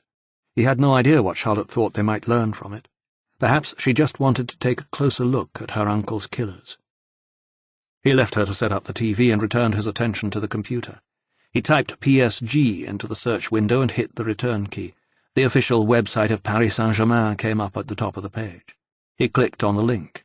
A menu down the left-hand side of the home page offered him a range of options from matches to ticket sales. He selected Club, and from a sub-menu, Histoire. The page which downloaded offered a brief history of the club from its creation in 1970 to the present day. Enzo scanned the text, but nothing jumped out at him. From a range of options along the top of the page, he selected the period 1990 to 2000. A detailed history took him through that decade. The events of season 1995-96 focused on the winning of the European Cup Winners' Cup, their first European trophy. He also read through an account of the following season, but again there was nothing to connect the club to any of the other clues, or to François Diop. Enzo breathed his frustration into the rafters. Charlotte had found a cable and was plugging in the TV set. She switched it on, and white noise issued from tiny speakers. She turned it to mute and said, "I was thinking about those numbers on the referee's whistle." Enzo glanced up at the board where he had written 19/3 beneath the photograph of the whistle. He had not yet given them any consideration. "What about them?" "What do they look like to you?" She pushed the cassette into the slot beneath the screen, and like a mouth it opened up to swallow it whole. Enzo looked at the numbers, vaguely shaking his head. He took a stab in the dark. "I don't know. A date?" "Exactly." He sat up. Why had he not thought of that? 1903. March 19th. He looked at Charlotte. "Does that mean anything to you?" But even as he asked, he knew the answer. 19th of March 1962. The date of the ceasefire in the Algerian War. There are streets and squares all over France named 19 Mars 1962. "That's the problem. There are too many of them unless you can tie one to a specific location." Enzo looked at her, surprised. "You'd already thought this through?" "Of course." "So when were you thinking of sharing it with me?" "I just did." She stabbed the play button on the set. "Do you want to watch this or not?" He left the computer and moved around the table as a piano began playing some soft classical music. The group photograph that Enzo knew so well came up on screen with the caption, "Promotion Victor Schelke, 1994-96, then Vie d'une promotion," followed by close-up shots of the faces in the photograph. They were all there: Gaillard, Hugues d'Hautevilliers, Philippe Roch, François Diop. Enzo stared at it grimly. How many others had they not yet identified? With a bad sound cut, the picture jumped to a shot of hanging French flags and the caption, "De Concorde." This was an extract from some French television news item. A voiceover full of gravitas listed the names of famous énarques: Jacques Chirac, Alain Juppé, Lionel Jospin, Valéry Giscard d'Estaing, the leaders of a generation, and, thought Enzo, a roll call of crooks. The camera lingered on the facade of INA's former Paris HQ in Rue de l'Université. These presidents and prime ministers, the voiceover intoned gravely, had all passed through these hallowed gates, and today, it went on, there were more than 4,000 énarques running both the French government and the private sector. The camera wandered then into the torture chamber where INA's panel of experts conducted the Grand Oral. 5 smug interrogators sat behind a long oval table, smiling sadistically in anticipation of the inquisition to come. An elaborate timer stood on the table to count off the minutes. The short film then segued through various sequences, amateur footage, and excerpts lifted from professional news reports. Students sitting in the INA library discussing their course, shots of skiers at Puy-Saint-Vincent during their bonding break, a lecture room full of students listening in rapt silence to their lecturer. Enzo heard Charlotte's sharp intake of breath and realized that the lecturer was Jacques Gaillard. He was brusque and businesslike, addressing his students with the absolute confidence of a man free of self-doubt. Even in this fuzzy clip, with its bad ambient sound, his charisma was electrifying. He commanded total attention, complete respect. As the camera panned around the students, Enzo saw the languid figure of Philippe Roch, leaning one elbow on the arm of his chair, listening intently to his teacher. Enzo hit the pause button, and the picture froze on Roch's face. "Philippe Roch," he said, and he turned to see silent tears running down Charlotte's cheeks. "Bastard," she whispered. Enzo let the tape run on. More shots of students, borrowed this time from BBC World.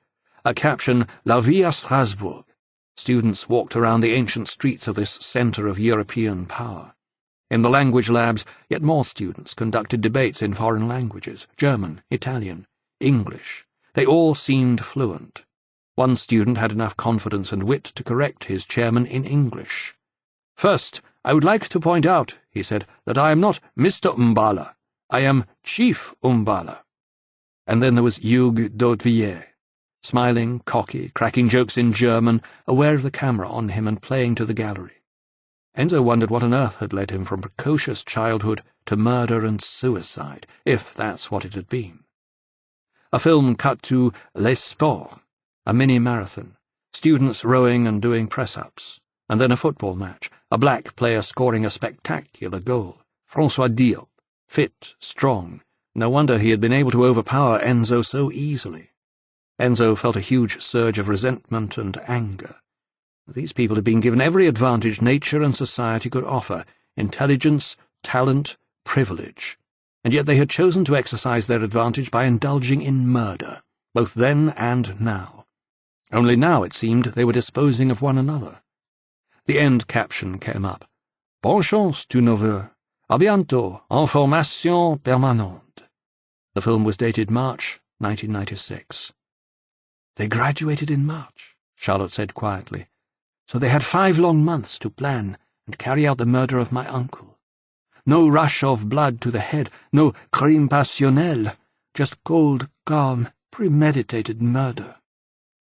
She switched off the recorder, and it spat the tape back out at them as if the cassette had left the same bad taste in its mouth as in theirs.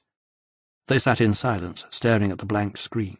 Then Charlotte said, out of nowhere, "What about the Saints' Day? That came up in one of the previous sets of clues, didn't it?" Enzo did not immediately understand.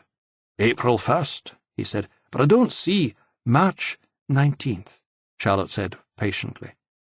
Enzo glanced at the board again and shook his head doubtfully. "We've already got a name." She shrugged. "It wouldn't do any harm to know?" Enzo returned to the computer and tapped the date into Google. "St. Joseph," he said, "at St. Joseph's Day."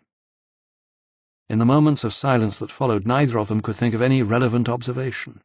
Then Charlotte said, "I'll pack the TV away." And Enzo returned to his search of football clubs. He typed Metz FC into the search window, and when he punched the return key, a link to the official website of FC Metz appeared at the top of the page. He clicked on it and was immediately subjected to a passage of loud rock music, accompanying flashing animated images of a footballer intercut with the club's official shield. "What in God's name's that?" Charlotte asked. But Enzo had frozen, his eyes locked on the screen, his heart pulsing in his throat. The animated sequence finished on a final image of the club shield, and then cut to the home page. "Jesus! What is it?" Charlotte came around to look. "The official emblem of Metz Football Club. It's a salamander." He pushed back his chair and crossed quickly to the whiteboard. He wrote up Metz FC and circled it. "That's it. That's the place." "Metz?" "Yes." "More body parts? More clues?" "It must be." Enzo turned back to the board and started slashing arrows across it. "All the arrows that pointed to Diop carry on to Metz. Then we have another arrow from the salamander. Metz won the League Cup in 1996, so another arrow from the football trophy. And then a final arrow from the referee's whistle, another football connection." But Charlotte was not convinced. "What about March 19th? "I don't know. Maybe the football stadium's in Rue de 19 Mars, 1962. We'll find out when we get there." Charlotte began studiously winding up the mains extension cable. "You might. I won't." Enzo felt an unpleasant stillness settle on him. "You're not coming with me?" "No. I have to get back to Paris." "Don't you want to know who killed your uncle?" She turned on him, anger flashing in her eyes. "What do you care? All you're interested in is winning your bet." If she had plunged a knife into his heart, she could hardly have hurt him more. But maybe it was no more than he deserved. He watched her in silence as she packed away the cables. "How will you get back to Paris?" She shrugged. "You can drop me at the railway station at Toul." And she lifted the television to take it back up to her room. Chapter 19. 1. The car stood where they had left it, abandoned on the track. But there was no traffic here. Not even the local farmer came down this way. The back of the car was buckled and scorched where the truck had rammed them, and scraped all down one side where they had struck the dividing drum a glancing blow at the off-ramp. On his fourth failed attempt to start the car, the engine made a sound like tearing metal and abruptly ceased. Now it would not even turn over. Charlotte got out and walked around to the front of the car. "There's oil all over the path." Enzo released the hood and went to have a look. A small river of oil had run down among the stones, dividing and subdividing, before soaking into the earth. He lifted the hood, and the pungent stench of warm, lubricating oil wafted up into their faces. It glistened on every surface of the engine and its mountings. Shit! Enzo dropped the hood and thought about it. They were miles from anywhere, and even if they could persuade a garagiste to come out, the car was unlikely to be on the road again any time soon. He felt in the leg pocket of his cargoes for his cell phone. Its tiny screen told him there was a strong signal here. He thought for a moment, then became aware of Charlotte looking at him. She said, "Who are you calling?" "My daughter." Sophie answered quickly. "Hi, Papa. Where are you?" "Sophie, I've been in a road accident." "Oh, mon Dieu. Papa, are you all right?" "I'm fine, but I need you to do me a favour." He took a deep breath and swallowed his pride. "Actually, it's Bertrand I need to do me the favour." "Bertrand?" "He's got transport, hasn't he?" "He's got a van, yes." "I need him to come up to the Corrèze and pick me up, and then take me to Metz." He paused. "Oh, and ask him to bring a couple of spades." 2. They went back to the house and Charlotte made coffee. Then she climbed the hill and lay in the grass, propped on one elbow, sipping her hot drink and staring gloomily out across the valley. Enzo returned to his stone bench and they waited, neither of them speaking to the other, through 3 long hours as the sun sank lower in the sky.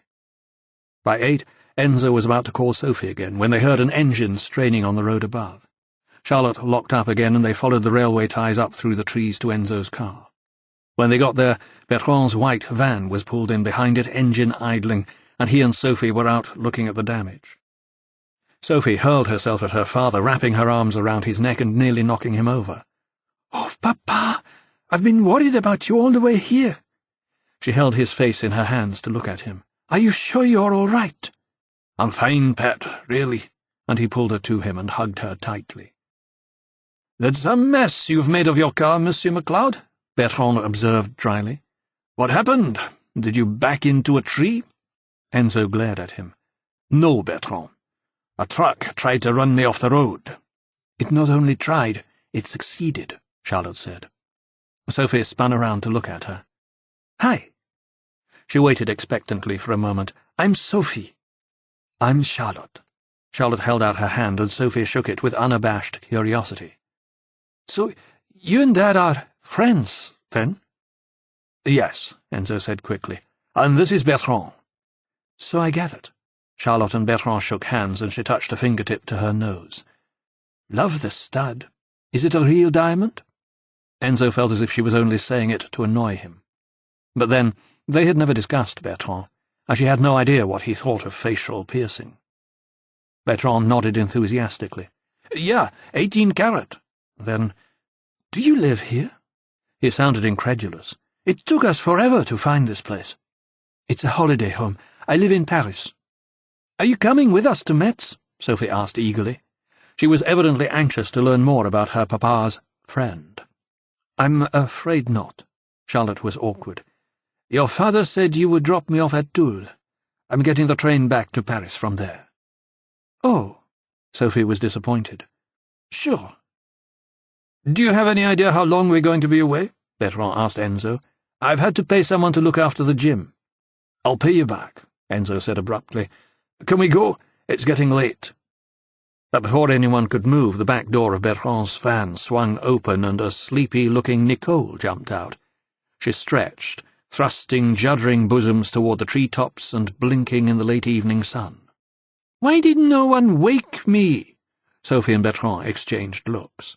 Then Nicole's gaze fell upon Enzo, and she rushed to give him a crushing hug. "Oh, Monsieur MacLeod, are you all right? I've been so worried about you." Enzo prized himself free of her and glanced self-consciously towards Charlotte. "What are you doing here, Nicole?" Sophie pulled a face. She's been hanging around the apartment for days waiting for you. As soon as she knew you'd phoned, there was no dissuading her from coming with us. 3. The sun had dipped behind the hills, but there was still light in the sky when they dropped Charlotte at the station in Toul. Enzo had squatted on the floor in the back of the van, Nicole prattling in his ear, while Charlotte sat up front in the passenger seat with Sophie squeezed in between her and Bertrand. The teenager had chatted animatedly to Charlotte, eliciting more information in half an hour than her father had managed in over a week. They all got out of the van in the station car park. Sophie kissed Charlotte on both cheeks. "You've got to come and see us in Cahors," she said. "You'd love it there. And Papa's a great cook." "Charlotte's a very busy woman," Enzo said. Charlotte avoided his eye. "That's right."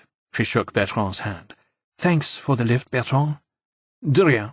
He gazed at her admiringly. She turned to Enzo. "You'll let me know how you get on?" "Of course."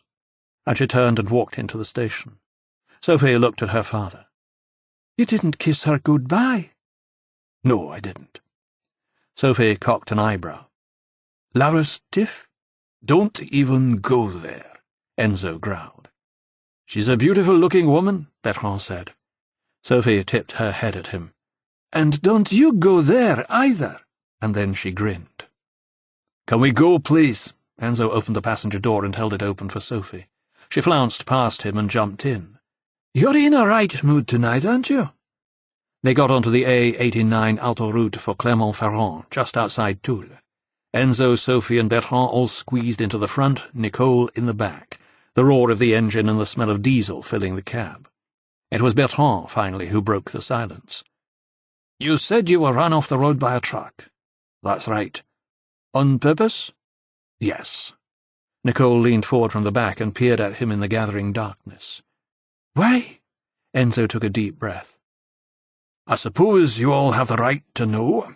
He hesitated. "This murder I've been trying to solve." "Jacques Gaillard?" Sophie said. Enzo nodded. "I've found 3 of his killers so far.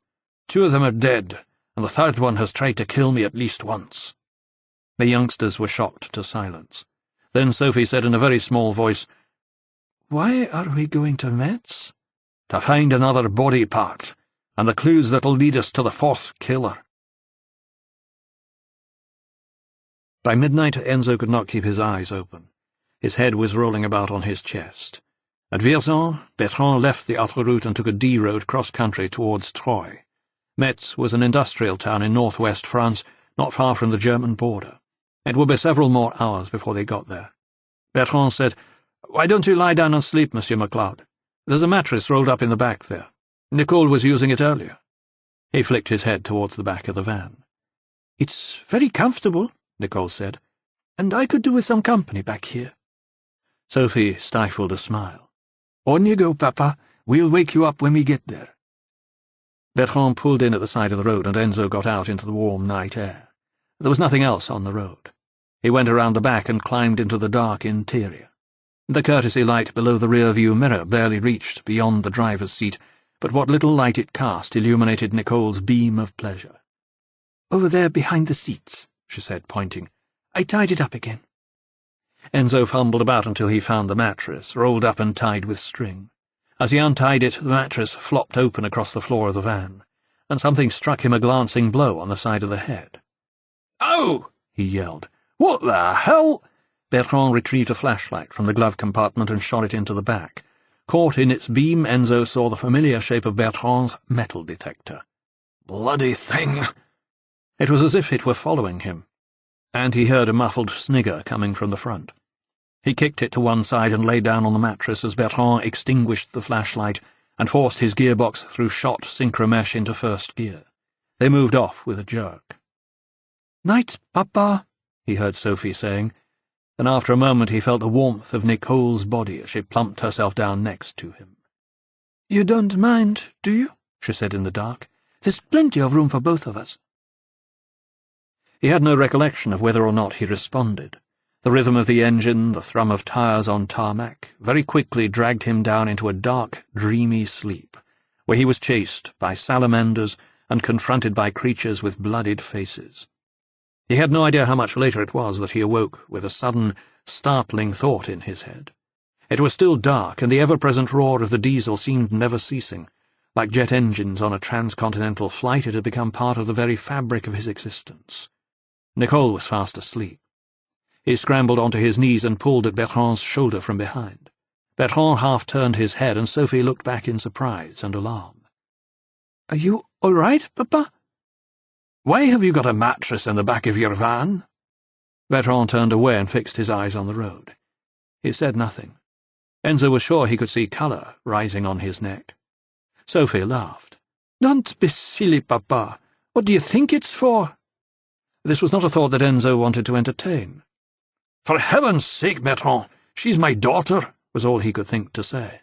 And immediately it occurred to him that his concern was more for himself than for his daughter, his fear of losing her.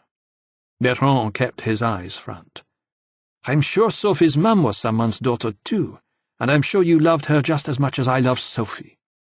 Sophie reached out to touch Bertrand's cheek. Enzo could almost feel her pleasure in Bertrand's words. "There's no room at my mum's," Bertrand said to Enzo, "and I know you don't approve of me. So?" He left the sentence hanging, with all its implications. Where else were they to go? Enzo was depressed by the thought that somehow he was to blame, forcing them to make love on some seedy mattress in the back of a van. He felt even more uncomfortable on it now, and he retired silently into the back of the van like an animal with a self-inflicted wound.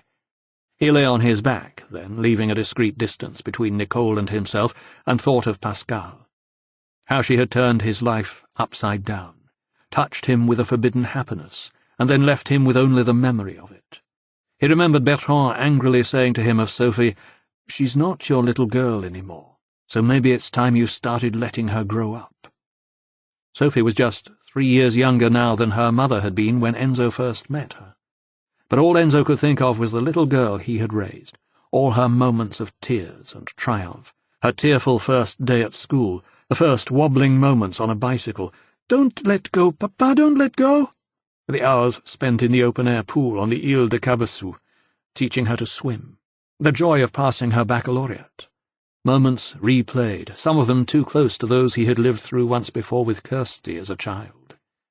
Only he had lost Kirsty through his own selfishness, and had no idea what he would do if he lost Sophie too. Bertrand would never know how hard it was for him to let go. He closed his eyes and succumbed to dreams of Charlotte, with her beautiful black eyes and the soft touch of her fingertips on his face. Even in sleep there was no escape from the melancholy reminders of his life's failures, and somewhere in the last shreds of consciousness he found regret again that he had not handled his confrontation with her differently. 4. Sunlight poured in the back window and splashed across the mattress, hot through the glass, burning his clothes and his skin. Enzo stirred and rolled over, turning face first into the large, round sensor pad of Bertrand's metal detector. He awoke, startled and disorientated. "Morning, Papa." He turned to see Sophie smiling back at him from the passenger seat. "Where are we?" "Metz. We got here in the middle of the night. It seemed a shame to wake you. And anyway, there was nothing you could do while it was still dark. So we just snatched a few hours' sleep here in the front." The driver's door opened and Bertrand's face appeared. "Is he awake yet?" "Yes, he is," Enzo said. Bertrand grinned at him. "Morning, Monsieur MacLeod." Enzo looked around. "Where's Nicole?" Sophie couldn't resist a smile. "Still in 7th heaven after spending the night with you. If only her father could have seen you." Enzo glared at her, and Bertrand said, "She went for a wander around the stadium." Enzo opened the back doors and climbed stiffly out into the morning sunshine, blinking in its glare. He slipped on his jacket and saw that they were parked beside a small river running along behind the stadium. He also noticed with some disappointment that they were not in the Rue de 19 Mars 1962. This was the more prosaically named Rue du Stade. Trees grew alongside the river, opposite a row of terraced houses and a sports shop. He turned to see the main stand stretching away towards the distant motorway. Stade Symphorien, the home of FC Metz since 1987. He saw the club shield on the side of the north stand, the double cross of Lorraine on one side, a salamander on the other. And then Nicole appeared from behind the east stand, As she approached them, Enzo saw that she was frowning. "Why are we here, Monsieur MacLeod?" Enzo sighed. Facts were easier to explain than instinct. "Because Metz won the League Cup in 1996. A replica trophy was one of the clues we found at Hautevillers, and because the club's emblem is a salamander, that was another of them." "Do you have photographs?" "Yes." "Let's have a look at them, then," Sophie said, and they all crowded around Enzo at the open back door as he took the prints out of his bag and laid them along the floor of the van. Bertrand craned his neck to see. "Is that the trophy?" He stabbed a finger at the picture of the cup. "Yes." "Then that's not the League Cup, not even the old one. The League Cup's a unique design, unmistakable." "So what is it, then?" Nicole asked. Bertrand lifted the photograph. "This is the Coupe de France." "What's the difference?" Sophie said. "The difference is that in 1996 the Coupe de France was won by Auxerre, not Metz." Chapter 20. 1. The medieval city of Auxerre stood on a hill on the banks of the river Yonne, 170 kilometres southeast of Paris in the heart of the Bourgogne. It was early afternoon by the time they reached it, and ominous dark clouds had already begun rolling in from the west. The air was humid, hot, filled with a promise of summer rain. As they crossed the Pont Paul Bert, daylight darkness settled like a shroud on the towers and buttresses of St. Etienne Cathedral, which dominated the skyline on the west bank. Cruise boats lined up along the quays opposite, rising and falling as if in slow motion on the gentle slate-grey swell of the river. The Stade Abbé Deschamps stood along the banks of the Yonne at the south end of town, surrounded by playing fields and running tracks. Bertrand turned left off the main road into the car park in front of the main stand, and Enzo got out of the van stretching and flexing limbs that had stiffened up during the 3.5-hour drive. Kids were playing football on the far side of a fence, aspiring future stars shouting and chasing, attracted to the ball like metal filings to a magnet. Enzo left Sophie and Bertrand and Nicole in the van and walked along the length of the stand, past the boutique and the ticket office and the administration block. He had a sickening sense of déjà vu. One football stadium was much like another. Metz had been a wild goose chase. Auxerre might well be the same. He had no idea what he was looking for. Behind the Leclerc stand which backed onto the river, youngsters were chasing one another up and down the concrete steps, their catcalls and laughter echoing between rows of grey plastic seats. In the dark beneath the overhang, he saw two young lovers backed up against a wall, oblivious to the kids playing on the staircases and landings above them, driven by adolescent hormones to fulfill some desperate fantasy amongst the broken bottles and discarded beer cans.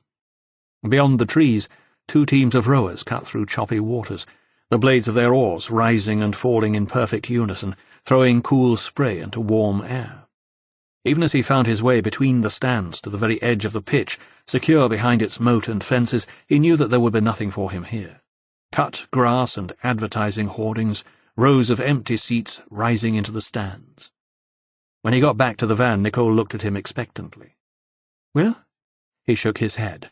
"I'm wasting my time here, and yours. We should go back to Cahors." "It's a long drive," Bertrand said.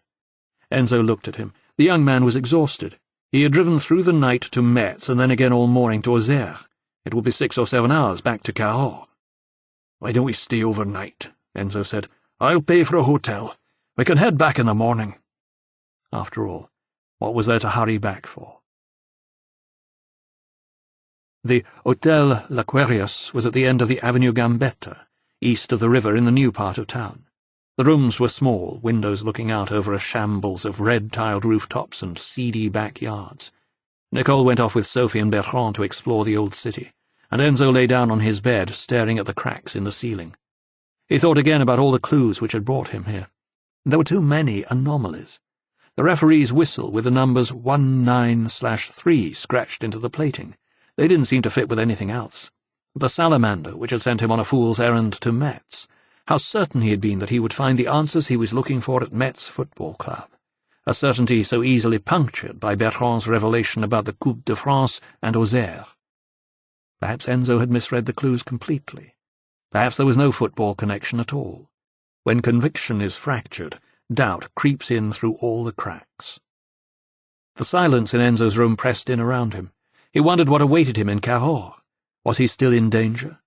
He wished he had never heard of Raffin and his 7 most celebrated unsolved murders. It was one thing to make an argument in the abstract during the course of a dinner, to deliver bold statements and accept wagers. It was quite another to come face to face with reality, real life, real death, murder, personal tragedy. He thought of Charlotte and of how things had been between them, and he remembered an old Chinese proverb, "It is not an easy thing to mend a broken mirror." He reached for the remote control and turned on the television. The melodramatic orchestral overtures of some dubbed American soap filled the room. But anything was better than the silence which accompanied regret. He closed his eyes and let the sounds of it wash over him without listening. He was not certain how long he had been asleep, but something in the voice that wakened him penetrated deep into his subconscious, to bring him bubbling back to the surface. The national television news was playing on France 3, and he realized with something of a shock that it was after 7. His thoughts were quickly focused on the commentary of the reporter. He squinted at the picture to see helicopter footage of long traffic tailbacks on the périphérique ring road around Paris. His heart was pounding, but he wasn't quite sure why.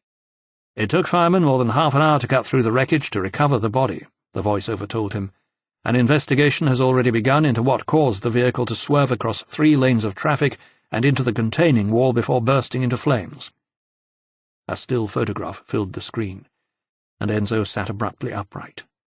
It was the same photo he had seen on the internet yesterday. A stock shot, apparently in use by all the media. Diop's unmistakable, lopsided smile. François Diop was being tipped for high office at the United Nations before today's tragedy. He is survived by a wife and 2 young children. Enzo sat with the blood pulsing at his temples. Diop was dead. The man who had tried to kill him just 2 days ago. The man whose footballing past had led Enzo to this provincial hotel room in the ancient city of Auxerre. Dead because of Enzo. He was sure of that.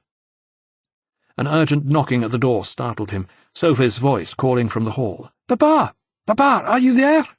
He slid off the bed, and as he stood, the blood rushed to his head. He steadied himself against the door jamb and unlocked the door. Sophie and Bertrand and Nicole stood in the darkness. Sophie seemed shocked by his appearance. "Papa, are you feeling all right?" "I'm fine, Sophie. What's all the noise about?" She grinned then, her eyes gleaming with anticipation. "You'll never guess what we found up in the old town." "You're right, I'll never guess. A restaurant," Nicole said, before Sophie could respond. Enzo sighed. "Is that a hint that you're hungry?" Nicole shook her head triumphantly, but Sophie beat her to the punchline. "It's called the Salamander." 2. La Salamandre restaurant was at number 84 Rue de Paris, next door to a wine merchant's, and opposite a shop supplying flowers for funerals. The 3 youngsters led Enzo up through the narrow streets of the Cité Médiévale. A cat sat in an open window above an old bicycle and watched them go by. Geraniums poured in carefully pruned cascades from hanging pots on almost every corner.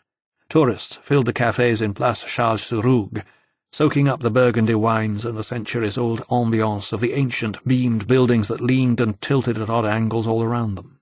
Enzo watched the town slide by like a man seeing the world through a fisheye lens.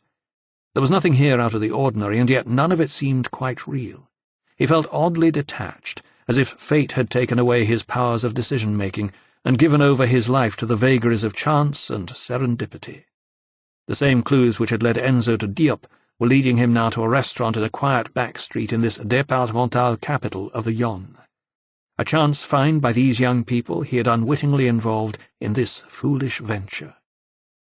Painted salamanders climbed the pale green frames around the door of the restaurant.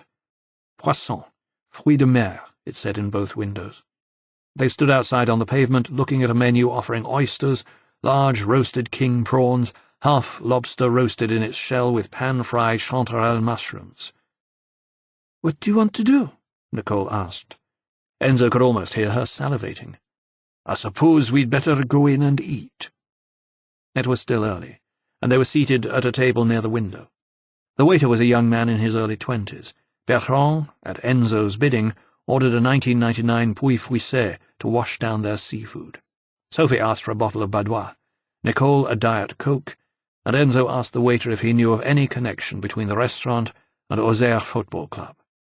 The young man gave him an odd look. "Why on earth would there be?" Enzo shrugged, a little embarrassed. It must have seemed like a very peculiar question. "I don't know. I just wondered, that's all."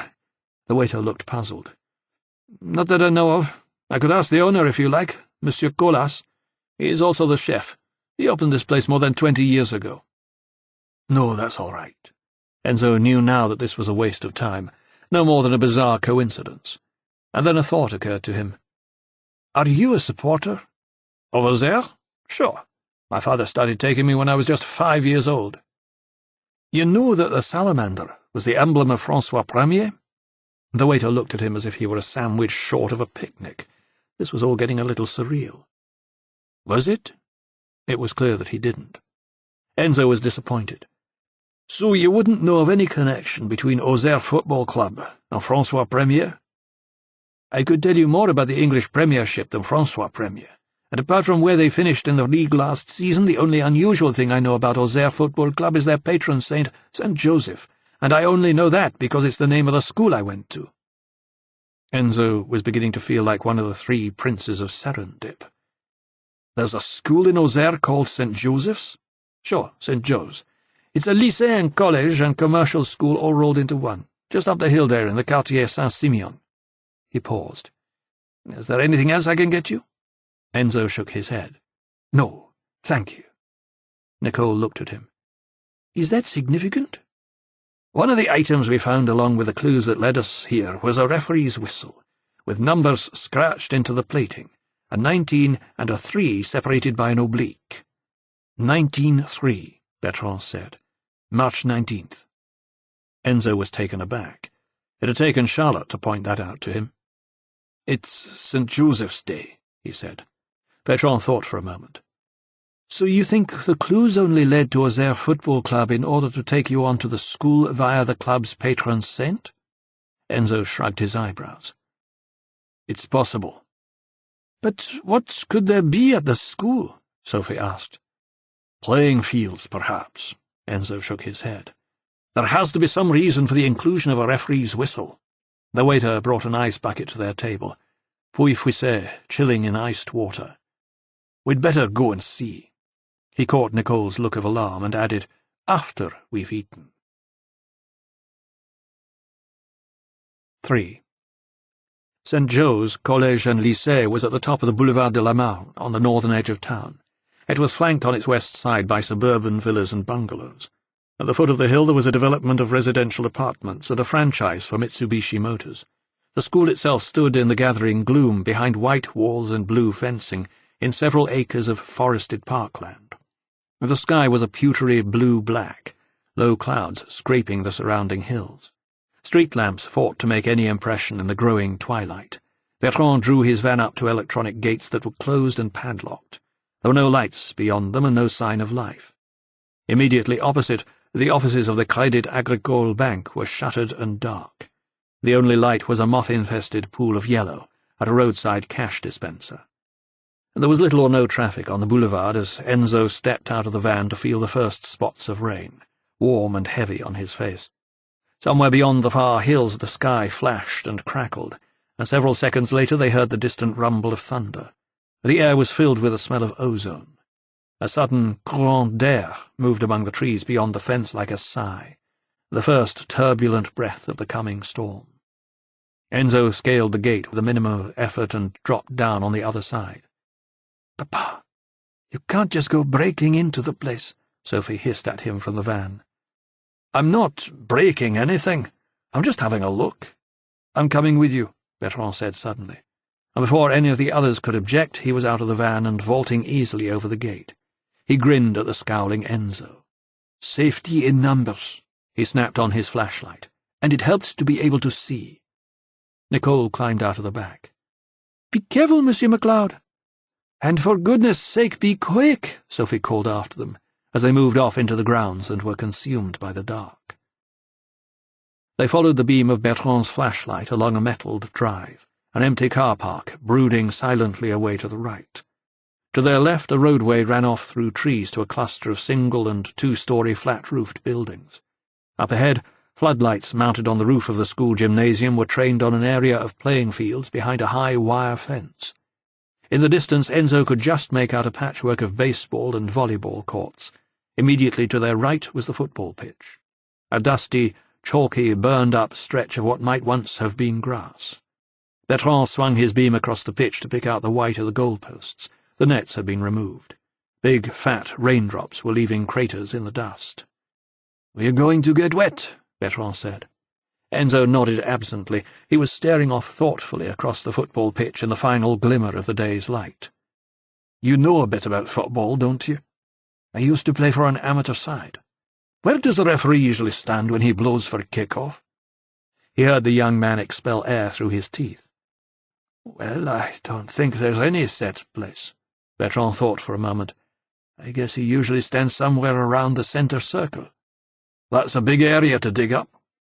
"What, you mean you think that what we're looking for is buried somewhere in the center circle?" "I don't know. I really don't. I'm clutching at straws here. If we're in the right place, and I've got to believe that we are since all the clues have led us here, then there has to be a reason for the referee's whistle." Enzo sighed, frustrated, trying to articulate his reasoning. "The clues have always been symbolic or representative of something else, Bertrand, so maybe it's not the whistle itself that's important, so much as the person who blows it." He began walking out across the pitch towards the center circle. The lines delineating the field of play were faded almost to the point of obscurity. The rain would very soon obliterate any remaining traces. Bertrand followed him to the center circle, his flashlight trained on the halfway line that led them there. "My God," Enzo said, surveying a diameter of something close to 20 meters. "That's huge. We couldn't possibly dig up an area this size." "We don't have to," Bertrand said. "Wait here." And he took off, running back towards the gate before Enzo had the chance to ask him what he was talking about.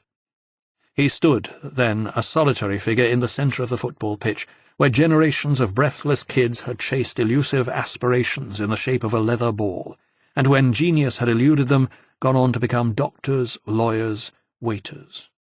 For a moment he felt surrounded by the ghosts of failed ambition, until lightning tore open the sky and he saw that he was completely alone. All daylight had bled now from the evening.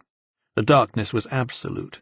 Thunder cracked so loudly overhead that it felt like a physical blow. Enzo ducked involuntarily, and as lightning flashed again beneath dangerously low clouds, he saw the lean, fit figure of Bertrand loping back across the pitch, his flashlight in one hand, his metal detector dangling from the other.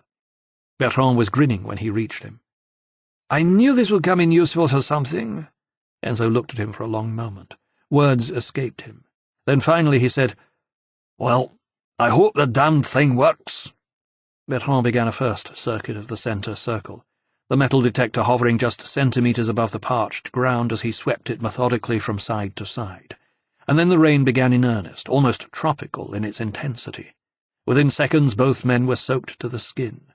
Enzo held the flashlight and followed Bertrand's progress. The hard-baked earth was slow to soak up the rain, and it began lying in ever-widening puddles on the surface of the playing field. The metal detector emitted a steady, high-pitched whine, only just audible above the drumming of the rain. "Papa!" Enzo turned as Sophie and Nicole ran into the circle of light, a shared raincoat held over their heads and shoulders.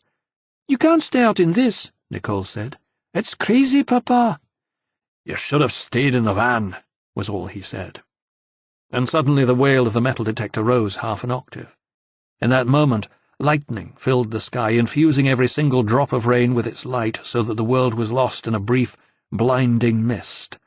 But even above the crash of thunder that followed, Enzo could still hear the shriek of the metal detector. "There's something here," Bertrand bellowed above the noise of the rain. "Right below here." He had completed about 2/3 of his circuit and stood at 10 o'clock on the circle. Gelled spikes had dissolved into streaks of black hair, striping vertically on his forehead. Water dripped from his eyebrow piercings and nose and lip studs, and he was grinning like an idiot. "We'd better start digging." "We can't dig in this rain," Enzo shouted back. "The hole will just fill with water." I've got an old two-man tent in the back of the van. If we put up the outer skin, we can cover the hole. Did you bring the shovels? Of course. You're mad, Sophie shouted at them. But Enzo just turned to the two girls and said, Go and get the tent and the spades. Within 10 minutes they had erected the arched cross frames of a small igloo tent, stretching its plastic outer skin tightly across it and pegging it into increasingly soft earth. Bertrand began digging first, until he had made enough of a hole to allow Enzo in beside him, and the two men dug furiously by the light of the flashlight, expelling shovel after shovel of mud through the open flap onto the pitch beyond. The rain hammered an unrelenting tattoo on the taut plastic. Sophie and Nicole stood outside beneath their raincoat, watching the silhouettes of the two men in the tent rise and fall like some distorted shadow theatre playing out on its curving walls. They were almost a metre down before Enzo's spade hit metal. It jarred up through his arms and shoulders, but the dull clang of metal on metal was sweet music to accompany the drumming of the rain. In spite of the tent, water was seeping back into the hole.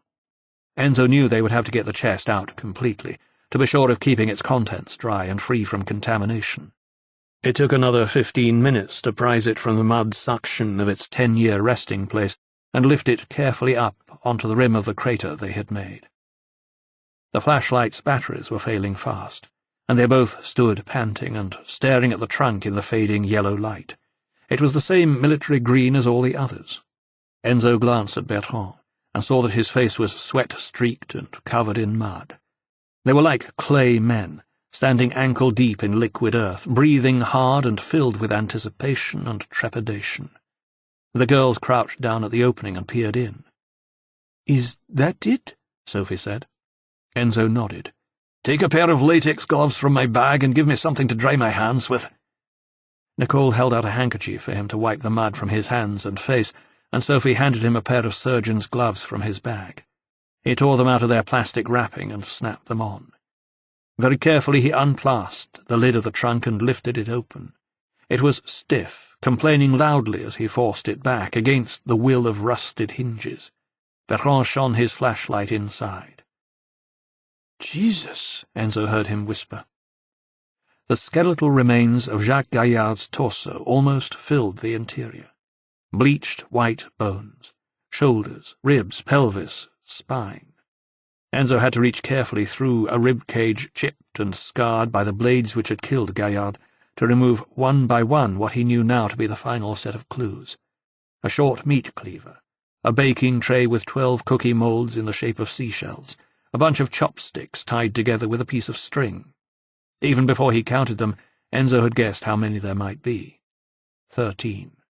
Unlucky for some. There was a green glass model of the Leaning Tower of Pisa and a keyring replica of the Eiffel Tower.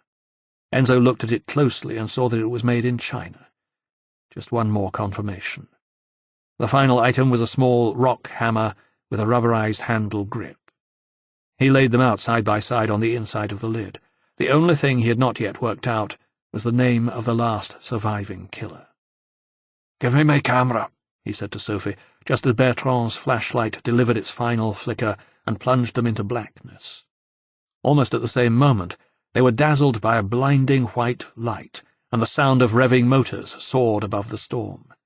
As Sophie and Nicole spun around to see what was happening, Enzo saw lightning flash through the tent flap, and the silhouettes of half a dozen vehicles behind a phalanx of lights were thrown into momentary sharp relief as they came hurtling towards them across the football pitch.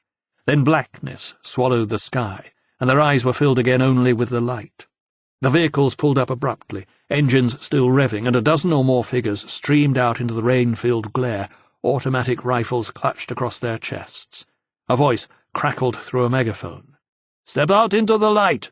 Keep your hands above your heads!" Enzo and Bertrand pulled themselves from the hole and crawled out of the tent into the rain and the light.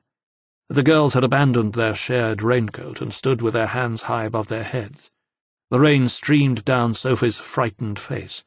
Before either man could get to his feet, boots came splashing through the wet, and strong hands forced all four of them face first into the mud. Enzo felt the cold bite of handcuffs around his wrists as they snapped shut. 4. Sophie was furious. She paced restlessly around the cell. It's ridiculous. A complete overreaction. We were digging a hole in a football field, for God's sake, and they send men with guns?" She waved her arms in the air. "And look at me. Look!" They all looked. The mud was drying on her now, cracking and flaking. It was stuck in her hair like glue, smeared across her face and caked on her T-shirt and jeans, but she was just a mirror image of the rest of them. "It's assault," she railed. "I bet I'm covered in bruises. I'm going to sue them." She hammered on the steel door with her fists. "I demand to see a doctor. It's my right to see a doctor." She was answered by a resounding silence. Digging a hole in a football field, it seemed, had been enough to deprive them of their rights. They had been denied their right to a telephone call. They had no means of exercising their right to a 30-minute private interview with an avocat, since no one knew they were there. And now, Sophie claimed, she was being denied her right to be examined by a doctor. Enzo supposed they had been granted their right to silence, since nobody had asked them anything. They had been bundled into a police van and driven under armed guard to the Hôtel de Police in the Boulevard Volabelle, less than a kilometre from the Stade Abbé Deschamps. Through a barred window at the back of the van, Enzo had seen the painted dragons and white lines of the Golden Pagoda Chinese restaurant, before they turned into the Rue de Preuilly and through a sliding blue gate into a walled yard. There they had been hustled out through the rain and along a dark corridor, before being pushed unceremoniously into this holding cell, its stout steel door slamming resoundingly behind them. Since then, Enzo supposed, more than 2 hours must have passed. He had no idea what time it was, since they had taken his watch along with everything else. Sophie's fury was intermittent, punctuated by long periods of sullen silence during which indignation simmered and gathered momentum before exploding again in another outburst. Bertrand had not said a word, sitting silently on the floor, his back to the wall, legs pulled up to his chest. They had made him remove his nose and lip studs and the shards of metal from his eyebrow. Strangely, Enzo thought, he seemed almost naked without them. Nicole, too, had been unusually quiet, tear stains dried now on her cheeks. Their clothes were still damp beneath the drying mud, and in the chill of their cell it was all Enzo could do to stop his teeth from chattering. Sophie threw herself down on the single-bunk bed and lapsed into another period of brooding silence. It was Bertrand who broke it. He raised his head suddenly and said to Enzo, "You knew what they meant, didn't you?" "What?" Enzo dragged himself back from a gathering of dark thoughts. "The things we found in the trunk. You weren't surprised by anything." Enzo shrugged. "They complete the circle, that's all. They lead us back to the place we started, with the skull under the Place d'Italie." "I don't understand." "The first body part, the skull, and the first 5 clues were found by accident in a collapsed tunnel beneath the 13th arrondissement in Paris," Enzo explained patiently. "Each set of clues led us to the next body part. The ones we found tonight lead us back to the skull." "How?" "The Eiffel Tower. What does it symbolize?" "Paris," Nicole said, emerging suddenly from her cocoon of depression. Enzo nodded. "That's the first clue to the location. The key ring was made in China. That's the second. The Leaning Tower of Pisa, well, that's Italy, isn't it? So now we have Paris, Place d'Italie, and a Chinese connection. We already know that the skull was found beneath the Avenue de Choisy, just off Place d'Italie, right in the heart of Chinatown." "I'll bet there were 13 chopsticks," Nicole said. Enzo managed a pale smile. "You're right. 13 chopsticks, representing the 13th arrondissement and Chinatown." "So the rock hammer must symbolize the quarriers." Nicole's interest was fully engaged now. Enzo nodded again. "Who dug out the catacombs that run right under the Avenue de Choisy. Had we got that far, I'm sure we would have found some sign down there that would have led us to the trunk. As it was, fate beat us to it." "What about the cleaver and the baking tray?" Bertrand asked. Enzo shook his head. "I don't know. Each set of clues provided us with a location and the name of one of the murderers. Presumably the cleaver and the baking tray will lead us to the name of the final killer, but I haven't really given it any thought yet." "You don't have to." "It's easy." Enzo, Bertrand, and Nicole all turned towards Sophie, who had hoisted herself up on one elbow on the bunk bed. She looked back at them wide-eyed. Well, it's obvious, isn't it? Is it? asked Bertrand. Of course. I mean, who uses a meat cleaver like that? A Chinese chef, Nicole said, and I suppose that would also be another Chinese clue. Sophie shook her head in irritation. Who else uses a meat cleaver? A butcher. This one from Bertrand. Exactly. Sophie looked at her father triumphantly. Butcher in English, boucher in French. It doesn't matter which. It's a surname in both languages. Enzo looked doubtful. You can't jump to quick conclusions with these clues, Sophie. We'd need something else to confirm it. What about the baking tray? Bertrand said. Well, that doesn't need any confirmation. Sophie was piqued by her father's lack of enthusiasm. Enzo and Bertrand looked at her expectantly, and Nicole said, Of course, being men, they wouldn't know. Sophie hesitated then, and Enzo saw that her eyes were beginning to fill up. Every young girl makes them with her mum, she said. Except me, of course. I made them at school. She quickly brushed away a tear with the back of her hand and made a brave attempt at a smile. Enzo looked at her and felt his own emotions well up inside. However hard he might have tried, and for all the love he had given her over all these years, there were still things she had missed out on, things that only a mother and daughter can share. And now he had let her down, exposed her to danger. It had been his duty as a parent to protect her, and he had failed in that, too. "What's that?" he asked, and he heard the crack in his voice. "Madeleine cakes," Nicole said. "As every little French girl would tell you, that's what the seashell moulds in the baking tray are for, making Madeleine cakes." Madeleine Boucher. Bertrand tried the name out for size. "I suppose it's possible." Sophie looked to her father for his approval, but it was as if he had set eyes on the face of the Gorgon and turned to stone.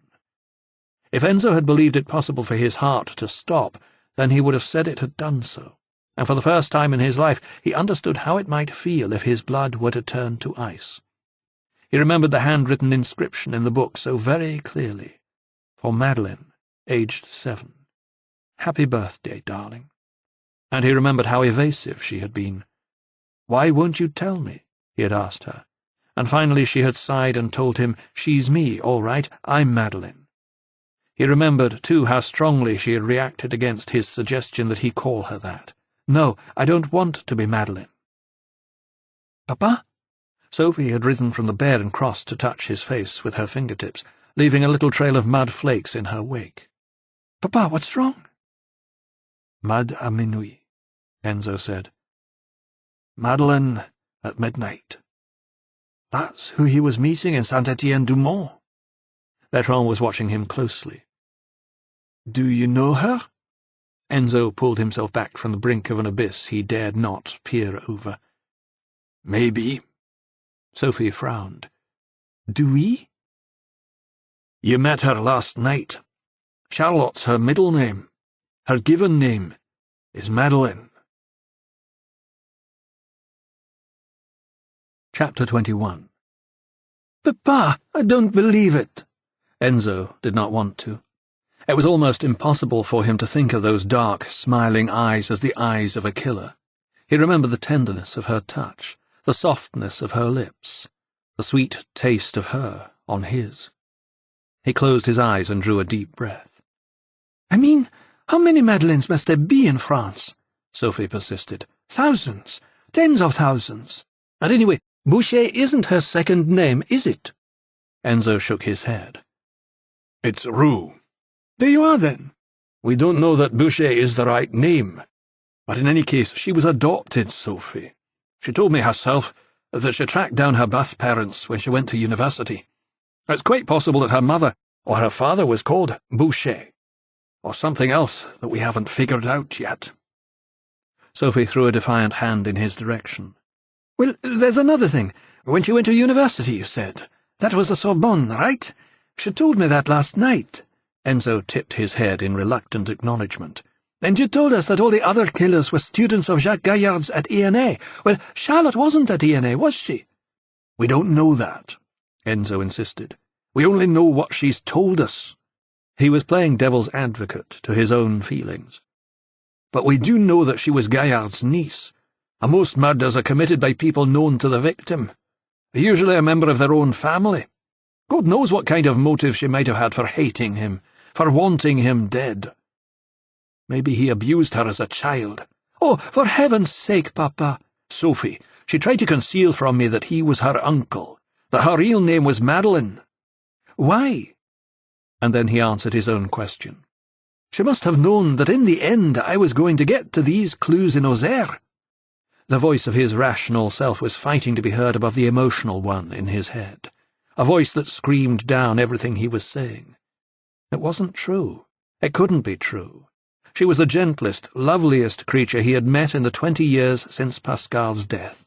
She had issues, yes, and dark places in her head that she guarded closely, but there was a spiritual centre to her that was as still and beautiful as her smile. He tried to picture again all the faces in the photograph of the Schalke promotion, all the students who had flitted across the screen in the video record of the class of '96.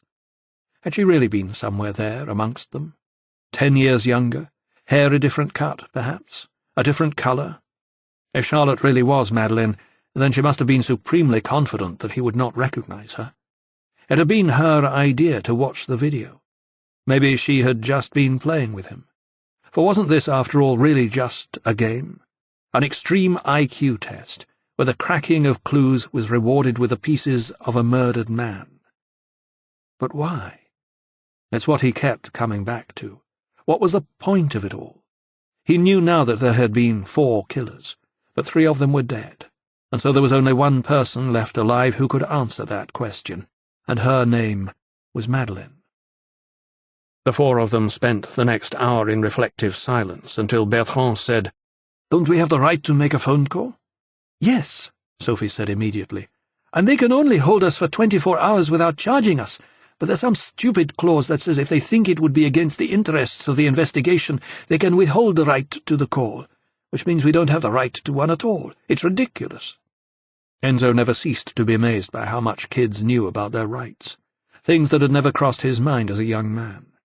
Perhaps it was a sign of the times, that young people had higher expectations of conflict with the authorities. The cold in the cell was getting into his bones now, and like Bertrand, he pulled his legs up to his chest and wrapped his arms around them for warmth. He felt the bulge of something hard in the knee pocket of his cargoes.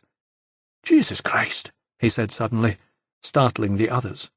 "Papa, what is it? I've still got my phone. They never took my portable." They had removed rings and watches and piercings and made them empty their pockets, but Enzo had forgotten about the leg pockets of his cargoes, and in their hurry to lock them up, so had the police. Perhaps they had been obscured by mud. He squeezed fingers into the pocket and pulled out his cell phone. He pressed the on button. The screen lit up and the phone beeped loudly. They all froze, listening for any indication that someone out there might have heard it. But there was nothing, except the same interminable silence. Enzo looked at the indicator and saw the battery was low. But there was a strong signal. He hesitated. Who would he call? Then, to his horror, it started ringing. He was so startled by the electronic rendition of Scotland the Brave that echoed thunderously around the cell that he almost dropped it. "For goodness sake, Papa, answer it!"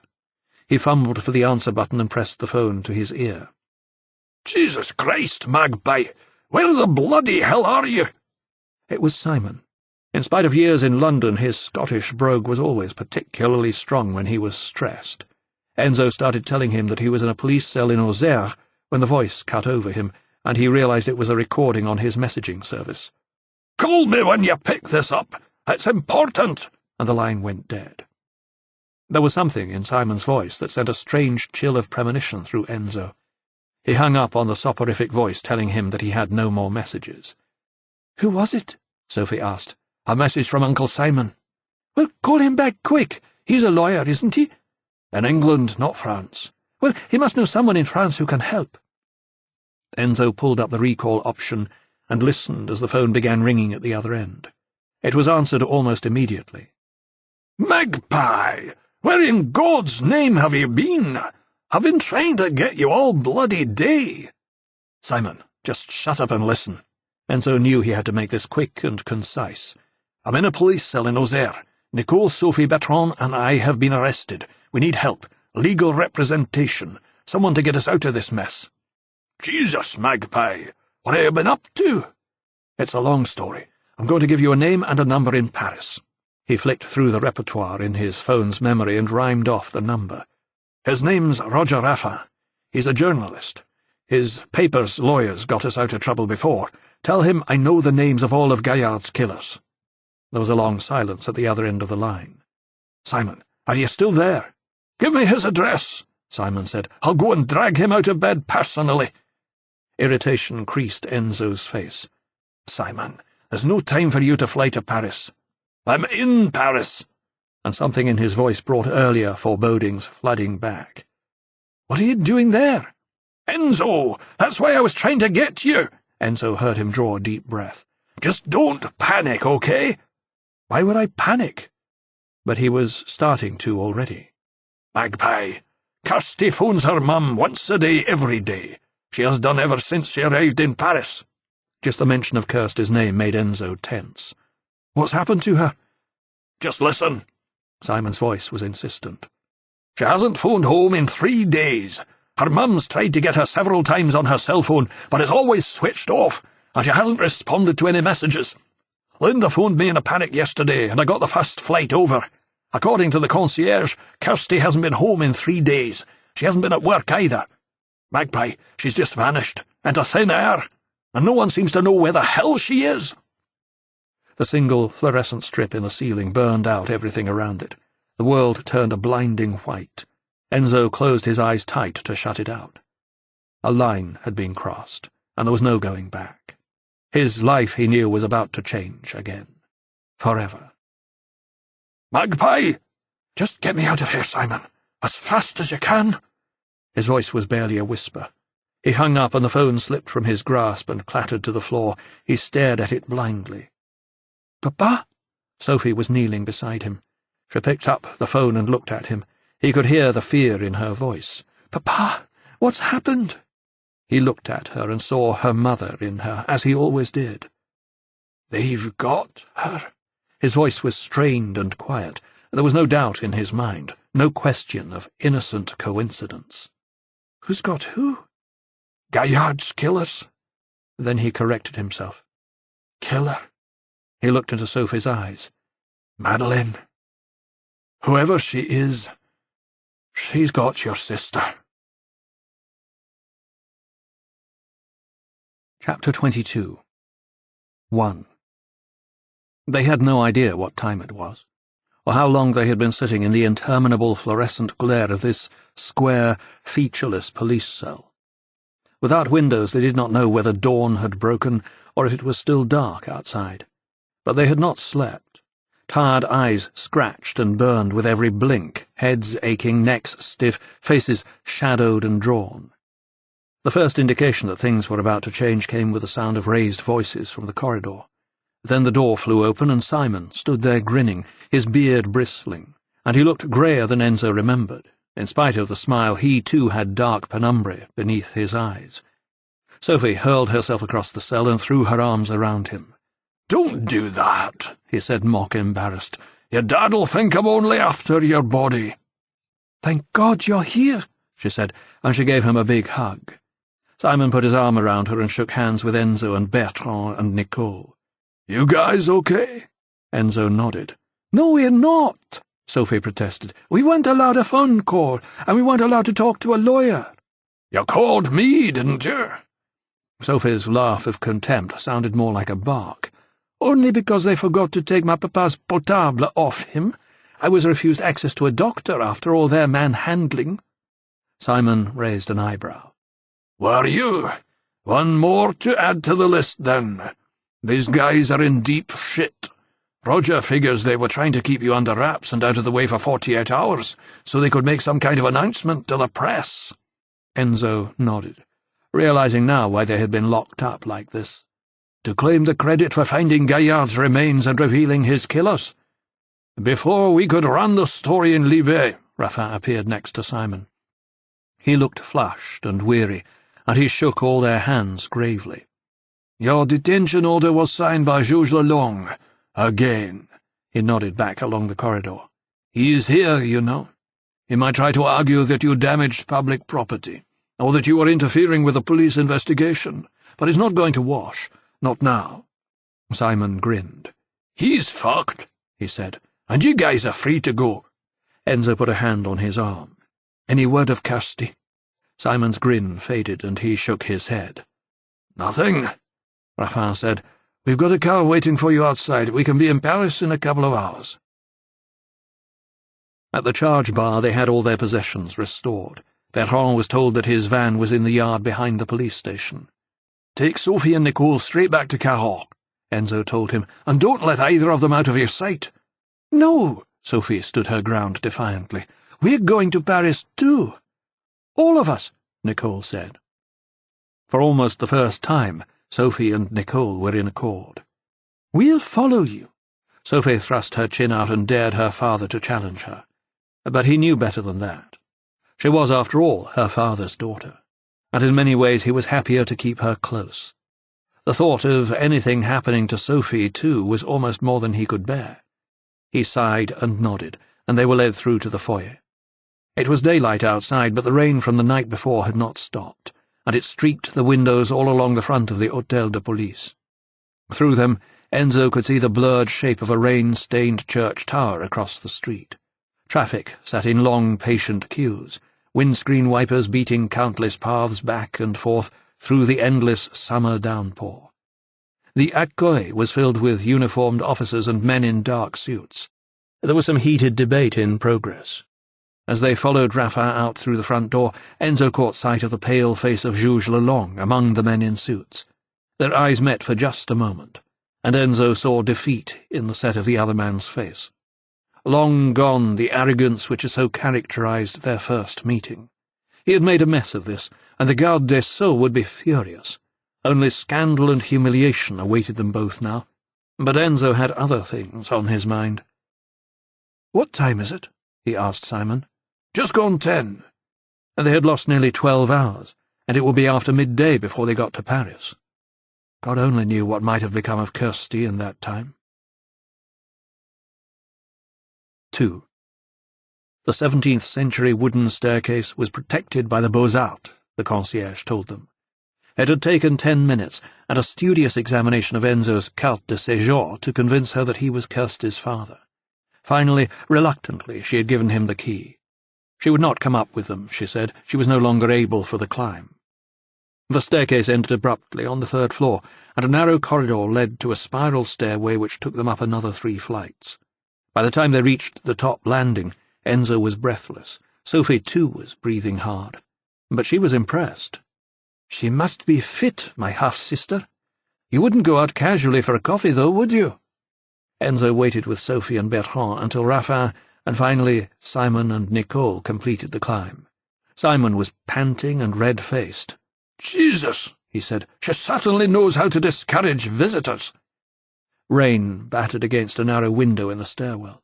It opened onto a fire escape. 6 floors of flimsy steel ladder. It was a long way down. Enzo slipped the key in the lock and opened the door.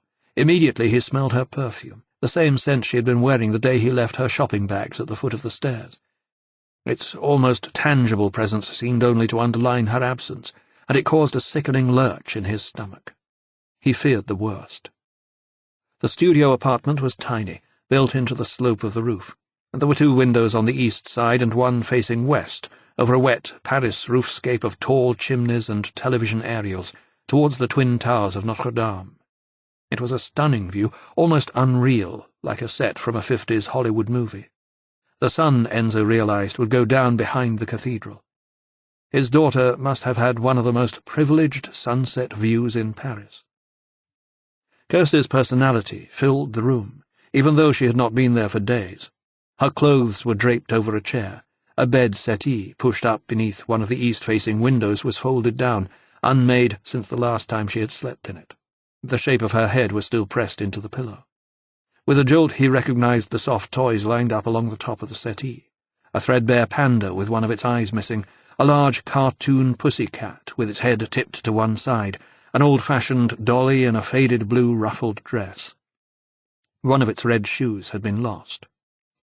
These were things he had bought her when she was barely old enough to walk, much-loved toys which had gone with her everywhere, overnights at her grandparents', weekends at the home of her best friend, midge-infested camping holidays in the Highlands. Panda, Pussy, and Dolly always went too, even here to Paris, apparently, even after all these years. But wherever she was now, for once, she had left them behind. Sophie followed his gaze.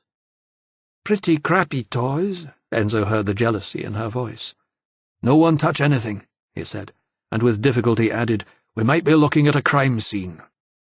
He cast his eyes quickly around the room. The walls were painted a pale yellow. There were some cheap pictures on the gable bought from street artists in Montmartre, cliched views of the old square. A huge movie poster of Gone with the Wind, the lurid flames of Atlanta glowing red behind Clark Gable, the prostrate figure of Vivian Leigh draped in his arms. There were shelves of books and CDs, a laptop computer open on a small table below the west-facing window. A stout wooden beam followed the slope of the roof, creating a semi-partition between the living area and a minuscule kitchen flooded with light from the window on the east side. A small, cluttered dining table was pushed in below the beam. Enzo saw, lying on a kitchen worktop, a handwritten card with a thumbtack pushed through its centre.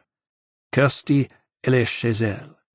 A note, left perhaps for friends downstairs, so that they knew whether or not she was at home before embarking on a long, fruitless climb to the 6th floor.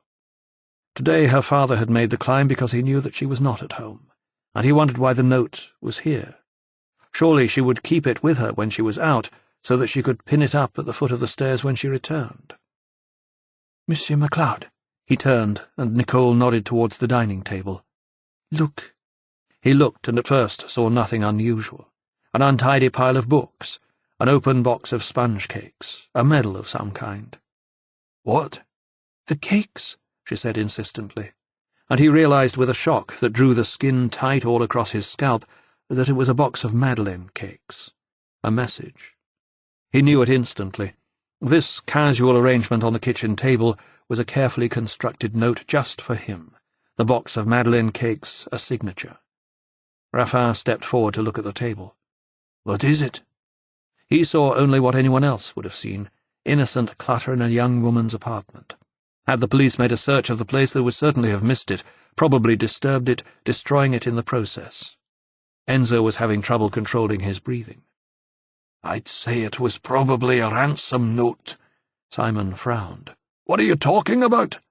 "Madeleine. She's telling me she's got Kirsty." He carefully lifted the box of cakes and laid it to one side. He had run out of latex gloves, but he did not believe that the woman called Madeleine would have been foolish enough to leave fingerprints. He pulled up a chair and sat down to examine the remaining items on the table. The others crowded around. "I've already been inside her head. She knows that I know how she thinks. But in any case, she won't have made this too difficult." There were 3 books, an unabridged version of Victor Hugo's Les Miserables, a book called Les Artistes font le mur, which appeared to be a largely photographic record of a fresco, 60 metres long, created by a group of schoolchildren, and the prosaically titled Computers, an Illustrated History. The only other thing on the table was a metal cross with 4 flared arms of equal length, attached to a piece of ribbon. It was black, with a letter W in the centre, the date 1914 on the lower arm, and a faded silver trim around its edges. It was about 4 centimetres across. "What is it?" Bertrand asked. "An Eisernkreuz," Enzo said. "A German Iron Cross, a medal given out during the First World War." "So what's the message?" Simon said. Enzo raised his hand in irritation. "I don't know. I'm going to have to work it out." Somehow the urgency of it was making his mind go blank. It was Nicole who kick-started his thought processes. "Victor Hugo's hero in Les Miserables was called Jean Valjean," she said. "But he had another persona, didn't he?" "Monsieur Madeleine," Bertrand said suddenly, as it came back to him from some long-ago reading. Enzo's mind was racing.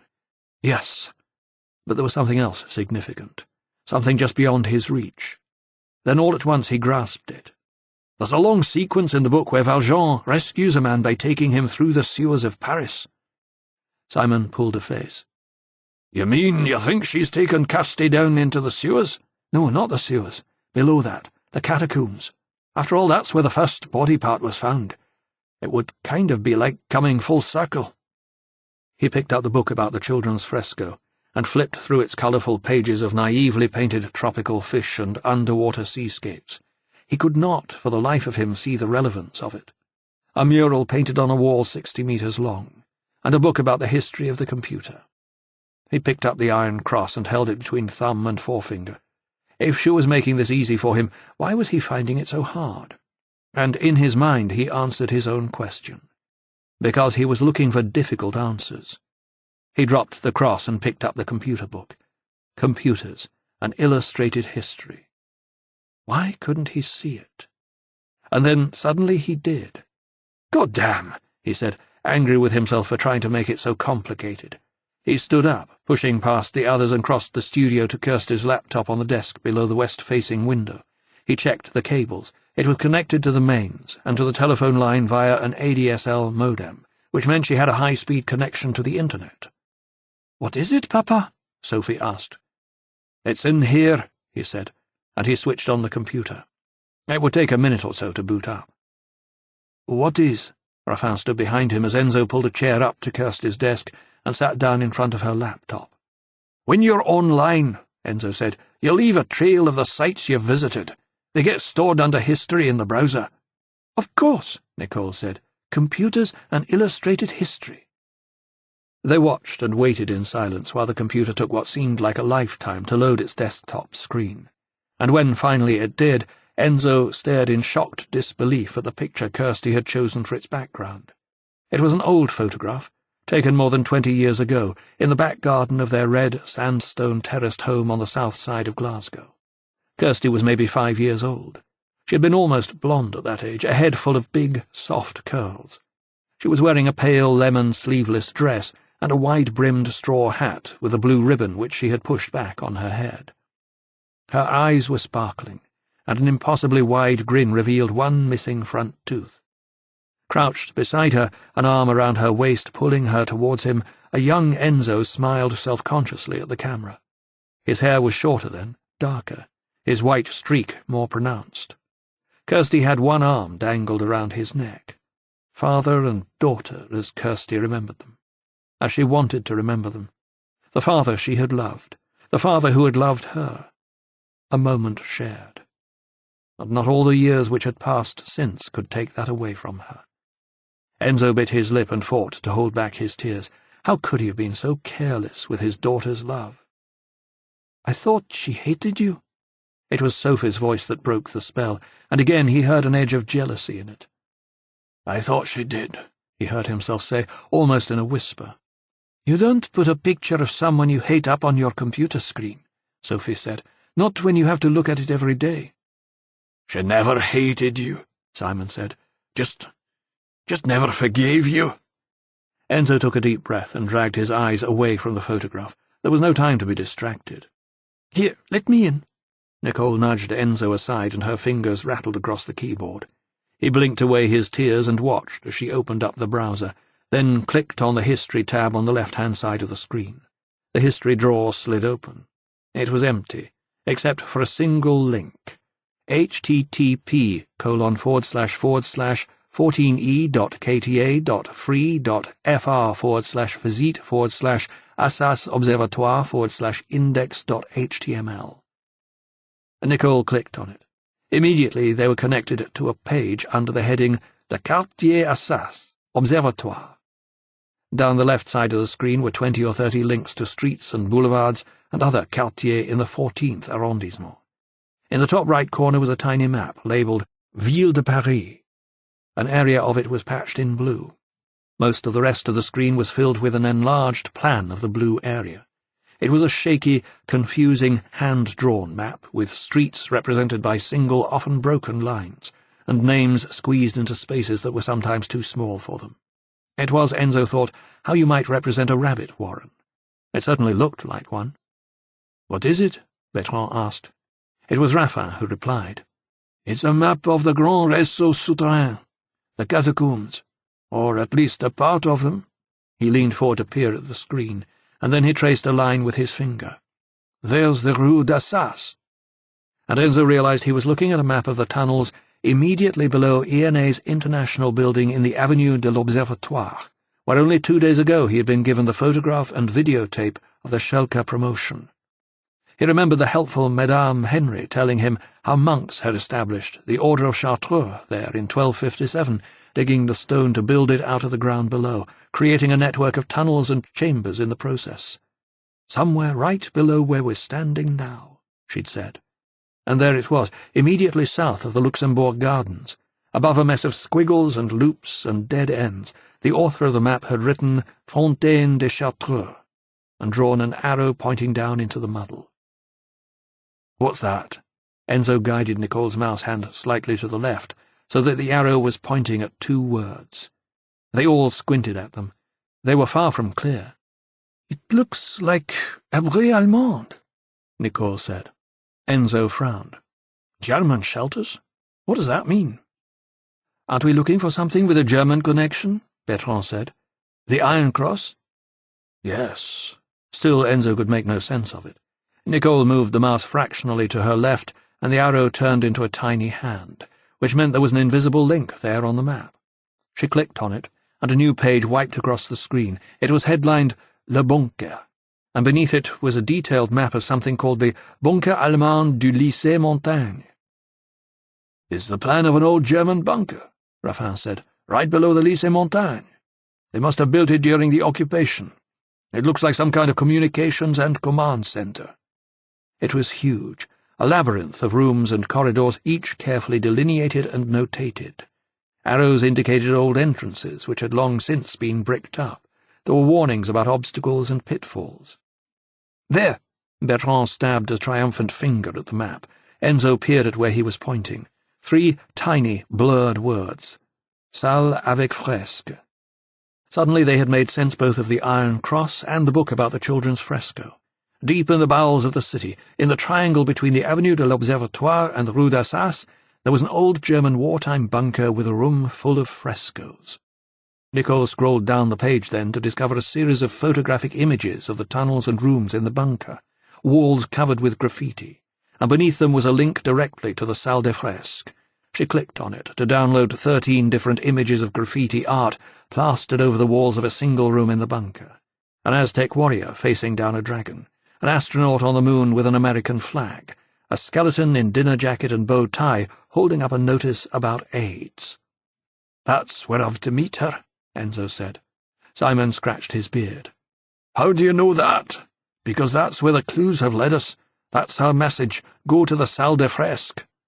Raffin looked at the screen thoughtfully. "When?" "What do you mean?" "When have you to meet her? You might know the where, but not the when." "Yes, we do." Everyone turned in surprise to see Sophie standing at the table. She was holding the box of Madeleine cakes. She folded back the lid and held it out, as if offering them one. "It's written on the inside of the lid." There was a series of numbers, scrawled on the white card, 19070230, and they were followed by 2 words, "tout seul." Enzo got up and crossed the room to take the box from her. He looked at the numbers and knew at once what they were. The 19th of the 7th, at 0230 hours. He checked his watch. Today was July the 18th. Madeleine was making a rendezvous to meet him, alone, in the Salle des Fresques, in a long-abandoned German bunker 20 metres below the streets of Paris, at 2:30 tomorrow morning. 3. The rain beat a constant rhythm on the taut canvas of the maroon awning overhead, filtered daylight casting red shadows on all of their faces. Enzo sat hunched over their table, watching tourists in brightly coloured plastic raincoats hurry by. They sat in silence, waiting for Raffin, who was still inside speaking on the telephone. Simon had ordered a whisky and told Enzo that he should have one too, but Enzo wanted to keep his head clear as it could be after a night without sleep, and only 12 hours to prepare for a meeting with a woman who had kidnapped his daughter, a woman who had killed at least 4 times. As it was, his head was aching. There was a loud tinnitus ringing in his ears, and his eyes were burning. Sophie sat silently, sipping a tisane, and Nicole was leafing through a pile of papers and photographs she had taken from Enzo's satchel. Bertrand stared gloomily across the bridge opposite, towards the Ile de la Cité. It was the same bridge from which, just over a week earlier, Enzo had thrown himself into a passing barge. He sat now watching the rain mist as it thrashed down on the swollen waters of the Seine, and he found it hard to believe he had done something so stupid. He had been someone else then, in another lifetime. So much had happened since that evening in Cahors when he had accepted the Préfet's wager. But he could never have foreseen that it would lead to this. He turned and looked through the window, beyond the reflections of Notre Dame, into the brasserie. Waiters in black waistcoats and long white aprons were clearing debris from tables. He could see Raffin speaking animatedly on a telephone by the bar, a poster on the wall behind him of an Alsatian Frenchman feasting on German sausage, courtesy of Produit Schmidt. Raffin hung up and walked briskly to the door, emerging from the restaurant onto the terrace. For once he seemed less than stylish. His raincoat hung damply from his shoulders, and his wet hair had fallen forward across his forehead. He swept it out of his eyes and lit a cigarette. "He's coming to the apartment at midnight." "Do you trust him?" Enzo asked. Raffin pulled up a seat. "When he took me down to do that piece for Libé, I could not have been more completely in his hands. Frankly, MacLeod, I doubt if there's anyone who knows the catacombs better. He has his own maps and charts, meticulously accumulated during years of personal exploration. It's his life's work." "And he makes a living at it?" Bertrand asked. "I mean, taking people down there illegally?" "A very good living from all accounts." "I don't want him to take me down," Enzo said. "All I need him to do is get me in and provide me with enough information to get me where I need to be." "Papa, you can't go down there on your own." Sophie's eyes were red, from tears already spilled as a result of her father's stubbornness. "She's right, Magpie," Simon said. "I mean, think about it. Why does this Madeleine woman want you to go down there in the first place? So she can hand Kirsty back and tell you to be a good boy? I don't think so. I think she's using Kirsty as bait to lure you down there so that she can kill you to stop you from revealing her identity." "We already know who she is," Nicole said. Enzo flashed quick eyes at her, and she held up the list of Schelke students that she had dug out from amongst his papers. "And Sophie was right about the butcher's cleaver." She handed the list to Enzo. "Marie-Madeleine Boucher, right after Marie Bonnet and before Hervé Boulanger." Enzo ran his eye down the list, and there it was in black and white. Marie-Madeleine Boucher. Raffin said, "And it's not Charlotte, Enzo." He had been shocked on the drive from Auxerre to learn of Enzo's fears. "I'd stake my life on it." "You don't have to," Sophie said. "My papa does." "Marie, Madeleine, Charlotte, whoever the hell she might be," Simon said. "Even if you knew for sure, she doesn't know that." He took a long, deep breath, and Enzo heard the tremor in it. "And I hate to say this, Enzo, but it's possible that Kirsty's already—" "Don't," Enzo cut him off. "Don't even think it." He took a moment to compose himself. "I have to go alone, because that's what Marie-Madeleine Boucher wants me to do. I can't just do nothing, and I can't go to the police. I have to believe that Kirsty's okay, so I'm not going to do anything to put her in more danger than she's already in. I'll keep the appointment, and I'll take my chances, because there's nothing else I can do." Chapter 23. 1.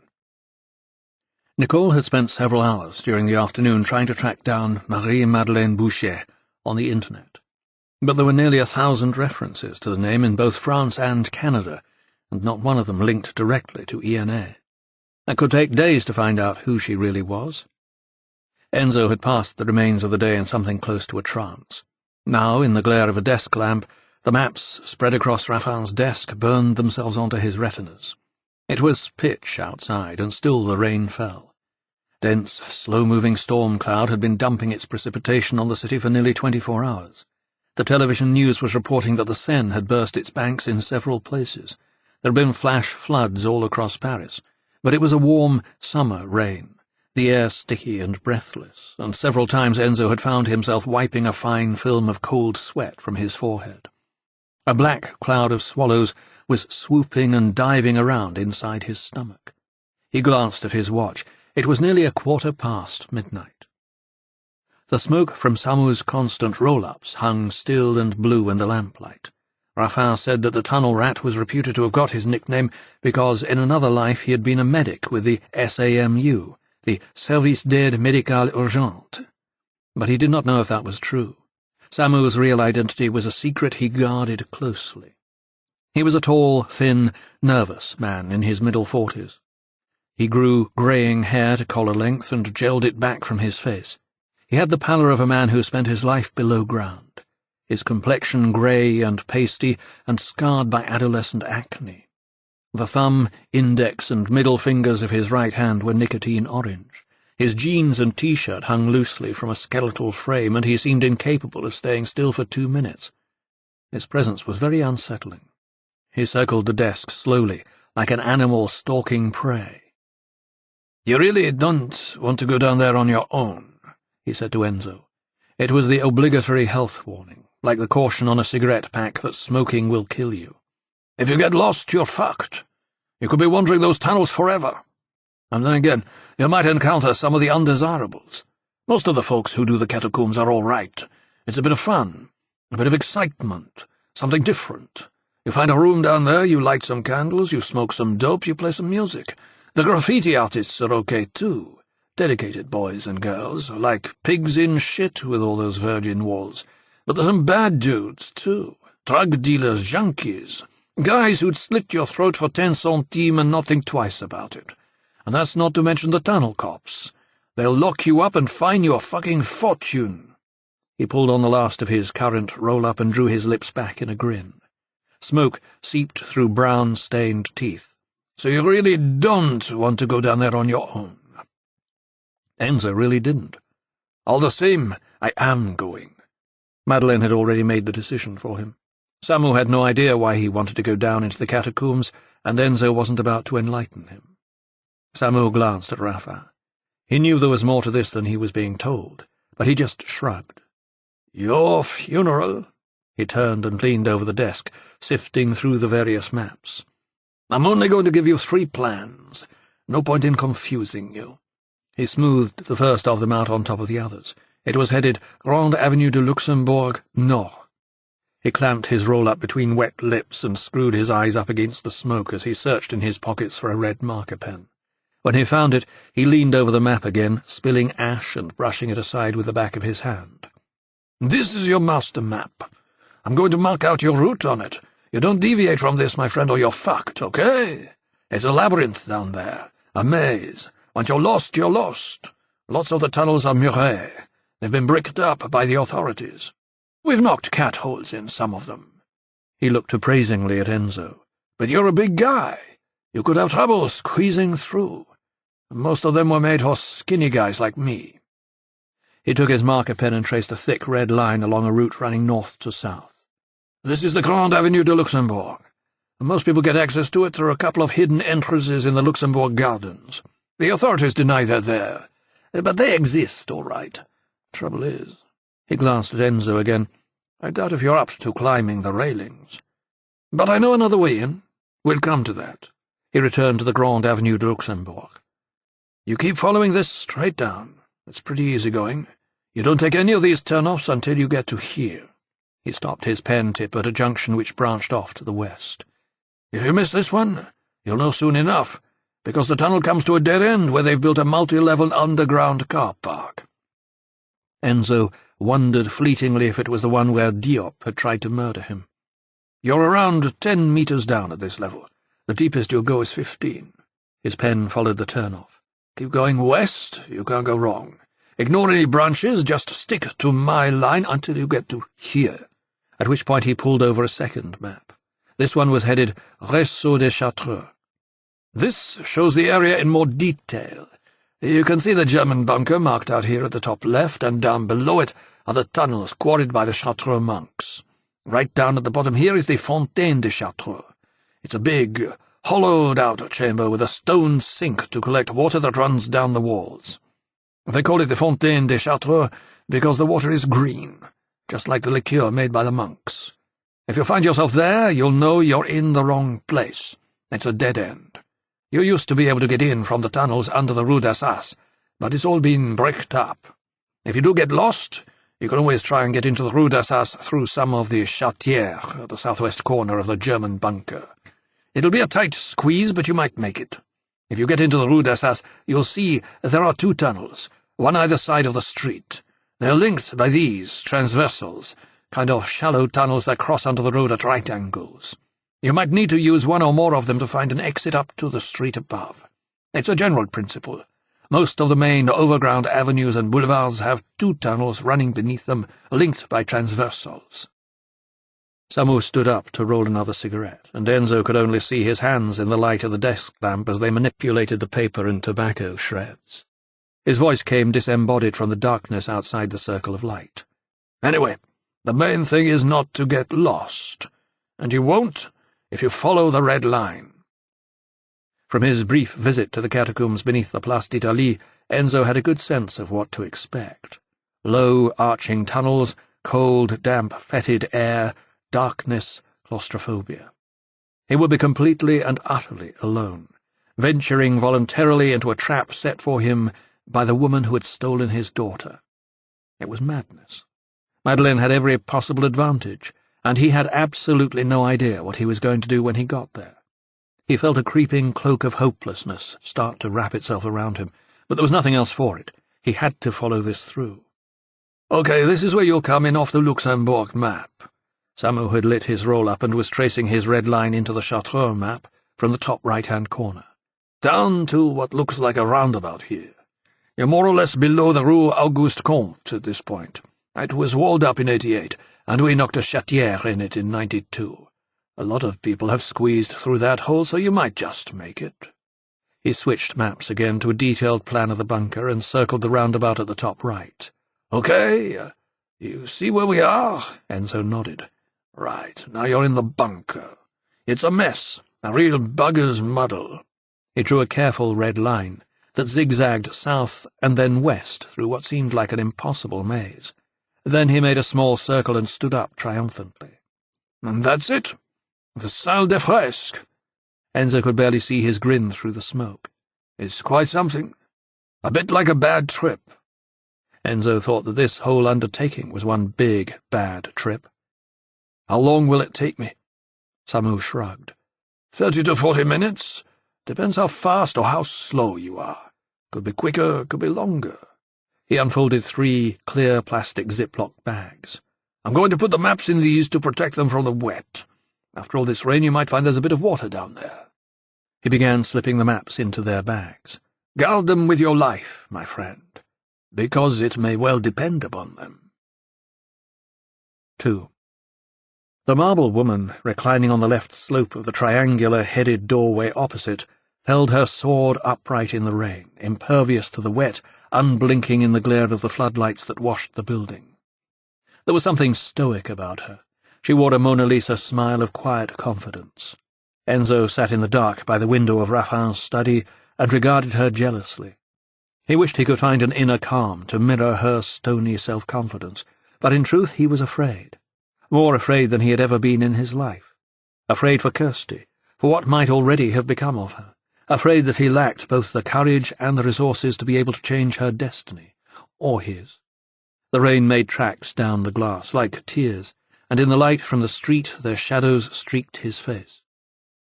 A shaft of pale electric yellow fell across the floor as the door opened from the séjour. Enzo heard the television and the low murmur of voices coming from the other room. Raffin closed the door behind him and shut them out. He stood for a moment before crossing to the window. He had a parcel of soft cloth in his hand, which he held out and unwrapped to reveal the shiny, blue-black barrel of a gun with a polished wooden hand grip. "It's loaded. I want you to take it." Enzo shook his head. "No." "Why not?" "Because I could never use it." "Enzo." "No, Roger." Roger stood for a long time in the dark, the gun still in his hand, before finally he wrapped it up again. Enzo heard his shallow breathing. "You've got about 10 minutes. As he opened the door, Enzo called after him, "Roger." The journalist stopped and looked back. "Thanks." Raffin and Simon passed in the light of the open door, and Raffin closed it behind him, leaving Simon standing in the dark. Without taking his eyes from the lady with the sword, Enzo said, We're closed. Didn't you see the sign? Magpie, I don't want you to do this. He started across the room. We've already covered that ground. I don't want to lose the two people I love most in this world. Enzo turned to look at his friend. Even in the faint, reflecting light from the street, he could see how pale he was. You know that Linda and I always kept in touch. I saw a lot of Kirsty over the years. Whenever there was a problem, her mum would always call me. He looked down at his hands. I guess, because I never had any kids of my own, she became kind of like a daughter to me. He looked up and said quickly, Not that I could ever take your place. She wouldn't have had that. She always loved you, Magpie. That's why she never found it possible to forgive you. It's hard for a kid to take rejection.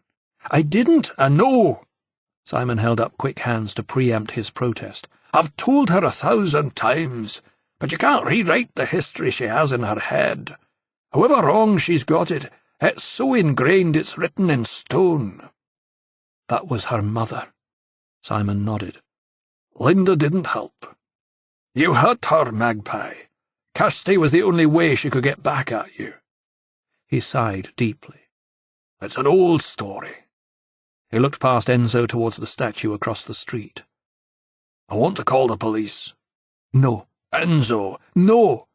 Enzo faced up to his friend, two old stags prepared to lock horns to defend their territory. It will be like signing her death warrant. Like you're not signing your own? I'd rather die than know that I was responsible for her death. Jesus, Magpie. Simon's voice whispered at him in the dark, and their foreheads came together in gentle acceptance that the fight was over even before it had begun. Simon wrapped his arms around the boy he'd met on their first day at school together, and hugged him so hard Enzo could barely breathe. His beard scratched Enzo's cheek. Jesus, he whispered again. 3. Enzo slipped on his waterproof leggings and pulled the lightweight plastic cagoule over his head. He folded his maps in two and zipped them into an inside pocket. He felt better now that the waiting was over. All the hours he had spent treading water felt like wasted time. Samu adjusted the webbing inside Enzo's hard hat and got him to check the fit. Then he double-checked the lamp set above the peak. It shone bright and strong, powered by a brand-new battery. He handed Enzo a small, waterproof flashlight as backup. "Keep it safe," he said. "The last thing you want to be down there is in the dark." The others stood around Raffin's séjour, watching in silence. Their tension was tangible. It was time to go, and no one wanted to acknowledge it. Enzo looked at his watch. It was nearly 1:15. "Be back in a few hours." He followed Samu out into the hall and onto the landing. They were crossing the courtyard when Sophie came running after him. "I'll catch you up," Enzo told Samu, then turned to his daughter. "Go back inside, Pet. You'll get soaked." "I don't care." Sophie stood defiantly in the rain, looking up into her father's face with her mother's eyes. "If anything happens to you, I'll never forgive her." And Enzo couldn't tell if she was crying or if it was just the rain. "Kirsty? She's got no right to take you away from me." Enzo shook his head gently. "Sophie, none of this is Kirsty's fault. The only person to blame is me." Her lower lip quivered. "I love you, Papa." She fell into his arms and he held her, the rain crashing all around them, rising off the cobbles in the courtyard in a mist like smoke. "I love you too, Sophie." He cupped her face in his hands. "I want you to promise me something." "No, I am not promising anything. You're the one that's got to promise that you're going to come back, okay?" He closed his eyes. "Papa!" He opened his eyes again. "I promise." She held his gaze for a long, skeptical moment. "I hate her." "No, you don't." "I do." "Sophie, there's too much of me in her. You can't love me and hate her." Her face turned sulky. "I'll hate you both if you don't come back." "I promised you I would, didn't I?" Her eyes narrowed. "You'd better."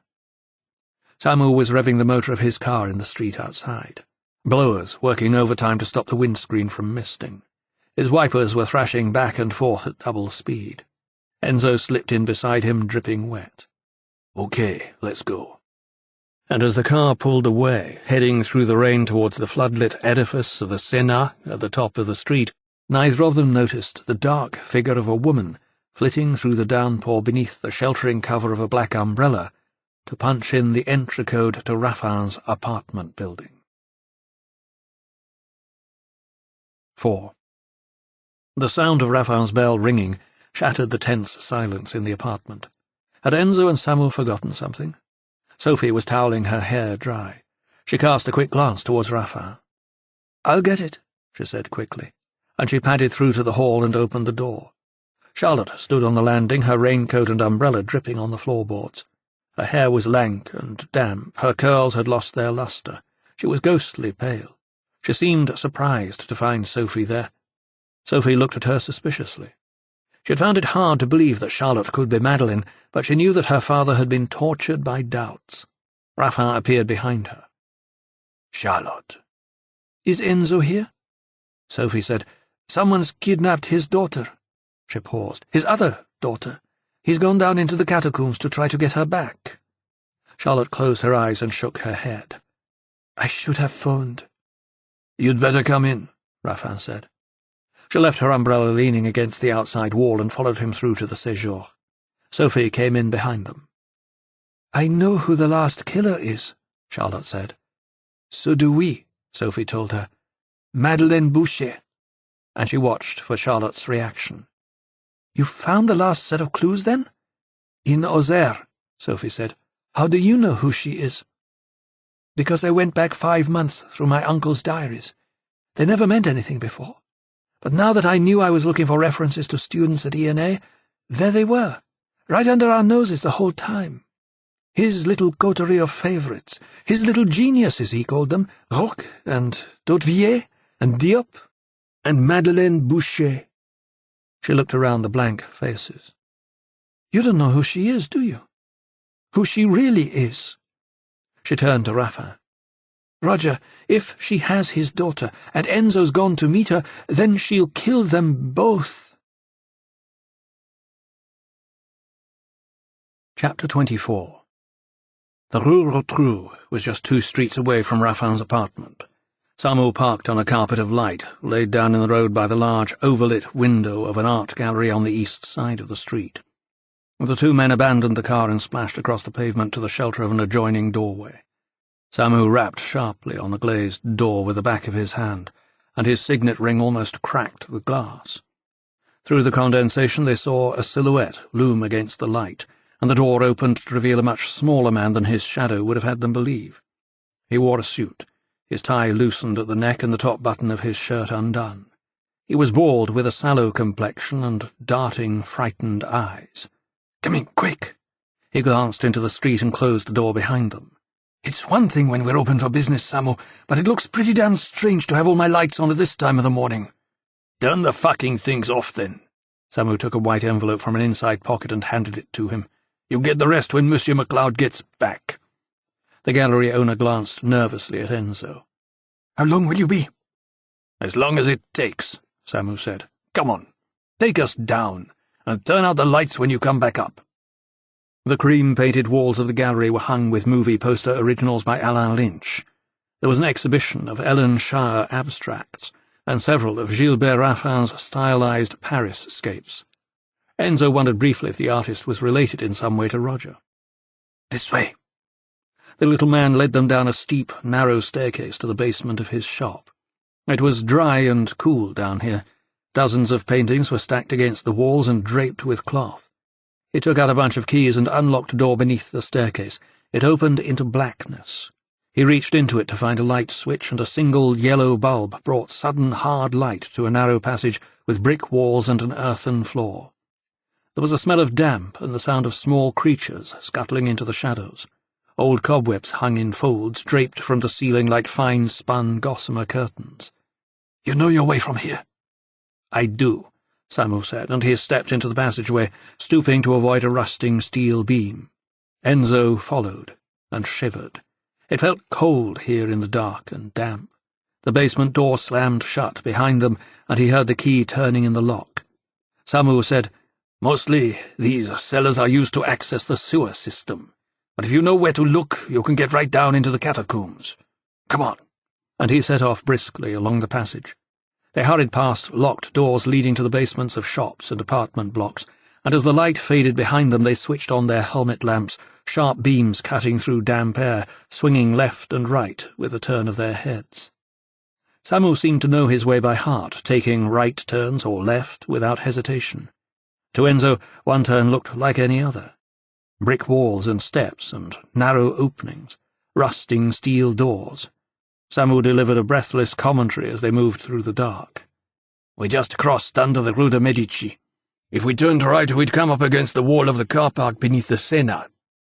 He opened a door and they went down a short flight of steps, into a huge tunnel that arched above their heads and roared with the sound of rushing water. Drips fell like rain from the brickwork overhead.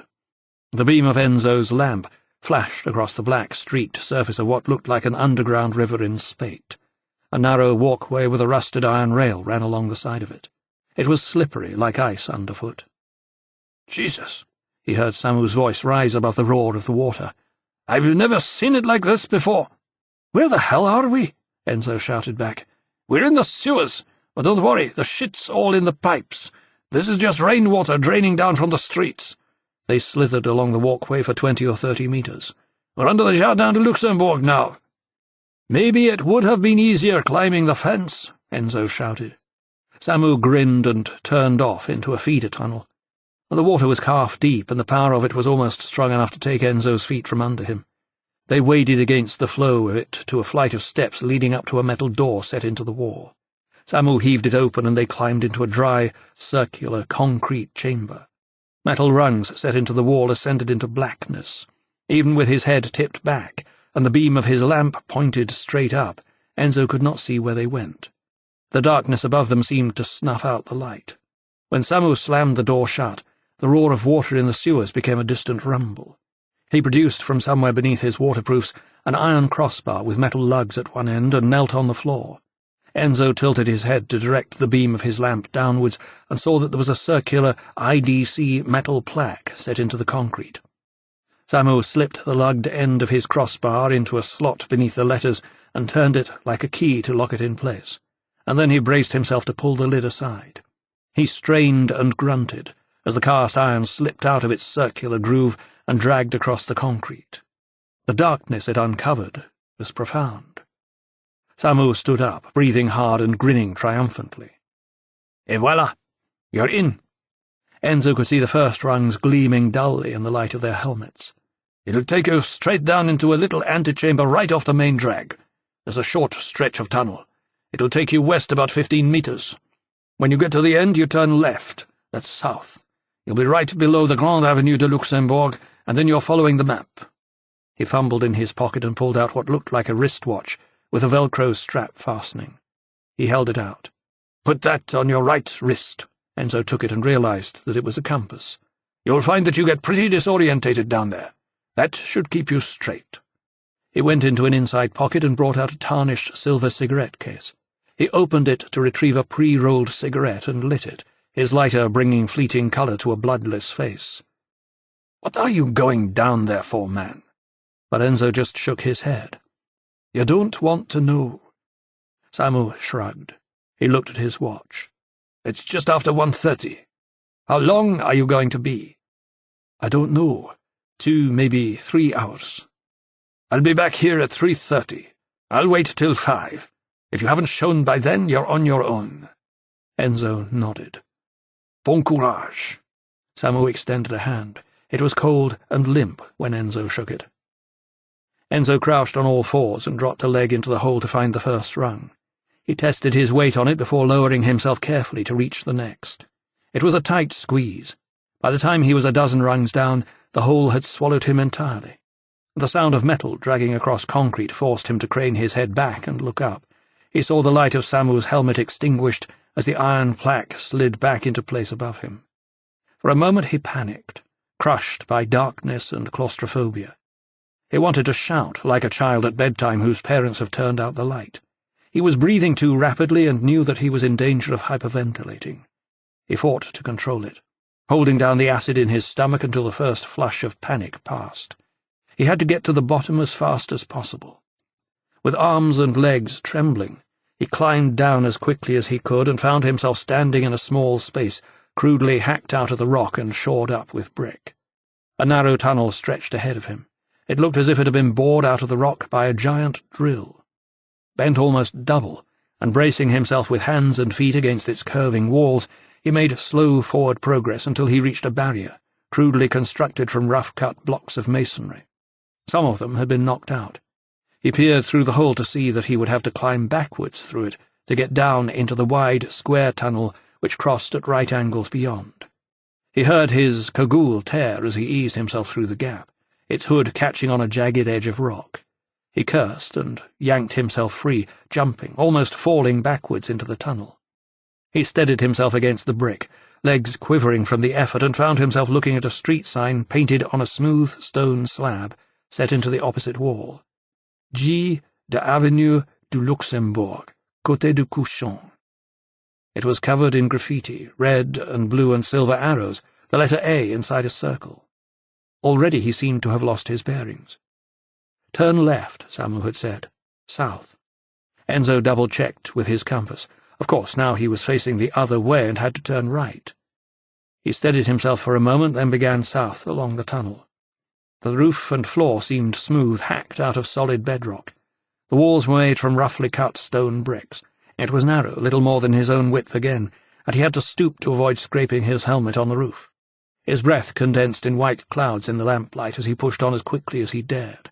He passed several junctions branching off to east and west. In places the walls had collapsed, and he had to clamber over fallen masonry. Occasionally the tunnel widened, and crude brick columns had been constructed to support the roof. In other places the walls bulged, narrowing to the point where he could barely squeeze himself through. He stopped frequently to consult his map. He had crossed 4 junctions and was certain that the next turn to his right was the one that Samu had marked in red. He must have passed beyond the Luxembourg Gardens by now and be heading south beneath the Avenue de l'Observatoire. In spite of the cold, he was sweating profusely. His helmet felt hot and uncomfortable and chafed above his ears.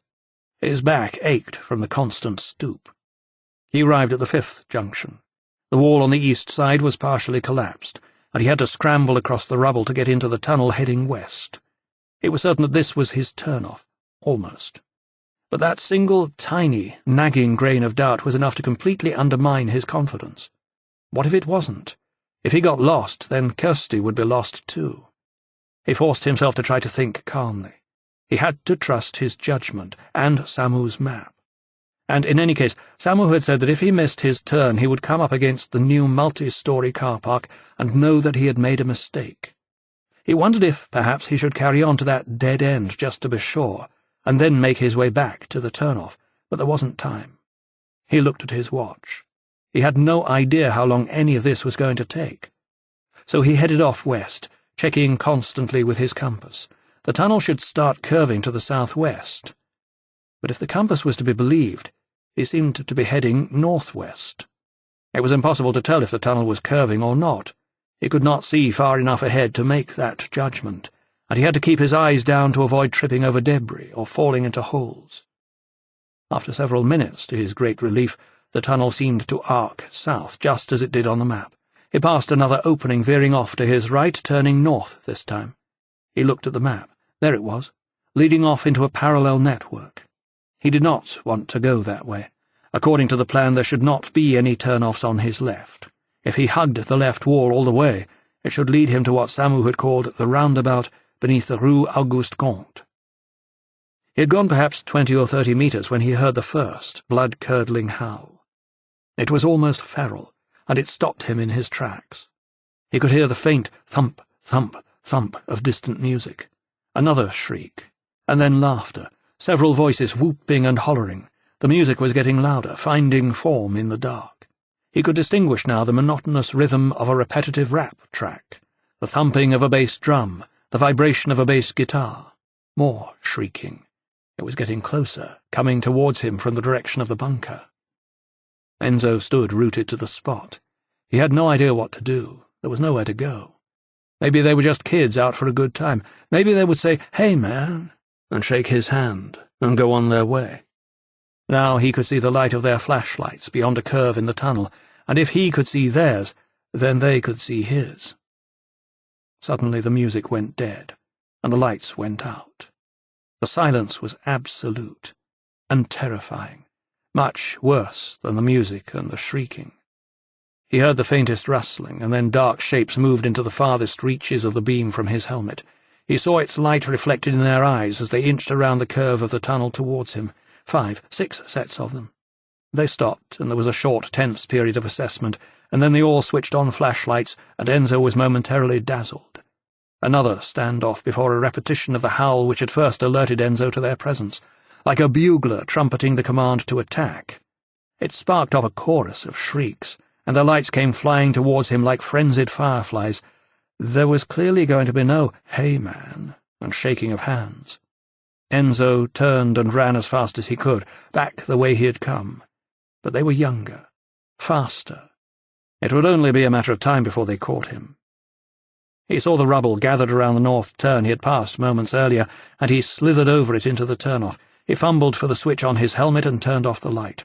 A wall of blackness smothered him before his eyes adjusted to the reflected lights of the youths streaming in his wake. They were just out of sight beyond the turnoff. Enzo scrambled forward, tripping and stumbling, and almost fell into another turnoff on his left. He groped his way around a support column and felt where the wall had collapsed to create a shallow recess. He climbed over the rockfall and rolled into it. He felt around for a sharp piece of rock that would fit into his hand, and pressed himself against the stone, trying to stop his breath from grating in his throat. The light grew stronger, and he could see out into the tunnel now. It was narrower than the others, and its walls were in a poor state of repair. The pursuing voices had gone quiet, but Enzo could hear them breathing and whispering. The beams of several flashlights shone down his tunnel, beyond his hiding place, criss-crossing, searching out every crevice and rockfall. There was a brief whispered discussion, and then the flashlights carried on along the top passage, until gradually their light faded completely and silence returned to the catacombs. Enzo did not stir for nearly 2 minutes, until he was certain that they were not coming back. Then, cautiously, he eased himself out into the tunnel. He felt for the switch on his helmet and turned on the light.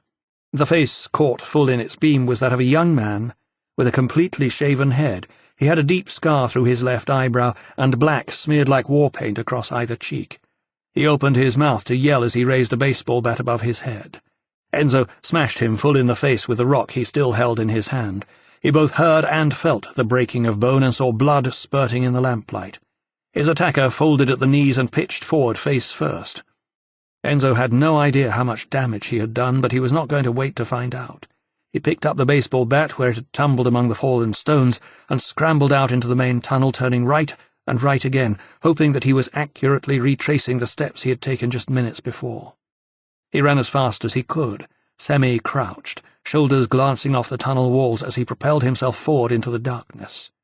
Even as he ran, panic was setting in. What if he had turned the wrong way? Supposing he was heading north instead of south, or east? It might be anywhere. He was sure he had passed this stretch of collapsed wall before. The tunnel narrowed here and took a jagged turn. It all seemed horribly familiar. He stopped running and leaned against the wall to catch his breath, searching in his pocket for his maps. And then his heart nearly stopped. He could only find 2, the bunker and the Réseau des Chartreux. His Luxembourg map was gone. He remembered it had been in his hand when he first encountered the rappers. What had he done with it? He tried to think. In his panic he must have dropped it somewhere. "Fuck!" he shouted at the top of his voice, but his cry of despair was choked off by the weight of the city above him. He dropped his face into his hands and screwed his eyes closed and wanted to weep. But there was no point in feeling sorry for himself. Again he forced himself to focus. Still breathing stertorously, he checked his compass. He was, it seemed, still heading southwest. He must be going the right way. With his eyes shut, he tried to visualize the map. The tunnel took a loop at the bottom end and curved around to Samu's roundabout. If he could only get to the roundabout, then he would be on to the Chartreux map, and back on track. He was not going to help himself by panicking. He forced all the air out of his lungs and drew a long, deep breath. With the wall to his left, all he had to do was keep going. He set off again, this time at a less frantic pace. Time and space and direction had no place here in the catacombs. Enzo had lost track of them all. It seemed that the only thing he could do was focus on the tunnel ahead and keep going, and going. Interminably onwards, despair creeping back with every negative thought, and then the tunnel began visibly curving away to his right. This had to be the bottom end of the loop. He stopped to check the Chartreux map. It showed a tunnel branching off to the right, but there was no sign of it. He pushed on, still no tunnel. Panic was returning. And then there it was, a crooked support column, a section of collapsed ceiling, a tunnel leading directly north. Immediately ahead, the tunnel opened out without warning into a crude chamber, where ceiling and floor folded one into the other, and several misshapen columns supported the roof. Another tunnel fed into the space from the north, and a cemented brick wall blocked the way out. Near the foot of it, someone had taken a sledgehammer to break a way through. A chatière. It was a small, ragged-edged hole, and Enzo looked at it doubtfully, wondering if he would be able to force his big frame through it. He stripped off his cagoule and got down on his knees. He got an arm through, and then his head, and he twisted to get his shoulders in. Even as he managed finally to drag himself through to the other side, he realized that it would not have been possible for Madeleine to force Kirsty all this way through the catacombs against her will. Either she had been tricked into going voluntarily, or Madeleine knew another way in.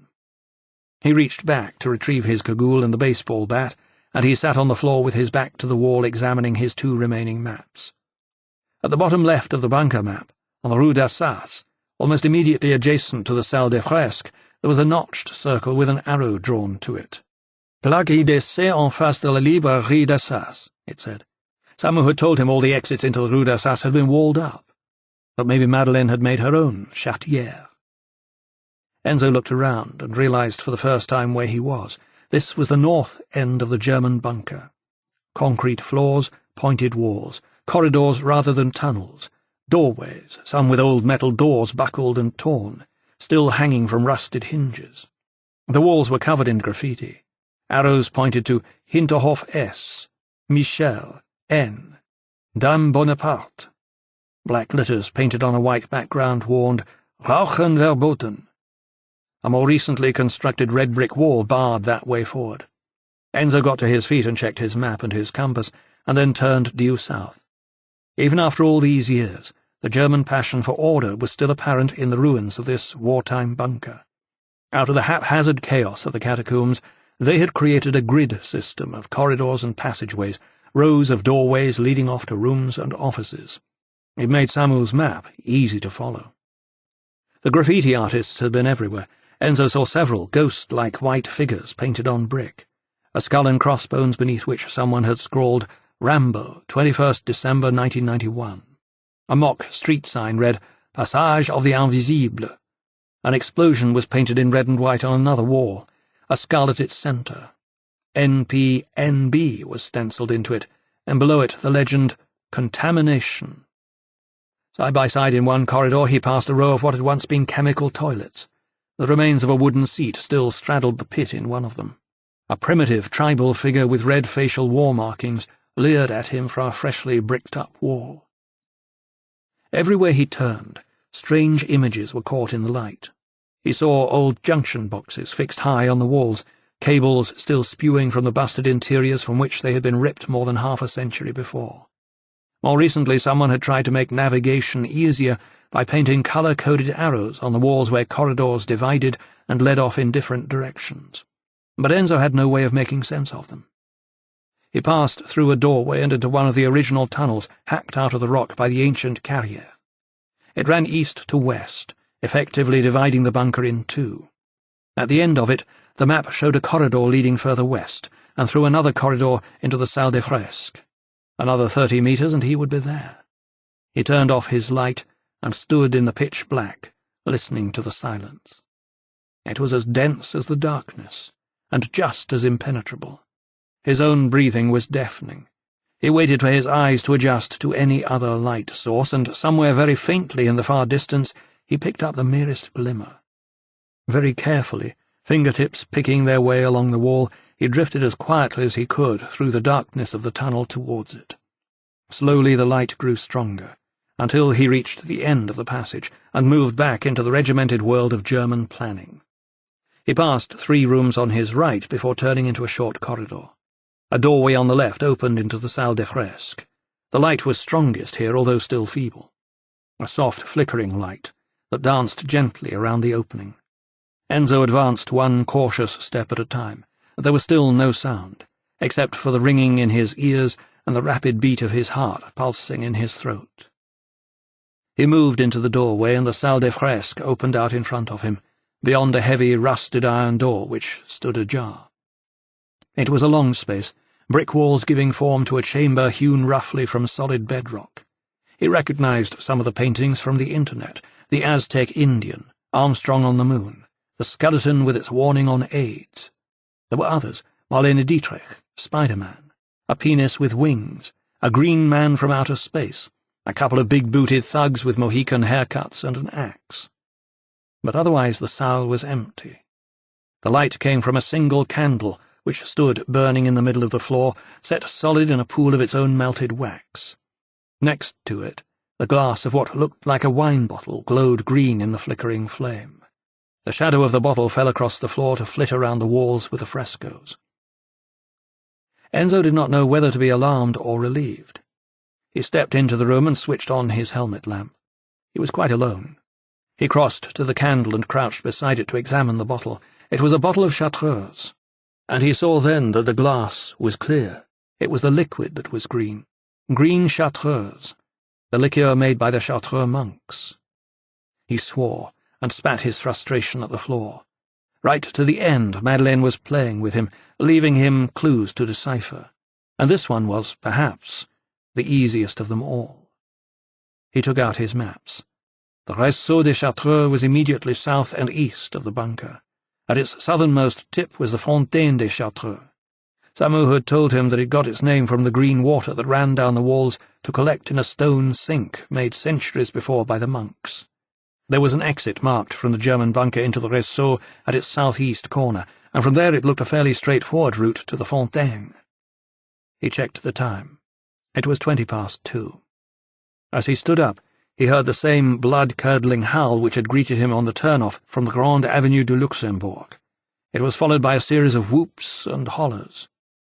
He wheeled around and ran back along to the near end of the tunnel which transected the bunker. This time he turned south and then east, following a long, straight corridor past door after door giving on to deserted concrete rooms. It was hard to believe that all this had once been inhabited by German intelligence officers and administration staff, a command and communications centre controlling the occupation of the city. At the far end he turned south again, still running, passing more ghostly figures white painted on the walls, until he reached an arched stone doorway. An iron gate blocked his way. Beyond it was the Réseau. Rusted hinges screamed their protest as he pulled the gate wide enough to let him slip through. On the other side he stopped again to look at the map. He was 15 metres below ground here. The route he wanted to follow was marked on the plan as the Chemin du Bunker. It dog-legged south towards the Fontaine at the bottom end. He stood listening. The screams and cat-calls had faded. He hurried through the chamber beyond the gate and loped out into the network of tunnels that ran beneath the former Chartreux monastery. He was now in one of the tunnels dug out by the monks themselves, and he had to stoop low to avoid cracking his helmet on the roof. These must have been small men. In some places the tunnel narrowed to the point where he had to turn sideways to squeeze through. In others it seemed unusually wide, with a shelf sloping away to the ceiling along the left-hand wall. Some of the walls appeared to have been constructed from cement and pebbles, repairs perhaps where some of the original walls had tumbled down and left the structure unsafe. At the bottom end of the Chemin du Bunker there were passageways leading off left and right, and his tunnel narrowed to another iron gate set into a squared doorway. Enzo stopped to listen. All he could hear now was the drip, drip, drip of water. He turned off his lamp, and after a moment saw the faint flickering glow of distant candlelight beyond the gate. Moving more cautiously now, he slipped past it and into a large, cavernous chamber whose curving roof was supported on crooked pillars. The light was coming from a narrow opening in the far wall. Enzo approached slowly until he could see that there was a flight of stone steps leading down through the rock to a lower level. And there, at the foot of the steps, was the basin the monks had chiselled out of limestone to collect the water that dripped from the ceiling and ran down the walls. A candle burned in an alcove immediately above it. and the water itself gleamed a luminescent green by its light. Drips, like raindrops from the ceiling, broke its surface in ever-increasing hypnotic rings. There were stone shelves set into the wall on either side of the basin, and on the left-hand wall a figure sat cross-legged in the gloom, staring down into the water as if in a trance. A slight figure, a woman, dark hair falling across her face. She appeared to be wearing a ski suit and climbing boots. There was a small rucksack strapped to her back. As Enzo moved into the doorway, she heard him and turned to look up the stairs. It was Marie Aucoin, the garde des Sceaux. She was wearing no makeup and looked older than on the 2 previous occasions they had met. Her face was a sickly white, all humour leached from her eyes. She swung her legs around to dangle from the shelf and placed her hands palm down on the edge of it. Surprised? He stared at her for a long time, anger slow burning inside him. "Yes," he said finally. "Good." She managed a wan smile. "Then perhaps I'm not too late." Chapter 25. 1. "I was married to Christian when I was still working at the Société Générale," she said, "but finance was his forte, not mine. Still, it was useful to have a wealthy husband to support me through 2.5 years as a student at ENA. She gazed back up the stairs at Enzo. She was a woman who liked the sound of her own voice. It was starting to become fashionable at that time to accept students from the real world. It went against the stereotype of the cloistered academic, even though I already had my degree from Sciences Po. But I preferred to be enrolled under my maiden name, didn't want to be thought of as a kept woman. So I was Marie-Madeleine Boucher, then. She smiled. But when I ran for député in Val-de-Marne, the name seemed a little too religious for a secular politician, and so I was happy to become Marie Aucoin and take my seat in the National Assembly. Where's Kirsty? The garde des Sceaux seemed disappointed by his lack of interest in her story. She sighed. All in good time. Whose good time? Mine, of course. What do you want? Something hardened in her cold blue eyes, and there was an edge to her voice. To fulfill my destiny. I am 45 years old, monsieur. I am a woman, and I am the garde des Sceaux. Do you have any idea how impossibly difficult it is to be all those things at the same time? She allowed herself a small smile of self-satisfaction. And that's just the beginning. Already they are whispering in the corridors of Matignon about the possibility of my appointment as Prime Minister. But the Élysée Palace is my real destiny, to be the first woman elected to the office of President, an office from which I can change the future of my country, to which I can restore the vision of Napoleon and the genius of de Gaulle. I can lead France back to greatness. I admire your modesty. Modesty is for fools. She jumped down from her shelf. Why don't you come down and join me? It wasn't so much a request as an instruction. She moved away from the foot of the stairs to the far side of the small chamber the monks had built to accommodate the fontaine. She took off her rucksack and laid it on the shelf beside her and folded her arms. Enzo hesitated. He knew that once he had descended into the chamber he would be trapped there. "Where's Kirsty?" he demanded again. "She's nearby. If you've harmed her, she's alive and well. And it is not my intention to do anything to change that." Still he hesitated. "Unless you force me to." He had no choice then. Slowly, reluctantly, he climbed down the 6 steps into the pit and turned to stand facing her across the green basin. They were only 2 meters apart, and he saw now that her eyes were quite dead, almost opaque. She saw the world through cataracts of self-deception. She looked at the baseball bat dangling from his right hand and smiled. "Really, monsieur? Did you think you were going to beat me to death? That's dangerous down here. Not if you know your way around. I've been exploring the catacombs since I was a student. I love it. It's like life, really. You need to know what lies beneath to understand what's on the surface." "Why did you kill him?" The sudden directness of his question seemed to ruffle her surface calm, and for a moment he caught a glimpse of the darkness that lay beneath. "He humiliated us," Her mouth curled in anger. "picked us out as the brightest and best, and then told us how much smarter he was than we would ever be. A process of daily ritual humiliation. He had this compulsive need to demonstrate his superiority, always at our expense. In private he would tell us that we were the future of France. In public he made fools of us in front of our fellow students. He wanted to mould us in his image, but made it clear we would always be inferior copies. He wanted us to worship at the altar of his brilliance, an acknowledgement from the intellectual cream of our promotion that we were mere cerebral midgets in the shadow of his towering intellect." She almost laughed.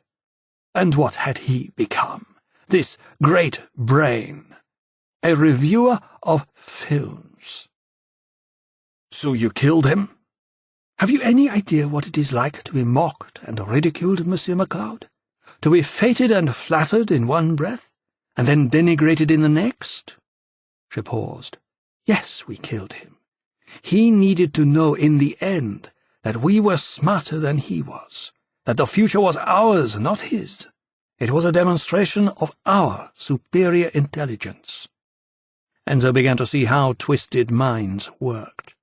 They had all been child prodigies, little geniuses groomed for greatness, the cream which had risen to the top of the Schelke promotion, the elite of the elite. "I've always thought that violence was the first and last resort of the inferior intellect," he said. "You sound just like him." "Is that why you want to kill me too? Because I found out you weren't as smart as you thought you were? Because in the end you couldn't get away with murder after all?" She shook her head. "Oh, but we did. No one even knew he was dead. It was the perfect murder, Monsieur MacLeod." She smiled. "The thing about intelligence is that in itself it has no real value. It must be practiced and applied. If you have a vision, you need the courage to see it through. My co-conspirators turned out to lack the courage of their convictions. That's all." "So you killed them too?" She shrugged. "Hugues saved me the trouble. Philippe was weak, and his weakness was a danger to me. And Diop?" "An old favour repaid, by someone who knows better than to ever open his mouth." "Juge Lelong?" "Good God, no! Lelong's a pedant, a zealot, as straight as the day is long. He really believed you were raising a middle finger to his precious inquiry. So it wasn't the good judge that you delegated to try to dispose of me?" A frown of genuine consternation crinkled her eyes. "You? What are you talking about?" "The two men on the bridge, the truck on the autoroute." Now her consternation gave way to amusement. "I think you've been letting your imagination run away with itself, Monsieur MacLeod." Enzo experienced a fleeting embarrassment. Had he really just been a victim of his own paranoia? He moved on. "What I don't understand is why you left clues with the body parts in the first place." "There is a great deal you don't understand, Monsieur MacLeod. I'm not sure it's even worth your while trying." "Indulge me." He needed to keep her talking. He needed every moment he could claw back from her to think of a way out of this. She sighed, bored now, it seemed. "Each of us took responsibility for burying one piece of the maître, and each of us revealed that location to only one other.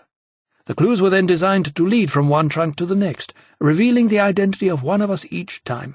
That way, none of us could betray the others without the circle of clues leading eventually back to him." "Or her." She inclined her head in acknowledgement. "Or her. Of course, we couldn't make the trail too easy. If one of the trunks was discovered by accident, we didn't want some knuckle-headed policeman putting it all together. We had to make the clues hard enough that it would take someone of equal intellect to solve the puzzle." "Someone like me." She laughed, then, and her mirth seemed genuine.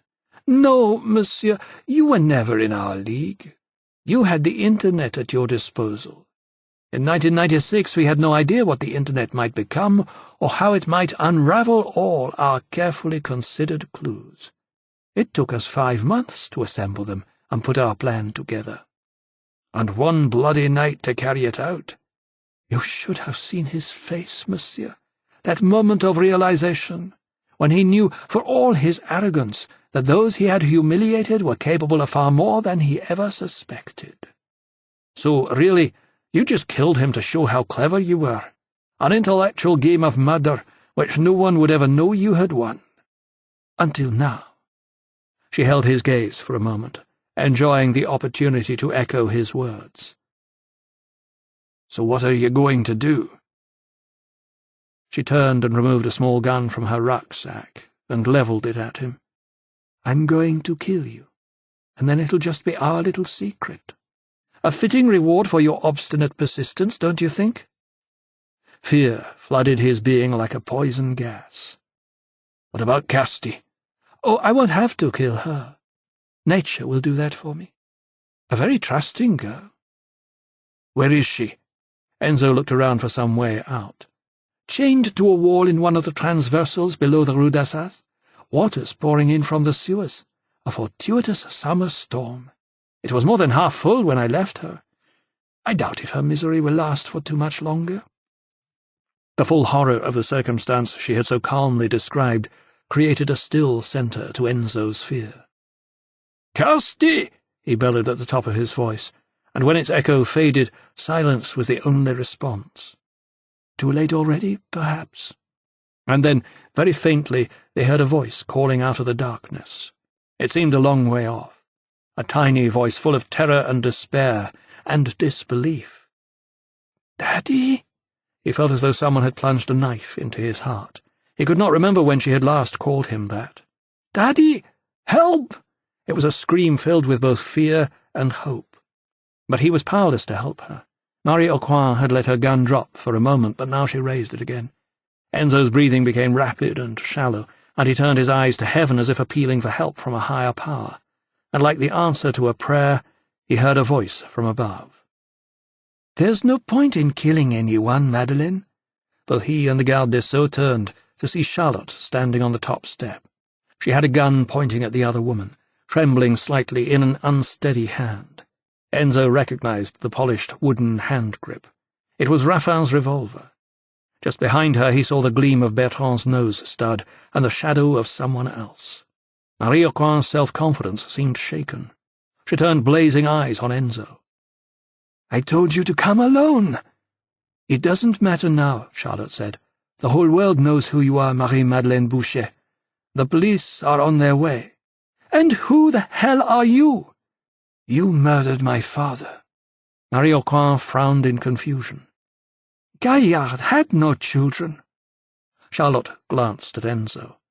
"I'm sorry, Enzo. Another deception. I didn't know myself until I tracked down my birth parents. I'd always called him uncle and thought he was an old friend of my adopted parents. It seems I was one of his early indiscretions. My mother wanted nothing to do with him, and I was to be aborted. But he couldn't bear to destroy any part of himself, and so he bought her off, and persuaded the son and daughter-in-law of an old family retainer, a childless couple in Angoulême, to adopt me. I think I was the only thing he ever loved apart from himself. A man of strange contradictions, flawed in ways that maybe only a daughter could love." She saw Enzo flinch from the thought, and looked back at Marie Aucoin. Her hand had stopped shaking. "But you're a much more interesting case. Would you like my professional diagnosis?" "What are you talking about?" "Narcissistic personality disorder. It's quite rare. At first I thought you were displaying the classic symptoms of catathymia. You remember we discussed that, Enzo? But I was wrong." Charlotte paused and refocused her attention on the garde des Sceaux. "No doubt someone of your academic background will have read Dostoevsky." Marie Aucoin remained unresponsive. "And so no doubt you'll remember how the murderer, Raskolnikov, wrote an essay on extraordinary people, and how such people are above the law. People like you, Madeleine. People who value themselves above all others. People who have no empathy. People who become so preoccupied by grandiose fantasies that they will commit any crime to achieve their goals. People who believe that they are above the laws that lesser beings like us must follow." She shook her head. "How ironic that we should have made you the guardian of the very laws you feel so at liberty to ignore." Anger filled her dark eyes. "Narcissism is the beating heart of psychopathy. I shouldn't hate you. I should pity you." Marie Aucoin let her gun fall to her side.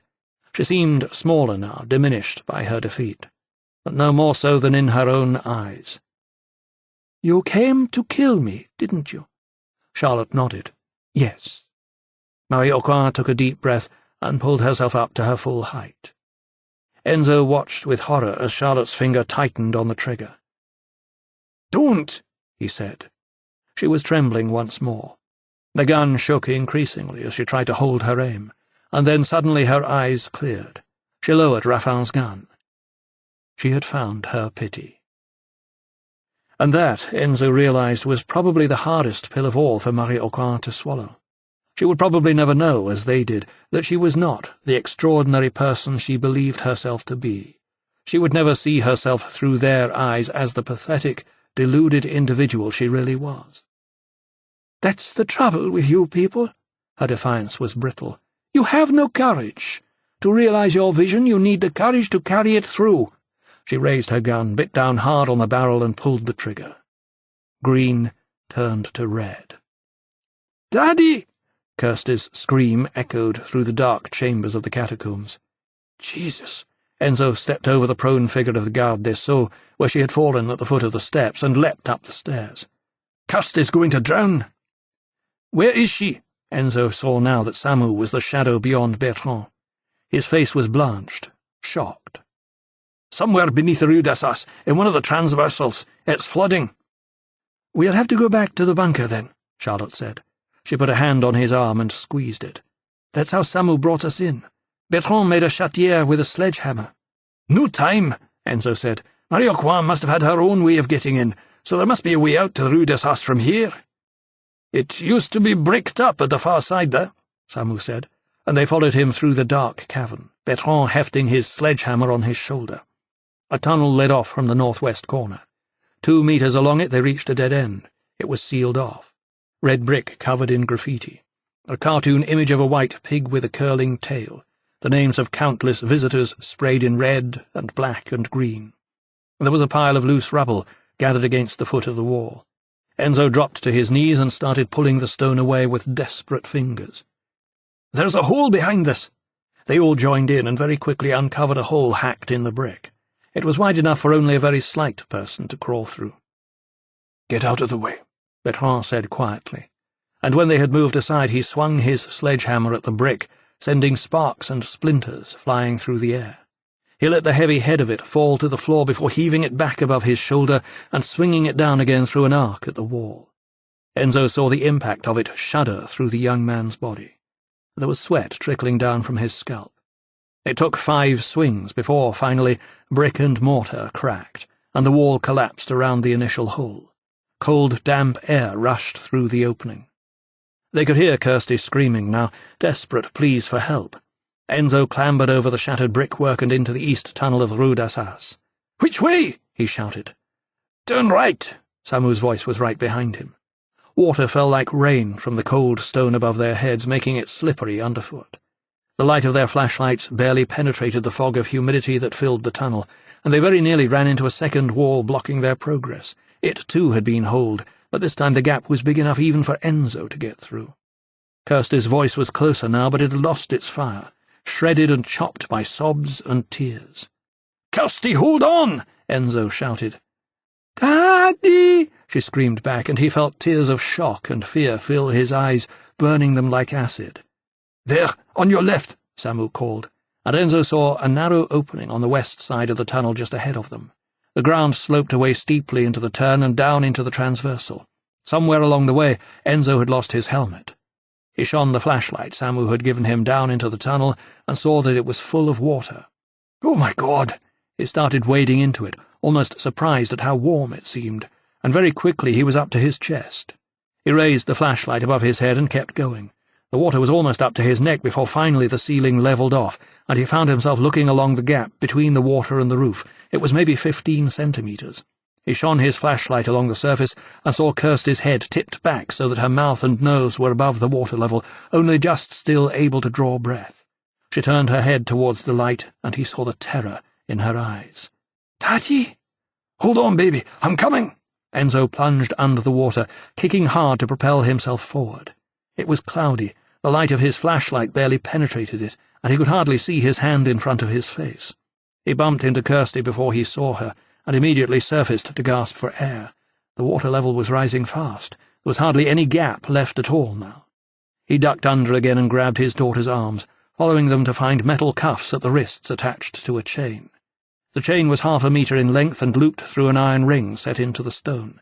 The loop was padlocked. He took the chain in both hands, braced his feet against the wall, and pulled with all his might.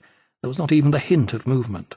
The chances were the ring had been sunk in the stone years ago, and was rusted solid into it. His lungs were bursting now, and he surfaced again for air. This time he smacked his head against the roof. There was no longer any gap. There was no more air.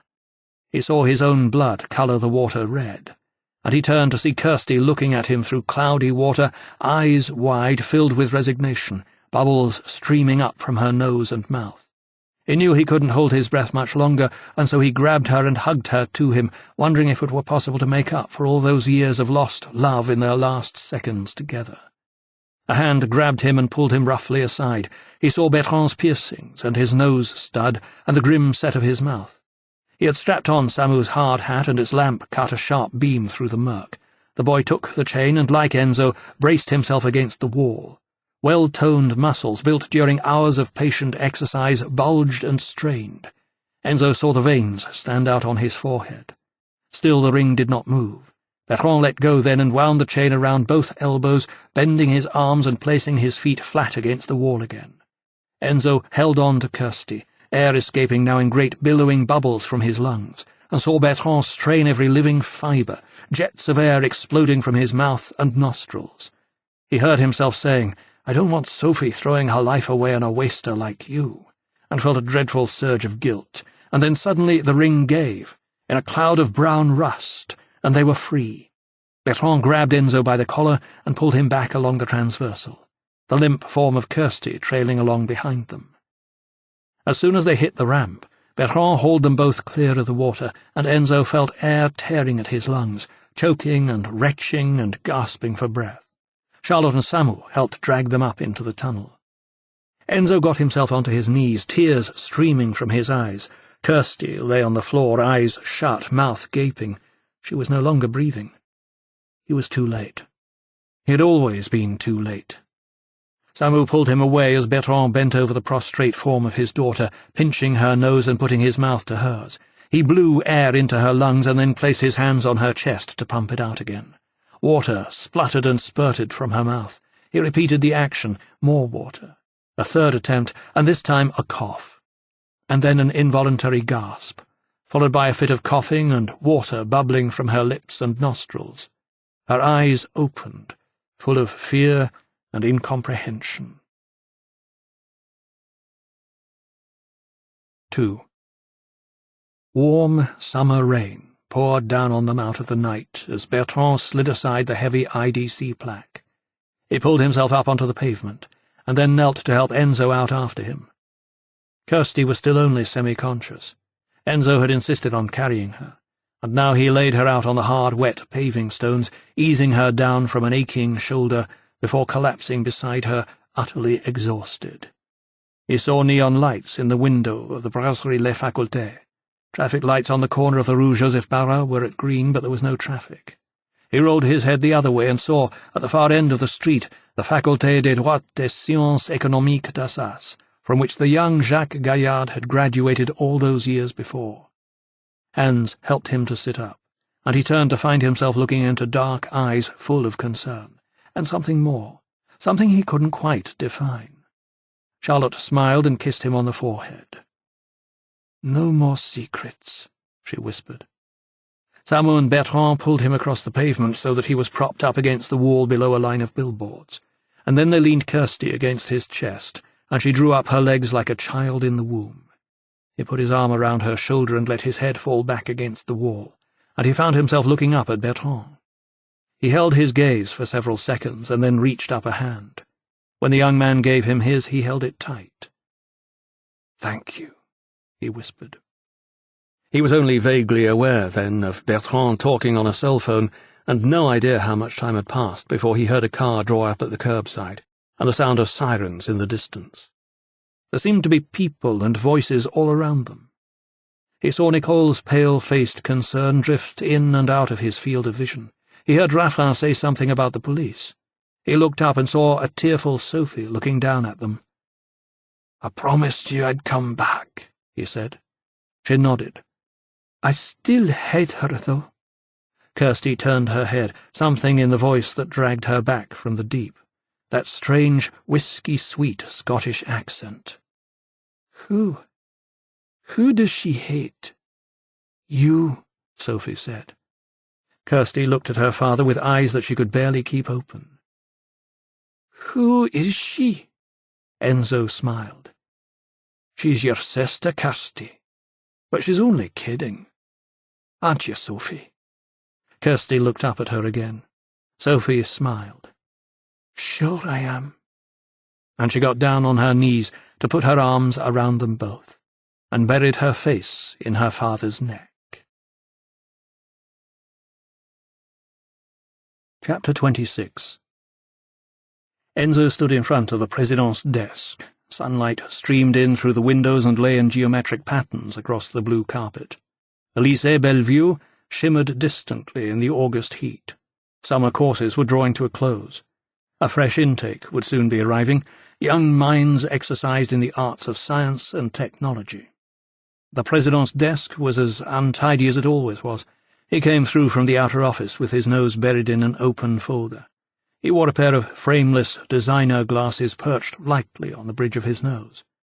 He looked up and over the top of them at Enzo and shook his hand. "Congratulations, MacLeod. A damn fine job." Enzo was surprised. After their last meeting he was half expecting to be sacked. "Thank you, Monsieur le Président." Take a seat." And he took his own advice, flopping into the captain's chair behind his desk and dropping his folder in front of him. He removed his glasses and let them swing gently from his thumb and forefinger. He rubbed his chin and regarded Enzo thoughtfully. Enzo pulled up a chair and sat down, and the Président picked up his folder again and held it out. "You'll have seen most of these, no doubt." Enzo opened the folder to find it full of newspaper cuttings about the Jacques Gaillard case. He looked up. "Yes, Monsieur le Président." The Président leaned forward on his elbows. "There's been a lot of interest, MacLeod. We've had offers of funding." He waved his hand to indicate the paper blizzard on his desk. "A proposal to establish a chair of forensic science. That would be quite a feather in our cap. Of course, I'd expect you to head up the department." Enzo raised an eyebrow. "Interesting idea, Monsieur le Président. It'll take time, naturally, to set things in motion. So I've appointed a new head of biology, and I want you to take some time off. A sabbatical. Paid, of course. Come up with a concrete plan of implementation, a budget. Nothing too outrageous, mind? No, Monsieur le Président. And while you're at it, it wouldn't do any harm at all if you applied your very particular talents to unravelling a few more of those unsolved cases that Ragin's been collecting. Raffin." "What?" "Raffin. His name's Roger Raffin." "That's what I said." The Président replaced his glasses carefully on the bridge of his nose and looked over them again at Enzo. "So, what do you say?" Enzo cocked his head and looked at him for a very long time. "Are those new glasses, Monsieur le Président?" This concludes the reading of Dry Bones by Peter May. Copyright 2006 by Peter May. This book was read by Simon Vance. This unabridged recording was published by arrangement with Poisoned Pen Press and was produced in 2012 by Blackstone Audio Inc., which holds the copyright.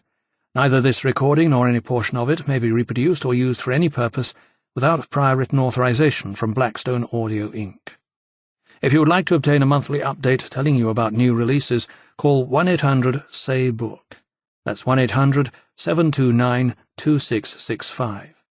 For a complete listing of our titles, visit our website at www.blackstoneaudio.com. Thank you.